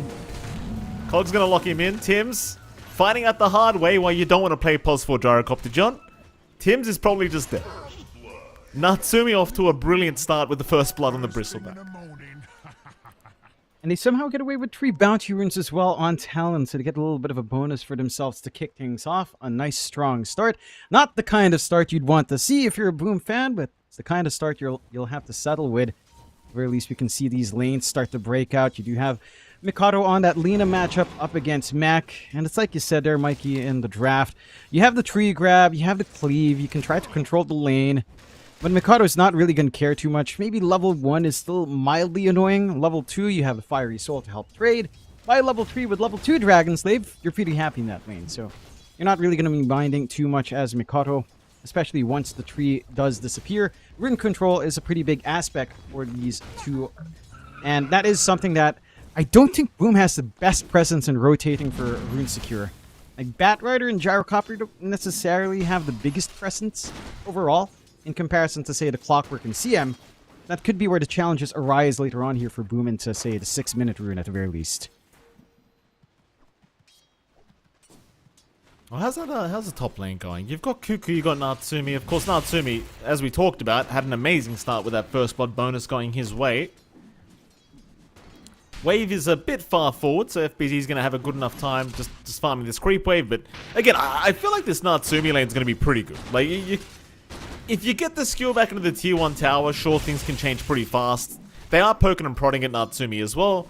But you get a bracer up or two, and suddenly you're just unkillable in the laning stage for the Bristle. And yeah, even if he can't find any kind of kill himself, he already got first blood.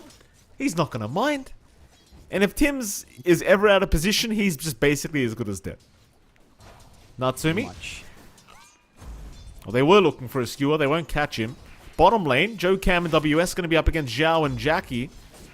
This lane going okay so far for Jackie. I don't really see them pressuring him too much. But then again, the whole point of this lane, I think, is WS farming really well. This is also really interesting. When you get the Alpha Wolves out for WS, he had Pack Leader a while ago, which is just standard Lycan, but changes his last second for the Alpha Wolves. He's got the level 5 Wolves, max level 5, max level 6 Wolves, and a lower level in Howl. I'm fascinated by this. I feel like I've had so many discussions with a different set of coaches in the backs, how they feel about Alpha Wolves. They think it's kind of awkward losing that level in Howl, and the Wolves themselves are kind of strong, but also maybe not strong enough to justify this facet. I'm keen on seeing what WS does, because even in other Lycan games that we've seen, it has been Pack Leader Lycan. You know, just standard Lycan Overlord Dominator build-up.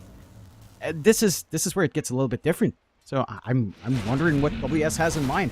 There is a lot more microplay. There's a lot of early rundown potential with those higher level Wolves. You just lose out on mitigating some of the damage that can come in from Jackie with just the level 3 Howl. So that physical burst is still going to scale. You're not going to be mitigating damage as much as you would on, say, a standard Lycan here. It will be very interesting. I look forward to seeing what he gets done with this this facet. Now you've got me intrigued, John. I'm trying to look through and see what the reason could be for WS choosing this over the pack leader, but well, we'll find out at some point. I'm sure he's got some kind of idea. Mid lane, Makoto really starting to give it to Mac now. You're at that stage where the lean is going to start to become a huge problem in this mid lane. Of course, Makoto is really starting to dominate the CS as well here. He's already about 10 ahead of the tiny of Mac, so this lane probably not going to get much easier here for Mac. Makoto looking like he's set up for a good game. And he is, which is to be expected in this matchup. Again, you can't expect too much into even just a 4-minute water rune as well. Finding 1-to-1 is already happy enough for Mac. You're not fully crushing. I mean, you're not finding kill opportunities, obviously, on Mikado, but into the 6-minute rune, that's where the possibilities open up. The sister rotation in the Crystal Maiden could be pretty nice. Just a nice slow and frostbite into chain stuns, or just a lot of damage coming in, will lead to some good opportunities for Mikado, and his timing into his travel shouldn't be too bad. They're starting to poke and prod at WS, and a couple of good melts and side blades from Jackie and some burn damage from Zhao can get that done. And I guess the one thing with Alpha Wolf Lycan, you don't really feel its effect until you start to hit at least level 5 Wolves, right? Like, that's when you start to play with the hamstring, you start to play with that root, which can be quite devastating early on. And it does take levels for that to get in. So it's a bit of a waiting game for Talent's investment to get online. You are getting a lot of emphasis into the mid already, despite not really having runes. You do have room to kind of stack up just a bit on Tim's in the triangle. He does at least get that done, and he'll be able to try to contest for the bounty, but doesn't actually commit for it. So you still have the bottle top up left for Mikado. No, he turns around after making a bit of a decision. That is leaving a bit of a free lane for Natsumi, which is concerning when you do give a free lane out to the Bristleback with no real outcomes on the rotations from Tim's, but it is also free XP out for FBC. So at least you have a freer ride into 6 here, although... Oh, top lane, speaking of the devil Natsumi, he's alright. It's just hard. He turns his back, suddenly you have no damage. Natsumi, top of the CS board as well. And if worse comes to worse, he can always just go start jungling with cool spray spam. You've got the CM aura to kind of keep you happy on the mana pool. So happy days so far for the side of Talon. So the mid and safe lane have gone very well. And we already kind of said as well, with WS, you aren't even looking to dominate the lane. You just need to get through the laning stage as this Lycan to have a good game, I think. Though I must say, WS going for a Midas is not what I had in mind. Yeah, it's a little bit different. Again, it feels like he's going to go for maybe more right-click presence himself, which could be an interesting way to play it. A little bit of a gate movement up top from Zhao, already spotting Natsumi low in backline, along with FBZ and Tim's looking to shove in. They've gotten a good opportunity to try to pincer out, but with Zhao being spotted early, Natsumi should just be safe. Question now is whether or not Talon will try to come in with more bodies to force a fight somehow. Oh, Zhao. Zhao's in trouble. Firefly, Flame Break, gonna try to run away from Natsumi, and he might just have enough. The sticky napalm spam with the slow proving to be enough to get away from Natsumi. Not able to really set up for a kill. I'm not really sure what the idea is for the Batrider to be in this area anyway. It's like he will go back for the Wisdom Rune for now. But certainly kill attempts onto the Bristleback I deem kind of impossible at the moment. Again, unless you can force him past your tier 1 tower, and even then it's going to be pretty hard. It's a rough chase on something so tanky. Maybe if you had a rotation out from Mac, like if this Tiny was willing to show up, perhaps you'd have enough damage. It's hard to see Mac kind of leaving that lane just yet. Still trying to work onto some initial build-up. At least has a Soul Ring set to come in. Get the toss out on Jokam as well to prevent the rotation out. At least they cut off some relief perhaps onto top. And you do have WS alone. Yeah, WS in a lot of danger now. Zhao's doing so much damage, but the TP's from Talon quick enough. In fact, Jokam, he's looking for Jackie. He'll land the cogs. Jackie, between a rock and a hard place, gonna go down as Talon. Very quick rotations, finding a very important target. And just a bit of a deep dive and deep commitment from Zhao. Puts Jackie in such an awkward position. And yes, the toss back was nice from Mac, but leaving Jokam here does give him easier access to run back into that bot area. So maybe cutting off the TP was nice, but you still have a decent distance to come in here on the clock, and you find a nice freebie to take here for yourself. You're feeling pretty good from Talon. And it's a slower game for both sides. 0-2, 1k lead for Talon is coming out. Free farm coming out for Natsumi and for Mikoto. And not too shabby farm for WS. But some initial timings are still slowly being formed up by Boom. They're still shoving up top. The scan does allow Natsumi to walk away again from any sort of gank attempt as they're trying to sneak in behind that tier 1. It doesn't feel like this movement is going to line up to anything. I'm surprised we're not seeing more commitment onto WS. It's like this is probably the easiest target to go for at the moment, if not Mikado, if you manage to catch him out somehow. But he is also just free farming again into this timing on the Midas, already has it, into the Power Treads next. And as levels go up, like now he has the level 4 Wolves. So it's starting to get to that point where Alpha Wolves will start to kick in. Bottom, or rather top lane, excuse me, Jokam does go down, but they might find a trade and they will. Tims will drop. Makoto with a nice little rotation, able to secure a quick one with the Laguna. Yeah, I'm still just so curious about this Lycan build-up. Is it like, what's the idea here? I'm waiting to see what he buys after the treads. Because my mind is still like, surely he's going Helm of the Overlord. But with the Midas pickup, I'm like, is he really though? Yeah, I don't know if it's as good if you go for the creep army because of that lower level on Feral Impulse. You don't get the max level 4, so it's a little bit less output in your army. It could be right-click, something like Echo Saber Harpoon, or just Aura build-up. Maybe something like an AC down the line. It feels like that's the best case scenario, because these wolves can set up for you to go for solo kills so nice once they are leveled up here. So that's what it's starting to feel like. It's starting to feel like WS might go for a right-click style build on this Lycan.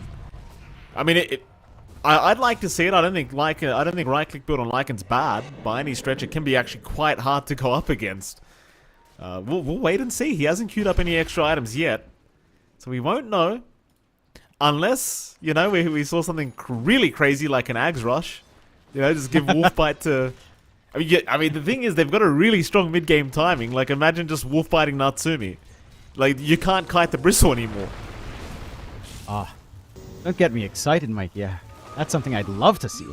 I don't think Talon's going to go down. I think WS is that keen on just farming for his carry. He will probably try to boost himself up.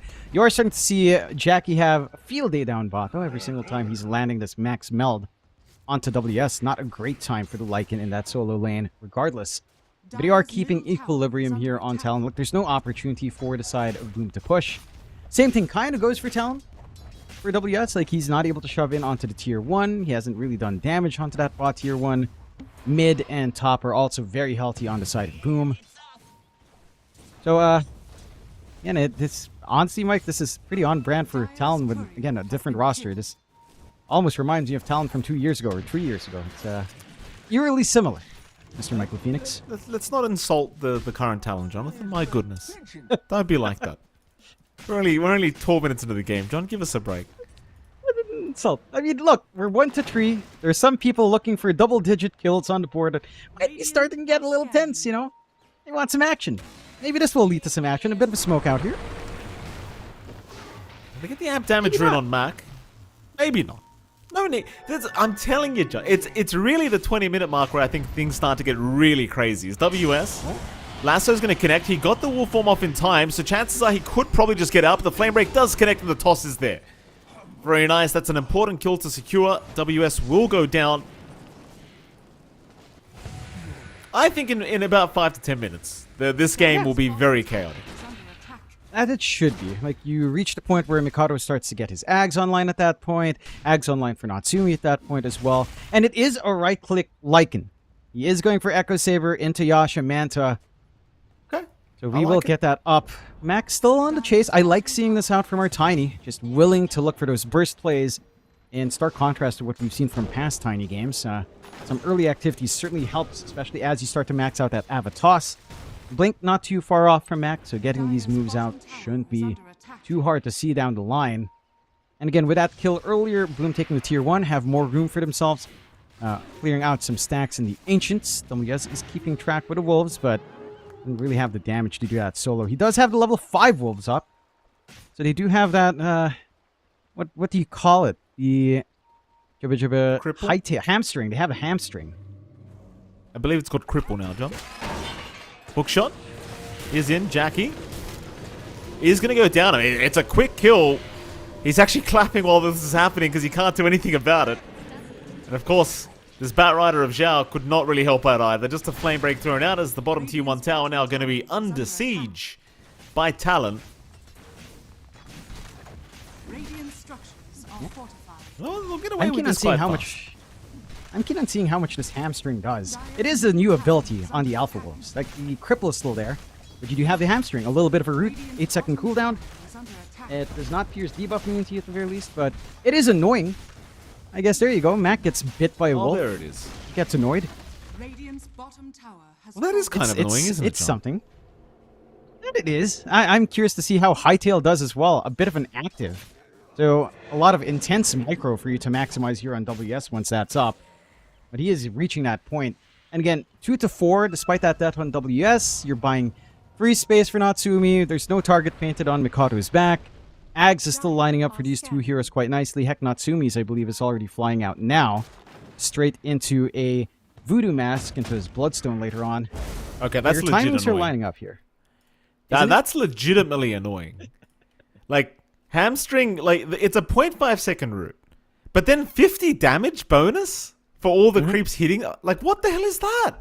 Zhao went from full HP to half HP with one hamstring. Okay, that's legitimately annoying. Like, that actually looked kind of broken. I'm not gonna lie. Like, and they both have it. If you chain them properly, that's actually, like, disgusting. Yeah. And then, again, you see he has max level wolves now, WS, so he also gets the Hightail active, which is movement, attack speed. It's like, at first, you think, oh, there's not that much damage. And then they hit after the hamstring, and you're like, wait, what the hell is that? What is that damage? So stupid. Great. All right. I mean, if you're a support in these kind of games, you just want to quit the game. You know what I mean? Like, you're just gonna get hamstringed by these wolves every 2 seconds. Like, just leave me alone. Oh, look at this. One wolf, a quarter of your HP on Tim's. It takes so long to die. It's hilarious. This is okay. This is cute. I like it. I like it. You know what would have They're made gonna this better, smoke John? out as well. Oh yeah, what would? Necromonicons. John. Necronomicon. If you Oh had yeah, I knew you were gonna say it. With plus 50 damage. Imagine that. How great would that have been? Smoke on smoke scenario.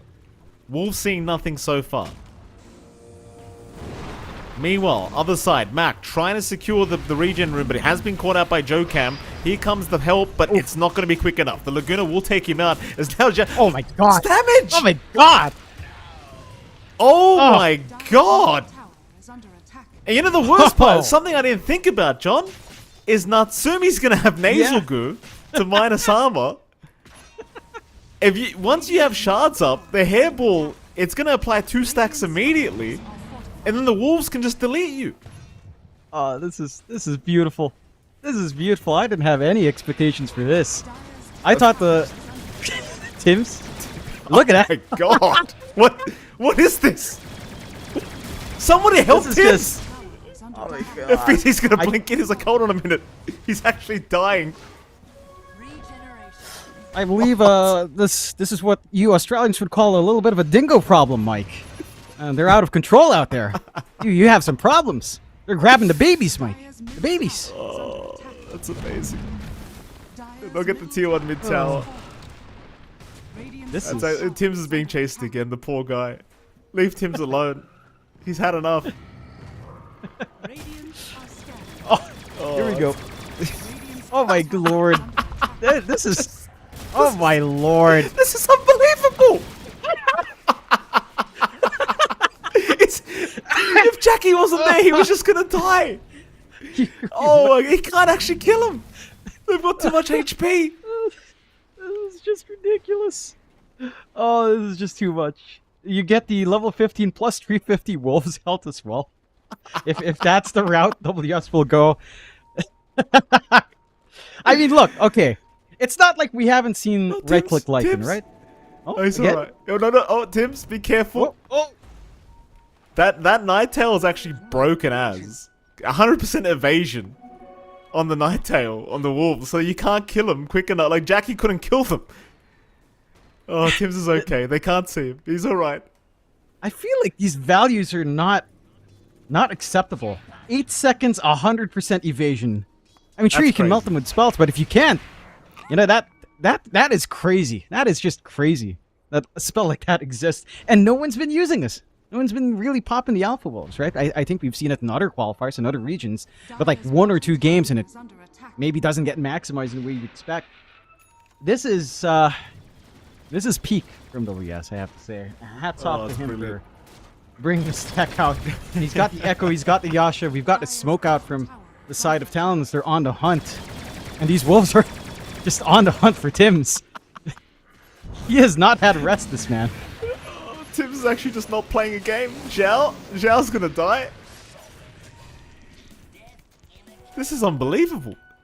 It's like it's turning the game into a 4v5. It's like one support just never can do anything because he never has HP. Tim's is just carrying his shovel and getting salves every 2 seconds so he can keep reaching. Top lane? Level 9. Well, maybe he can find Makoto. Makoto's got the full ags up, by the way, but he did use the flame pro because there is going to be an RP. FBZ's got a great target. Call down out. Makoto's actually just going to go for the TP away. Oh, and he can't get it. Homing missile barely landing in time. That's a great kill. Massive kill for the side of Boom, and something they desperately needed. I mean, nothing's been happening for the past few minutes. They have lost a couple of supports, but we haven't seen that tempo kick in, which we talked about this draft needing tempo, needing to find something. Even just a one-man RP is certainly worth your trouble here. Hims. They might find a little bit more. Oh boy, Toro, look at this. Look at this. It's just that they leave the wolves to do it. Oh my god. Natsumi? Natsumi does die. That's more important. That's a great kill. Why was he even there, I wonder? He did get harpooned back and skewered back, so Okay. he was just slightly out of position. Good punishment out from FBZ. And Boom are utilizing their vision well. Like, their wards are alright, but the traps are really setting the difference here in terms of finding these opportunities that they've found. the side of Talon, have to be a bit cautious about bleeding this gold lead back because, Boom, it's like you mentioned, 20 minutes into 25, their timings start to come online. Jackie's already at the point where he can start to take some objectives on his own. He's got the Blink Dragonlance Deso now. You're pretty much set to go on your TA, going for the BKB next. And once that's up, one team fight into Roshan becomes quick. He stops Januel from TPing. Good old WS, and he could find this. He finds it. He certainly does. Very, very nice from WS. I didn't realize these... So they get hamstrings committed, and then their next 4 attacks are plus 50 damage. That's how it works. Okay. So it's not the duration of hamstring where they get the bonus damage. It's 4 attacks after the hamstring, which is way crazier. Yep. It's great. You have the hightail as well. Get that bonus attack speed along with the move speed and the invasion. It all lines up, and you're getting freebies from WS. They're not even committing for these support kills. Mind you, that's the worst thing about this. Right? Like, it costs you nothing but micro while your hero's AFK in jungle. Like, you are just getting impact. They've got room now to try to contest Roshan. He's alright. Boom. Boom trying to go for a smoke. They're gonna find Cuckoo. Cuckoo's actually not dead yet, though. That's concerning. He'll finally go down. Meanwhile, Talon, they want to just force a fight. Cogs out on Jackie, finding the primary target already, and Jackie is just deleted. My goodness, even Tim's getting caught in the tree line. I'll tell you what, John, you saw the avalanche toss out, not killing Cuckoo straight away. That's pretty concerning. Like, that's a CM you couldn't burst down in one combo. And it's not like she has a cloak or anything. Like, she's got no magic resist. Just a raindrop. Yeah, it's rough days. And this is something we'll always talk about when we see this core tiny. It just doesn't feel like the Avatos keeps up at certain points once HP is high enough. And there is a lot of HP to go around the game nowadays. We have a quick pause. We've got loss for Tims. As does look like, what was it that Mikado said? Biznet is yes. Maybe the culprit. Shout out again to the good old Indie Home Packet Phoenix. You never go wrong with Indie Home, John. Never go wrong with those blokes. They've got a full reset. Look at that. Gary's coming. He's pulled the router off. He's yelling at the team. It's like, what are you guys doing? No. Why are you getting bitten by the wolf? It's just a dog. That's just going off. That's literally what he would say. That's literally what he would say too. Oh yeah. The funny thing is, like, if you in your pubs, you run into the one odd Lycan player who's still trying to get these Spirit Wolves off, and that's where you go mainly on the right click Lycan. This is the real way. This is the real way, because you're still going to be tanky, you're still going to have damage, and now your wolves are literally God's worst creation on Earth. There's no way this came from the Garden of Eden. No way. I can't wait to try this. There's no way people in the pubs are going to know what's happening. Like, this is... For me, this feels like free MMR. I'm not sure if this is something I've just missed. Oh, clearly I've missed it, Jonathan, because I didn't know it was this broken. But I'm running offlane Lycan like next pub I play. I'm just chasing supports the whole game with my wolves now. That's it. They're going to have no idea what's happening. It's going to be amazing. Oh, yeah. 100%. They're going to end up spending all their gold on sentries as well, just to watch out. The economy's down the toilet. The wards are going to be gone. All because of Wolfman. This is scary as the Nyx Assassin. Oh, it actually Nyx Assassin. These wolves are scarier.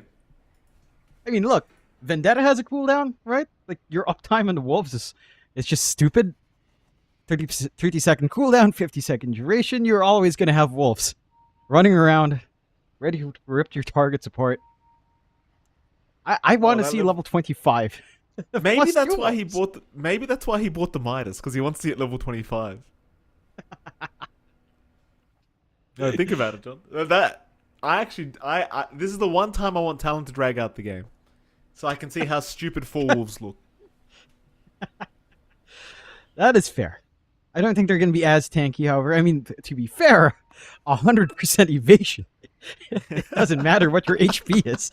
Why does it have 100% evasion? For 8 seconds. 8 whole seconds.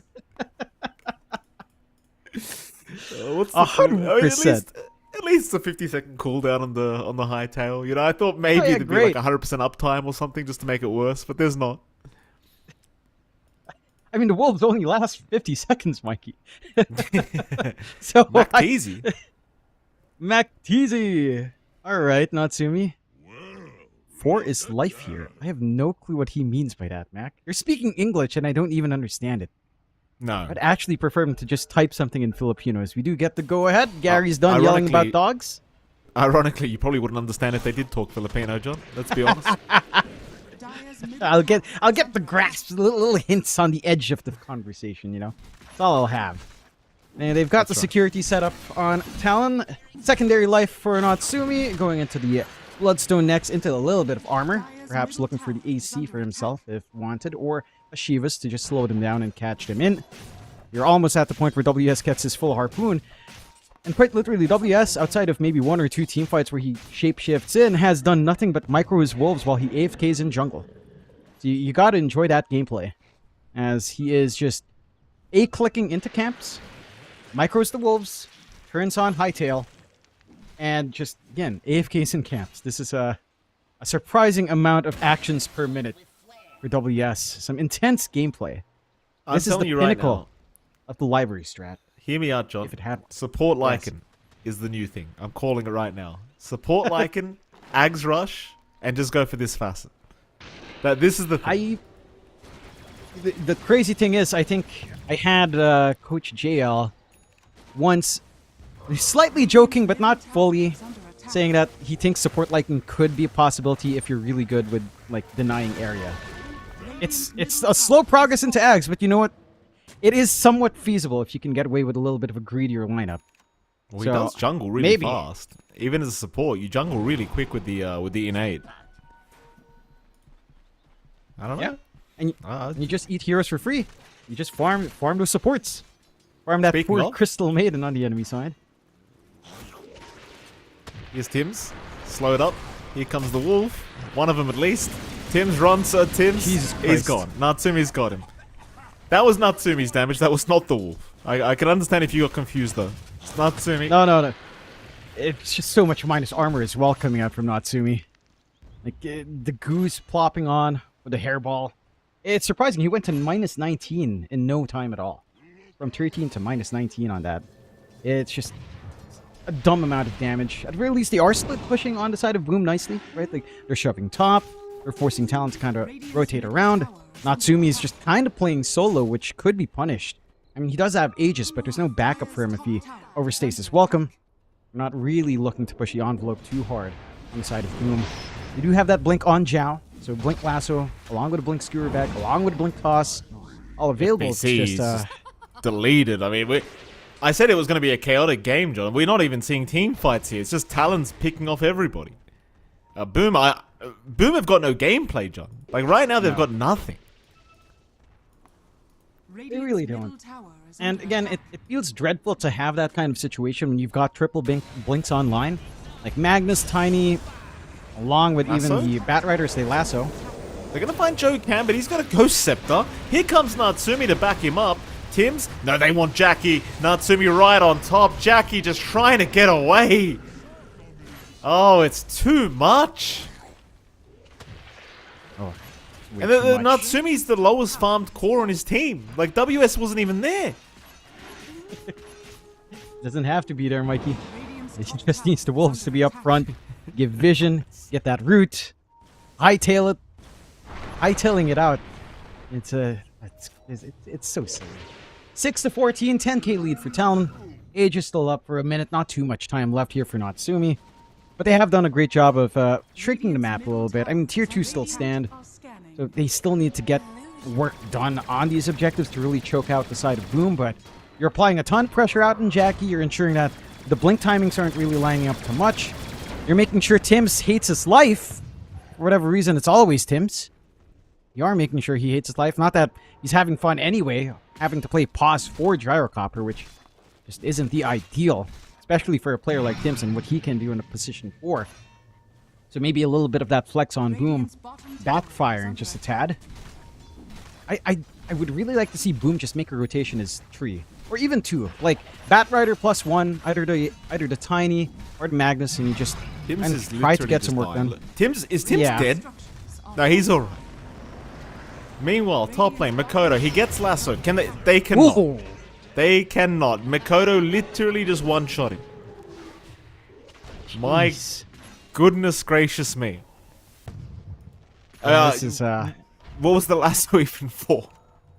Was he just to use trying it. to get away? Okay. I mean, I guess you he's know, not using it anyway. No, they haven't had chances here on Boom. Again, they're not grouping up in the way that I'd expect them to around these timings. Even just like the Tiny blink timing or the FBZ Magnus blink timing felt good. They'll try. Fuel back. They're going to try for Natsumi. He's got no Aegis up in Natsumi, but he's still okay in the ghost form. They'll RP him up, but he's just not dying. Tim's will be the one to go down. The Ethereal Blade from Makoto making it impossible to finish the job onto the Bristleback. They've left no stone unturned here, Talon. Like, No. they've given them, like, 0% chance of taking a fight. Radiant's top tower has That they have. It's been a rough go for the side of Boom. And again, it just feels like this tempo has swung completely out of their way. Mind you, maybe the BKBs start to help out a little bit. I mean, we already saw FBZ and his BKB not really amount to too much. He's forced to one-man RP. He can't really look for more. is under attack. I just watching them, like, just blink away from these wolves. Zhao's placing sentries everywhere. When else are you going to see this? Do you think we'll probably get Lycan banned in the next game as well? Radiant's bottom tower is Probably. I mean, if not, you're gonna have to figure out a way to handle this. Maybe your solution's what? Like Doom? You can become the Alpha Wolf, I guess. Enchantress, if you want to go that route. Top lane Makoto's very far forward here, John, but Boom Esports, they're not really in position. Talon now going to smoke up his 3. FBZ going to reveal himself taking the outpost. Hook shot, though, off the mark. FBZ still going to be able to skewer out of there, but Natsumi still chasing him down. Blink away is out. Jackie going to try and do the exact same, and we'll get out of there. It's Natsumi, apparently not done quite yet. We'll stick around for a creep wave, as now Zhao's thinking about jumping in. Does get a nice lasso, but the Ethereal Blade again going to make it a little bit hard, but no, Max got it. Avalanche Toss proving to be enough, with the bonus Ethereal flying in from Makoto. And that's a good pick-off. You are still losing a tier 2 mid tower in the meantime to WS, though. Radiant's middle tower has fallen. You are, but you're gonna be happy enough to get one big kill here from the side of Boom, and they've got the confidence now to start to dip outside. Still have the RP. They still have all of this way of gap closing on top, and they don't have to worry about this big body cutting them off from the squishier parts of Talon. Have to kind of make this work. Good scan to kind of spot a hero on the triangle. Nice pogs from Joe Cam. Hook shot right towards FBZ. He'll go for the BKB skill back play onto WS, though, and he's got no wolf form available, so WS is a bit of a sitting duck, but Tim's is actually the one dying now. RP coming out as well, but can they actually finish the job? Surely Jackie gets up, and no! The Ethereal again! Makoto! He dispels the damn meld! Oh my god. Oh, and the chase is on. He's not done. He'll find Jackie. Not poor old Jackie. I don't think he's got a way out of this one, John. Refraction out, but no, it's not going to make it in time. Tips out for Makoto. It's just... I respect great gameplay, but it just sometimes it gets depressing, you know? That it does.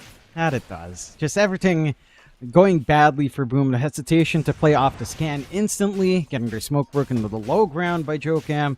The great cogs from Jokam to break off the skewer back plays and just interrupting that entire fight. Oh my god, Mac. He's okay. With the BKB off, he'll be able to get out of there. Natsumi, though, looking to move in as Zhao just gets the lead and trying to jump in for an initiation as Natsumi. Is he going Fountain? No, he's not. Tim's, though, may not be going Fountain either. John, Tim's desperately trying to get there, but it's not going to be enough. Natsumi will finish the job. Yeah. They clean up, and they've got a little bit of wiggle room to try to play onto the high ground, but Talon showing a lot of respect for toss back, skewer back plays. We'll go back. You were a little bit low on WS as well. We will play safe. This is giving, again, windows of opportunities out to Boom. They try to play catch-up. They try to equalize the game just a tad bit. There is a Roche coming up in a few seconds, which Talon can gun for to provide him the safety net onto the high ground once again. We'll see if that's the way it'll go. We'll go for the Tormentor first. Or Cuckoo Dakota almost Laguna dies. for But Tormentor. Yeah, I was gonna say he almost kills Cuckoo in one Laguna. It's just ridiculous. no cares. You know, he wants it dead. Doesn't care if he's got to kill a support to get that done. Even if it's so on. Well, nice little freebie to come out. Jokam now with the backpack. The jetpack is going to feel a lot better. And is also almost into that point where he's going to have his own hags. Smoke out from Boom. They know they can't afford to give away this Roche. If they just find one freebie here again. I don't think they can afford to fight either, though, but they are going to start with WS. RP committed, they've got the like, and that's a great start. That's exactly what they wanted. FBZ, oh, he's not going to make it. 2 for 1 so far as Natsumi still chasing, does land some nice goos out. Jackie surely can blink away. Has to BKB though, not feeling safe as now Makoto will move in, but misses out on the stun. You can see the fear from Boom Esports every single time a fight starts. Like, yeah, you got WS, but it still costs you 2. It's not great. Like, you got the better gold exchange, but it still feels like they're just going to lose Roshan. You know, it's just not going to happen for Boom. Certainly isn't. It's not going to take too long at all with Natsumi on hand once the goose starting to stack up. It might be a little bit quicker, of course, if you did manage to have WS around, but still not going to be that much of a challenge. You had to commit Lasso and RP on Boom. Onto 1. I mean, that's the crux of the issue here. Like, they can't try to utilize RP on bigger targets, try to tie that into some good Psyblade bounces from Jackie. They are forced to just take what they can get, considering how far behind they are. And this Roche is going to go uncontested. The secondary life for Natsumi once again. A banner to help secure the high ground chases. Mikado finds a freebie with his E-Blade, as you tend to do. Tims has really not had a game. And you can't really fault the guy because he was forced to play the Gyrocopter 4 as they have done previously on Boom. And this is something in Boom's drafting that can just work against them. They start off with something big on pick 1, shift it onto support, and you know, stuff like Terrorblade, sure, it has a little bit more impact. The Gyrocopter, especially in a pause 4, it just, I don't know what you expect from the hero. On pause 5, it kind of makes sense. You're looking to just dominate the lane, then you go Aura Carrier. You just kind of try to give some vision, some damage where you can, and poke and prod. But on a 4, I mean, you're looking for playmake. It's really not there. It's a lot of pressure on Zhao. Again, with the game going the way it is, all you are getting is just a lasso and hopefully an RP on top. And you only find 1. Talon will just retreat after the 1's dead, regroup, and take the fight with all these spells down. See if they find more success here on Boom, though. They're smoked up. They could try to hunt for some stragglers. That is easier said than done with not that much vision coming in here for Boom. And Talon, I mean, they're fine to just kind of chill out. There's that Ags we were talking about on Jokam. There's that full Shivas we were expecting here from Natsumi. So a little bit harder to run away from the Bristle at this point. You've got the Assault Cuirass on WS. I wouldn't mind at this point if WS starts to think about his Ags. Because the only thing that can kind of make this game better is a very angry bristleback wolf form running at you with a lot of spikes coming out from him. I mean, why not just, you know, Wolfbite Makoto? Yeah, there's just, why not? Anyone. Doesn't really matter. At this point, you can Wolfbite Cuckoo. Cuckoo could probably get it done by himself with the way this game's gone. You know what? If Cuckoo had Ags, I would not mind that. If he had Ags on the CM, that is the baller play. Legitimately. Bite him, dance around with Freezing Field with full move speed. Oh, that could be the way to go, Mike. This is the new meta. Support Lycan, support CM together into Ags rushes. Coming to a pub near you. I like it. Notice as well, Jonathan, if you look at WS, you look at the cosmetic, he does have a certain book on his side. Not very lore accurate at the moment, sadly. As Valve, for whatever reason, decided to remove that beautiful, beautiful item.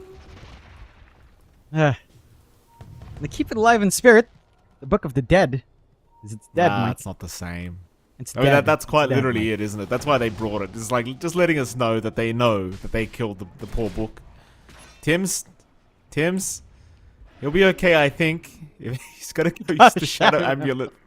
Just to get That's so stupid. Oh my lord.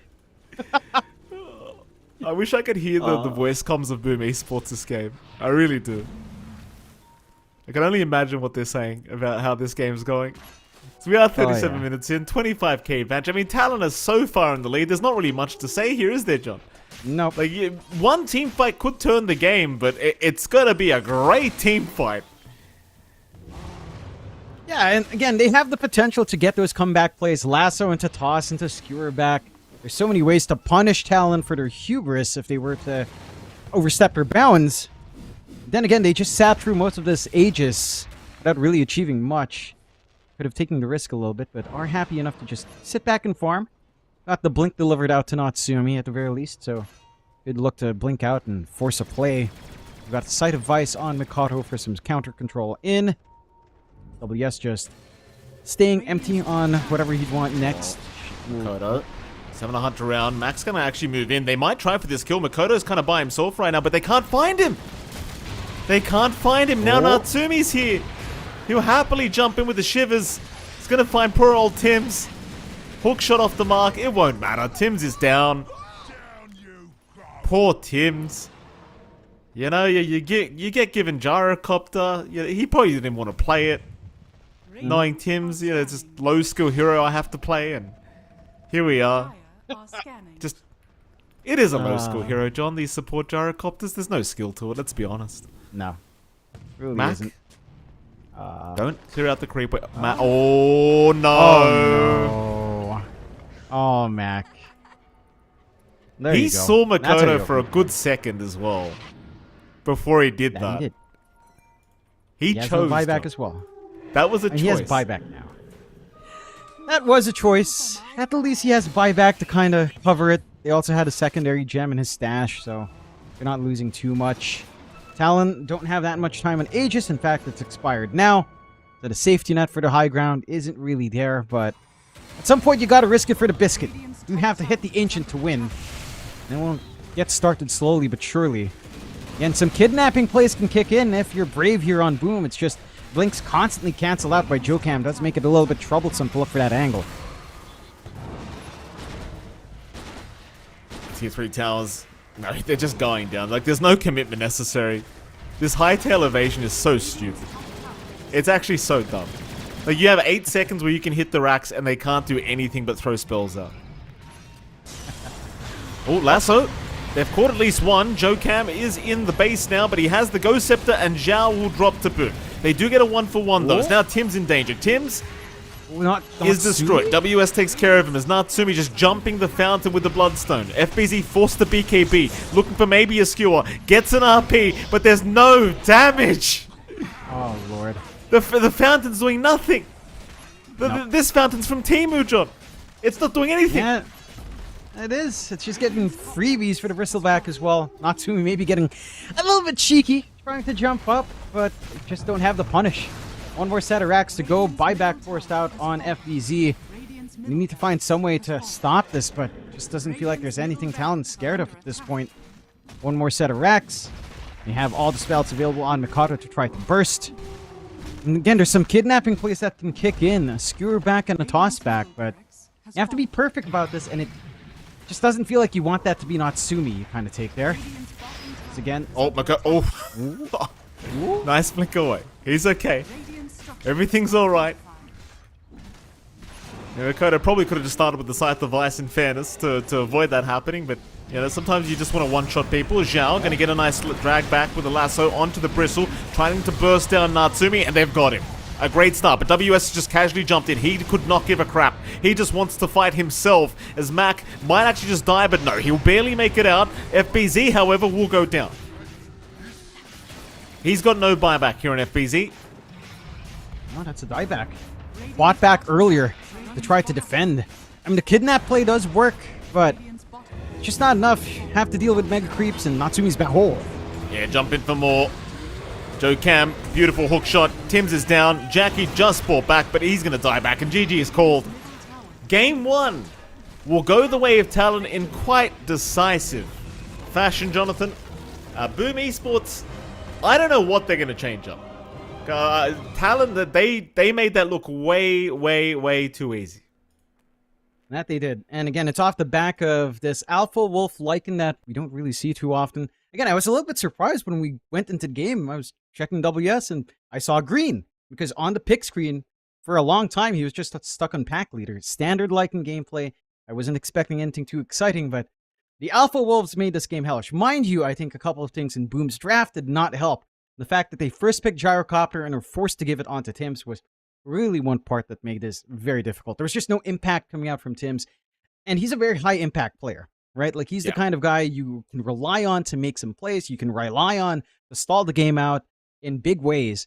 Not something you can do on the Gyrocopter, especially if you don't pop off in the laning phase. And you certainly didn't quite pop off here. He was just constantly hunted down by WS and the Wolves. And it just made the game a living nightmare.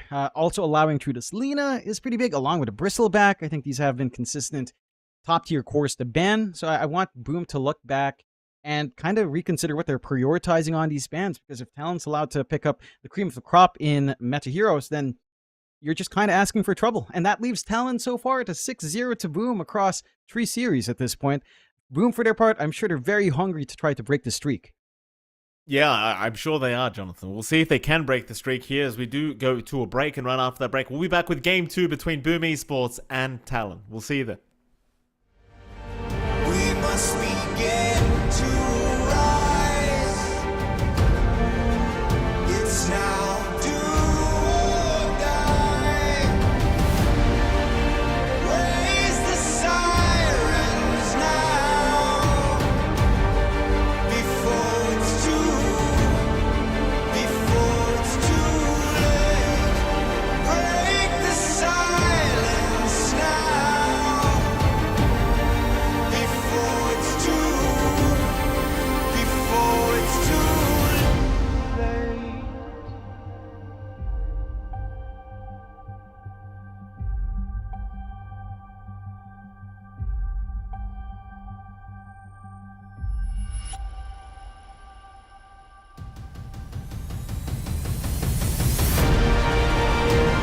Raise the sirens now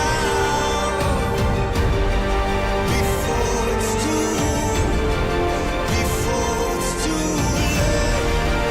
Break the silence now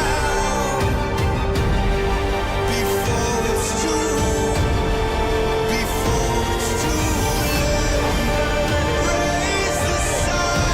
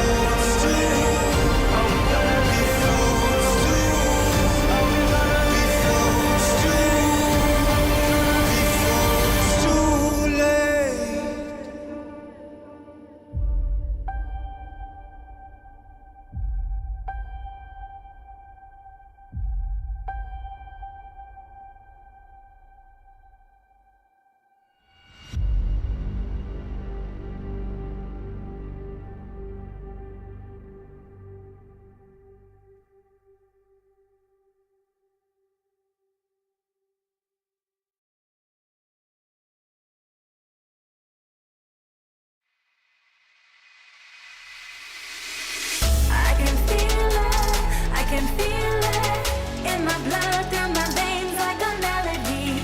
I can feel it, so alive, floating high, I can finally breathe.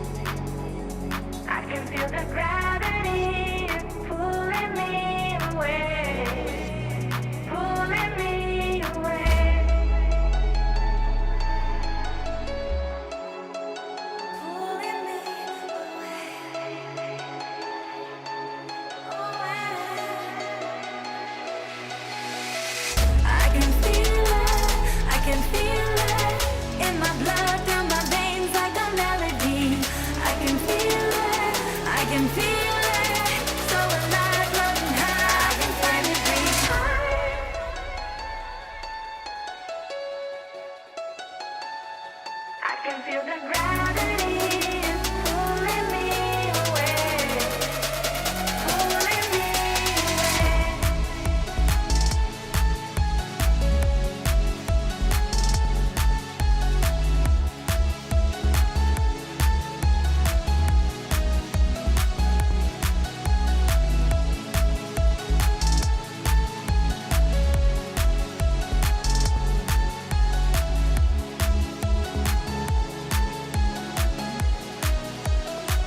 I've been getting so high, I can feel it. I can feel the gravity is pulling me away, pulling me away.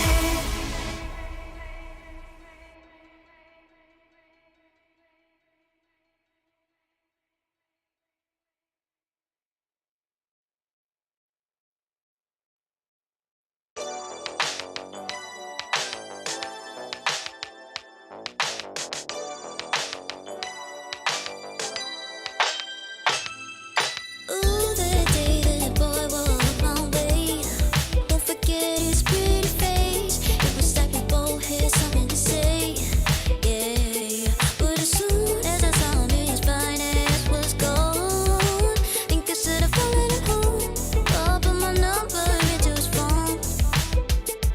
A moment in time, so divine. Hope I see you again. Hope I see you again. A moment in time, so divine. Hope I see you again. Hope I see you again. You're looking so good, made me wanna know you. Feeling the blue, and I got to show you. Come back, better come back. Want you to know that you're looking so fly. I wanna get to know you, but you doesn't be mine. Yeah, just a moment in time. Oh Lord, boy, you better come back. A moment in time, so divine. Hope I see you again. Hope I see you again. A moment in time, so divine. Hope I see you again. Hope I see you again. You're looking so good, made me wanna know you. Feeling the blue, and I got to show you. Come back, better come back. Want you to know that you're looking so fly. I wanna get to know you, but you doesn't be mine. Yeah, just a moment in time. Oh Lord, boy, you better come back.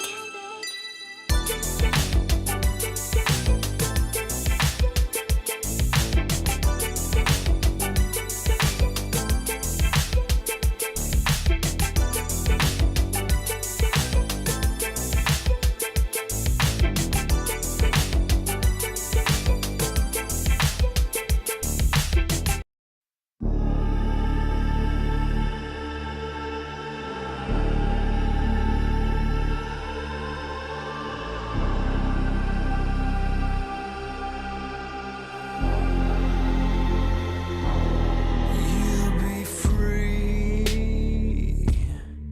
when I set you free.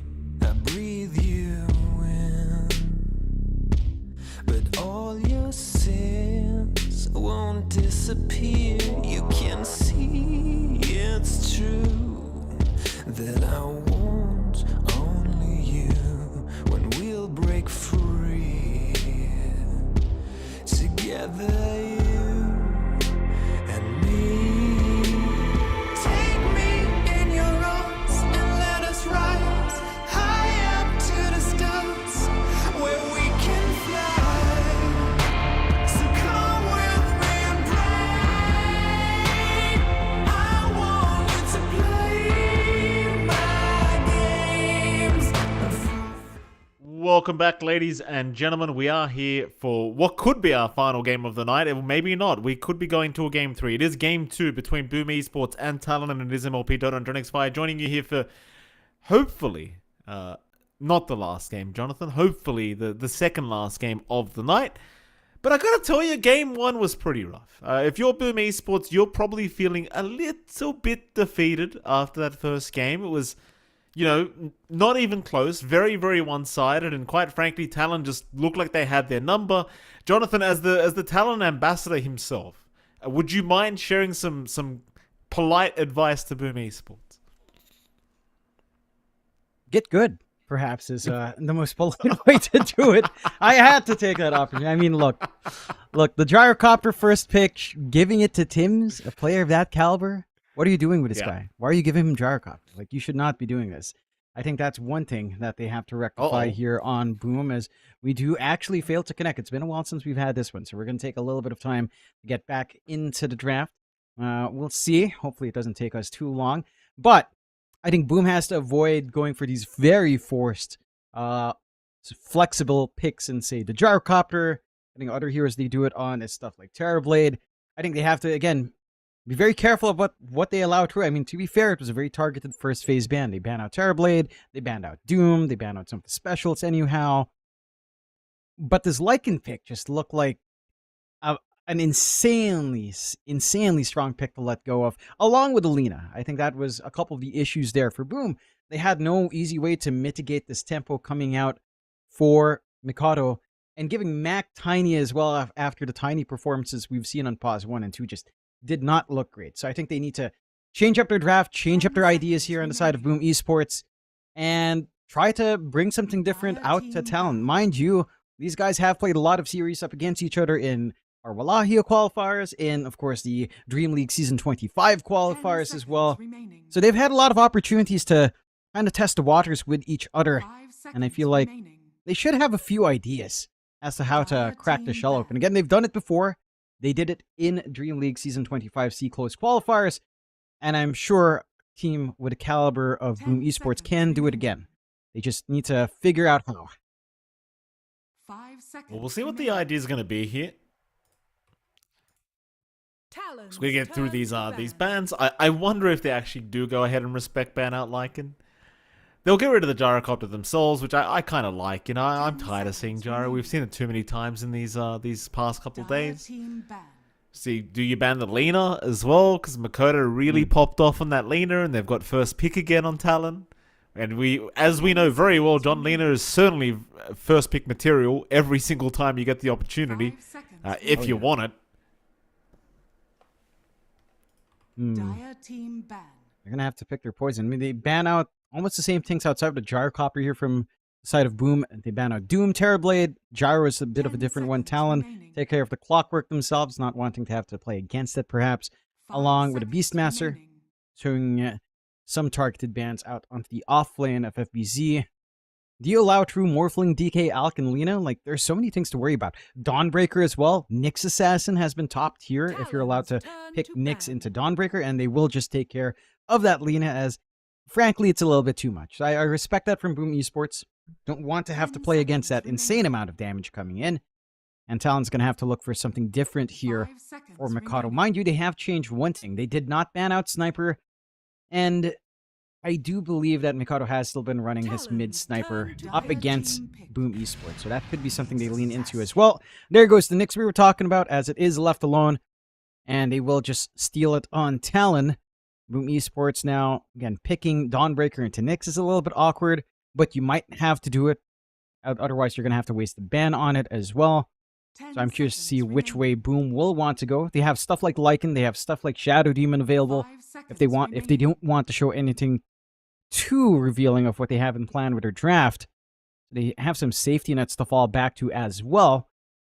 But I'm wondering, again, which way to go. I feel like Shadow Demon being ignored in this series is kind of big. It could be something Boom could try to utilize. We've seen Tim Shadow Demon just absolutely stomp games. So I wouldn't mind if you just kind of wanted to go for a nice, safe saving support that can build stacks, that has some good laning presence as well. It'd be very impactful here to just have that kind of foundation. Turn to ban. I'm going to go for the Monkey King up first. You know, flex pick, usually a call right now. Usually we do see the MK in the mid lane for the most part, but it can still be flexed quite nicely. See if they do want to run it mid. For now, though, Nyx versus Monkey King is the openings we do get. Naturally, that does mean Boom Esports probably definitely going to have to ban out Dawnbreaker and potentially think about Spectre, but I think more importantly, Dawnbreaker is probably the more obvious ban to make here for Boom. They only do get one ban as well. So, Dawnbreaker ban almost guaranteed here for Boom Esports. If not, you might find yourself in danger if you don't take it yourself. Which you don't really want to anyway into Nyx Assassin. No, 10 you really seconds don't. remaining. Let's see what Talon will opt to take care of as well. They already take care of the Alchemist. 5 Do you want to seconds take care of remaining. something like the DK? You have room to kind of pick it up on your own as well. So maybe you don't need to take that risk. Perhaps Morphling Dire team for back. Jackie could be big. Nah, they just take care of the Bat Rider, the pullback. There were some plays coming out from Boom with all of the chain displacement spells they had in Lasso, Skewer, and Toss. They show some respect for something like the Bat Rider 4-5 that Boom can pull out. And for Boom, it's like you said, this 10 is straightforward. seconds remaining. If it's not the Dawnbreaker ban, you can be sure that Talon will try to pick it up. Again, 5 Boom could try to seconds remaining. gun for it themselves. They have a pick right after this, but picking Dire team Dawnbreaker into Nyx is a little bit rough. Instead, banning the Mikoto Sniper Ooh. just in case it slides out, which is fair because, again, he's brought it out in a couple of their games up against Boom. The matchup against Monkey King is honestly not too bad either, so I can respect that from Boom for sure. It's already awkward to pick a 10 puck anyhow seconds into a remaining. Monkey King, so that option's kind of taken off by virtue of starting with a 5 Monkey. seconds remaining. The question is, do you pick that Dawnbreaker into the Nyx Assassin? Do you have to risk it into that Spike Carapace here? That's a very good question, Jonathan. We're going to find out rather soon, I'm sure. It's kind of weird to me that they just left it. Like, I get it. Makoto Sniper could be very, very annoying, especially if you are playing MK mid, but I don't know. It's risky. They're going to pick up Lion for themselves. Talon, do you want to just take the Dawnbreaker? Dire team Yes, they Yeah. do. Well, of course they do, John. It's not really much of a question, is it? No, it really isn't. I love this too. So you do get the Phoenix Egg along with the Dawnbreaker on hand. A lot of good team fight already coming in. The lanes are going to be interesting to see what they bring out as lane partnerships. I think the Dawnbreaker Nyx lane 10 is a little bit seconds more remaining. passive in the early levels. There's certainly some punishment Boom can bring out, especially if you 5 have John seconds Uel on the remaining. line. So there are some good interrupts to stop this Dawnbreaker from getting too aggressive in lane. You do have that as a blessing here for Boom. Go into the Magnus as well, and straight into the Disruptor. So they have some ways of preventing the Solar Guardian from being too massive. They have a lot of area control on the side of Boom. A lot of circles, Mike, which we haven't talked about in a while. But Oh, here we Wukong's go. RP, Wukong's RP, Here we go. the kinetic, 10 the seconds remaining. static field, the static storm, kinetic fence, kinetic 5 field. seconds So remaining. you have a lot of ways of entrapping the side of Talon if they do commit off the back of a Solar Guardian.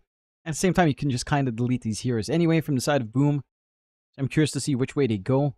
The Disruptor is also a mildly annoying hero for the Nyx to just chase with Vendetta, I suppose, because of his little Nate, but it's not the most annoying thing in the world. You can still just delete him anyhow, so probably not the biggest issue. Which way does Talon want to go now? Because revealing the Magnus, I mean, it's still some flex in Boom. There's still some extreme levels of flex. Right, you can run Monkey mid, you can run Monkey safe, you can run Magnus mid, you can run Magnus off, you can still run Magnus safe as well. So you're not really 100% sure on Talon for your lane matchups. We'll go with Queen of Pain, steady hero on mid. Mind you, it's not the easiest quap game. You're playing into line with Earth Spike and Hex. You're playing into Disruptor with the Glimpse into Static Storm. So it's not particularly easy to play the quap later on, especially before BKB if you even want to go for that option.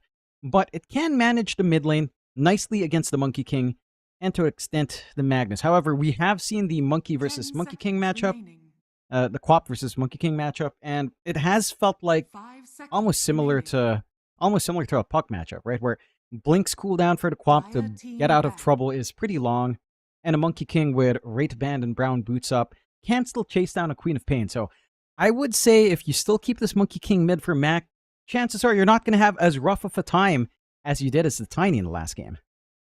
Probably not. Yeah, the MK still actually does pretty well against 10 the Queen of seconds Pain. So remaining.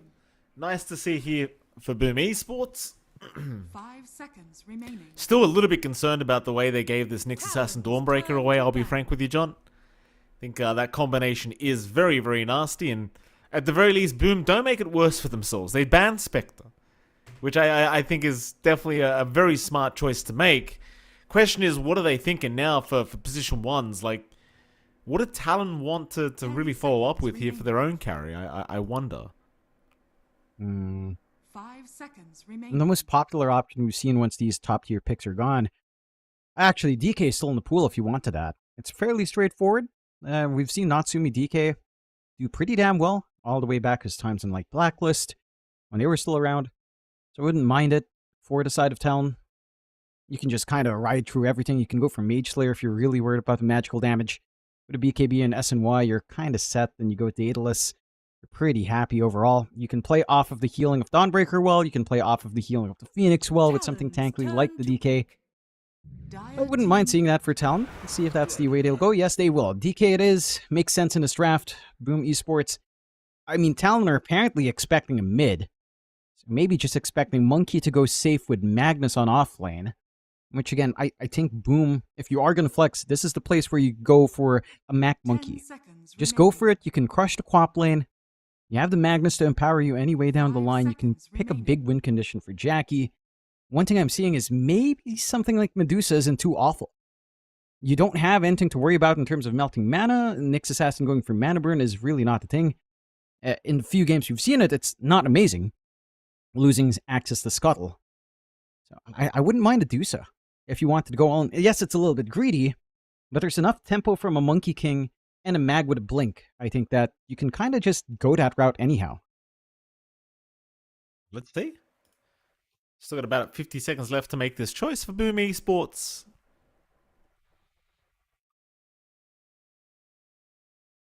I mean, these drafts are looking much more well-rounded as well from Boom, I might add. Like, just knowing that Tim's is going to be playing an actual hero this game is pretty nice. And they're actually going to go for the Ember Spirit. So it is going to be a safe lane Monkey King coming out here for Boom.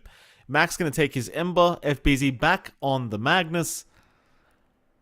What do you think? This draft obviously is going to be better than last game around, and I don't think it's going to be quite as one-sided as we saw last game. But do you still have a preferred draft here between the two, John? It's hard to say. I think this is a little bit more even between both sides. I do feel like going for the Ember mid versus the Quap, you lose out on some of that lane crushing that the Monkey King can do, but you gain access to a very strong empower target in the Ember, some good early output, especially with that double impact, and the lane matchup for the Ember Spirit shouldn't be awful again. Into the Quap, it's pretty manageable as long as you manage to play around your Sleight of Fist well. So you're in a happy spot here for Mac overall. I will say that a couple of factors that can make this complicated for Mac is that, number one, there's no real hard lockdown on Talon. At the same time, you're playing into Nyx. So it's really down to how well Jokam can position himself, and when he does decide to pop open this Spike Carapace, because that's going to be key to pinning down Mac. If they can successfully pin down Mac, prevent the snowball effect from the Ember Spirit to come online too fast, then I think you're kind of happy on Talon. You've got that scaling into the late game. You've got the DK online. Your win condition into the late game is maybe a little bit smoother. And you have a lot of sustain to enable this DK to just play like a maniac. So I think that's the way it has to go for Talon. For the side of Boom, I'd say there's more emphasis on crushing lanes. Because you have the Monkey King on safe, you tend to see even Monkey King safe play aggressive with Simeon Stride. Right? Like, you work onto maybe the same timings as mid. You maybe go for Maelstrom as well. And you kind of just run from there. You join your team, you jump around. You want to make these connections with the Ember. You want to make these connections with the Magnus. And I think you have to look to win your lanes. So that's the one thing I want to see Boom bring out. A 90 ping is bad for Cuckoo. All right. Sure. Get it together, Cuckoo. And we're looking at our Queen of Pain, who's doing a lovely dance move by the looks of it. Very, very nice. Take it easy there, Mr. Observer. Let's be careful now. Whoa. Oh, we were looking at the Phoenix the whole time, John. Don't you worry. What a beautiful bird we're looking at. Corp was just in the way. Yeah, it was in the way. Is this Phoenix name Mike? The Phoenix. Oh, John. Well, what's deeper. the joke, John? I'm looking for the joke. No, there's no joke, is there? No, there's no joke. If there was a pony hero, we would have a joke right there. Oh, shut up, John. If we had, Keeper of the Light without the old man on top, there would be something to say there. Or Chaos Knight without the knight. I haven't actually told you. My wife decided to go buy my daughter a new a bottle, like a water bottle. Yeah, yeah. And out of all the kind of things that she could have picked, she literally came back home with a My Little Pony bottle. And she doesn't. Keep in mind, she doesn't really know about this whole thing, right? Like, she doesn't really care about the whole meme.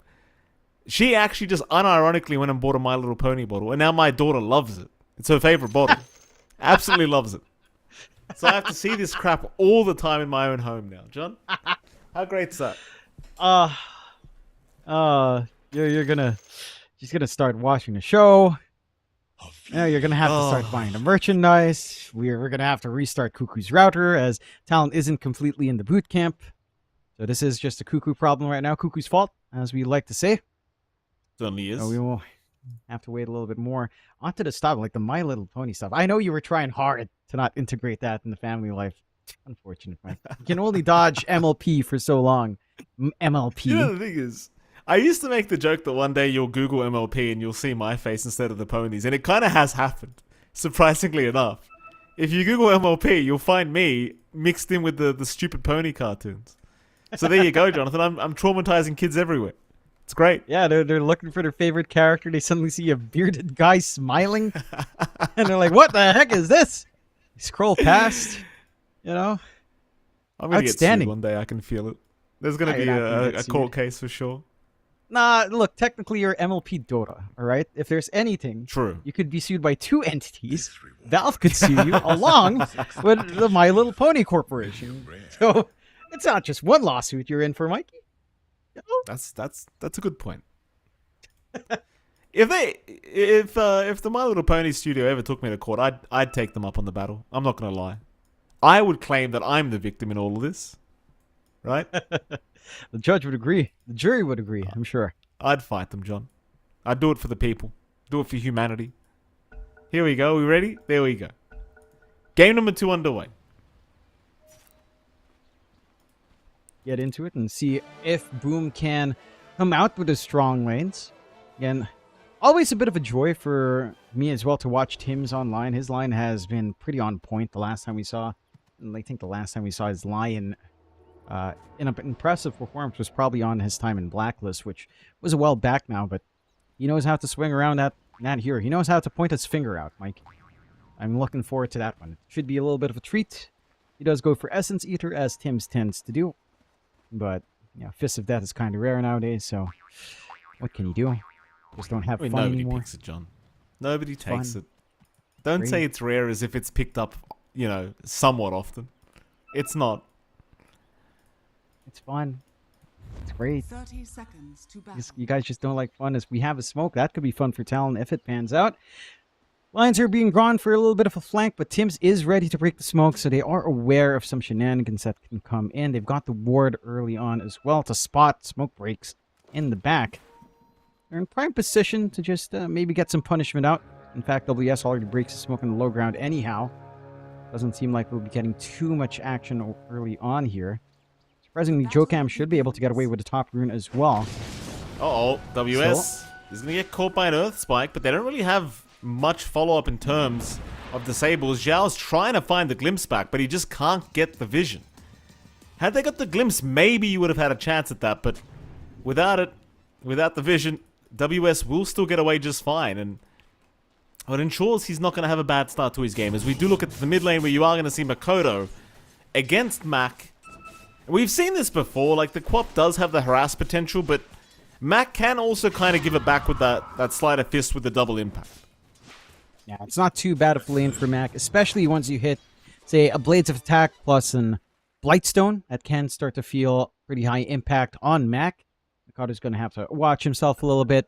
I do feel like you're in a happy spot. You're still clearing out the wave with Scream of Pain. You're going to have the Blink to bail you out. You're likely, again, not going for Shadow Strike anytime soon. And the one thing Makoto has an advantage on is rune control with a Blink. So that is one thing that you can rely on for Talon. The big thing for Boom is that support rotations could be nice if you get room out here for, say, Tim's. And speaking of Tim's, laning up with FBZ, a Magnus Lion lane is very straightforward. You have some good setup for some skewer backs.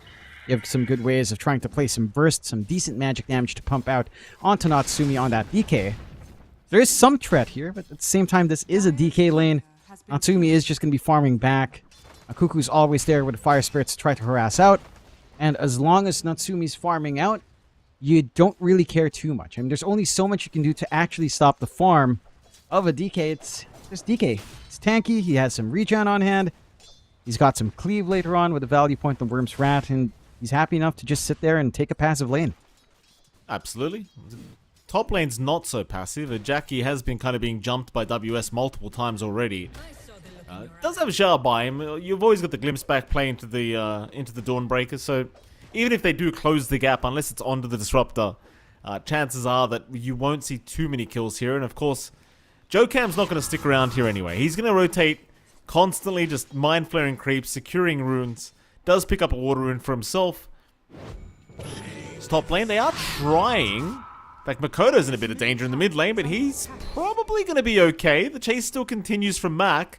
Slider Fist is back up, but he's hoping for one more right click before he does commit, and he won't get it. Top lane, there was a bit of a chase as well, but it doesn't really end up in anything either. Bottom lane, however, another chase breaking out as now Natsumi's in trouble. And Natsumi looking like he might just die, but the Icarus dive's slow. Not allowing FBZ to get within range for the final hit. So we are yet to see anyone dying. On the edge. Jocam? This is going to cost a lot of mana. Ooh. Jocam walks away now. Still no first blood. Well, you'd count this as a win on Boom. You're forcing a lot of heroes back. You're not able to fully reset. You know, you're not bleeding gold away, but you're going to be wasting a lot of money on regen. And that is one thing, although except maybe the Nyx doesn't care for it as much. Certainly the cores like Natsumi would, along with WS getting pressure there. So it's a much better showing from Boom early on in the laning phase, even though they're not getting kills. This is impacting farm. You know, an extra tango here and there, an extra salve here and there does cost a fair bit of money early on. That, again, stalls out your small item buildup, like, say, Soul Ring for WS, just gets stalled a little bit more.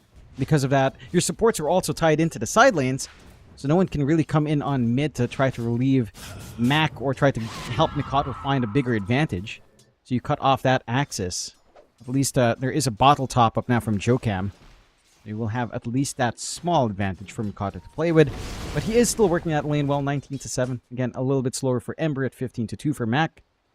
Water Rune have the potential to deny something away, but Januel has made his presence known. So it should just be a 1-for-1, unless Mikado gets frisky, but isn't gonna... Oh, he actually does jump in. Frisky. Picks up the water rune before Mac gets there, but he may cost his own life. I don't know if this was worth it, Makoto, and it's not. He never even got to pop the bottle with the water rune in it.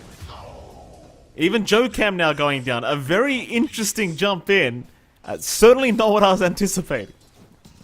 Well, that's huge punishment. A lot of EXP for Mac to compensate for, again, a little bit of a slower lane. You get some good activity out. You're not losing anything in the solo side lanes, of course. There's no kill potential from any of the heroes on talent alone. Without their supports, as they are also making moves onto mid. And you have the foundations you'd want now for Boom. This is, again, in stark contrast to Game 1. You are sort of getting into the point where Blightstone starts becoming out for Mac. Blades of Attack is already flying out, I believe, as well. Or at the very least, he's going for Power Treads. So maybe not the Blades of Attack, but at least the Blightstone comes in. Double Impact feels a lot stronger. WS. And your answers on talent aren't really there. Top lane, and they're trying to move on to the Dawnbreaker. WS, a bit of a sitting duck right now, as Jackie's going to get the Jingu Mastery. WS, though, still just casually walking out of there. They don't really have the follow-up lockdown after the glimpse, sadly, so nice harassment towards the Dawnbreaker, but that's really about it. Yeah. I mean, again, it's poking and prodding hard. It's making this lane better and comfy for WS. Bottom netward core at the moment. Bottom in CS as well, only going at 13-2. It's been a little bit of a rough time, but melee lane matchups up against Monkey King tend to go this way. He's just going to have to ride it out a little bit more. They are still looking for some opportunities, but they're still going to give it a crack. Primal Spring in. WS actually jukes it out quite nicely, but he should still be dead. And they do get him. A very nice pick off here for Jackie. He's been trying for that for quite a bit of time and finally does manage to secure the kill he really wanted. Very nice. Exactly what you'd hope for. Again, the snowball start for Boom. Off to some solid foundations, like this Power Treads timing into just a Wraith Band. The Monkey King starts to feel pretty uncontestable in lane as a melee hero. You've got the Nyx Assassin support, so you can't really expect Jocam to do much. At the least for Talon, the triangle is still secure. So they are getting some good stacks out on the large camp, not really the ancients. Mikado. Glimpse back, Makoto barely blinking away. 30 HP he'll survive on. Can't really stick around to get the power rune, so the haste rune will be picked up by Jokam. But God, I love the amount of pressure they're applying this time to Makoto. They're really just not allowing this Quap to sit in lane anymore and get off to the game start it really wants to. Meanwhile, Tim's and Cuckoo going at it. Tim's going to be okay to TP out. Will be fine to reset in the fountain.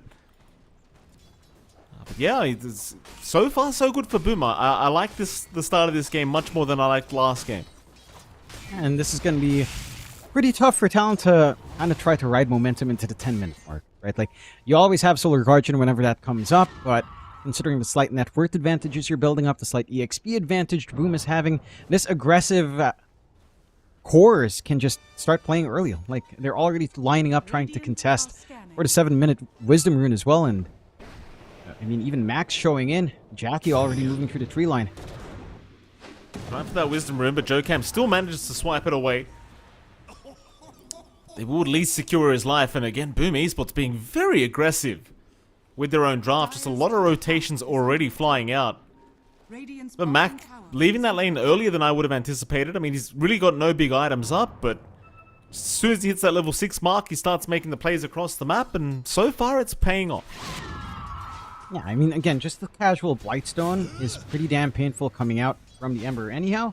So there is a lot to apply just with that one item pickup with the double impact. It does feel good in terms of softening up these targets. No one's going to have some armor early on here outside of Natsumi, and you're not making that move down bot anyhow. The one thing for Talon from that movement out from Boom is at the least their triangle did stay intact. So the stacks were cleared out. You get a little bit of some gold injection for WS. But otherwise, it's, again, a very slow game here. Mid lane, though, both supports, or rather Tims, will go down. Max still trying to chase for the other support, which is Cuckoo's. Makoto now going to blink away, but Zhao is there with the glimpse back and the RP immediately committed for the Solar Guardian, going to keep Makoto alive. He'll finally go down, but it may cost them Jackie. Oh, Jackie getting caught. Had they gotten away with that Makoto kill, I would have called that very worth, but losing Jackie like that is not going to feel too good. That it isn't. Really nice timings on the RPs and the glimpse backs to kind of get that control. But Talon, they still had a control point in that mid-tier 1. They had TPs that were willing to send in Natsumi on top of it. And again, you did give solo space to WS, who is behind in farm, but is keeping up in EXP for that level 6. Solar Guardian response is always something you have to respect, even at this point in the game. Slight advantage still up for Boom, of course. All things considered, they are ahead 3 kills. Their aggression is still lining up, but starting to make some moves on Talon here. They are. Tim's gonna get caught. Verifier, not gonna help him out too much. Jackie, though, trying to turn now with Mac joining in. They might have WS, and they will. Still a great trade once again for Boom Esports. You give up your support, but WS, he's just constantly being picked off here in this Dawnbreaker. And they're really ensuring he just doesn't have a game yet. And they've done a great job of ensuring that this Dawnbreaker is just not going to hit the item strides you'd want. So Ag's timing's going to be delayed. Even something casual like a stats for Null Talisman isn't even there yet for WS. And it's going to be hard to see him get any of those timings up. Like, and the stacks were cleared out a while ago. That was his 1 gold injection. It just makes him basically a Solar Guardian bot, which is normally what you are anyhow, but there's no real threat if you're not catching a big amount with a lot of heroes. Jokam? Yeah, he might regret putting his hand up, as he'll get the high five eventually from the mag, but he is going to give his life away for that one. The thing is, he had Vendetta, but he just didn't see the line coming in from the north. He's very lucky he still managed to get the neutral deny anyhow, so it's quite a fair bit of time he's wasting, at the least, and that's what he's going to be telling himself for the time being. I think Boom, they're still in a very happy game state, of course. You're 3-6, you're less than 1k above, or around 1k above. Your Monkey King's having a free ride into that Maelstrom we were talking about, and you are inching closer towards that blink threat on FBZ. You're still applying a lot of pressure onto Mikado and WS, and I think the trade-off of allowing Natsumi to farm is actually kind of worthwhile for you. Like, this DK is not going to be tread early. He needs the backup of these cores. Still a little bit longer. Good tree cut on... Yeah, it certainly was a great tree cut. Jackie being caught. They were trying to set up on WS, but it seems like they're the ones that got hunted in the end. So they'll try again for Jokam, but the Solar Guardian going to protect Jokam. It still will not be enough, but it won't matter if they can find more kills. Zhao trying to run, does go down to the damage of Cuckoo. Now in comes Natsumi to help out. Mac, he has one more remnant, and that's pretty much it. He'll get away. FBZ, however, maybe not so lucky, as he has Skewer in 3, but Makoto has Blink in 2. FBZ still gonna go down, although nice stick charges.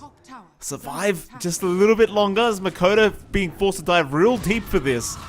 But eventually they'll get it anyway. It won't really matter. Oh, they equalize quite nicely on Talon. Kill board now 6-7, and we're getting some good activity out from Natsumi. And we're getting some great Solar Guardians out from WS. Like, he is managing to stall these fights out long enough for them to have some impact. Stalling out the death of Jokam is already nice enough. It buys time for the rest of the team to get into position. And you even out the game. 6-7, 1k lead for Talon now. Again, not massive by any means. But you have to be a little bit careful with Jackie. I mean, there's no vision down bot at the least. Cliffside wards are on their side, but Jokam in a spot of danger, or rather Jackie's the one in danger. Is Jackie again gonna get bursted down here by Talon? Jokam still perfectly okay to back his way out. They'll glimpse him back, but he's got plenty of help around him. He'll die to the Sleight of Fist. But it's still another great trade, John. I mean, you're finding the position 1 Monkey King every time. And you are. I'm just surprised that he's allowed to run up. They had vision here from Boom. They had the sentry down the low ground. They had the ward up top. They saw the Phoenix coming in. They should have figured that something was up, that Nyx Vendetta was up. But they find a punishment. So, Talon now starting to rake that lead back their way after keeping Jackie down. And all of this farm is starting to pour in onto Natsumi. And the armlet's up, going for the Mask of Madness next. Already has his broadsword up. Like, this DK is going to be a big issue, because you are a pretty physical heavy lineup. You have some magical burst on hand with your Lion, and to an extent your Disruptor as well. But at some point this DK will also just go into the BKB, and that's where the trouble begins. See if Boom can start to capitalize just a little bit more here. Got the smoke up with Mac and Zhao, looking for a movement down bot, but if you only find Cuckoo for your troubles here, not too happy about that. Not the biggest target in the world here for the smoke. They're looking. Jackie again trying to be aggressive. They're going to see Cuckoo on the Phoenix, so Cuckoo will drop.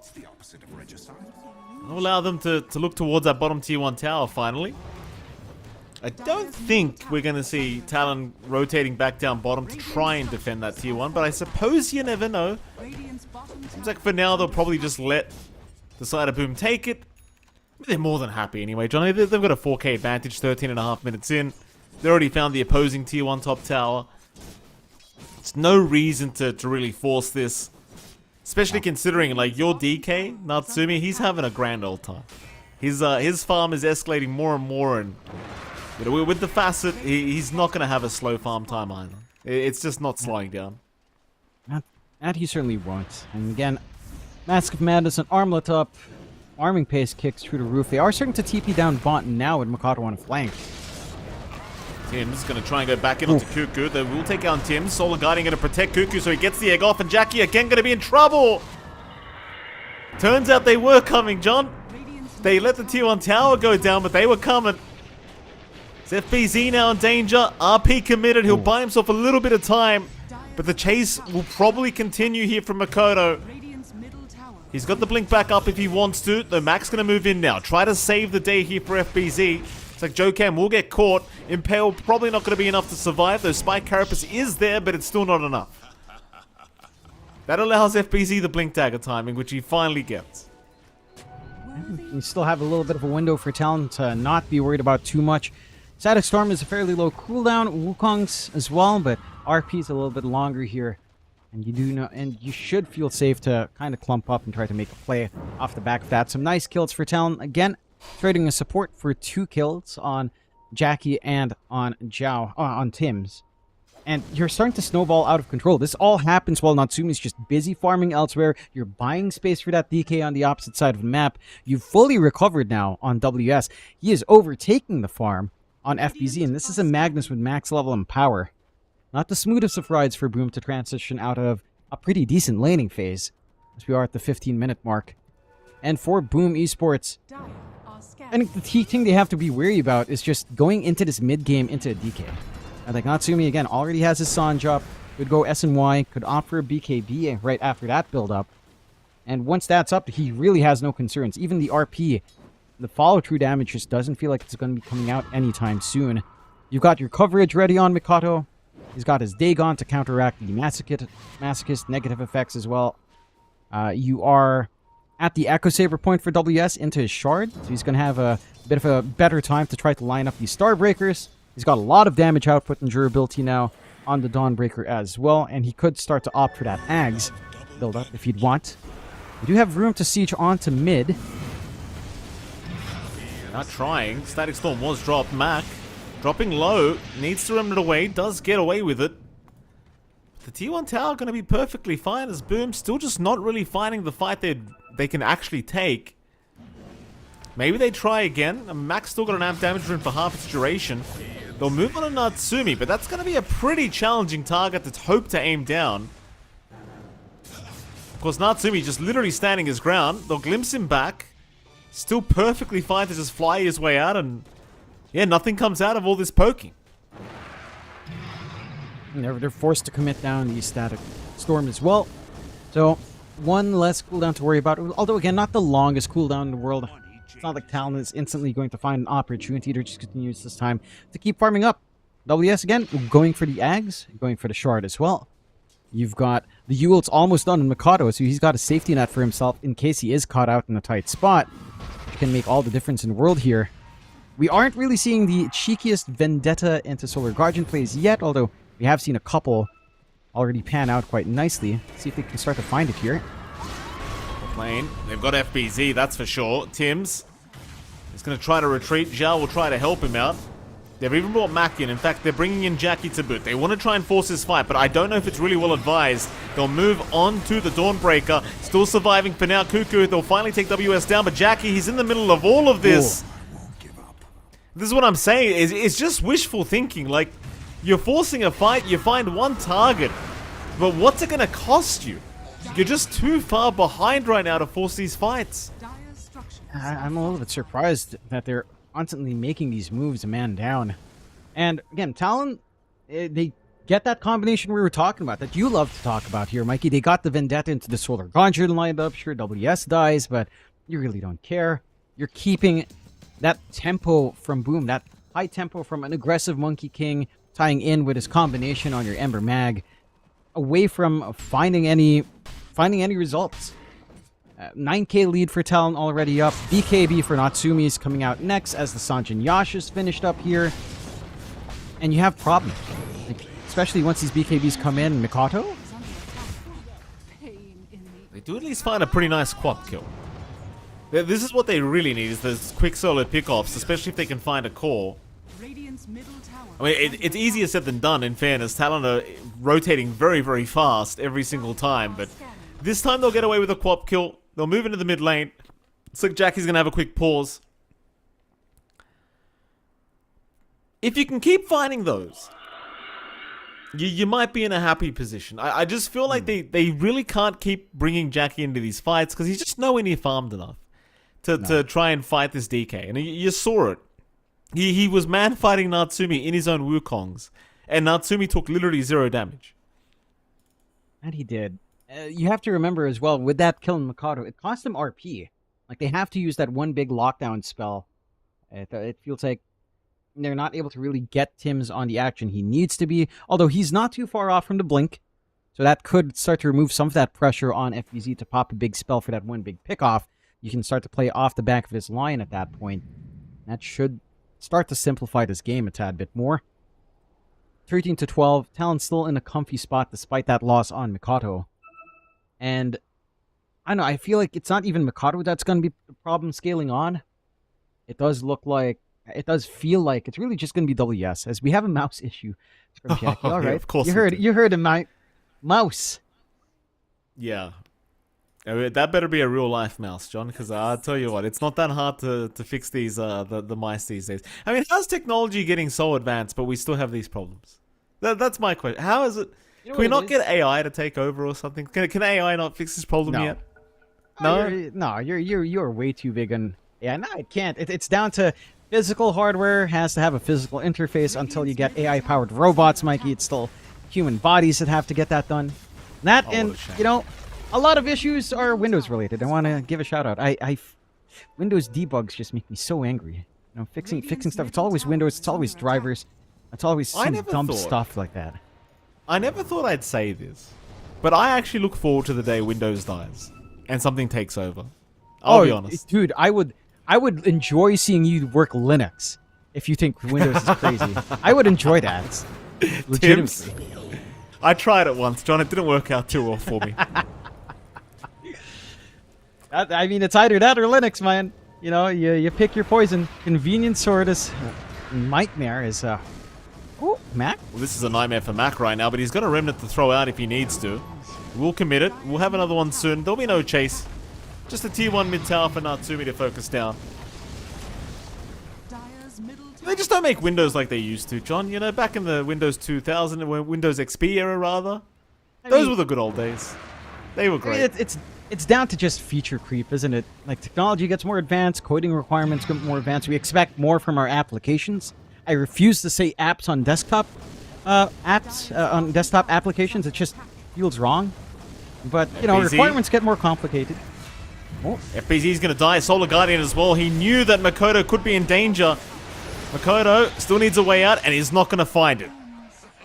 So a nice trade once again here for Boom. They do give up FBZ, but they get themselves something nice in return in the form of the qual. Radiant are scanning. Did kind of save WS as well with a glimpse.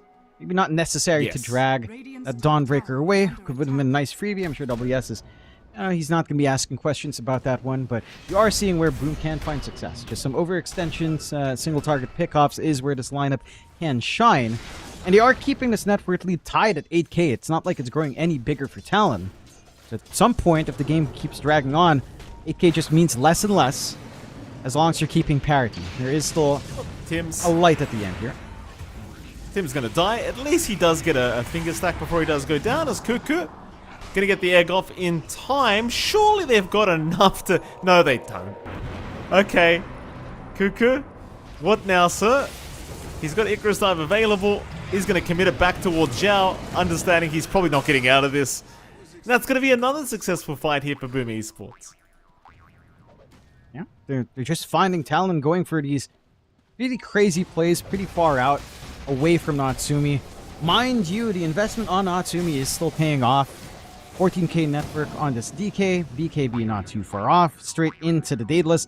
I think once you hit this BKB timing on Natsumi, that's where you're much more willing to just 5-man. Again, that is lining up with WS hitting his big Ag spike as well. So you can just afford to ride out, sacrifice a couple of bodies to get that done. I do feel like slowing down Mikado's progression isn't the ideal, but, you know, you take what you can get.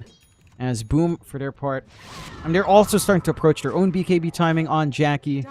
They've got the Yasha set for FVZ on that higher cast point, and you already have that full SNY with a Mage Slayer on Mac, so he is a little bit harder to burst down as well on the Ember. You've got the tools starting to ramp up, and it is even on the kill board, 15 to 15.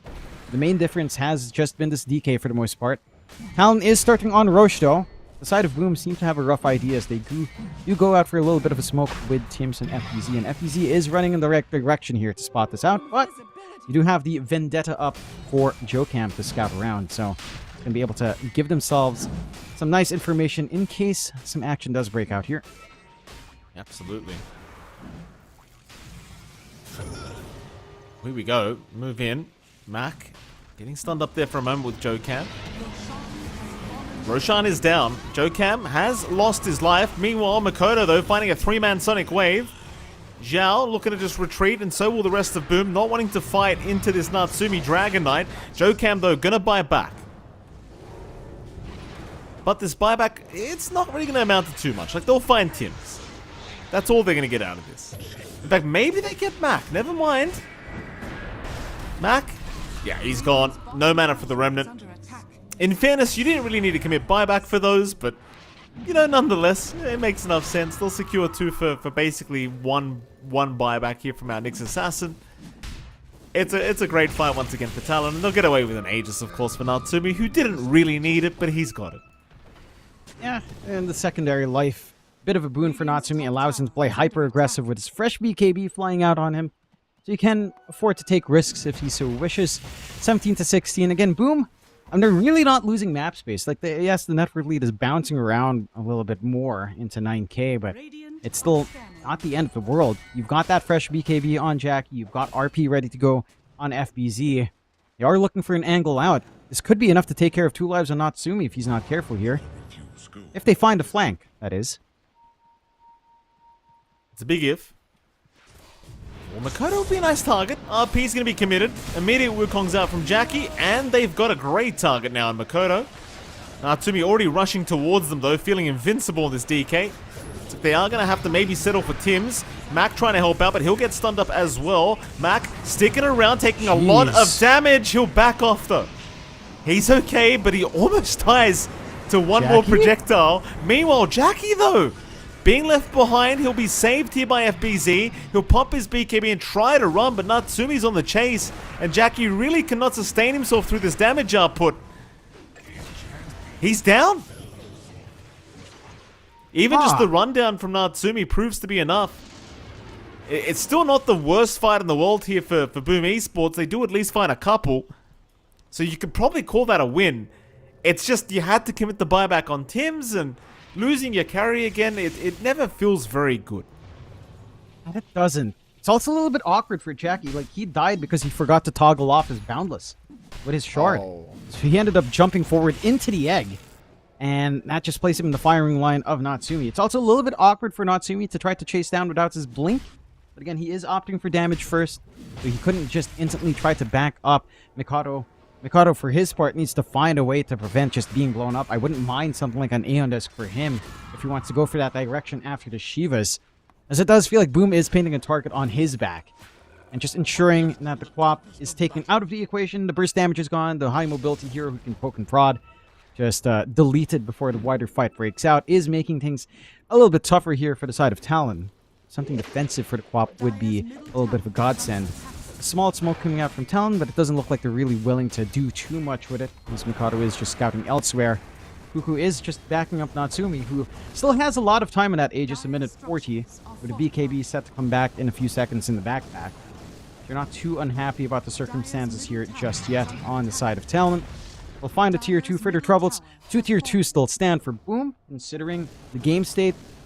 Again, you're still kind of happy on Boom Esports. And as you approach, say, the high ground takes for Talon, as you approach the threat of this Wukong Static Storm threat, an RP threat from FVZ with the skewer backs as well, there's a lot of things you have to consider on Talon that will lead to maybe a little bit more of a cautious game. They'll probably wait out into the next Aegis. Even with the windows off for opportunity while RP is down, you're not really able to find much openings on Talon's end. And that just leads to opportunities for Boom to try to reach parity, right? Mjolnir for Jackie is set to go, has it fully assembled up. So more damage coming in on our monkey. And that full Yashakaya up for FVZ. So really no window for Mikato to escape, as they'll try to smoke off the back of this on Boom. A bit of a long flank into the Wisdom Rune area, but no one really hanging around there. Boom again falling a little bit short on forward vision. Not really able to capitalize on trying to find stragglers. Talon does have a little bit more reach, and again, they have the ace factor of just having Nyx. You have that way to scout out. Coming to it. Talon not too far away right now from Boom. No smokes are broken yet. Boom smoke about to wear off, so they retreat. Natsumi does show himself at that top lane underneath the creep wave.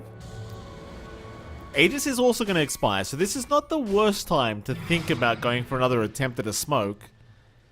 Demon Edge is going to be up very soon for Natsumi though, just about 50 gold away, so he'll have the full Daedalus completed. And of course, his damage was already kind of through the roof as it was, let alone with the full Daedalus up.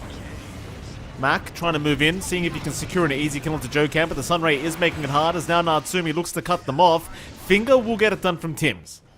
A nice start to this fight. Boom, maybe you've already seen enough. They could just retreat and be happy with that and wait out the next Roshan attempt. Same thing for Talon, not looking to really push the envelope too hard.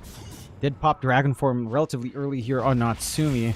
Would love to be able to push onto the tier 2, but again, just a lot of risk factors to consider. Oh, FBZ. Without the... Oh? They've got vision here, FBZ showing. Natsumi will move in onto Mac instead, but doesn't quite land the stun. Still, Mac is dropping a lot of HP here to Makoto, but does remnant away once again.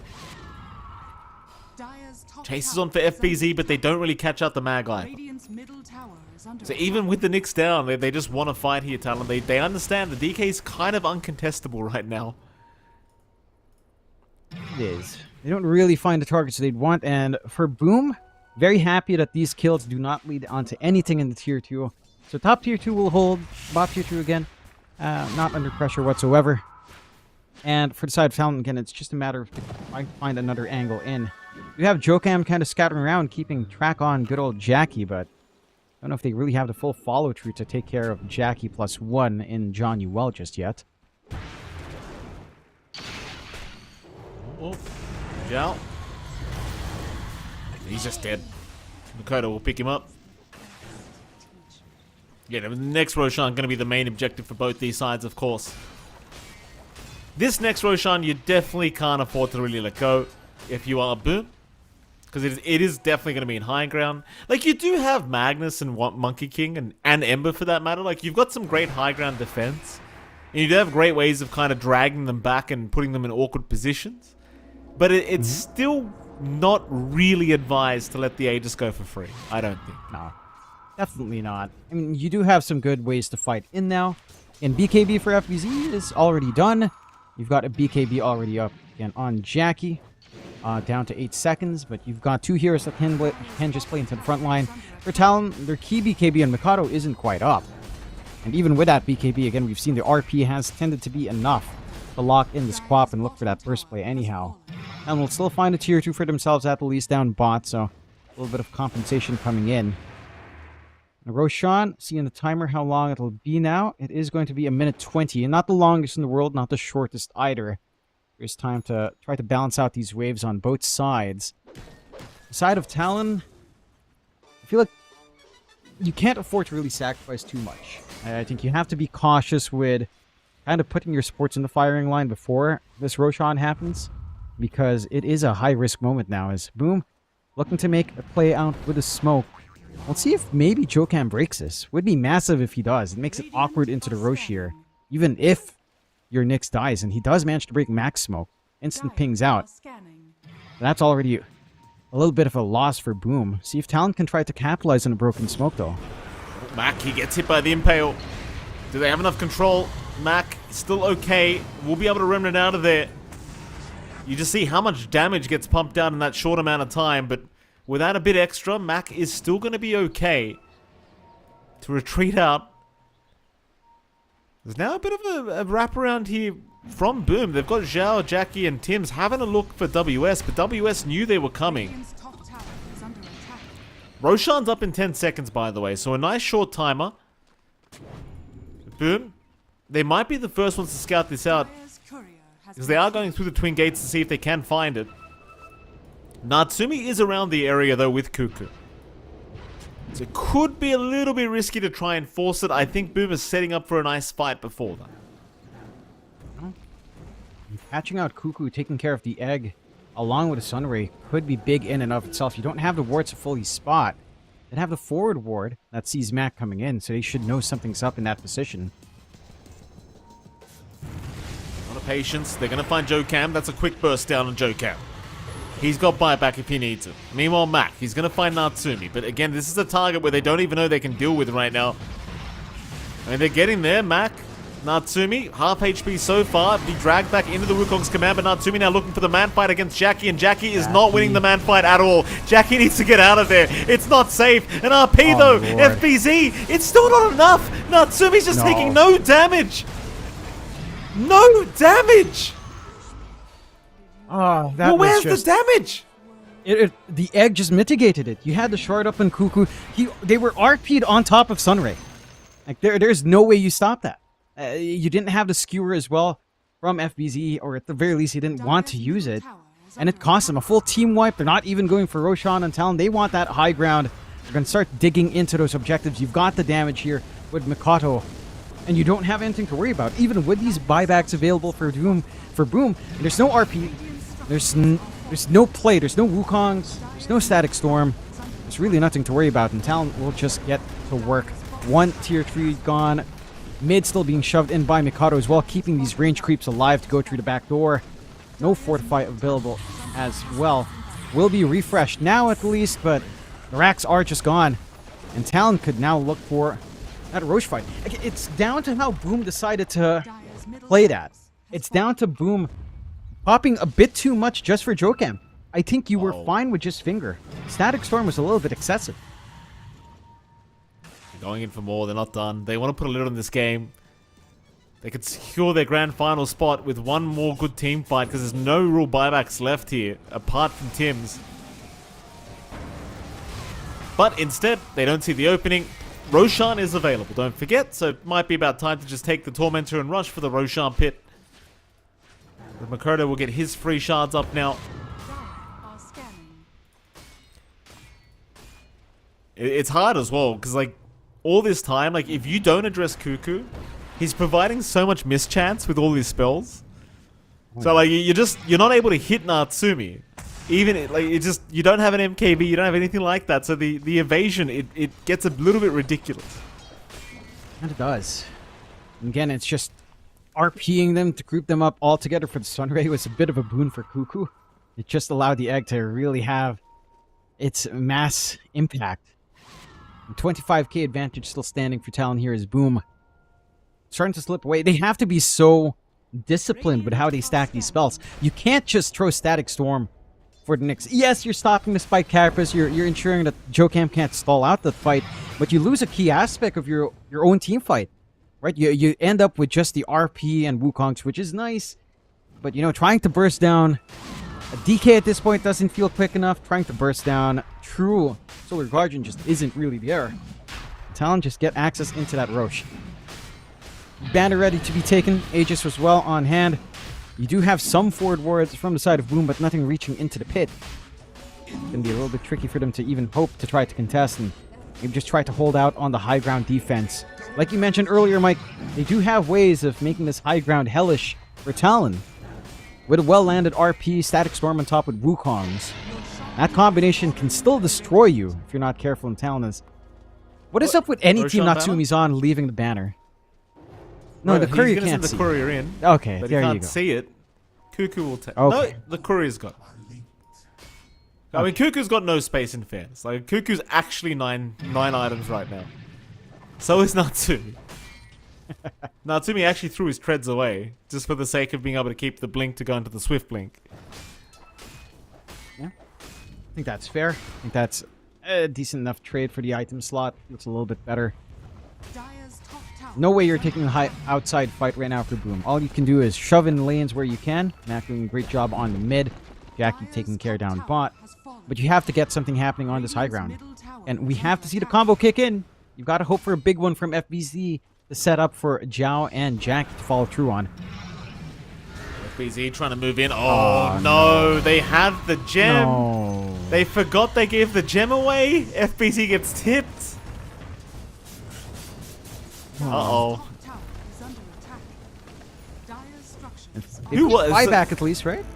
I think it was Zhao that dropped the gem as well, right? Like, they just got a kill on Zhao for no reason, and then FBZ, I guess, didn't get the memo as they do buy back now on FBZ. One last team fight to go. Mac, again, forced to remnant away because it's just not safe against Natsumi, who has a full Swift Blink up now. At least they are lacking a creep wave, but it's incoming. Mac gonna move in again, trying to just dish out the creep wave. Raindrak's gone. Mac under siege. Impel is there. RP though from FBZ, but now the Solar Guardians are flying to help out. And again, there's just not enough going on here for the side of Boom Esports. Jackie trapped between a rock and a hard place, still trying to survive in the Wukongs, but there's no chance. WS will deal with him himself. No buyback available on the MK. They've even lost Mac. Jokam will take him out. They have not called it here, Boom, but I don't really see a chance of pulling off this win any longer, I don't think. No. It's a toughie. FBZ just kind of costing them. I get what he was trying to do, trying to be a little bit sneaky. WS. Maybe here? Oh, No. the skewer. It's going to be cancelled with the Yule Scepter. Are they going to call it? Yeah, they will. They've had enough. Props to Talon. They'll be the first grand finalists here in the SEA Closed Qualifiers for ESL One Raleigh. And, well, for Boom Esports, Jonathan, I mean, they should still have a decent enough time trying to make it through the lower bracket. I imagine, if I was to guess any team that will make it to the grand finals through the lower bracket, it probably is going to be Boom, if you were to ask me to guess. However, before they get there, which is going to be tomorrow, if you do get there, you're going to have to work some things out. Because Talon, you know, I hate giving Talon props, John. I really do. Because I know how much you enjoy it. But they really, really, really played way too clean. Like, it's just too clean. Like, they just outclassed them. And I hate using that word. Because I like Boom Esports. Yeah. But they got outclassed. Straight up outclassed. That they did. I think Mushi's going to have to bring the boys upstairs. At the very least, they're all at the boot camp. So it's very easy to go upstairs for good old Boom boys. But it's a rough blow, even just to morale, right? Because, again, we talked about how many games they've played before this. Well, Ahio was on. They played a best of 3. That was 2-0 to Talon. Then they played a best of 5 grand finals. That went 3-0 to Talon. So basically, you've lost now 7 games in a row to Talon Esports. Not a great feeling. But at the same time, I think there's just a lot of data now they can use up against Talon. Surely at this point, you've seen all the tricks Talon has, right? Like, they've shown you this Lycan pick. They've shown you all of this Nyx Dawnbreaker, which somehow slides through. They've shown you all the things you need to worry about. Now it's just time to bring out some ideas to counteract it. Of course, pending on the fact that you have to beat either the Kukuis or Mongols tomorrow, and both of those opponents can be a bit surprising. That, you know what? I didn't really factor that in. Like, they've got two potential opponents that can be really, really cheeky sometimes, and you just. Tomorrow's going to be a very interesting day, Jonathan. Tomorrow's going to be a very interesting day. We're going to find out which team does get qualified to ESL One Raleigh.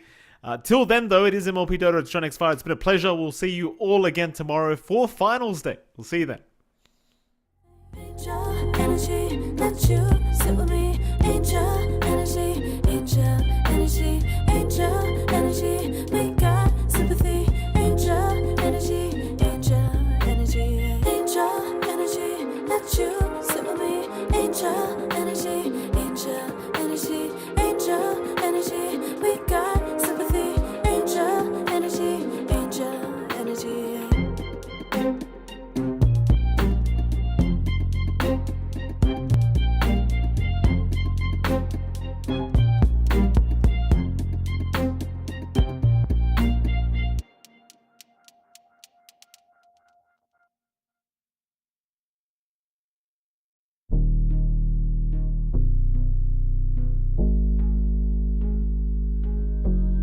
Never pressed, but I got the juice. Taking the lead, that's just what I do. I made mountains move with one hand tied, and still this world ain't satisfied. Everywhere I go, they stop and stare. I tell the truth, I take it there. Call me vicious, persistent, overzealous, that's fine. Main character energy, I stay taking what's mine. You need a foot on the gas, so put my name on the line. Main character energy, I'm just taking what's mine. And it's written in the stars, I'm a king like my sign, yeah. Raising the bar, the jaws drop like a surprise. Don't be mad about it. Don't be mad about it. I don't play the game, now I make the rules. Cards close to the chest, and I don't play no fool. Don't be mad about it. Look, yeah, my name stay in the mouth. Legs got broke, they said cast her. I'm the 911 response in a disaster. I don't ask, I just take. Treat the world like a man, I just blow them away. Yeah, I'm a #1 fan. Don't need a bark, I'm a bite. Switch me on, dark need light. Don't need pity, don't need spite. I just plop, plop, plop on sight. Could take your girl in 2 seconds. I just flash her a smile. I make petty look pretty. They run an inch, I run 3 miles. You need a foot on the gas, I'll put my name on the line. Main character energy, I'm just taking what's mine. And it's written in the stars, I'm a king like my sign, yeah. Raising the bar, the jaws drop like a surprise. Don't be mad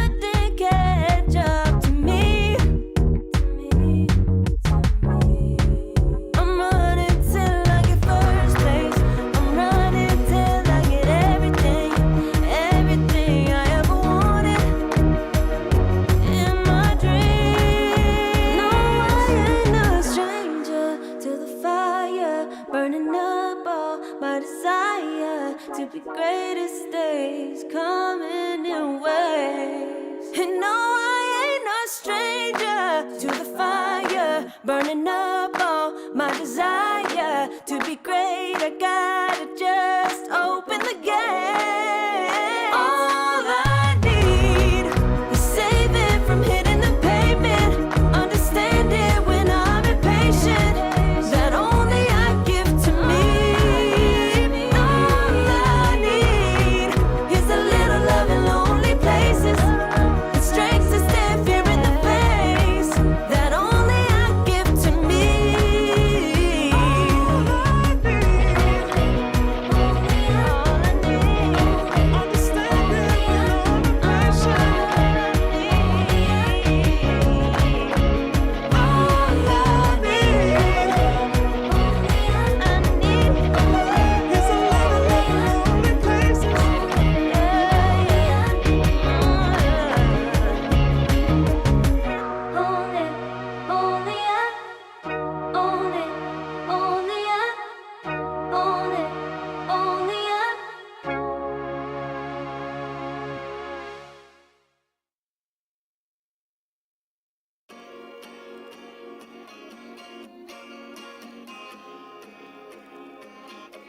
Yeah.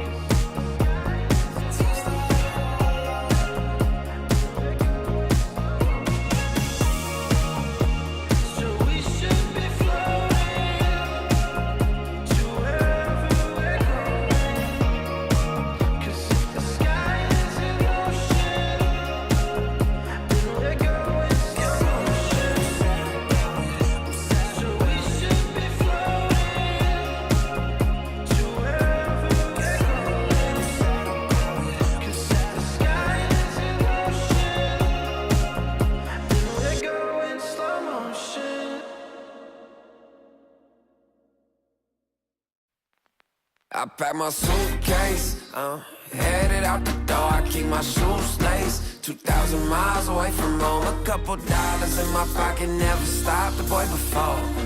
I load my bags and hit the road. Miles past, turning back, found my track, face the fact, she a cold one. Never gonna settle for none. Stay up every night till I won.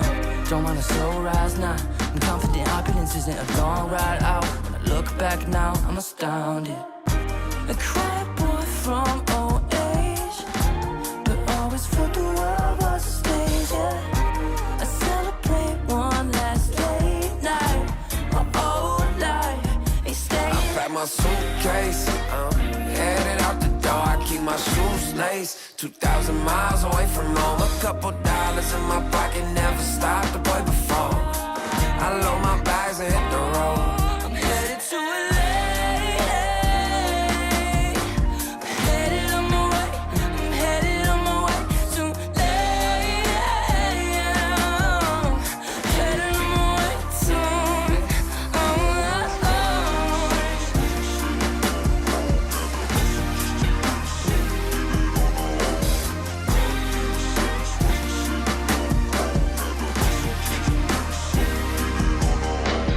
Couple thousand miles, throw it on the dash. Shit, the 10,000 hours, can't let them pass. Yeah, well, I was putting time in, you was pulled up wildin'. You always had shit to say, now when I see you, it's silence. Thought I'd have a Grammy by 25. Commas after commas next to dollar sign, yeah. Had to remind myself why I'm living this life. Look at all the late nights, it'll all come in due time, yeah. Made for the fight, for the pain and the climb. Tied to the life I chose. Stay through the night, another day, not a dime. Race against time. I couldn't just lay by and wonder what I could have made mine. I'm closing on the moment, no one's gonna hold me down. I packed my suitcase, headed out the door, I keep my shoes laced. 2,000 miles away from home, a couple dollars in my pocket, never stopped the boy before. I load my bags and hit the road.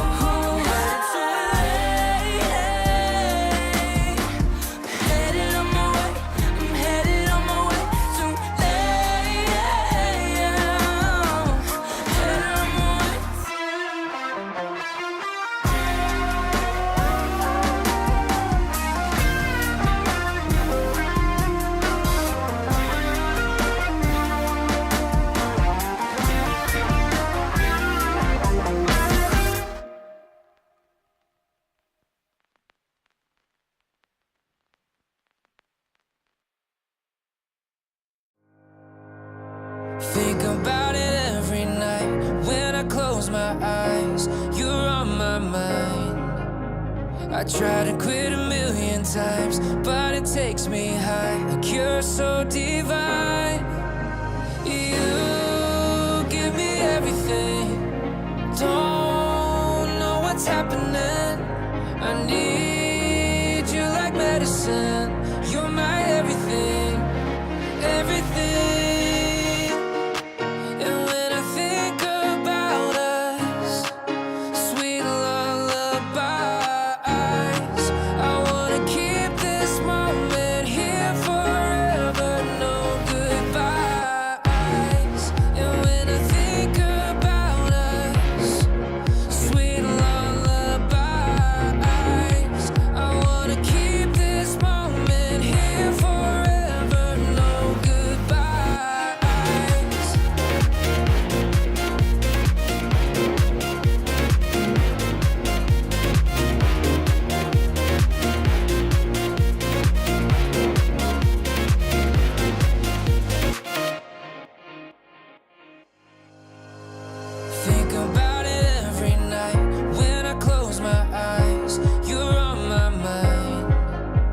I try to quit a million times, but it takes me high. Like you're so deep.